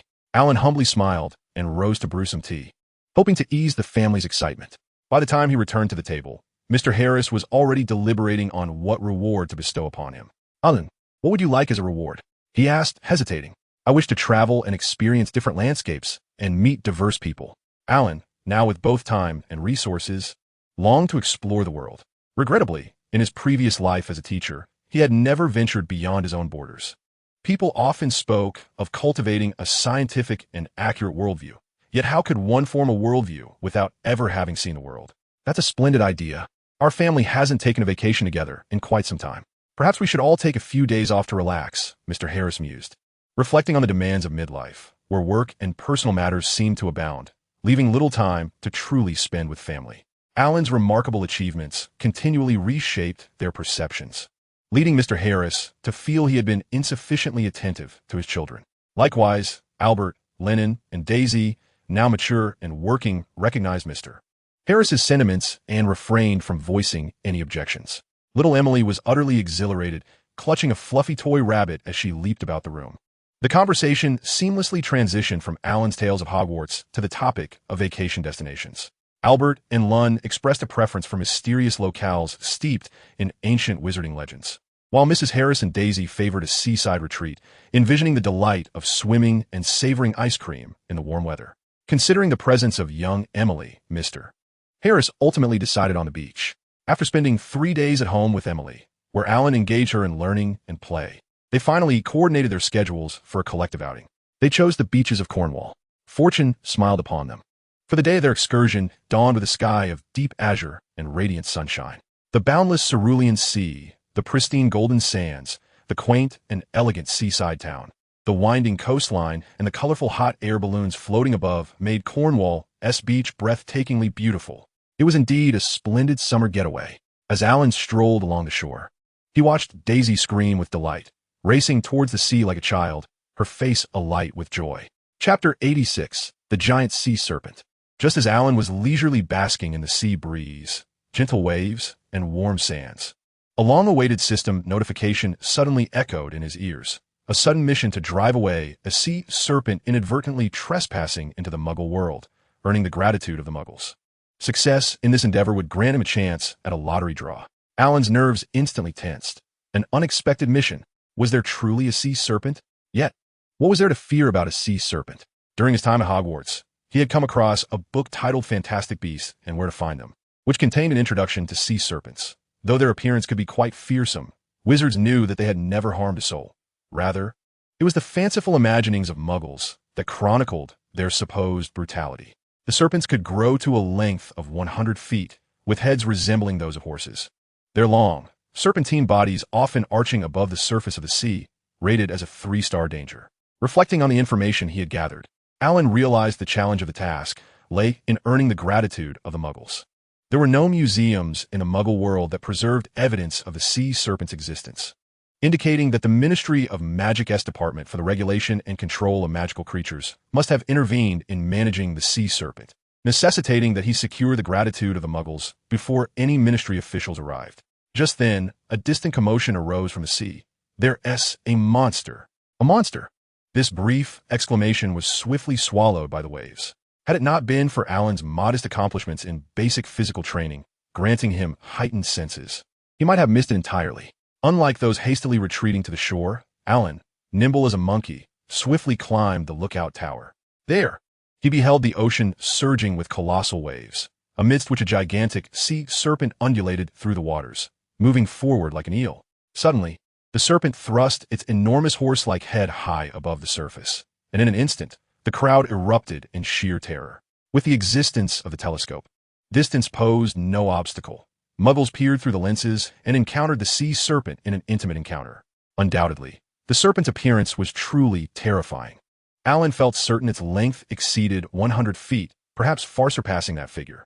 Moreover, Alan's invincible aura had long since depleted, and based on his true capabilities, the outcome of a confrontation remained uncertain. Fortunately, Alan's entire family had come to this beach for a holiday, and they were all quite formidable. He needed to promptly inform the department. Mr. Harris observed the scattering Muggles with deep concern. He decided to send Benny to deliver the message. Alan quickly called for Benny, the owl gifted to him by Albert, while dashing to the ice cream truck on the beach. He tore off a piece of fabric from the truck and inscribed with a colorful spray pen, "A sea serpent has invaded the Muggle world at Cornwall Beach. Please come swiftly to resolve this." He then signaled Benny to fly to the Ministry of Magic. Alan employed a clever ruse. He neither specified that this was no ordinary sea serpent, nor did he inform Benny of the intended recipient, which would undoubtedly require Benny some time to locate the correct addressee. After executing this maneuver, Alan noticed that Mr. Harris had already brandished his wand and charged forward. Panic surged through Alan as he silently implored, "Do not steal my task." Without a moment's hesitation, he commandeered a jet ski from the shore and sped after him. As he passed Mr. Harris, he yanked him back behind him. The jet ski sliced through the waves, heading straight for the serpent. Alan, Mr. Harris, and the sea serpent became embroiled in a fierce battle, unleashing a kaleidoscope of spells upon the creature. Before long, 3 more jet skis surged forward, Mrs. Harris and Daisy on one, while Albert and Ron rode on the others. They had no time for words as they joined the fray. To the Muggles, this spectacle was utterly terrifying. Several peculiar individuals were foolishly charging toward the beast.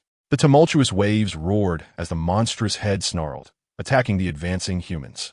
Its colossal body generated towering waves that threatened to engulf the unfortunate souls. The Muggles were filled with dread. However, it wasn't long before the sea calmed, and the 4 jet skis sped back to the beach. People were astonished to find that those aboard had sustained no injuries. With incredible angles and strength, they had managed to drag the enormous creature to the shore. The massive sea serpent lay quietly on the sand, and curious onlookers began to gather around, pointing and discussing the creature. It was indeed a marvel of the ocean, both terrifying and wondrous. It lacked wings but possessed a thick, elongated, and serpentine tail. Did its head not resemble that of a horse? Such a small head seemed disproportionate to its body. Look at its mouth, how large it is.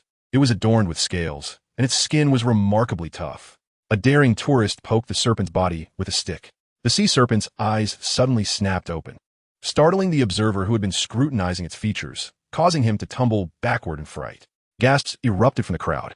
Alan seized the opportunity, immediately leaping forward to cast a reinforced stunning spell, which, protected by the system during his mission, rendered him immune to the Ministry of Magic's tracking. The spell struck the serpent squarely on its head, causing it to crash heavily onto the beach, creating a deep crater. At that moment, a group of robed wizards suddenly appeared on the shore. They executed their roles with precision. Some rushed towards the serpent, while others, upon arrival, unleashed wide-ranging oblivion charms upon the muggles on the beach. Mr. Harris, equally adept at casting oblivion charms, joined the fray, asserting that his magical prowess was on par with theirs. "Alan, is that you?" A witch appeared beside him. Upon closer inspection, Alan realized it was Aunt Josephine, suddenly recalling that she worked in the department for the regulation and control of magical creatures. "We're all here, Aunt Josephine. Look, there's Father." Alan pointed towards Mr. Harris, who was diligently attempting to cast the oblivion charm from a distance. "Then the owl that brought the news belongs to you as well?" Aunt Josephine raised an eyebrow. "Yes, but what about Benny?" Alan endeavored to feign innocence. "It was flitting about the ministry, but fortunately Arthur spotted it and brought it to me right away. Otherwise, who knows how long it would have taken to discover." Aunt Josephine pinched Alan's ear in reprimand. "And with so many beaches in Cornwall, searching one by one is no small task, you know?" "I'm sorry, Aunt. I'm young and panicked, and I didn't think it through." Alan quickly apologized to save his ear. "Josephine, who is this young man?" Approached a tall man with a sallow complexion and a long, narrow face. Most striking was his bushy red beard, and his crooked nose and high cheekbones gave him an appearance reminiscent of a Kelmuck tribesman. "This is my nephew, Alan Harris, currently a first-year student at Hogwarts." Aunt Josephine abandoned her intention to continue pinching Alan's ear and introduced him to the peculiar-looking wizard. "Alan, this is Nos Moral Calluses from our department. Despite his unusual appearance, he possesses a kind heart." His nose was broken by a deranged dark wizard while protecting a unicorn. Aunt Josephine warmly introduced her colleague to her nephew. "Indeed, I never imagined that villain would resort to irreversible dark magic. One must always be cautious to protect one's nose when encountering nefarious individuals. It is of utmost importance." Nos Moral grinned broadly, his goofy demeanor somewhat alleviating the strangeness of his features. "Truly, one must not judge by appearances." "Good day, Mr. Calluses." Alan greeted him politely. "This serpent is remarkably long. It may very well have shattered the record for the longest sea serpent known in the magical community. I wonder where it came from to have ventured into such a populated Muggle beach." Nos Moral soon directed his attention to the serpent, observing it with great interest. "You are Alan Harris, then?"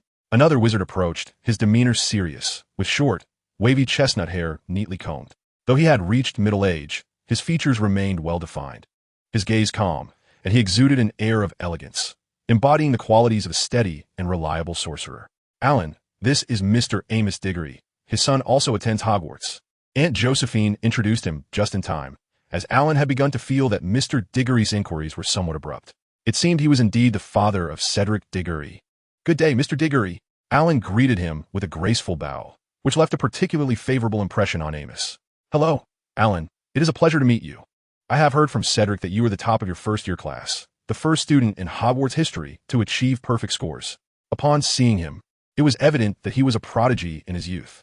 Perhaps feeling fondly towards this junior, Amos generously lavished praise upon him, so openly that Alan felt a touch of embarrassment.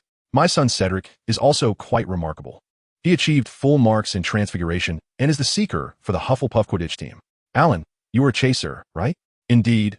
In Quidditch, the seeker's position is paramount, the most scrutinized. Only the swiftest, most skilled flyers with keen observational abilities can fulfill the role of seeker. Cedric is an exceptionally talented seeker." Before Alan could modestly interject, Amos continued to speak with unbridled enthusiasm. Alan's previous impression of this gentleman, initially akin to a serious and upright figure, shattered like fragile glass. Upon discussing his son, he transformed into a different person altogether, a true embodiment of a proud parent. Cedric is indeed outstanding.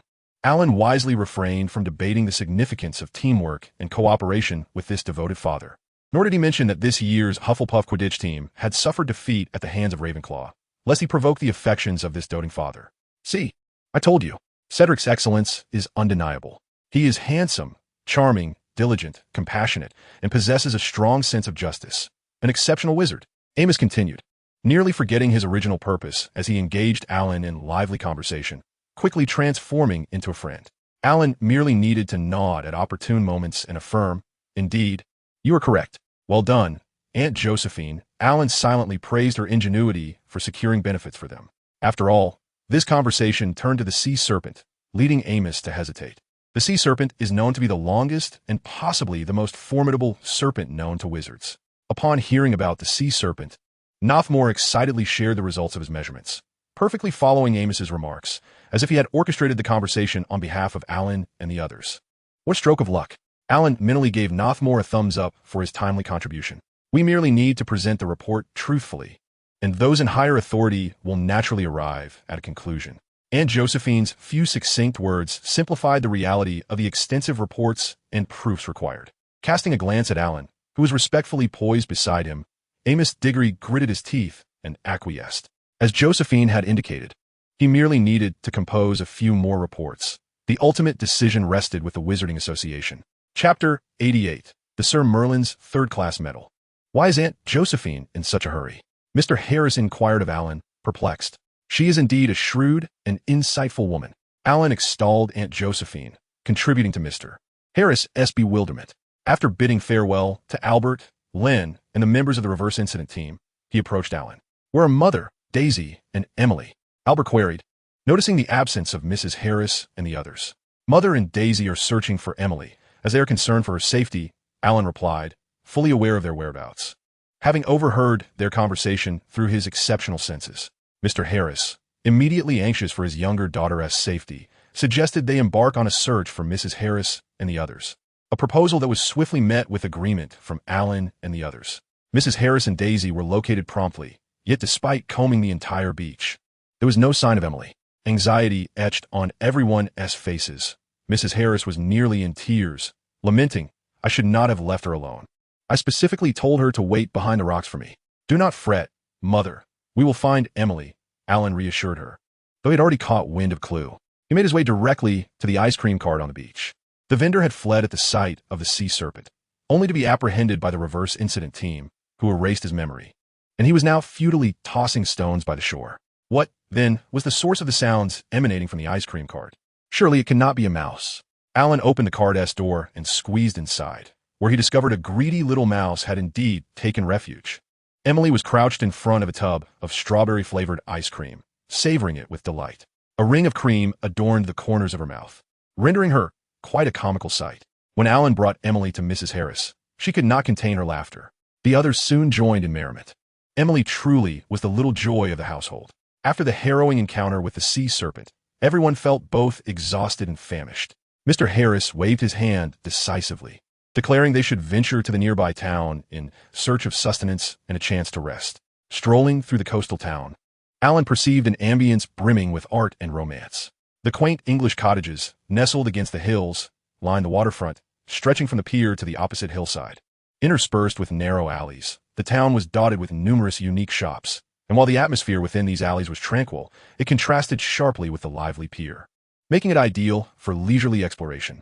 After passing through numerous galleries steeped in artistic flair, Alan and his companions discovered a seaside restaurant. This restaurant, constructed with dark wood, features low ceilings and soft, amber lighting that filters through small wooden windows, offering a picturesque view of the nearby fishing port, evoking a rich atmosphere. The bar serves a variety of freshly brewed beers, and Mr. Harris not only ordered a popular wheat beer favored by men, but also selected an array of fruit-infused sweet wines, such as pear cider, for Mrs. Harris and Daisy. The exquisite dishes, including crispy fried fish, oysters, and mussels, were met with unanimous praise from all. However, Daisy felt that their contributions were not particularly remarkable. After all, they had merely engaged in a battle with a sea serpent, and she doubted such an encounter would warrant such high accolades. Alan explained to Daisy the significance of their victory over the longest and most formidable sea serpent recorded in history. A similar debate unfolded within the Ministry of Magic.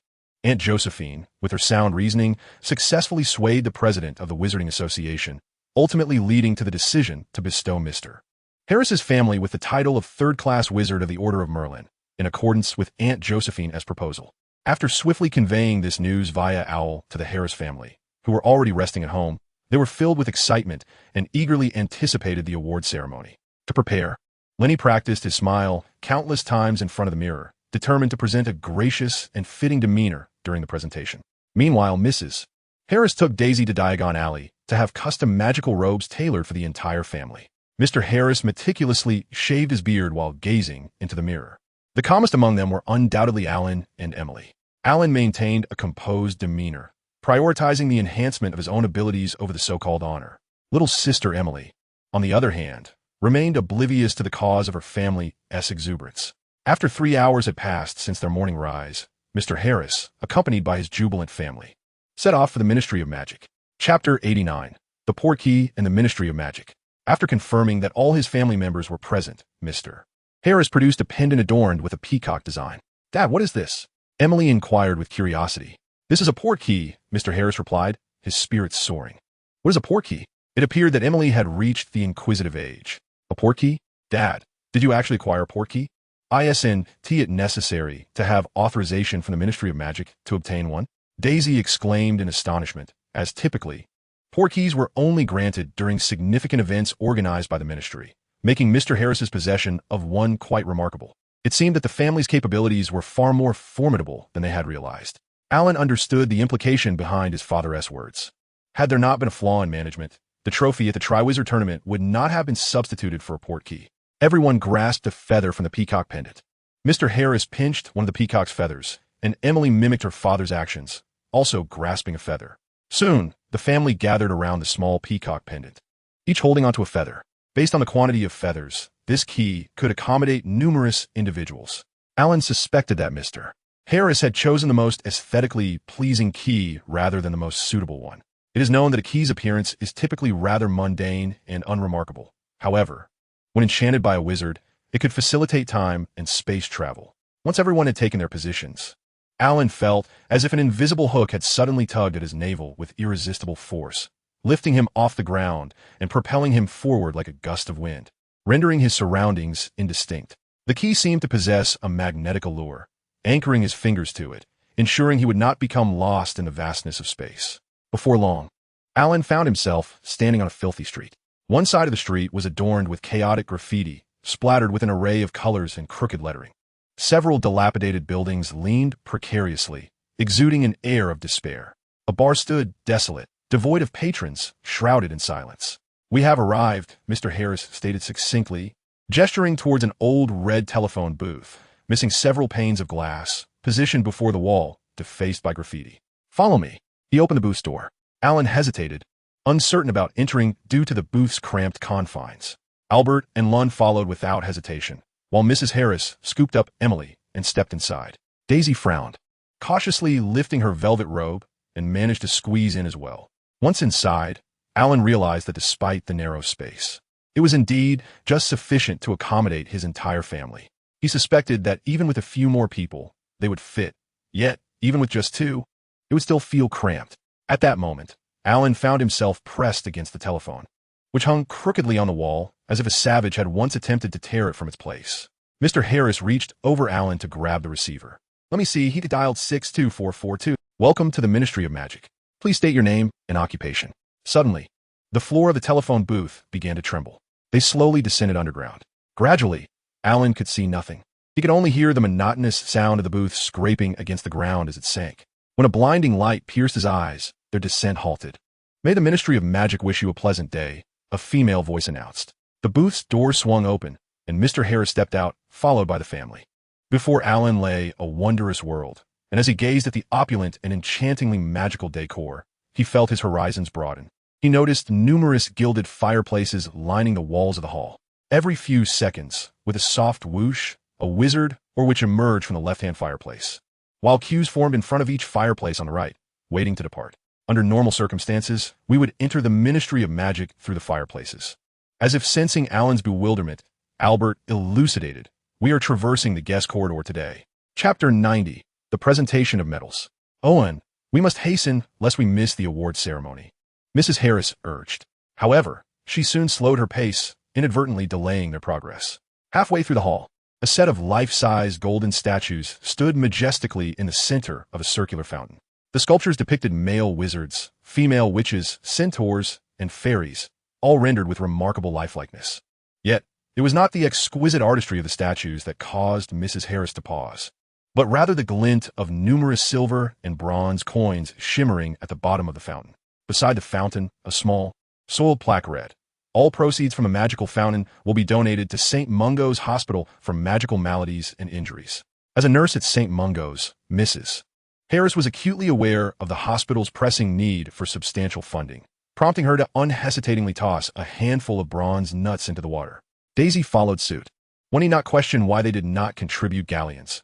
Mrs. Harris was evidently not that generous. Many drops make a river. Little by little, a little becomes a lot. While the nuts may be few, the intention was profound. There was no reason to castigate them excessively. For the average person, acting with kindness and doing good deeds while ensuring their own sustenance is indeed commendable. They queued at a less crowded kiosk and soon entered the elevator. The doors closed with a whoosh, and the elevator began its slow ascent. As the same female voice Alan had heard in the telephone booth echoed again, the chains of the elevator clanked rhythmically. The voice monotonously announced the offices corresponding to each floor as people entered and exited. At last, only the Harris family of 7 remained in the elevator as they reached the first floor. First floor, office of the Minister of Magic and the Logistics Department, as well as the small auditorium. The emotionless voice in the telephone booth declared. "We have arrived," Mr. Harris announced as he stepped out of the elevator first. Gazing out at the azure sky, Alan felt a moment of disorientation. Isn't the Ministry of Magic underground? We are still underground. Those are magical windows. The Department of Magical Maintenance determines the weather each day. During our last salary negotiation, we endured 2 months of hurricane weather before they finally relented. They turned a corner, passing through 2 thick oak doors. In stark contrast to the clamor of the lower floors, this area was remarkably tranquil. Unbeknownst to them, their footsteps grew quieter. They passed the large office marked with the Logistics Department sign and the tightly shut office of the minister, finally arriving at the end of the corridor. Their destination, the small auditorium. The family arranged their attire once more outside the door, and Mr. Harris pushed open the heavy double doors, stepping inside with an air of confidence. At the moment they entered, several gazes were cast upon them. On the elevated dais of the auditorium sat 3 male wizards. To Alan's delight, he discovered that Professor Dumbledore was among them, smiling down at him. As the Alan family settled into the front row under the guidance of a tall, slender wizard, Alan noticed his favorite professor, Flitwick, also seated in the front row, smiling and waving at him. Without hesitation, Alan took a seat beside Professor Flitwick. Shortly after they were settled, the tall wizard ascended the podium to introduce the purpose of the gathering and the esteemed guests in attendance. Among the individuals on the podium were none other than the Minister of Magic, Cornelius Fudge, and the chairman of the Wizarding Association, Ogden Scamander.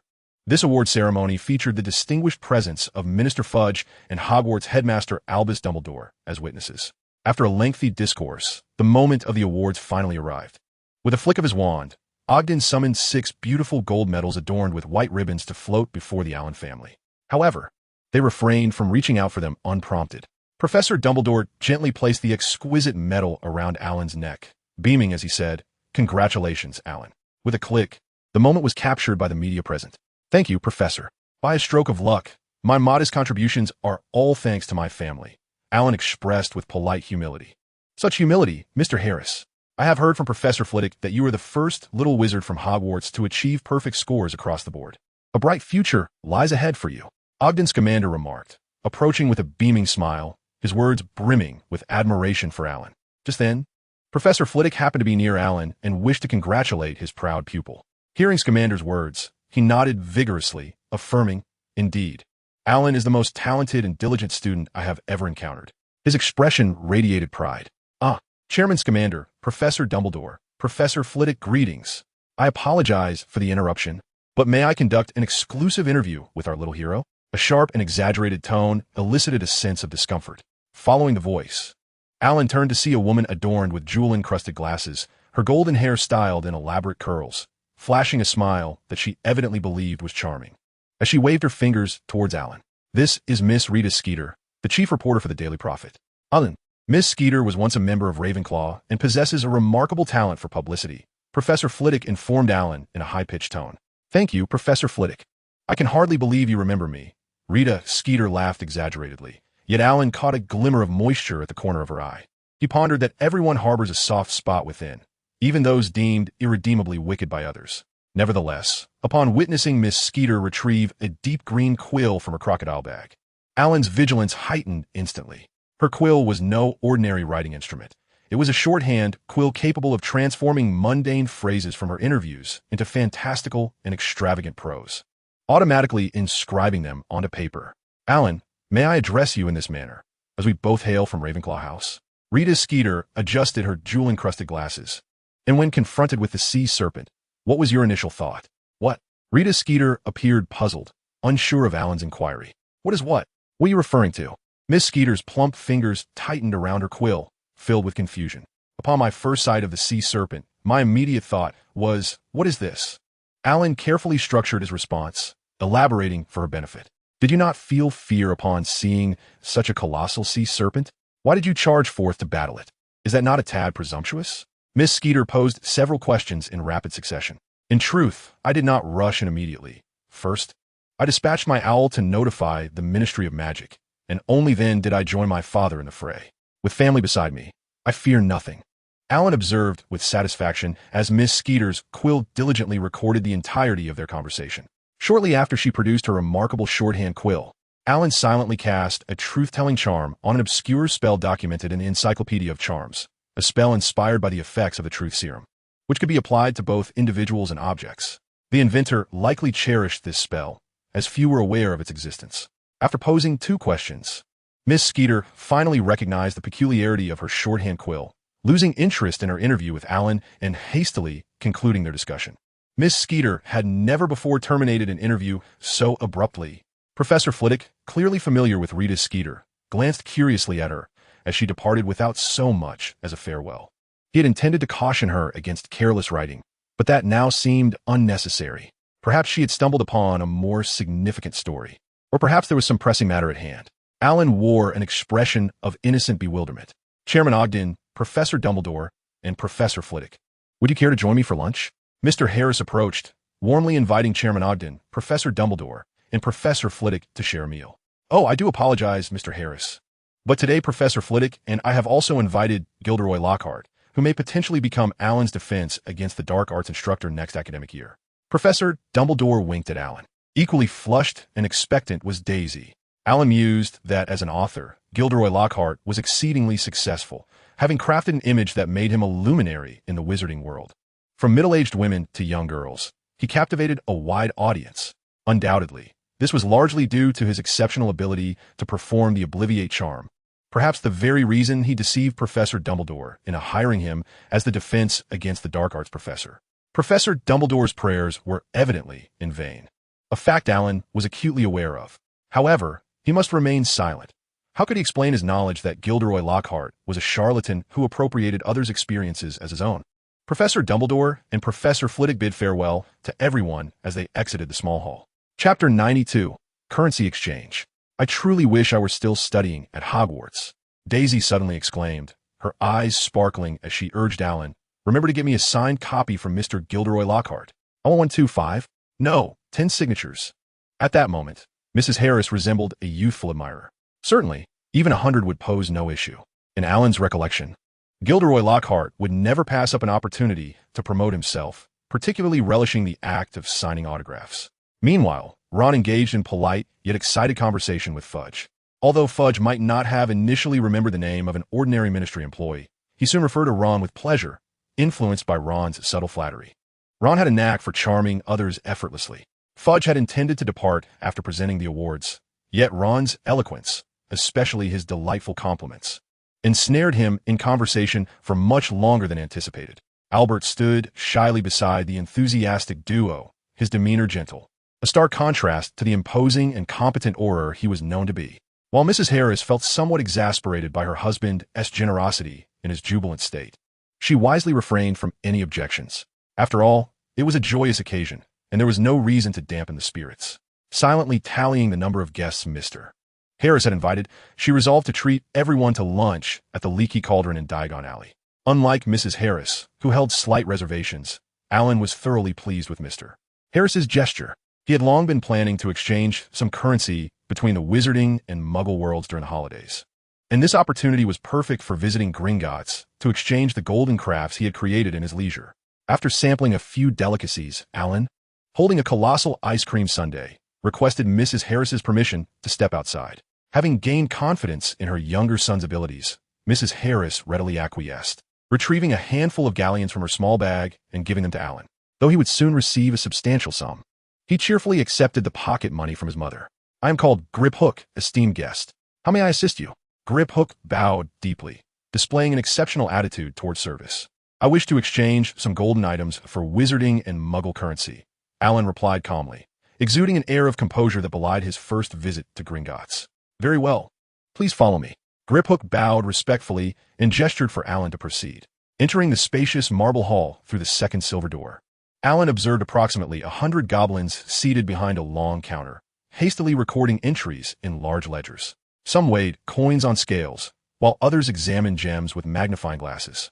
Grip Hook guided Alan to a counter against the wall, where Alan produced a golden rose he had crafted, eager to ascertain its exchange value. Shortly, the goblin behind the counter provided the assessment. The rose contained roughly 100 grams of gold, equivalent to nearly 40,000 Chinese yuan, which could be exchanged for approximately 300 galleons or 5,000 pounds. Alan generously produced 20 identical golden roses, which he exchanged for 0 galleons, sickles, and nuts, the currency of the magical realm, and similarly, 0 British pounds and pence. With a wealth of currency in hand, Alan departed from Gringotts, promptly depositing these funds into the system's storage compartment. He meandered joyfully through Diagon Alley, exploring every shop he encountered. In stark contrast to the carefree and affluent Alan, Harry's situation was nothing short of pitiable. Upon learning that Harry could no longer perform magic outside of school, Uncle Vernon confined him to his bedroom. Not only did he have bars installed on Harry's window, but he also personally fitted a flap door on the bedroom door, delivering meager portions of food thrice daily. They allowed Harry to use the bathroom morning and night, yet locked him within his room at all other times. Struggling to devise an escape plan, Harry lay on his bed, watching the sun set behind the bars, despondently contemplating his bleak future, engulfed in despair. Meanwhile, Alan, contentedly reclining on his bed and counting his riches, suddenly recalled that Harry, too, possessed a considerable amount of gold, perhaps even more than he did. However, Harry's current plight seemed rather grim. Reflecting on the narrative, Alan resolved to visit Harry the following day. Early the next morning, Alan informed Mrs. Harris of his plans to go out. After receiving her consent, he busied himself in the kitchen for quite some time, preparing a large bundle of food, which he stowed away in the system's storage compartment before setting off with ease. Using a magical lamppost and then taking a bus, Alan arrived at number 4, Privet Drive. Disguised in his enchanted robe, he observed signs of the household's occupants. The Dursleys had just finished breakfast and appeared to be in high spirits. Alan trailed Aunt Petunia to Harry's bedroom, which was firmly locked, with a small flap door through which she passed a bowl of cold soup to Harry. This scene ignited a surge of anger within Alan. It was nothing short of imprisonment and abuse. Before long, Aunt Petunia stepped out, leaving Dudley, his belly round from food, to flaunt his toy gun to his friends. Chapter 93. Freedom. Alan knocked on the flap door, and Harry immediately approached. "Who is it?" Harry's voice, tinged with anxiety, sounded almost foreign to him. However, Alan seized upon the key word in his utterance: hunger. He quickly retrieved a large bundle of food from the storage compartment and began to pass it through the flap. Harry leaned back. "I'll find a way to open the door," Alan urged. "Okay." Harry mumbled through a mouthful of turkey sandwich, eagerly moving closer to the bed, anticipating his freedom. Staring in astonishment at Alan, he forgot to chew the sandwich lodged in his mouth. To Harry, Alan was illuminated against the light, his expression obscured. Yet he appeared like a deity of liberation, radiating a glow of freedom. "Harry, is there anything you need to pack?" Alan inquired gently, his gaze toward Harry filled with warmth and kindness. The gentle demeanor of Alan stands in stark contrast to the violent act of forcefully kicking open the door moments ago. However, Alan comprehends the situation. "We are friends," he simply states, before approaching the cage where Hedwig, Harry's owl, is confined. He sighs, "How unfortunate. I have nothing to eat. And poor Hedwig is even worse off." "Alan, you can let her out. She can find food for herself," Harry suggests, continuing to savor the most delectable sandwich he has ever tasted. Alan reaches out and unlocks the cage, liberating Hedwig. The wise owl tilts her head, gently pecks at Alan's finger in gratitude, and then soars out of the room, escaping through the open window downstairs. "Now, where are your belongings?" Alan inquires lightly, patting his hands. "My school things, my wand, and broomstick are locked in the cupboard downstairs," Harry replies, glancing at Alan, clearly still in need of Alan's formidable door-kicking skills. The two race downstairs to the cupboard, and Alan employs his previous technique, forcefully kicking the door open. In a flurry, Harry and Alan hastily stow their items into the suitcase and head towards the door. "Should we leave a note?" Alan asks as they pass through the living room. Despite his resentment towards the Dursleys for their treatment of Harry, this place has been Harry's home.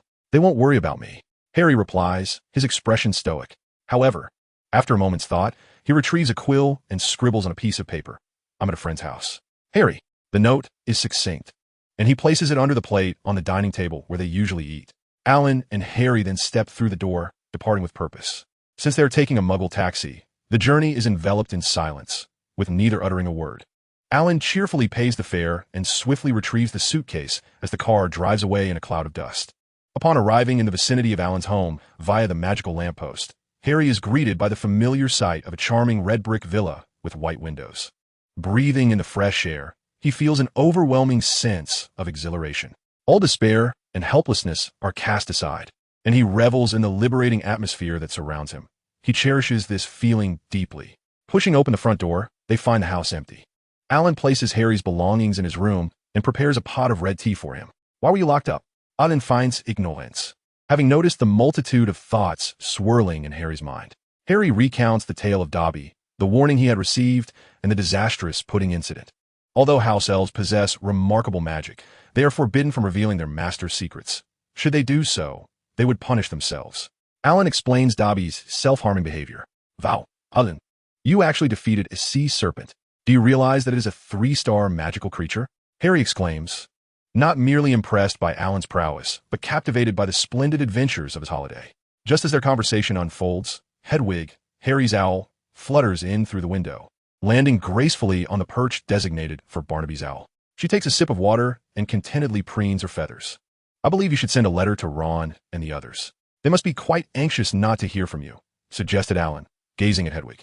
Harry's eyes brightened as he retrieved a quill and parchment, promptly inscribing, "I am at Alan's house.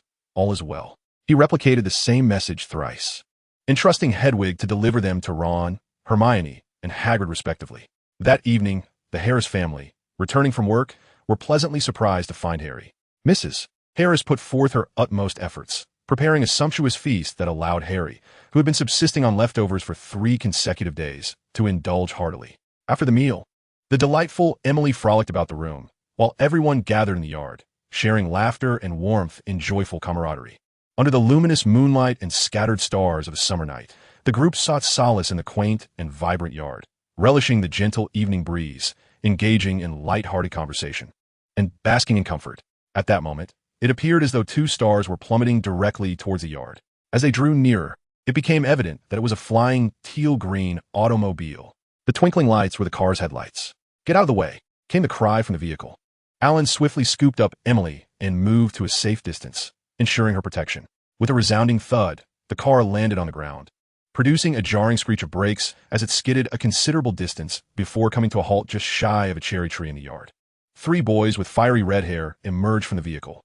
The tremendous noise startled Ron, who was busy writing a report in the house. He flung open the window, shocked to see a car materializing in their yard. He abandoned his report and dashed downstairs to uncover the situation. "Apologies, sir. We've made quite a mess of your yard." Ron and his twin brothers approached, with George uncharacteristically feeling sheepish as he politely apologized to Mr. Harris. "Not to worry, boys, but I am curious if Arthur is aware of your escapade," Mr. Harris said, recognizing the Weasley brothers from their previous encounter in Diagon Alley. "Father is unaware that we borrowed his car, and we kindly ask you to keep it a secret," Ron pleaded. "Perhaps we should sit down and discuss this, Mrs. Harris said with a gentle smile, her demeanor mirroring that of Alan's as she endeavored to fulfill her role as hostess, even with these unexpected youthful guests. Restoration ensued. Mrs.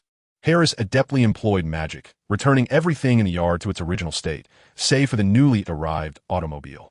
Daisy emerged from the kitchen with an array of delectable refreshments to entertain Ron and his companions. "How'd he find out?" Harry asked, astonished. "He works in the department." Ron replied, "You know we cannot use magic outside of school." "That is easy for you to say," Harry remarked, eyeing the flying car. "Oh, that doesn't count," Ron retorted. "We merely borrowed it. It's Dad's car. and we didn't tea-enchant it. Yet you used magic in front of muggles. Harry wished to recount his unfortunate experiences once more when Fred interrupted him, saying, "Harry, we have come to escort you to the burrow. We did not find you at the Dursleys, but fortuitously encountered Hedwig delivering our message, so we came directly here. We must depart swiftly, or Dad will discover us." Such innocent youth? Alan mused, doubting Mr. Harris would keep their secret. Yet, contrary to expectations, Mr. Harris exhibited a keen curiosity about the flying car, examining it from every angle. "Is its performance satisfactory?" he inquired of George with great interest. "Indeed, it is quite splendid," George Weasley replied, beaming with pride. Harry felt somewhat awkward, but Alan rescued him from his predicament, while Ron and the others had risked much to come for him, leaving him uncertain about what to do. "Harry, it is no small feat for Ron and his brothers to come for you, especially since you have never visited their home. Why not spend your holiday at Ron's this time, and you can visit me later?" Alan, perceptively noting Harry's hesitation, sought to alleviate his discomfort. "All right, Alan, thank you," Harry replied gratefully, casting a thankful glance at Alan. Ron and his brothers were also pleased for having traveled such a distance. They did not wish for their journey to be in vain. "Perhaps I could accompany you," Mr. Harris proposed eagerly, his expression reminiscent of a mischievous child who has just received a beloved toy. Ron and the Weasley brothers exchanged glances. "Very well, but please ensure you keep our secret." What more could Mrs. Harris say? She nodded in agreement, while stuffing snacks and drinks into the children's arms. The engine roared to life, and they soared into the moonlit sky. As he prepared to sleep, Alan mused that if magical cars could openly appear in the Muggle world, the exorbitant housing prices of the past would not have risen so absurdly, allowing everyone to choose their residences based on preference rather than distance or traffic concerns. Meanwhile, as a faint blush of dawn appeared on the eastern horizon, Mr. Harris began to descend, bringing them closer to their destination. The car lowered, revealing dark patches of fields and clusters of trees. "We're just outside the village," George announced. "We can land now." The vehicle descended further, as the sun began to peak above the treetops. "Touchdown," Fred shouted, and the car gently jolted upon landing. They had arrived beside a dilapidated garage, surrounded by a small yard. "The burrow has been reached," Mr. Harris exclaimed, reveling in the excitement as he jumped from the car to bid farewell to the children, vanishing into the morning mist with a swift disapparition. About a week later, on a bright morning, Alan received a letter from Hogwarts, sealed in a yellow parchment envelope adorned with green lettering, which contained a list of new books required for the year ahead. Second-grade students are required to read Standard Spells, Level 2 by Miranda Goshawk, Break with the Banshee by Gilderoy Lockhart, Wander with the Ghouls by Gilderoy Lockhart, Vacation with the Banshee by Gilderoy Lockhart, Journey with the Troll by Gilderoy Lockhart, Traveling by Boat with Vampires by Gilderoy Lockhart, Roaming with Werewolves by Gilderoy Lockhart, A Year with the Yeti by Gilderoy Lockhart. Alan's gaze inadvertently drifted toward the small bookshelf beside the sofa, where all the books by Lockhart required on the reading list were neatly arranged. Mrs. Harris and Daisy are devoted fans of Gilderoy Lockhart. It seems that Lockhart has passed Professor Dumbledore's interview and become your defense against the dark arts professor. Mr. Harris took Alan's reading list and concluded. Chapter 95, Fluffy. "Owen, remember when I purchased these books and you laughed at me? Look at how well my judgment has proven. Gilderoy has become Alan's professor, and these books have become the designated textbooks at Hogwarts. Alan no longer needs to purchase these books." Mrs. Harris wore a proud expression, reveling in her keen insight. "Alan, don't forget you promised to get us Gilderoy's autograph." Daisy looked at Alan with eager anticipation, wishing she could switch places with him. Attending Hogwarts while Alan worked at St. Mungo's, Gilderoy Lockhart will hold a book signing event at Flourish and Blott's next Wednesday. Daisy, if you truly desire his autograph, you could go to Flourish and Blott's yourself. You might acquire not just a signature, but also a photo. Alan raised the Daily Prophet in his hand, which featured an advertisement for Flourish and Blott's, showcasing Gilderoy Lockhart's radiant smile and gleaming white teeth. "What a successful charlatan," Alan observed as Daisy snatched the newspaper from his grasp, tenderly smoothing out its creases and tucking it into her favorite book. "Perhaps I could take a day off next Wednesday, even if it means adding extra shifts later." Daisy was utterly enchanted. "I could even provide you with a suitable excuse for a day off, like helping my youngest brother purchase his school supplies. How does that sound?" Alan had recently visited Diagon Alley, acquiring ample potions and cauldrons, and had purchased countless books. They now cluttered his storage compartment, and he wished to utilize the remaining vacation to organize these treasures, perhaps placing some in his mobile tower. What a splendid idea. Daisy rewarded Alan with a cup of red tea, beaming as she watched him drink it all. Alan continued to sift through the rest of the Daily Prophet. As the chief reporter for the publication, Rita Skeeter had not published a report in quite some time, which was indeed peculiar. Yet Alan was well aware that his Veritaserum was still in effect. Rita could not fabricate news and thus could not continue her reporting. What is a day in the life of a wizarding household like? Emily's daily existence is a serene and uncomplicated tapestry woven with toys, fairy tale books, and delectable confections. However, one morning, seated upon her child's chair, she incessantly fiddled with her nose.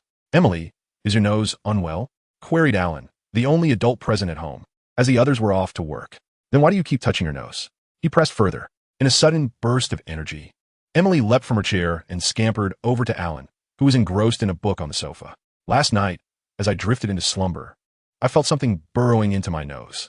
This morning, it feels absolutely splendid. But what could that be?"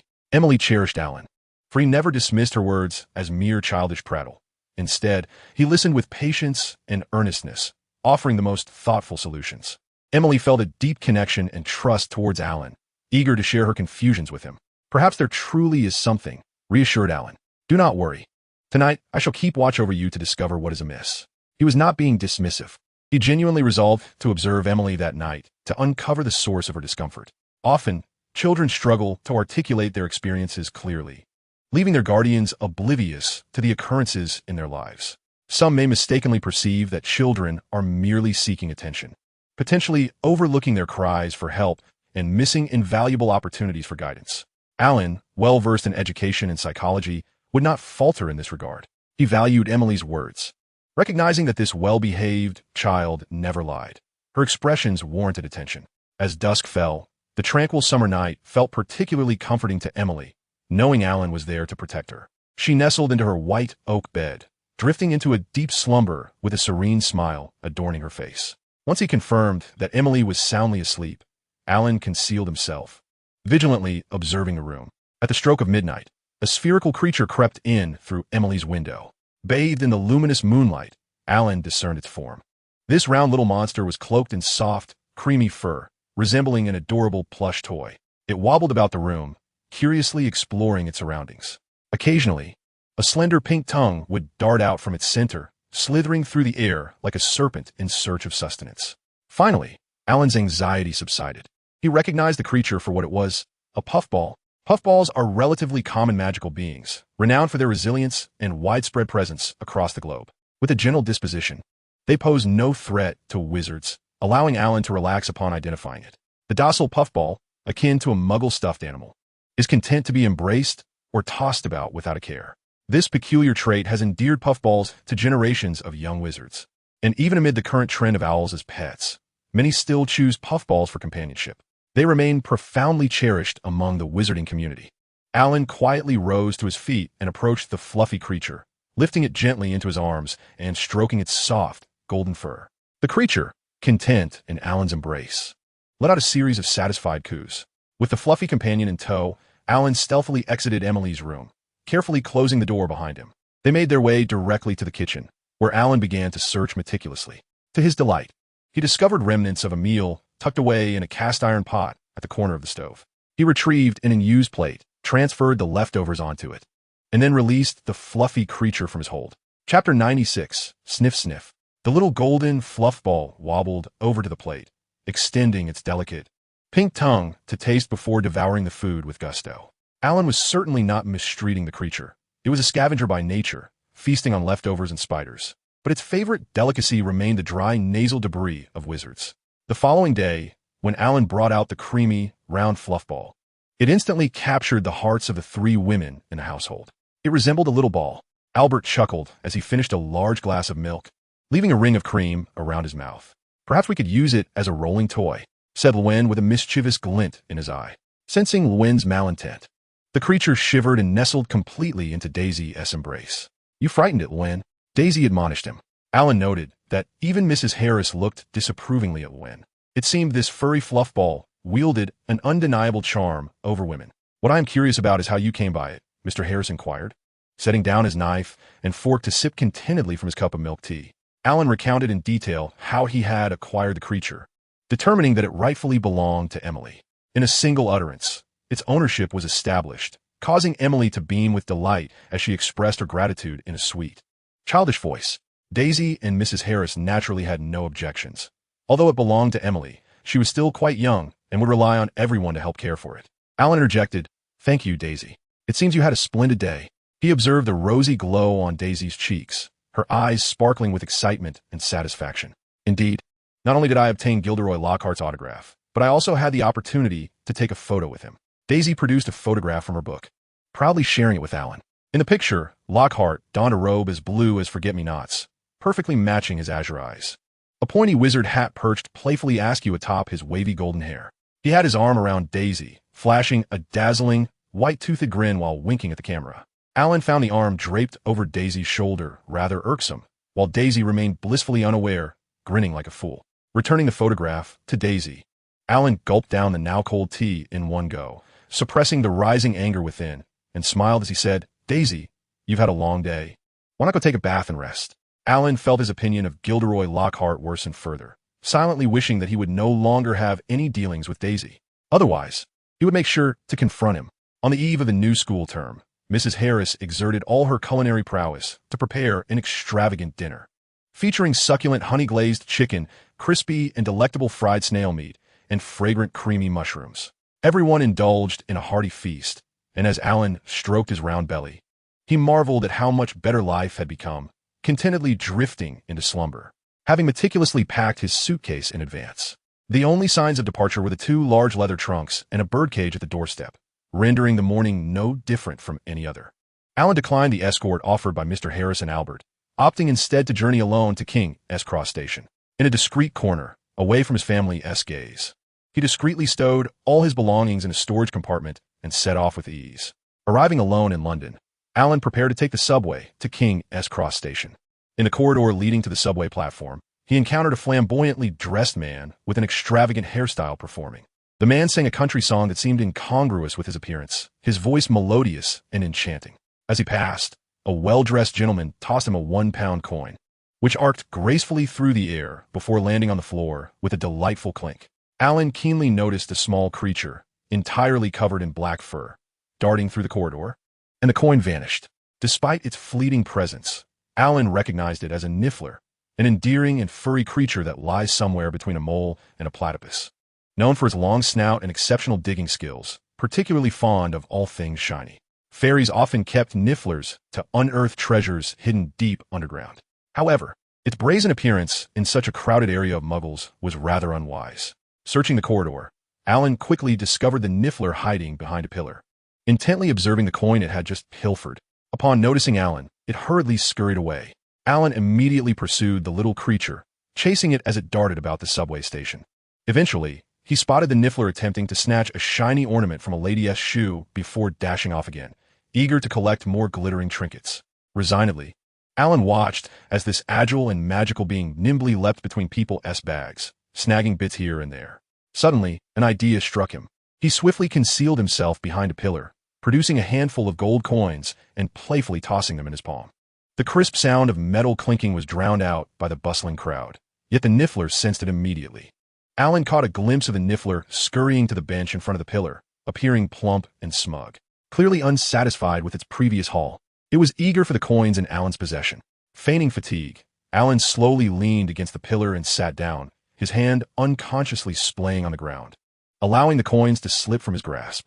The niffler, emboldened and brazen, began to inch forward, extending its dark little paw in an attempt to seize the coin.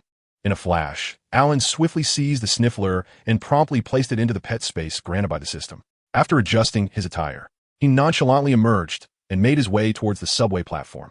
In Chapter 97, The Pursuit of the Sniffler, Alan successfully arrived at King's Cross Station, his spirits soaring high. Not only had he captured a fluffy creature for Emily, but he had also secured a sniffler for himself. At the station, he discreetly retrieved his large suitcase from a secluded spot. Amidst the throngs of muggles, Alan glanced around, hesitated momentarily, before decisively sprinting towards the wall between platforms 9 and 10. The train was about to depart, and he needed to enter the station without delay. His actions drew the attention of numerous muggles, but they soon became distracted by a group of travelers with an array of backpacks obstructing their view. By the time their sight cleared, the boy with the suitcase had vanished without a trace. Each muggle was preoccupied with their own affairs, hardly inclined to concern themselves with others. Moreover, Running to catch a train was a common sight at the platform. Thus, it wasn't long before those who had just witnessed Alan's dash dismissed the incident from their minds. Alan distinctly recalled that house elves would seal the passageway to platform 9 3/4 just before departure. Since he hadn't spotted Harry, he decided it was best for him to enter the station first. For Harry and Ron, this was merely an amusing adventure, devoid of any real danger. Compared to the reckless escapade of flying in a car and crashing into the Whomping Willow, the newly caught Sniffler held far greater allure for Alan. Heaven knows, possessing a pet that could seek treasures was a dream for many, and now, that dream was within Alan's grasp. As Alan navigated through the bustling crowd, he observed young wizards eagerly anticipating the upcoming school term, some reveling in joyous reunions with friends, while others reluctantly bid farewell to their families. With a gentle smile, he took in this vibrant tableau of emotions as he boarded the Hogwarts Express. On the train, many Ravenclaw young wizards greeted Alan, to which he responded with a warm nod. After declining several offers from young wizards to share a compartment, he proceeded to the very last carriage. It was empty, much to his liking. He locked the carriage door and sat quietly for a moment. Before long, the sounds of the sliding carriage door, the bustling voices from the platform, and the laughter of young wizards gradually faded as the train began to move. The compartment where Alan found himself was exceedingly quiet.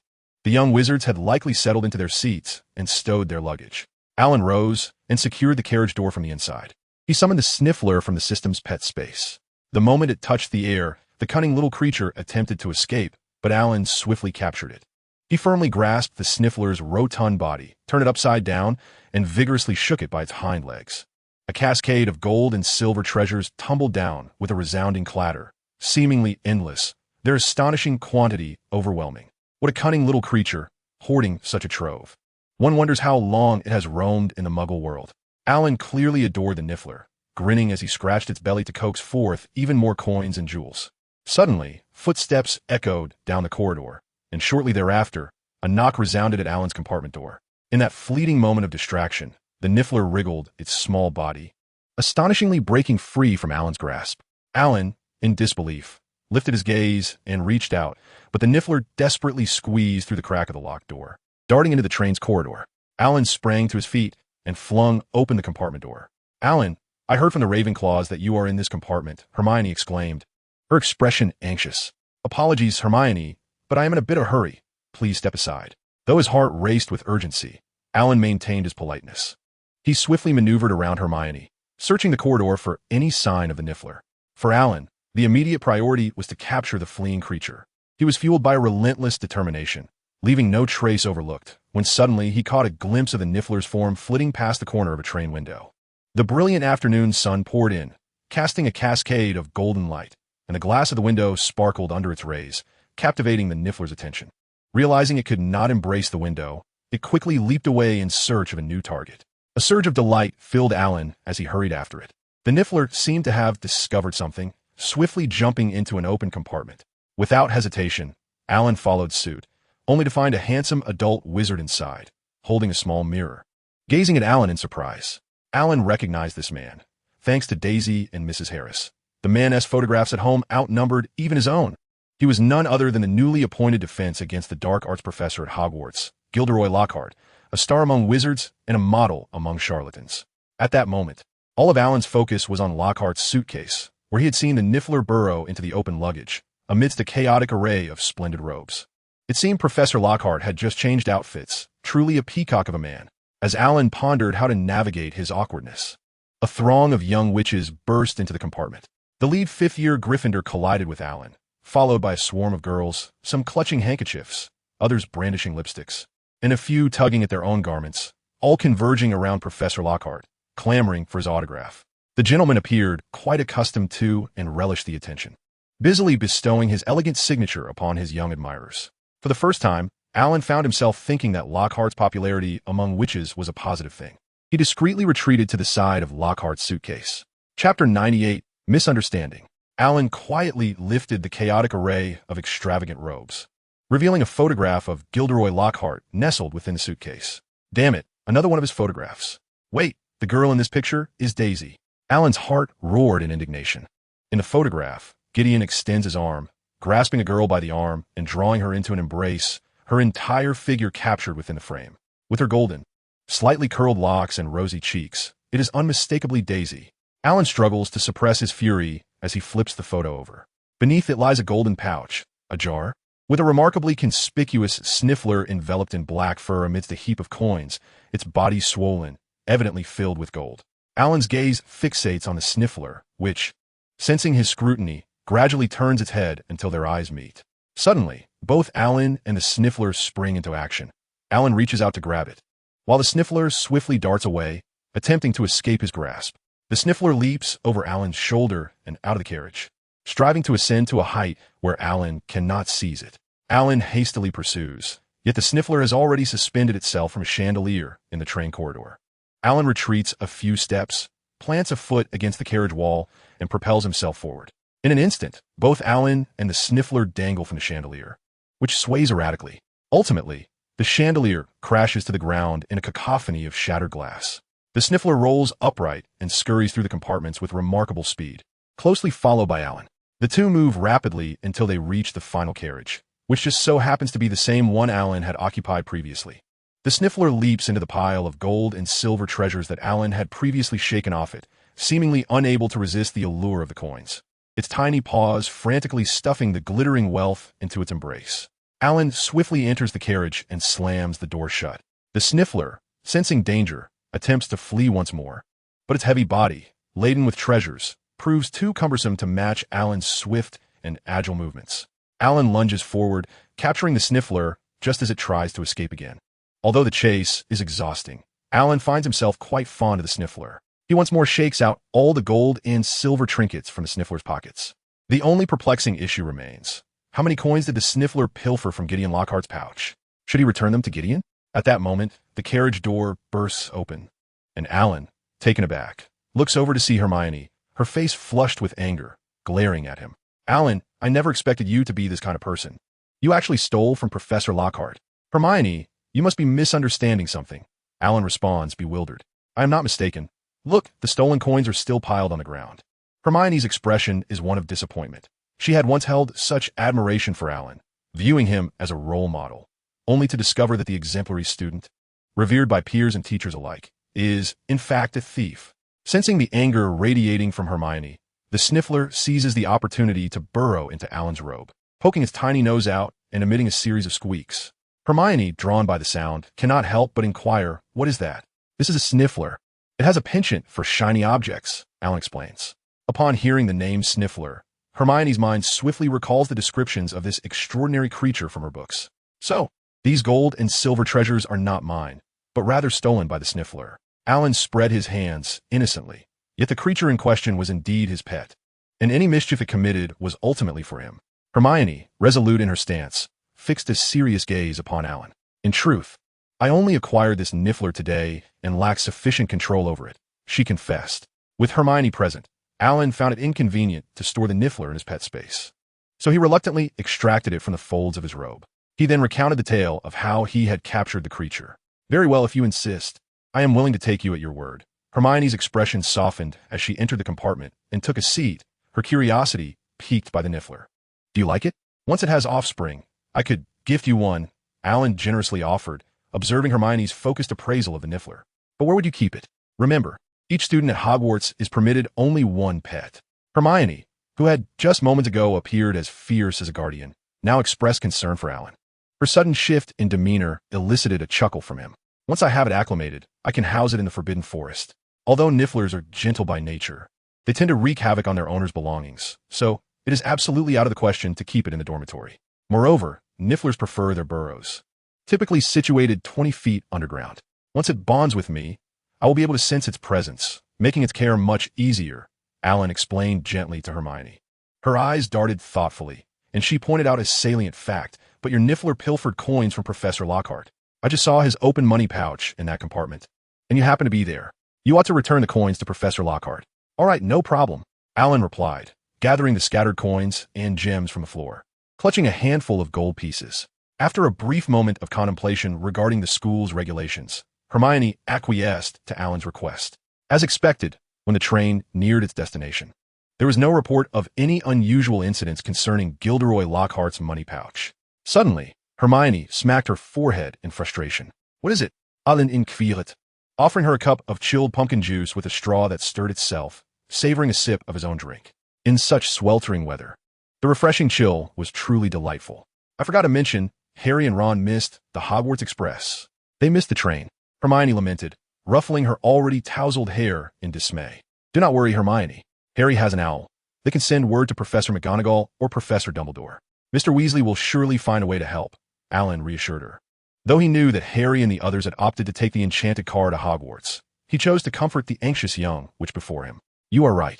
Both Harry and Ron are brave and clever. They will undoubtedly devise a simple solution, he added.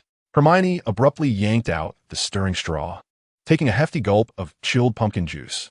Instantly, the icy, invigorating sensation surged to her head. She set down the cup, cradling her head with both hands, exclaiming, Merlin above, how cold! I've done something foolish. Her features contorted in a comical grimace, prompting Alan to burst into laughter. At that moment, a sudden series of rhythmic knocks echoed against the glass. Both Alan and Hermione turned their heads to see Benny, flapping his wings energetically outside the train, persistently colliding with the window to capture Alan's attention. Alan sprang to his feet and opened the window, allowing Benny, his owl, to swoop into the carriage, dropping a rolled parchment at his feet before perching on the back of a chair to preen his feathers. What a vain little creature. Alan shook his head with a smile, displaying a fond exasperation towards Benny. He picked up the scroll that Benny had delivered, and the bold letters of the Daily Prophet caught his eye. He handed the newspaper to Hermione, suggesting, perhaps you might like to read this first. I'll fetch some food and water for Benny. Catching the Hogwarts Express is no simple task. The train was nearing its destination, and Hermione incredulously questioned, Are you really going out now? With a polite knock, Alan awaited permission from Hermione before entering the carriage, where he found her already donned in her Gryffindor robes, complete with the pointed hat of Hogwarts. What happened? Alan inquired, puzzled by Hermione's expression, which bore the shock of a thunderbolt. Harry and Ron. They secretly took Mr. Weasley's car. Hermione's anger was palpable. Alan was taken aback. How did Hermione know? Glancing at the newspaper in her hands, understanding dawned upon him. He grasped the paper, his eyes immediately drawn to the bold headline. Ford Anglia can fly, Muggles astonished. Quickly skimming through the article, he read about two Muggles in London who were convinced they had seen an old car soaring past the post office building at noon in Norfolk, reported by Mr. Angus Fleet to the police while Mrs. Hetty Bellis was hanging out laundry. 6 or 7 Muggles witnessed it. They would surely spread the word, prompting the Ministry of Magic to deploy numerous personnel to cast memory charms to erase the Muggles' recollections. Harry and his friends were in serious trouble. Worse still, Ron's father, Arthur Weasley, worked in the misuse of Muggle artifacts office, yet his own son had done this. Hermione could no longer contain herself, expressing her belief that Harry and Ron had undoubtedly landed themselves in a grave predicament. But the article does not specify who was driving. How can you be so certain it was Harry and Ron? Alan, astonished by Hermione's keen insight, could not help but ask. Ron wrote to me about driving to pick up Harry, so I naturally knew they had a flying car. There can't be many families with such a magical vehicle. Besides, if it were Mr. Weasley driving, how could they have been spotted by Muggles? Even the twin brothers George and Fred would not overlook any detail. Reflecting on Harry and Ron's failure to catch the Hogwarts Express, the culprit becomes abundantly clear. Hermione expressed her reasoning in rapid succession. Alan silently applauded Hermione in his heart, unable to suppress his admiration for the young witch. The train gradually slowed, ultimately coming to a halt. Passengers jostled one another, eager to disembark onto a dark and diminutive platform. Distracted, Hermione followed Alan, traversing the winding paths and crossing the lakes, until they entered the resplendent Great Hall, where she bid farewell to Alan and proceeded to the long table designated for Gryffindor. Countless candles floated in the air, illuminating the 4 long tables filled with people and causing the golden plates and goblets to glisten. The ceiling sparkled with a myriad of stars, magically enchanted to reflect the sky outside. What is happening? You seem even more bewildered than I am. Edward nudged Alan's shoulder. Have you seen Anna? Alan grasped Edward's hand. Anna? At the mention of her name, Edward appeared even more perplexed, his sleepy eyes straining to widen as he searched around. I haven't seen Anna, but if you don't know where she is, you might want to inquire with Professor Flitwick. Despite his fatigue, Edward's mind remained sharp. With a sudden clarity, Alan resolved to ask Professor Flitwick immediately after the sorting ceremony concluded. The reason for not doing so at that moment was the sight of first-year students lined up nervously entering the Great Hall. Among them was Ron's sister Ginny, her distinctive Weasley red hair easily noticeable. Unlike the Ginny from the films Alan had seen in his past life, this girl appeared remarkably delicate, exuding an endearing charm. Simultaneously, Professor McGonagall, donning glasses with her hair tightly styled into a small bun, placed the renowned sorting hat upon the stool before the new students. Each year, this patched and tattered old hat sorts newcomers into one of the 4 Hogwarts houses: Gryffindor, Hufflepuff, Ravenclaw, and Slytherin. Gazing at the crumpled hat, resembling the aged bark of an old tree, Alan was reminded of the previous year when he nervously donned it, concentrating intently to conceal his thoughts, successfully deceiving the hat and hiding his origins. Now, he could leisurely observe the various expressions of the first years, some filled with anticipation, others with anxiety, and some with dread. For instance, at that moment, a very slender boy with gray hair was called forth and nervously placed the sorting hat upon his head.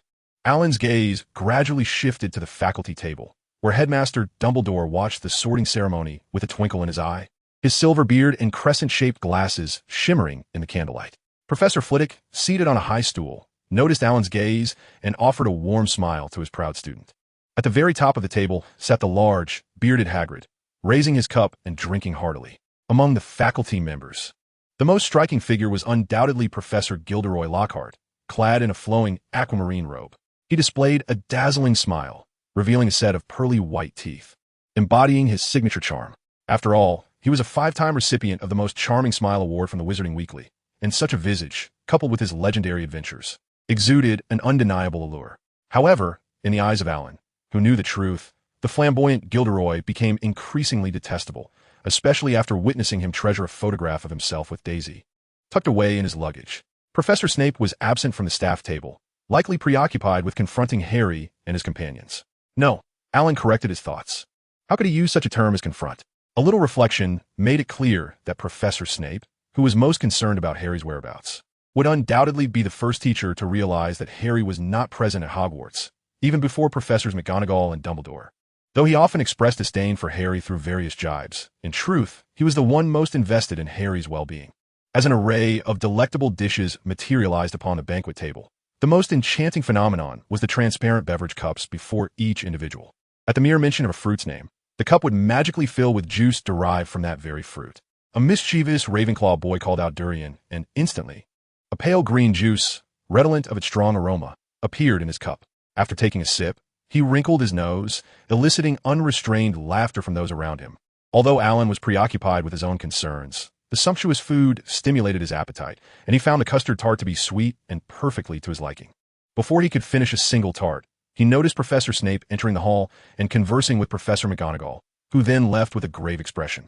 Before long, Professor Dumbledore also vacated his seat. Alan understood that Harry and his friends had arrived at the school. Stepping away from the Ravenclaw table, Alan approached Professor Flitwick, who was conversing with Professor Lockhart. Professor, despite his eagerness to learn about Anna, Alan maintained a respectful demeanor as he greeted the professors. Although he felt reluctant inside, he concealed it well and politely acknowledged Lockhart. However, the observant Professor Flitwick noted that Alan merely nodded at Lockhart rather than bowing. "Ah, Alan, I did not expect to find such an exemplary presence among my fans. I believe you can request my autograph anytime you wish." Lockhart recognized Alan as the boy who had intruded upon his compartment on the train, mistaking him for a devoted admirer. "Thank you," Alan replied. "Professor Flitwick, may I inquire if you have any knowledge of Anna's whereabouts? She has not appeared at Hogwarts." Alan directly voiced his concern. "Very well. Thank you, Professor." Though astonished by the news he received, Alan exhibited commendable decorum as he accepted the letter, graciously thanking Professor Flitwick. Upon returning to his dormitory, Alan opened the letter, revealing Anna's elegant, delicate handwriting, a reflection of her own charming personality, inviting and comforting to behold. "Dear Alan, may you find health and happiness throughout your life. Your dear friend, Anna." Furthermore, allow me to share with you a few lines from a renowned poem in my homeland. "In the bloom of youth, should you find yourself enamored with someone, I implore you, treat them with utmost tenderness. Regardless of the duration of your love, if you can always remain gentle with one another, every moment will blossom into a pristine beauty. Should separation become inevitable, bid farewell with grace and harbor gratitude in your heart for the memories bestowed upon you. As you mature, you will come to understand that a youth free of resentment is a life devoid of regrets, akin to the serene, full moon resting upon the hills." Anna carefully folded her letter with gentle precision and placed it within the confines of the system's storage compartment.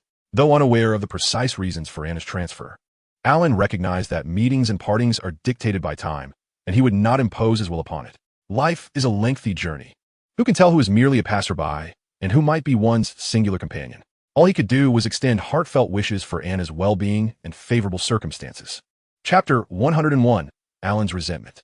The following morning, after his customary morning exercises, Alan arrived at the dining hall. Beneath the magically enchanted ceiling, which today bore a gray hue reminiscent of a cloudy day, the long tables of the four houses were adorned with bowls of porridge, platters of pickled herring, towering heaps of bread slices, and dishes of eggs and salted meat. Alan quickly gathered some food and began to eat. On the first morning after every holiday, the owls seemed to multiply. Indeed, as soon as Alan set down his milk cup, hundreds of owls swarmed in, circling the hall. Benny led the charge, appearing as the king among the owls, and unceremoniously dropped a large parcel onto Alan. Fortunately, Alan reacted swiftly, pushing his chair back just in time. Otherwise, the parcel would have toppled the milk jug on the table, resulting in a disaster. Before he could even open the parcel, a tremendous noise filled the hall, shaking loose the dust from the ceiling. Stolen a car, eh? If they expel you, I would not be surprised. Just wait and see how I handle you then.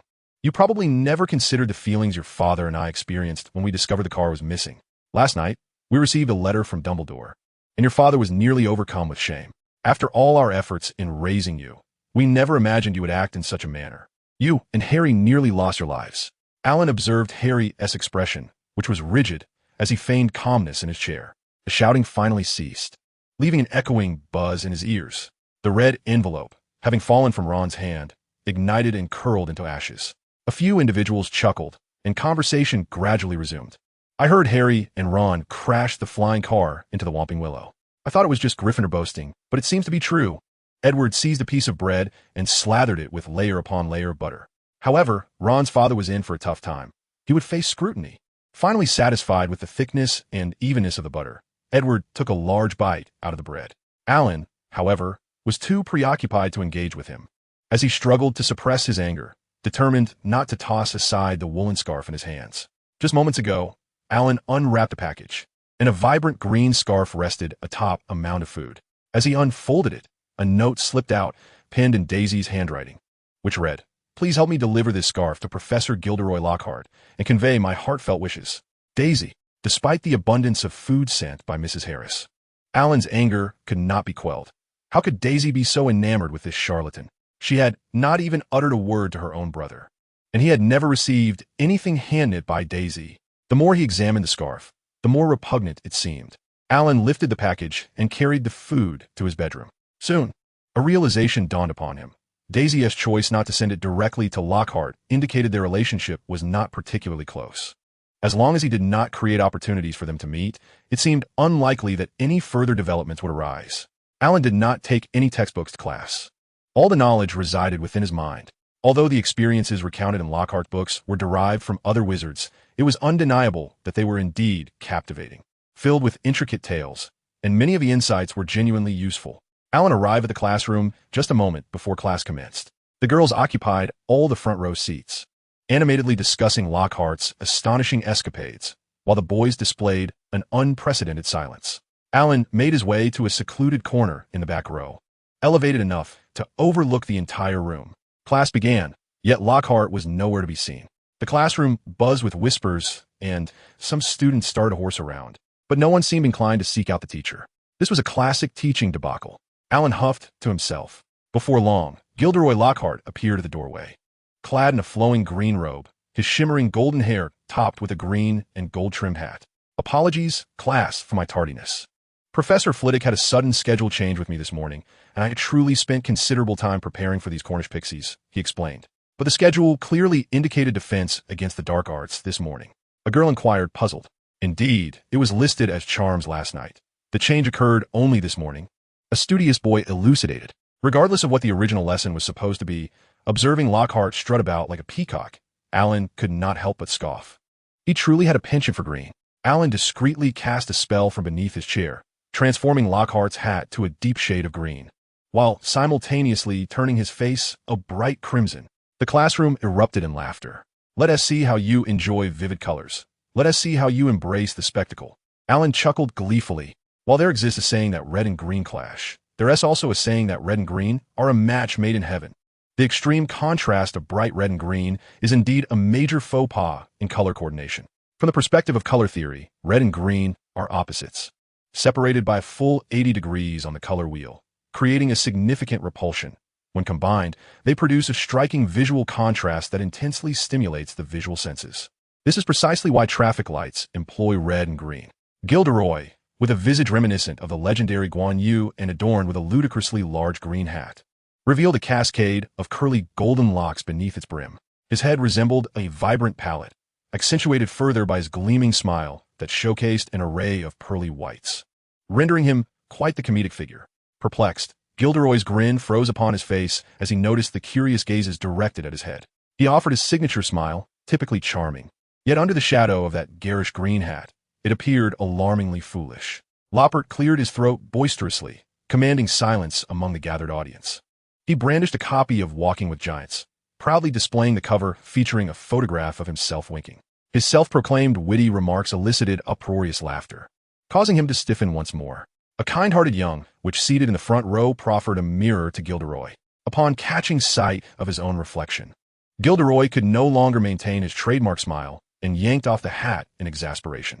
Observing this, Alan swiftly dispelled his magic, for it would be rather dull if Gilderoy were to storm out in a fit of embarrassment. Upon seeing his complexion restored, Gilderoy broke into a smile again, albeit with the realization that it was merely a harmless jest at his expense. Chapter 102. The Wretched Gilderoy. Alan found himself somewhat admiring the charlatan before him, skillfully retreating from an awkward situation. Were it not for his innate penchant for ostentation, such audacity might have served him well as a cunning politician. I see you have all procured my complete works. Splendid. Today, let us embark on a brief quiz. Fear not, it's merely a gauge of your reading comprehension and understanding. Alan scrutinized the quiz. What relevance did these questions hold to the defense against the dark arts? What was Gilderoy Lockhart's favorite color? Or Gilderoy Lockhart's secret ambitions? What do you consider Gilderoy Lockhart's greatest achievement to date? And so forth. Spanning 3 full sheets of paper, with the final question being, what day is Gilderoy Lockhart's birthday? What would be his ideal birthday gift? Half an hour later, Lockhart collected the quizzes, perusing them before the entire class. He mischievously winked at them, yet the impression of his earlier appearance lingered too vividly in their minds, prompting many boys to laugh unabashedly. At that moment, Alan raised his hand. "Ah, I remember you, the exceptional student Alan Harris, my admirer," Lockhart exclaimed. "Let's take a look at your paper." Gilderoy flipped through Alan's quiz, revealing a perfect score. Alan had answered all questions correctly. "Splendid. Marvelous. 10 points to Ravenclaw." Lockhart beamed.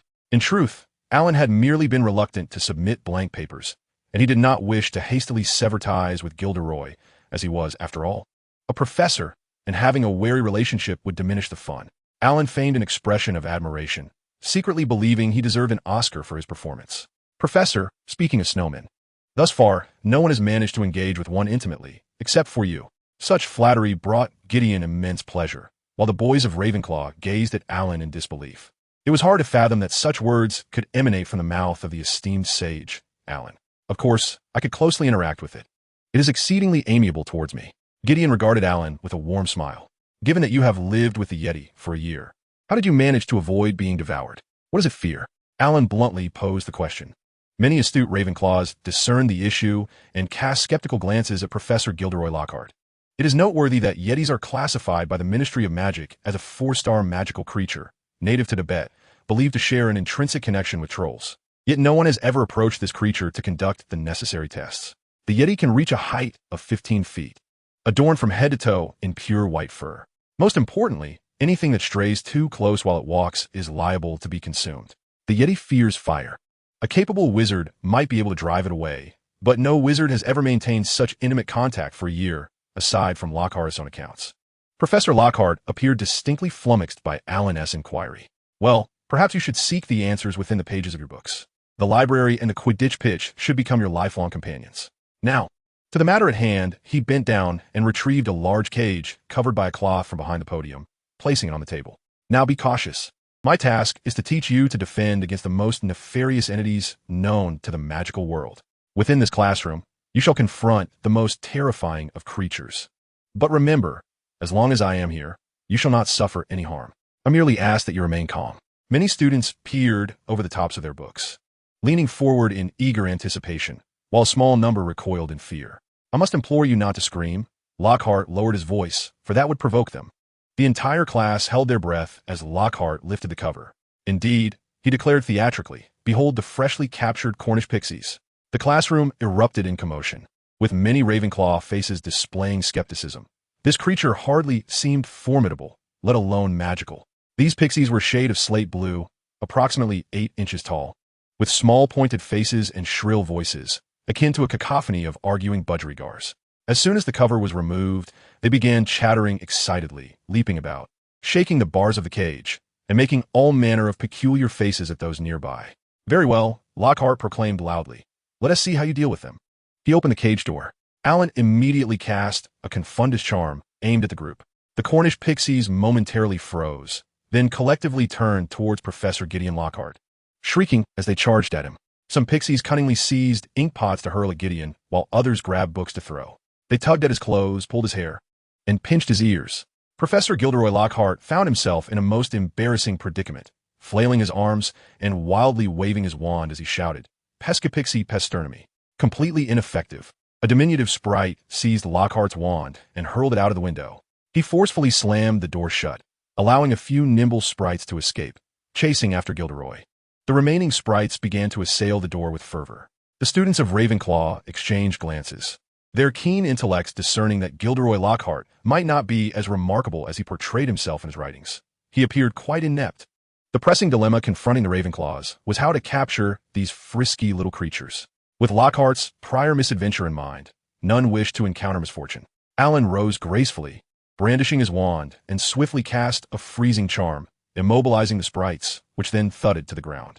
The Ravenclaw students gazed at Alan with admiration, while Lockhart found himself utterly disheveled and powerless, rendered impotent against the Cornwall sprites, who were so easily subdued by Alan. Alan was undeniably far superior to Professor Lockhart. Alan's second-year timetable was as follows. Monday morning, Charms, afternoon, Herbology, 2 p.m., Transfiguration. Tuesday, morning, Flying, Badger, afternoon, Defense against the Dark Arts or Herbology, Snake. 2 p.m., Potions, Badger. Wednesday, morning, History of Magic, afternoon, Herbology, Snake, or Transfiguration, 2 p.m., Defense against the Dark Arts. Thursday, morning, Charms, afternoon, Transfiguration, 2 p.m., Astronomy. Evening, Dueling Club. Friday, morning, History of Magic, afternoon, Defense against the Dark Arts, 2 p.m., Potions. Chapter 103, Herbology Class. During lunch, Alan observed that the hall was abuzz with tales of Professor Gilderoy Lockhart's misfortunes, many having witnessed his flight into his office, pursued by several Cornwall sprites. With no target to pursue, the sprites wreaked havoc in the corridors of Hogwarts. Peeves, in a frenzy of excitement, darted about, dancing and spinning, assisting the sprites in toppling the guard's armor, discarding numerous portraits, and damaging several chandeliers. Filch, in a fit of rage, seized a broom to chase them, only to have it snatched away, with the sprites tugging at his ears and tossing him onto the lawn outside. The young wizards who had intended to lend a hand, upon witnessing their loathed Filch being tormented, could do naught but revel in his plight, none daring to intervene. Fortunately, Professor McGonagall passed by, capturing the rambunctious sprites and returning them to Professor Lockhart. What a delightful lunch it was. Alan eagerly devoured apple pie, occasionally sipping mushroom soup, his keen ears attuned to the gossip swirling around him.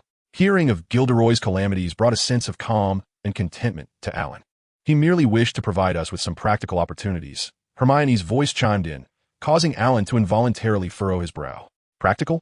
Harry's tone dripped with skepticism. Hermione, you have too high an opinion of him. Though, seeing your schedule adorned with heart for defense against the dark arts, I can understand your sentiment. Yet, I believe he lacks the knowledge to tame those sprites. Nonsense, Hermione retorted. You all have read his books. Consider the astounding feats he has accomplished.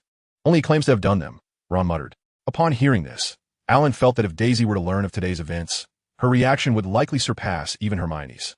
In Alan's eyes, Daisy's infatuation with Gilderoy was far more intense than Hermione's.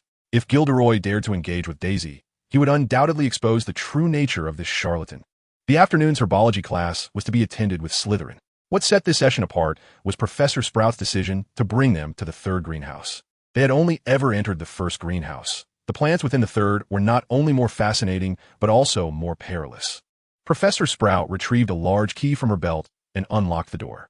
A wave of damp earth and fertilizer wafted towards them, mingled with the intoxicating scent of blossoms. Flowers as large as umbrellas hung down from the ceiling. Some serpentine, verdant plants climbed along the shelves on either side of the walls, and Draco Malfoy, brimming with curiosity, could not resist reaching out to touch them. "Stop right there, Draco!" A voice broke through. "That is a venomous tentacula. Touching it will pierce your skin and ensnare you until it drains your last drop of blood." A spell flickered, halting Draco's hand just before it could make contact with the dangerous plant. Professor Sprout glared at Malfoy, a rare occurrence, for her usual demeanor was gentle and pleasant, enveloping the young wizards in a sense of spring-like warmth. It appeared that the professor was not in the best of spirits today. The previously curious young wizards now proceeded with caution. Professor Sprout stood behind a bench in the center of the greenhouse, where about 20 pairs of ear protectors of various colors lay. Alan and Edward sat together, with a visibly shaken Malfoy beside them. "Today, we will be repotting mandrakes. Now, who can tell me about the properties of mandrakes?" Professor Sprout posed the question, and the young wizards instantly turned their gazes to Alan. He indeed raised his hand as they hoped. Is it only Alan Harris who knows? It seemed Professor Sprout had no intention of calling on him. A few young wizards raised their hands in response. "It is dangerous. Hearing the cries of a mandrake can be fatal," a Slytherin boy added defiantly. Ravenclaw gains 5 points. Slytherin gains 10. "It appeared that all of you have diligently prepared for class. This is commendable." Professor Sprout smiled with satisfaction. The Ravenclaw students involuntarily glanced at Alan, wondering how Slytherin could possibly surpass them. For these little eagles, they had savored the intoxicating taste of victory and were reluctant to let it slip away. "Professor, may I add something?" Alan picked up on his classmate's signals and immediately raised his hand to inquire. "Oh, certainly." Professor Sprout nodded. Mandrake is a plant native to southern Europe, featuring greenish-yellow flowers and forked roots. This plant was once believed to possess magical properties due to its roots resembling the human form. At this, the young wizards looked down at the mandrakes, yet found no resemblance to human shapes, and a sardonic smile crept across Malfoy's lips. Alan referred to its roots, Edward remarked, noticing Malfoy's expression with displeasure. Yet, Alan remained utterly unfazed and continued. "The roots of the mandrake resemble human forms, a characteristic that alludes to its medicinal properties. In truth, the mandrake indeed harbors a plethora of toxic hallucinogenic compounds, thus rendering it a primary ingredient in the potions crafted by wizards. Traditional symbolism posits that the external characteristics of a plant suggest its medicinal uses and applications. The mandrake, with its miraculous human-like traits, is regarded as a panacea. Indeed, this solanaceous plant contains a significant quantity of toxic hallucinogens, which has made it a crucial component in the creation of ointments by sorcerers and has gradually become emblematic of various forms of witchcraft. Well said. I could not have articulated it more comprehensively than Alan Harris, exclaimed Professor Sprout, thoroughly satisfied. Subsequently, under Professor Sprout's directive, they donned earmuffs to repot the mandrake. The young wizards had to exert all their energy and effort to successfully transplant the mandrake. By the end of the class, they were drenched in sweat, their backs ached, and they were caked in soil. Alan, however, stood apart. His keen eyesight, steady control, and impeccable strength made each of his repotting attempts appear effortless, even rhythmic. He successfully completed the majority of the mandrake repotting tasks, earning Ravenclaw an additional 10 points from Professor Sprout. This accolade, while leaving the Ravenclaw students exhausted, filled them with immense joy. Chapter 104. The Tree Guardian Beetle. Professor McGonagall's lessons were always challenging, but today was particularly difficult. She tasked the young wizards with transfiguring a beetle into a button. With the finer the detail, the better. Alan adeptly transformed the beetle into a button. However, he became fixated on how to enhance its elegance further. Edward watched in astonishment as the beetle before Alan morphed into various forms. A metallic button, a floral button, an exquisite suit button, a vintage button, and even a transparent crystal button, in stark contrast to his own struggles, where the beetle merely evaded his wand. Dashing about the table, Alan's feats left him incredulous, questioning the very nature of reality. Clearly, Professor McGonagall also witnessed this spectacle. "Oh, Mr. Harris, simply outstanding. I have never encountered a student who completed the button transformation task so swiftly." 10 points for Ravenclaw. Edward felt compelled to seek Alan's assistance, eager to learn his methods. Alan graciously shared the key points and insights into his technique with Edward. By the end of the class, Edward left with a Roman button, akin to holding a rare treasure. In the days that followed, whether in flying class, history of magic, charms, or astronomy, even in the most rigorous potions class, Alan proved worthy of his title as the Master of Scores, unleashing his full potential, propelling Ravenclaw's points far beyond those of other houses.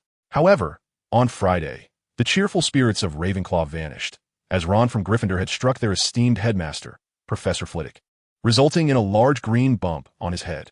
This incident greatly displeased the Ravenclaw students. Alan sought out Harry and Ron to uncover the details of the matter. Ron's wand had been shattered by a whomping willow, rendering it uncontrollable. It had soared from Ron's grasp during a charms lesson and struck the diminutive Professor Flitwick squarely on the forehead, an act that was entirely unintentional on Ron's part. Indeed, receiving another howler is entirely your fault, Ron lamented, handing his wand to Alan to demonstrate his genuine lack of intent. Well, perhaps I can assist in mending it, Alan replied, wishing to avert any further mishaps for his cherished professor. However, he noted that acquiring the necessary materials might require some time, as he needed to embark on a search. Reminded of the ancient alchemical manual by the esteemed Master Jabber he had once obtained during a quest, Alan suddenly felt a surge of enthusiasm, viewing this as an opportune moment to hone his skills. Splendid. Ron's wand has significantly impacted his performance in class, Harry exclaimed, delighted for Ron, while recognizing Alan as an invaluable friend capable of anything. Thank you, Alan. Ron expressed his gratitude, feeling fortunate to have crossed paths with such a kind individual. The break in Ron's wand was quite severe, necessitating a restoration to its former glory. Alan merely experimented with a spell, and a plume of black smoke emerged. After considerable study, he returned the wand to Ron, saying, "Once I have gathered the materials, I shall seek you out." With a burgeoning idea in his mind, Alan was eager to commence his experiment. He stealthily made his way to a secluded area, determined to venture into the Forbidden Forest in search of suitable wand materials for Ron. The Forbidden Forest is home to a diverse array of trees. Yet Alan hoped to find a willow, as he had discerned that Ron's previous wand was crafted from that very wood. Moreover, willow is known for its gentle nature, suiting the temperaments of most wizards. The most renowned willow within the forest is undoubtedly the Whomping Willow. Alan soon arrived at the grove where the Whomping Willow resided, but he had no intention of confronting it. His aim was to select a pliable branch rather than one that was thick, twisted, and ferociously erratic. Alan approached a sunlit clearing, walking toward a small tree bathed in sunlight. Its verdant leaves swayed gently in the caress of the breeze, exuding vitality. This is the one. After careful observation, Alan chose the most sturdy and flexible branch. As he neared, a nest of tree guardians scurried out from the foliage, chirping in alarm. The guardians were diminutive creatures with two small brown eyes, seemingly composed of bark and twigs, which had initially obscured them from Alan's recognition. Rarely seen, Alan was witnessing them for the first time, having only read about them in books. Typically feeding on insects, the guardians are known for their gentle and timid nature. Had they not sensed a threat to their willow tree, they would not have launched an attack on Alan. Suddenly, the guardians erupted into a cacophony, leaping from the willow to pounce upon Alan, attempting to gouge his eyes with their sharp fingers. Overwhelmed by the onslaught, he fell to the ground, hastily casting a freezing spell. Alan's reaction was remarkably swift. He promptly cast a spell that accurately struck the diminutive tree guardians. This was no simple task, for these guardians were exceedingly small, agile, and numerous. Once he ensured that these creatures posed no threat, Alan effortlessly acquired the willow branch he desired most. Subsequently, he ventured towards the dwelling of the unicorns, guided by the vision in his mind. As he approached the vicinity of the unicorns, Gaia appeared before him. With a cheerful tone, she exclaimed, "I spotted you soaring through the skies just moments ago. You truly have come to find me. Have you finished the fruits I gave you last time? Were they delicious? I shall fetch you some more." Upon seeing Alan, Gaia babbled excitedly, mistakenly believing he had come merely to request fruit. This amused Alan. Did he truly appear so much like a glutton? "Gaia, I have come today to inquire if you have any fallen unicorn hairs," he finally admitted, despite feeling somewhat hesitant. "Of course. I have some myself. How much do you need?" Gaia responded generously, fully trusting Alan, whom she regarded as a dear friend and was eager to assist. "I don't require much. Just a small handful will suffice," Alan replied, producing a selection of delectable pastries sent to him by Mrs. Harris. "These are cakes baked by my mother. Please, do have a taste." Before long, several adorable little unicorns flew forth, rushing towards Alan. They joyfully nuzzled against him, chattering about their recent adventures. The delectable fruits they had tasted and the fascinating creatures they had encountered. Gaia smiled as she handed Alan a pouch filled with unicorn hair, accompanied by an abundance of fruits. Alan played with the little unicorns for quite some time before reluctantly bidding them farewell. The next day, having gathered the materials for his wand, Alan intended to seek out Ron, but was unexpectedly confronted by Roger Davies, the captain of the Ravenclaw Quidditch team. Like his fellow Ravenclaw students, Roger was eager in his training after savoring the taste of victory and had successfully secured permission to utilize the Quidditch practice field. This prompted Alan to recall the restricted section. Perhaps this semester, many students would gain access to the books within, and he too felt an undeniable longing. As Roger led him to the Quidditch pitch, they soon encountered two factions confronting one another from a distance. The Quidditch teams of Gryffindor and Slytherin. "Ah, Ravenclaw has arrived," sneered Marcus Flint, the Slytherin Quidditch captain. "This is our training time. We specifically rose early for this. Please vacate the premises." Oliver Wood, the Gryffindor Quidditch captain, shouted in fury.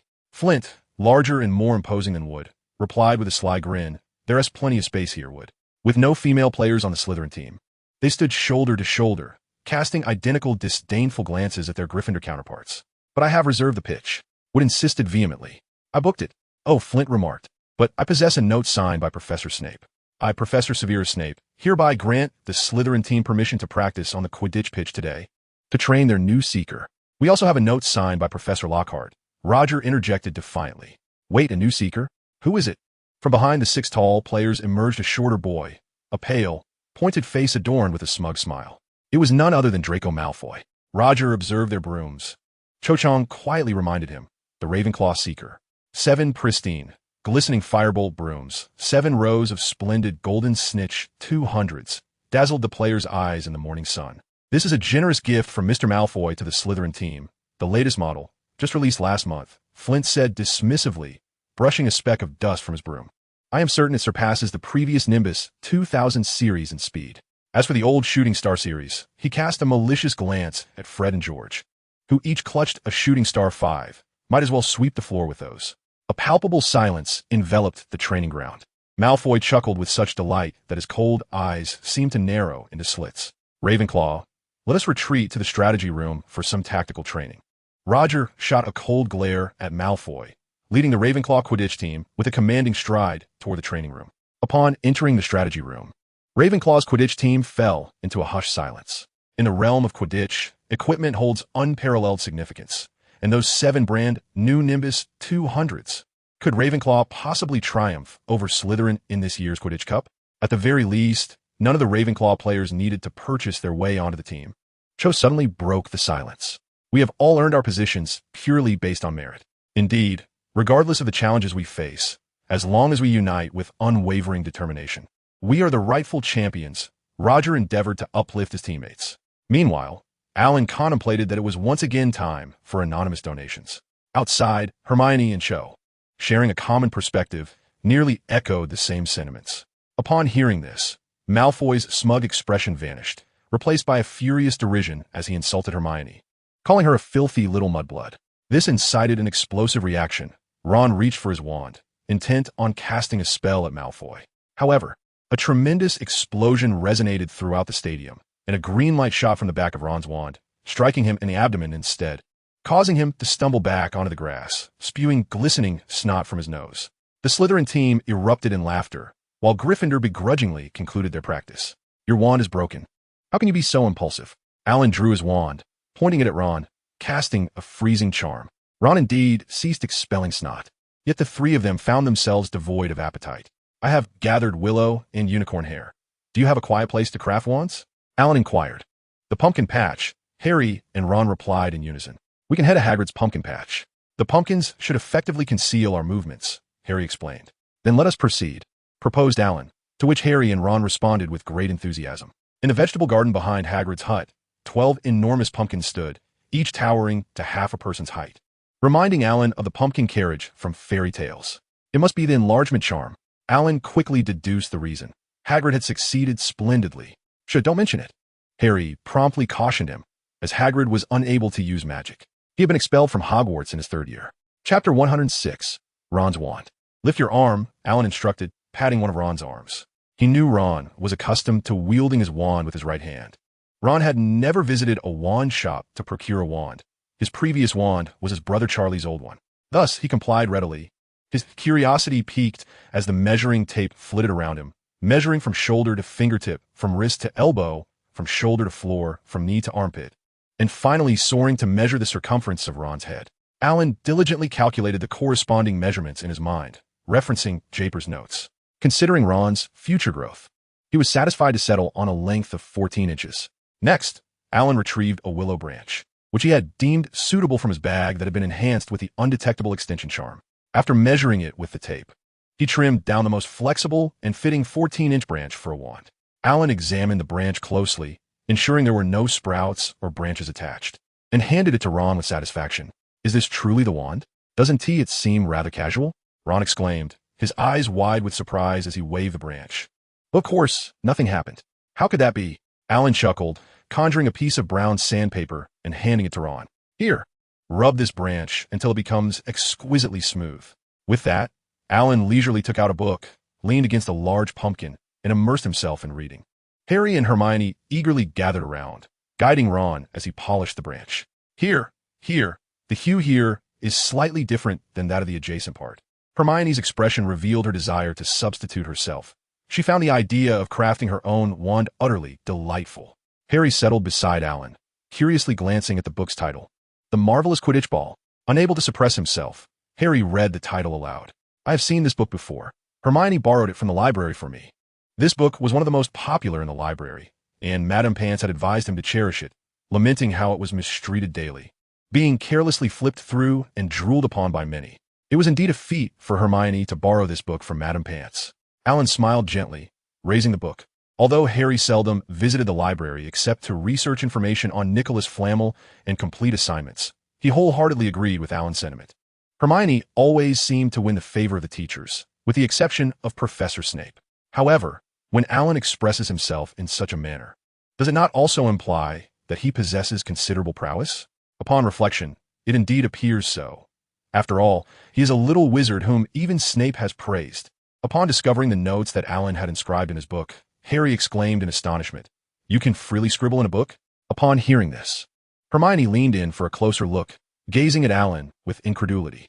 "How did you manage that, Alan?" Madame Pants has placed extraordinary enchantments on all the volumes in the library. Previously, when Harry and Ron had carelessly doodled in Fantastic Beasts and Where to Find Them, the book had retaliated by flying around their heads, striking them with force. Although feeling slightly embarrassed at having his blunder exposed in front of Alan by Hermione, Harry was nonetheless intensely curious for the answer. Even Ron had slowed the pace at which he rubbed his wand. It merely requires a simple charm of disguise to deceive the detection magic of this book, rendering it oblivious to any alterations. However, I typically erase my notes after I finish reading. Note-taking is a habit of Alan's, and besides, he possesses an extraordinary memory for the contents he has inscribed. Harry and Hermione found it somewhat difficult to comprehend Alan's thought process, yet this did not diminish their admiration for him. "All right, Ron, let me take a look at that twig." Noticing that Ron's rubbing had grown increasingly sluggish, Alan understood that he was becoming fatigued. Ron, feeling relieved, handed over his wand, which he had painstakingly polished for quite some time. Alan then took some sandpaper and, with meticulous care, gently rubbed the wand, causing the willow branch to become smooth. Alan appeared remarkably at ease, in stark contrast to Ron's cautious demeanor. Ron could not help but grumble inwardly. If Alan could accomplish it so effortlessly, why did he need to toil for so long? Seemingly sensing Ron's thoughts, Alan replied calmly, "The reason for having you personally polish it is to deepen your connection with the wand, allowing you to appreciate the effort that has gone into it and to learn to cherish it." Ron's ears turned as red as his hair. Nearby, Harry instinctively concealed his wand, which was smeared with fingerprints, into his sleeve. "Is this sufficient?" Hermione questioned, her skepticism evident. "Of course not. We still need to soak the willow branch in plant oil repeatedly, let it air dry, then insert the core and perform a consecration ceremony. We have merely completed a small step. There remains a long journey ahead." Alan elaborated to Hermione with keen interest. Although Harry and Ron did not fully grasp the significance of what Alan was saying, it certainly sounded impressive. Hermione nodded vigorously, inquiring whether she could partake in the wand-making process, to which Alan graciously consented. While Ron did not fully understand Alan's discourse, he expressed immense anticipation for the wand he was soon to wield and insisted on being involved in the entire creation process. Alan generously agreed. "We can begin by soaking the wand wood." Alan retrieved olive oil and carefully applied it to the entirety of the willow branch. Once the main body was sufficiently moistened, it would be air-dried, repeating several times, thus completing this step. This approach enhances the hardness of the wand surface, creating a material that is rigid on the outside, yet supple within, while also endowing it with a certain degree of waterproof and moisture-resistant properties. Witnessing Hermione's earnest demeanor filled Alan with delight, and his inclination to teach others inadvertently surfaced. However, Hermione seemed unperturbed, listening intently. "Ron, I have chosen willow as the wood for your wand, with unicorn hair as its core. The willow, governed by the moon, is a tree that thrives near water.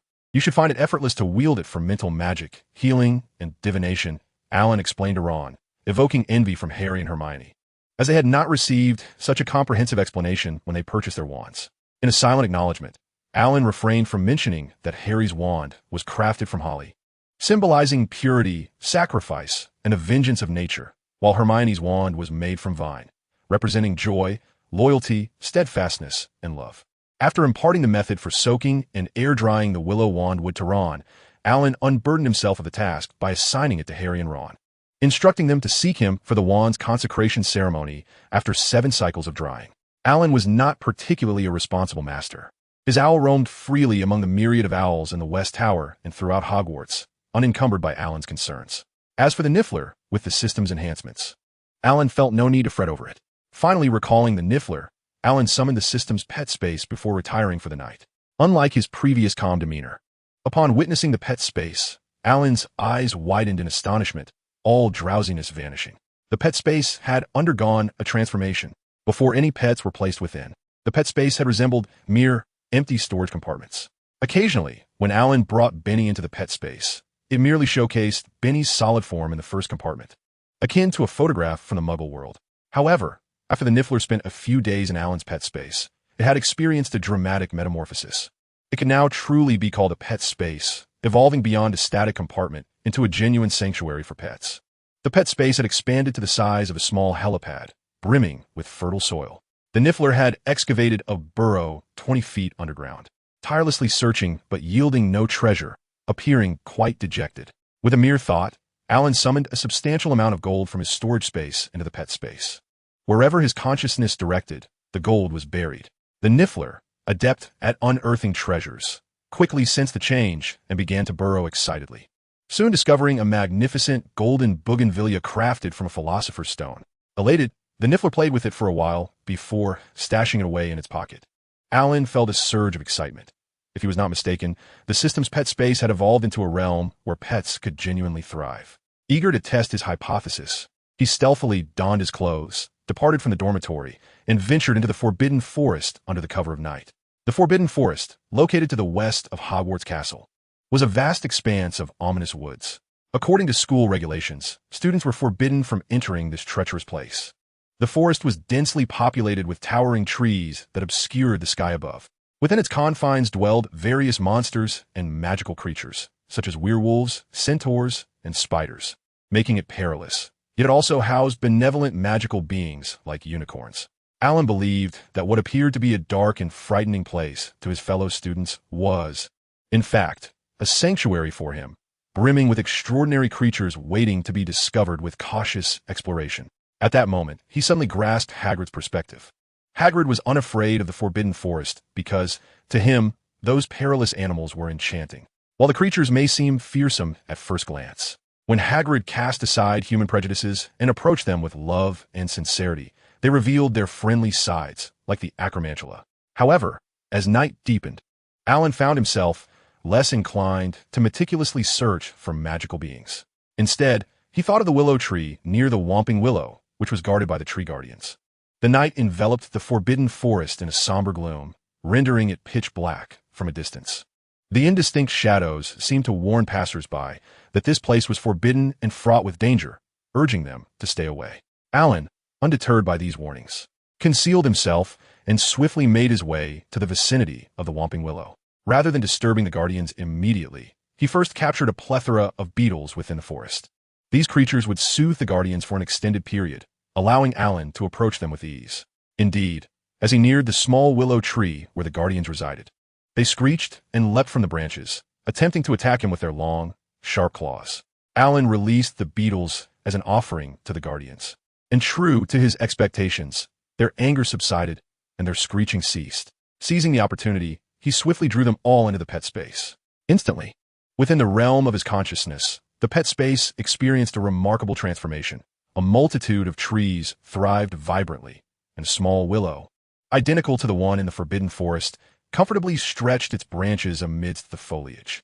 Alan was overjoyed. His hypothesis had been validated. The system's pet space was akin to a miniature wildlife sanctuary, where each of his creatures could enjoy a perfect habitat crafted by the system. Perhaps one day, his pet space would evolve into a wondrous zoo of magical beings. Alan mused happily. Suddenly, a terrifying voice echoed. "Come here, let me tear you apart. Let me kill you." Startled by the abruptness of this chilling sound, Alan quickly realized what he had encountered. Chapter 108, The Daily Quidditch Training. It must be a basilisk. As for why Alan could hear that voice, it must be attributed to the beast tongue ability acquired during the Moonstone mission. However, Alan currently harbored no intention of confronting the basilisk, regardless of whether he possessed the same fortuitous luck as Harry. He did not believe his strength was sufficient to contend with the creature, especially since his invincibility aura had already expired. It was uncertain whether the mysterious wizard robe could withstand the basilisk's deadly gaze, and Alan was unwilling to take that risk. Ultimately, by the end of the narrative, no one would meet their demise due to such encounters. Time spent engrossed in study always seemed to pass swiftly, and Alan relished this serene and harmonious period. He meticulously organized each day, engaging in exercise, frequenting the library, and diligently delving into soul magic. With unwavering focus, Alan solidified his magical foundation with remarkable sturdiness. As October arrived, a damp chill permeated the grounds, seeping into the castle. A sudden wave of colds swept through the faculty and students, leaving Madame Pomfrey in a flurry of activity. Her revitalizing potion had an immediate effect. However, those who consumed it would find their ears smoking for several hours.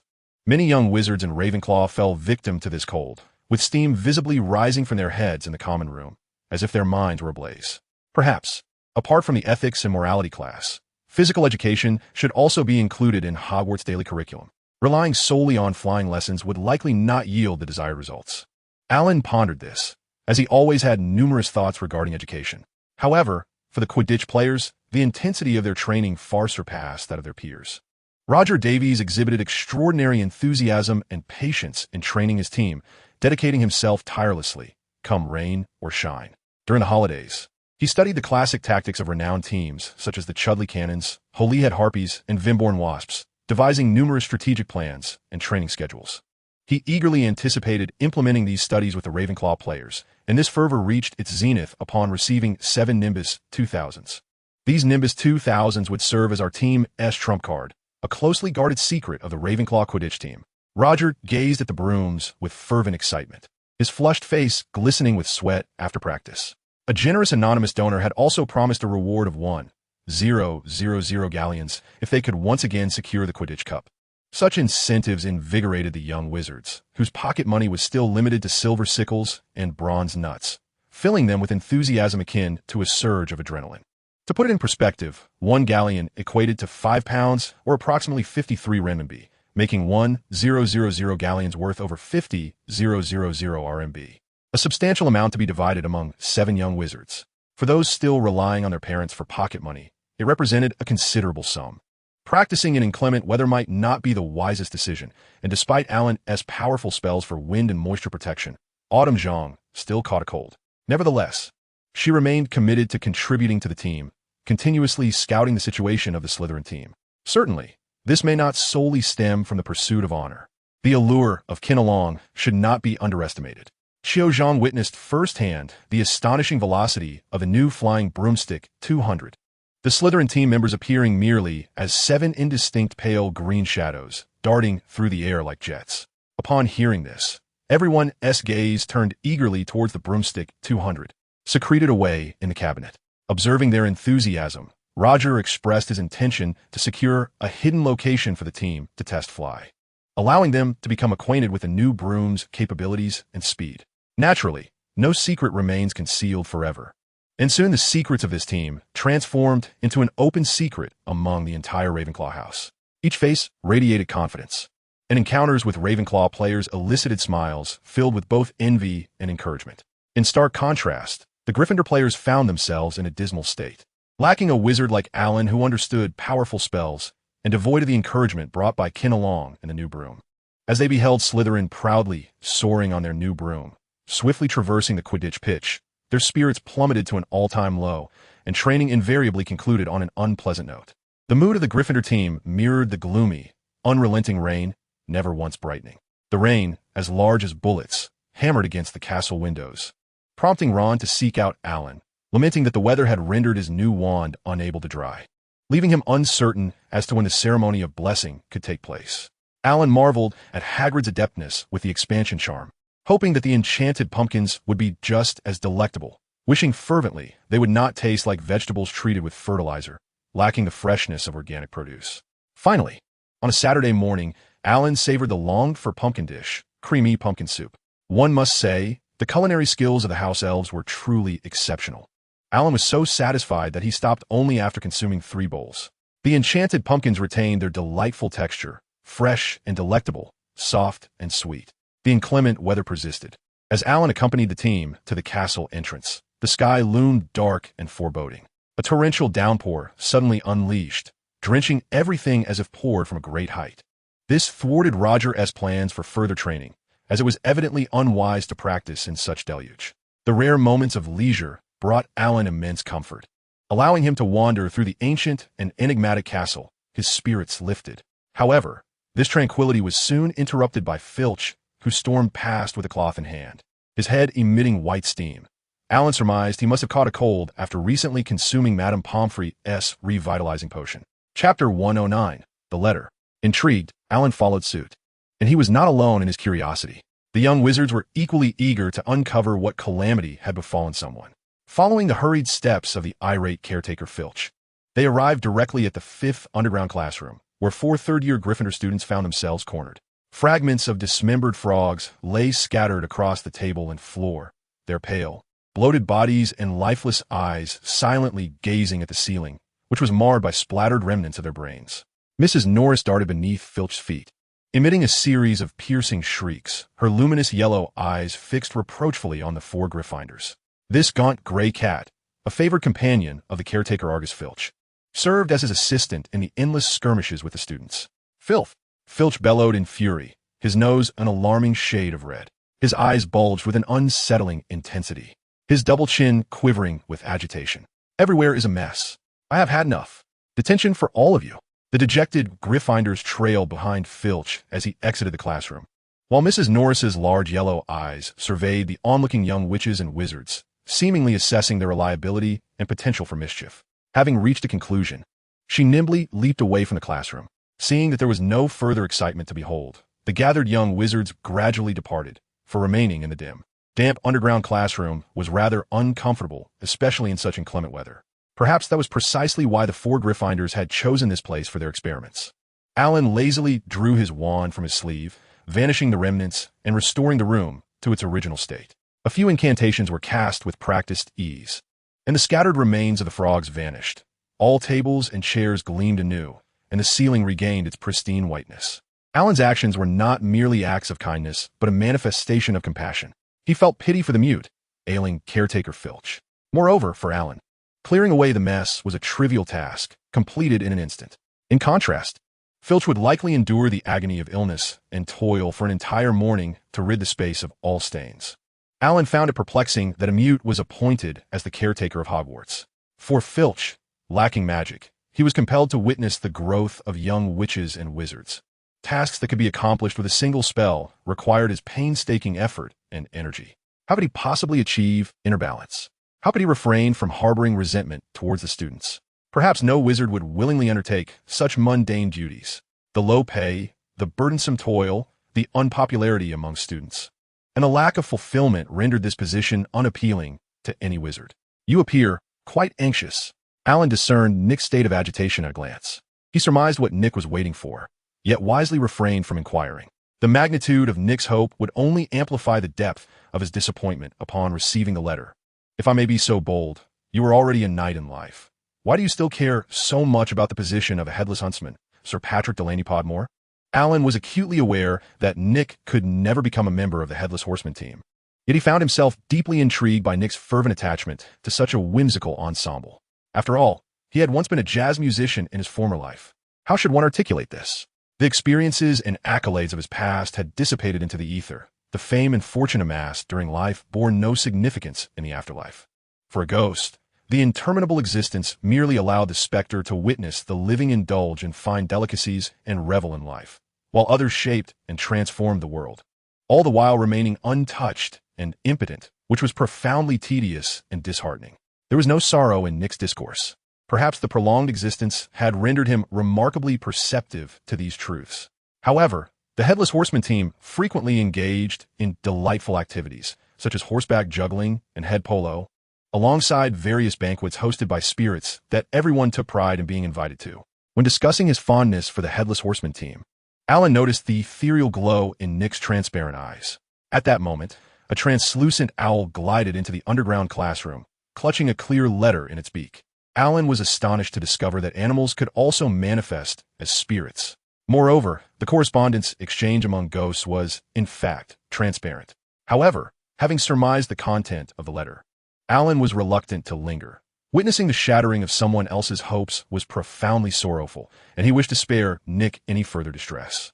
Alan believed that Nick required a tranquil space to process his emotions. "Sir Patrick Bodecombe, I have other matters to attend to, so I shall take my leave," Alan said politely as he bid farewell. Nick's thoughts were entirely consumed by the transparent letter, and he waved his hand dismissively, allowing Alan to depart.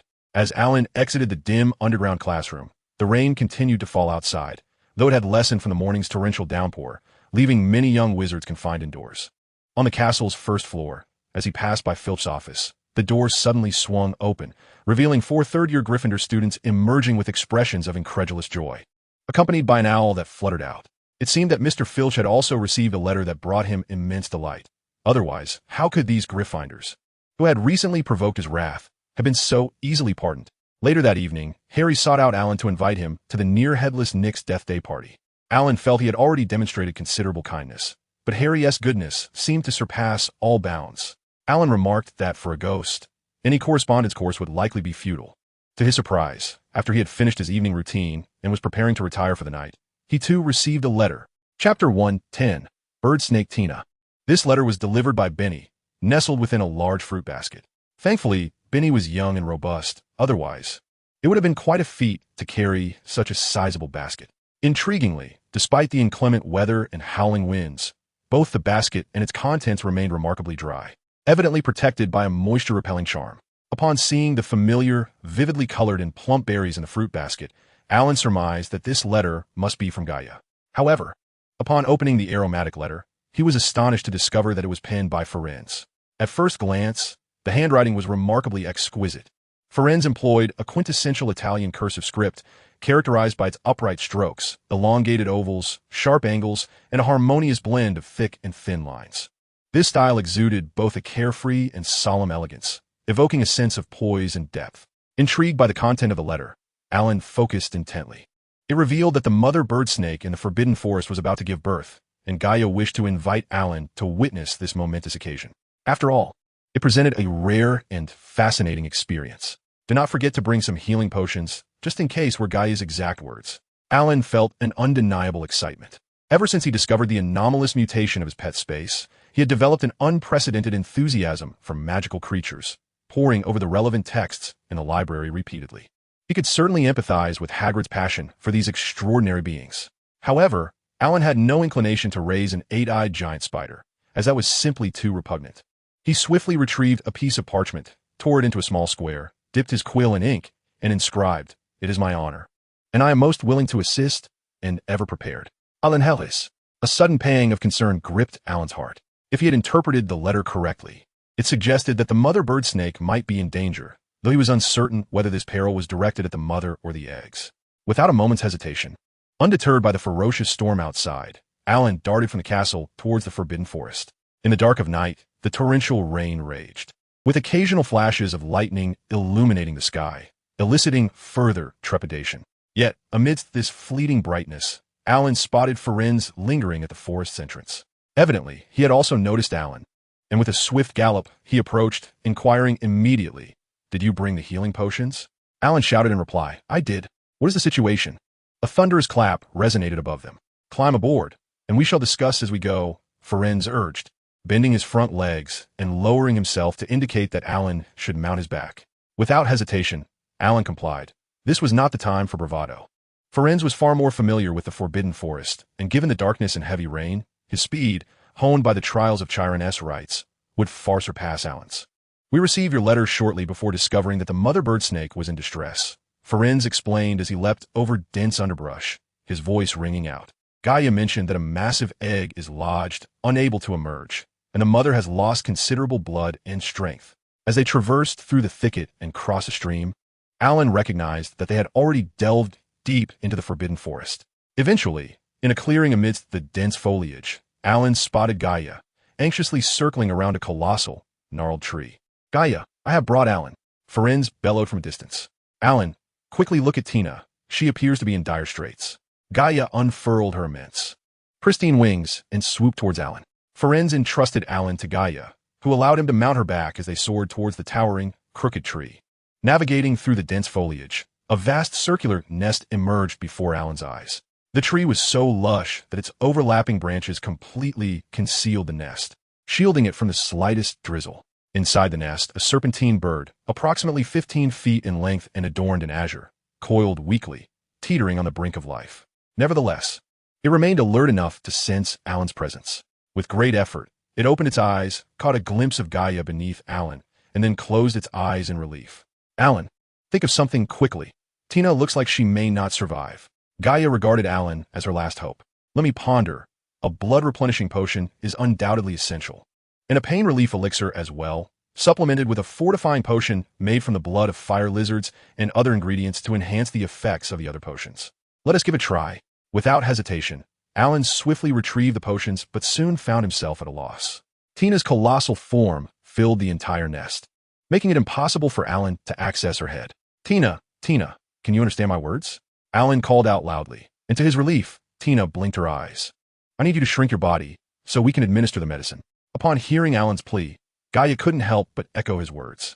For the avian serpent, the ability to resize was as innate as the human acts of eating, drinking, and breathing. She could contract to a minuscule form or expand to fill all available space. Thus, despite Tina's profound exhaustion, upon hearing Alan and Gaia, she managed to swiftly shrink down to the length of Alan's arm. Chapter 111, The Avian Serpent Egg. System rewards, Professor Felivi's request. Alan leaped gracefully from Gaia's back, landing securely within the vast nest and swiftly rushing to Tina's side. He knelt, disregarding Tina's bloodied state, cradling her head in one arm while resting her scaled body on his knee.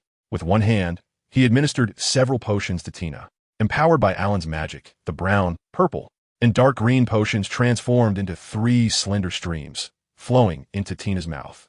After a moment of contemplation, Alan produced a vial of luck elixir and said, "Tina, this is the only bottle of luck elixir I possess. Consuming it will surely facilitate your successful laying of the avian serpent egg."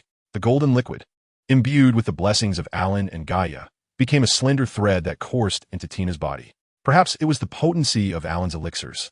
Perhaps the favor of fortune smiled upon Tina, or perhaps it was Tina's own formidable will to survive. But an egg, stained yet shimmering with silver, descended upon the nest. Alan promptly cast healing magic upon Tina, administering her healing potions, before gently placing her back in the nest to allow her to recuperate her spirit and strength. Gaia gently descended into Tina's nest, nuzzling her head affectionately as a gesture of encouragement. With a focused and tender gaze, she observed the diminutive yet exquisite bird snake egg nestled within. Alan delicately picked up the egg, and in an instant, it magnified several times in size. Unable to resist, he cradled the egg tightly to prevent it from plummeting to the ground. What a mischievous little creature. Gaia couldn't help but chuckle. The shell of the bird snake egg was remarkably soft, yet its texture resembled that of silver. It appeared as if it were a masterpiece crafted from the purest and softest silver. Alan, holding the little one, brought it close to Tina. The previously compact Tina, now elongated to Alan's arm's length, swiftly enveloped the egg with her scaly body. Alan meticulously examined Tina and, with a sigh of relief, smiled. "Gaia, Tina is no longer in danger. I have some blood-replenishing potions here.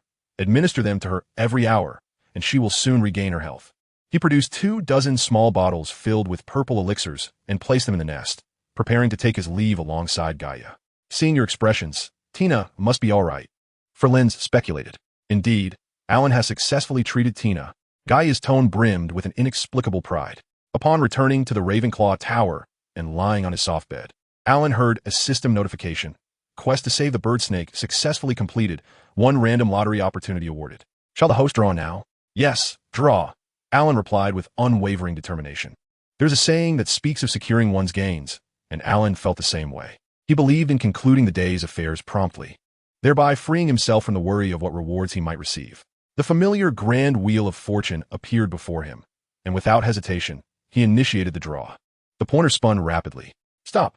The bronze pointer landed on orange. It seemed luck was not in his favor, as if all fortune had been lent to Tina.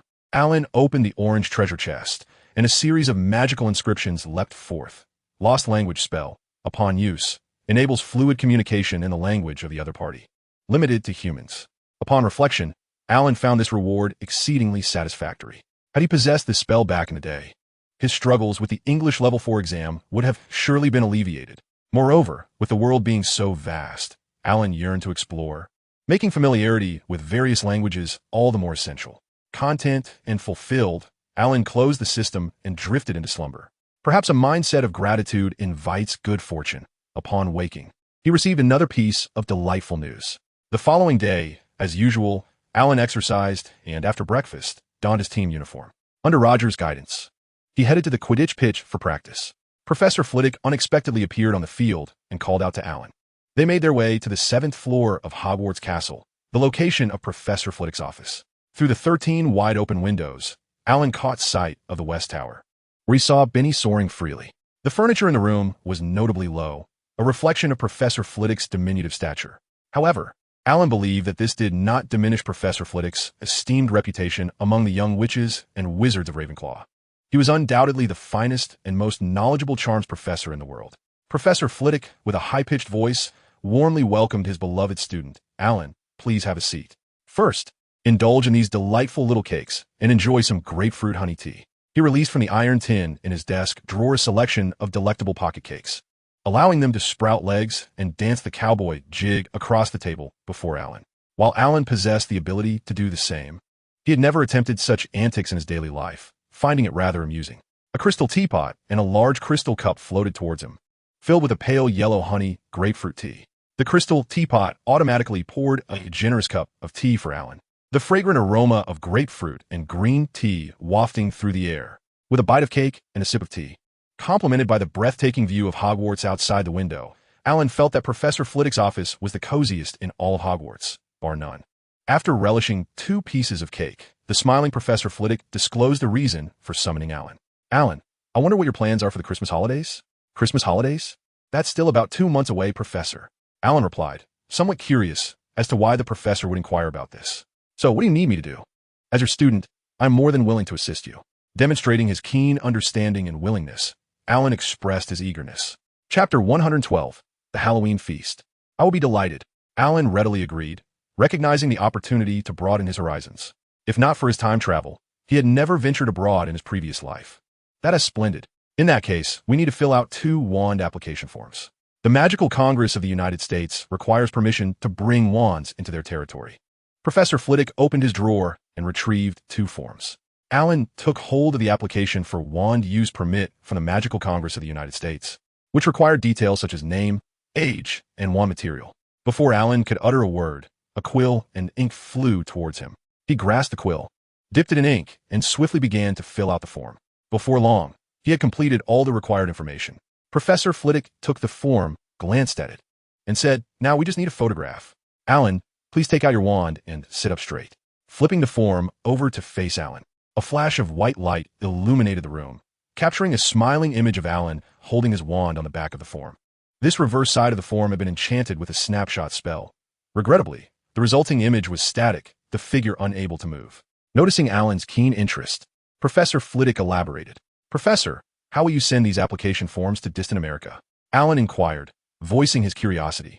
If we rely solely on Owl Post, the poor owl tasked with delivery might very well exhaust itself. How wonderful it is to receive your guidance. It would be my utmost honor, Professor. Seizing the opportunity, Alan promptly agreed and expressed his gratitude. The auditorium had been adorned with live bats, as was customary. The enormous pumpkins cultivated by Hagrid had been carved into lanterns large enough to seat 3 individuals within. Most intriguing, or rather terrifying, was the spiderweb suspended from the ceiling of the entrance, upon which rested a colossal black spider, occasionally twitching its furry legs. As a slender boy with gray hair passed beneath it, a silvery web descended from above, ensnaring him completely. The nearby students erupted into laughter, while a few Gryffindors rushed over to assist, tearing away the web from his body, which shimmered briefly on the ground before vanishing without a trace. This was Colin Creevey, a fortunate newcomer to Gryffindor this year. Penelope, the Ravenclaw prefect, appeared beside Ellen, clearly envious of Colin's predicament. Ellen remained non-committal, though it was evident that Colin was thrilled, lifting the camera hanging around his neck to snap incessant photos of the great spider in the entrance. Ellen mischievously wondered if Ron would have cried if he had been caught in the giant web, a playful smile gracing his lips. After tonight's Halloween feast, the Ravenclaw common room would host a masquerade ball. Penelope seemed to have come specifically to remind Ellen. "What will you dress as?" Ellen inquired with curiosity. "You shall find out soon enough," Penelope replied, playfully patting the younger student's cheek before strutting away with a peculiar laugh. "What did I say wrong?" Ellen pondered, bewildered. Well, perhaps she is simply very pleased with her costume for the evening. Edward, who had accompanied Ellen, was entirely unfazed by Penelope's odd behavior. The myriad of pumpkin lanterns filled with sweets held far more of his attention. "Those are honeycomb candies. My father has bought plenty for me," came the haughty voice of Malfoy, who held a lollipop, looking quite content. Crabbe and Goyle clutched heaps of candies, their mouths stuffed with sweets, grinning foolishly. Indeed, candy was a child's greatest delight. This version of Malfoy, along with Crabbe and Goyle, somehow struck Ellen as rather endearing. The festivities commenced swiftly, the entire hall resplendent with decorations, candles flickering, and golden plates adorning the tables, casting a tempting golden glow in the candlelight. Suddenly, ethereal singing reverberated throughout the hall, silencing all commotion. Instantly, the auditorium fell into silence. The little wizards looked around, searching for the source of the melody. Rows of skeletons unexpectedly emerged from beneath the floor, exaggeratedly writhing their bony frames. Numerous timid young witches screamed in fright at the sudden appearance of the skeletons, while the boys found it exhilarating, clattering their forks and knives against the golden plates, whistling, clapping, and cheering loudly. A platform rose where the Sorting Hat had once rested, and 3 female skeletons, brandishing wands, began to sing and dance. As they chanted, their seemingly hollow jaws moved rhythmically, and the wands in their hands released a cascade of swirling smoke, conjuring vivid imagery that accompanied their lyrics. Everything is so wondrous and magnificent, creating a bizarre and eerie atmosphere of delight. Tears of the Phoenix fall like rain, transforming into pearls as the mighty dragon seizes him. The girl he cherishes most, the beloved Billy Wiggler, has forgotten how to soar as his beloved departs from him. Even the unicorn has lost its horn, and the griffin, with its eagle's head and wings, feels profoundly alone, for the lady he adores has long since gone. This is the tale I know, truly moving. Professor Dumbledore appeared in the center of the stage, wiping away the tears that welled in his eyes. And with a sense of nostalgia, he proclaimed, "Now, let us celebrate with abandon and indulge in feasting." A delightful array of exquisite pastries suddenly adorned the long table, and before Alan lay his favorite sweet cream cookies and blueberry pastries. He picked up a cookie, savoring it slowly, and with satisfaction, he squinted his eyes in delight.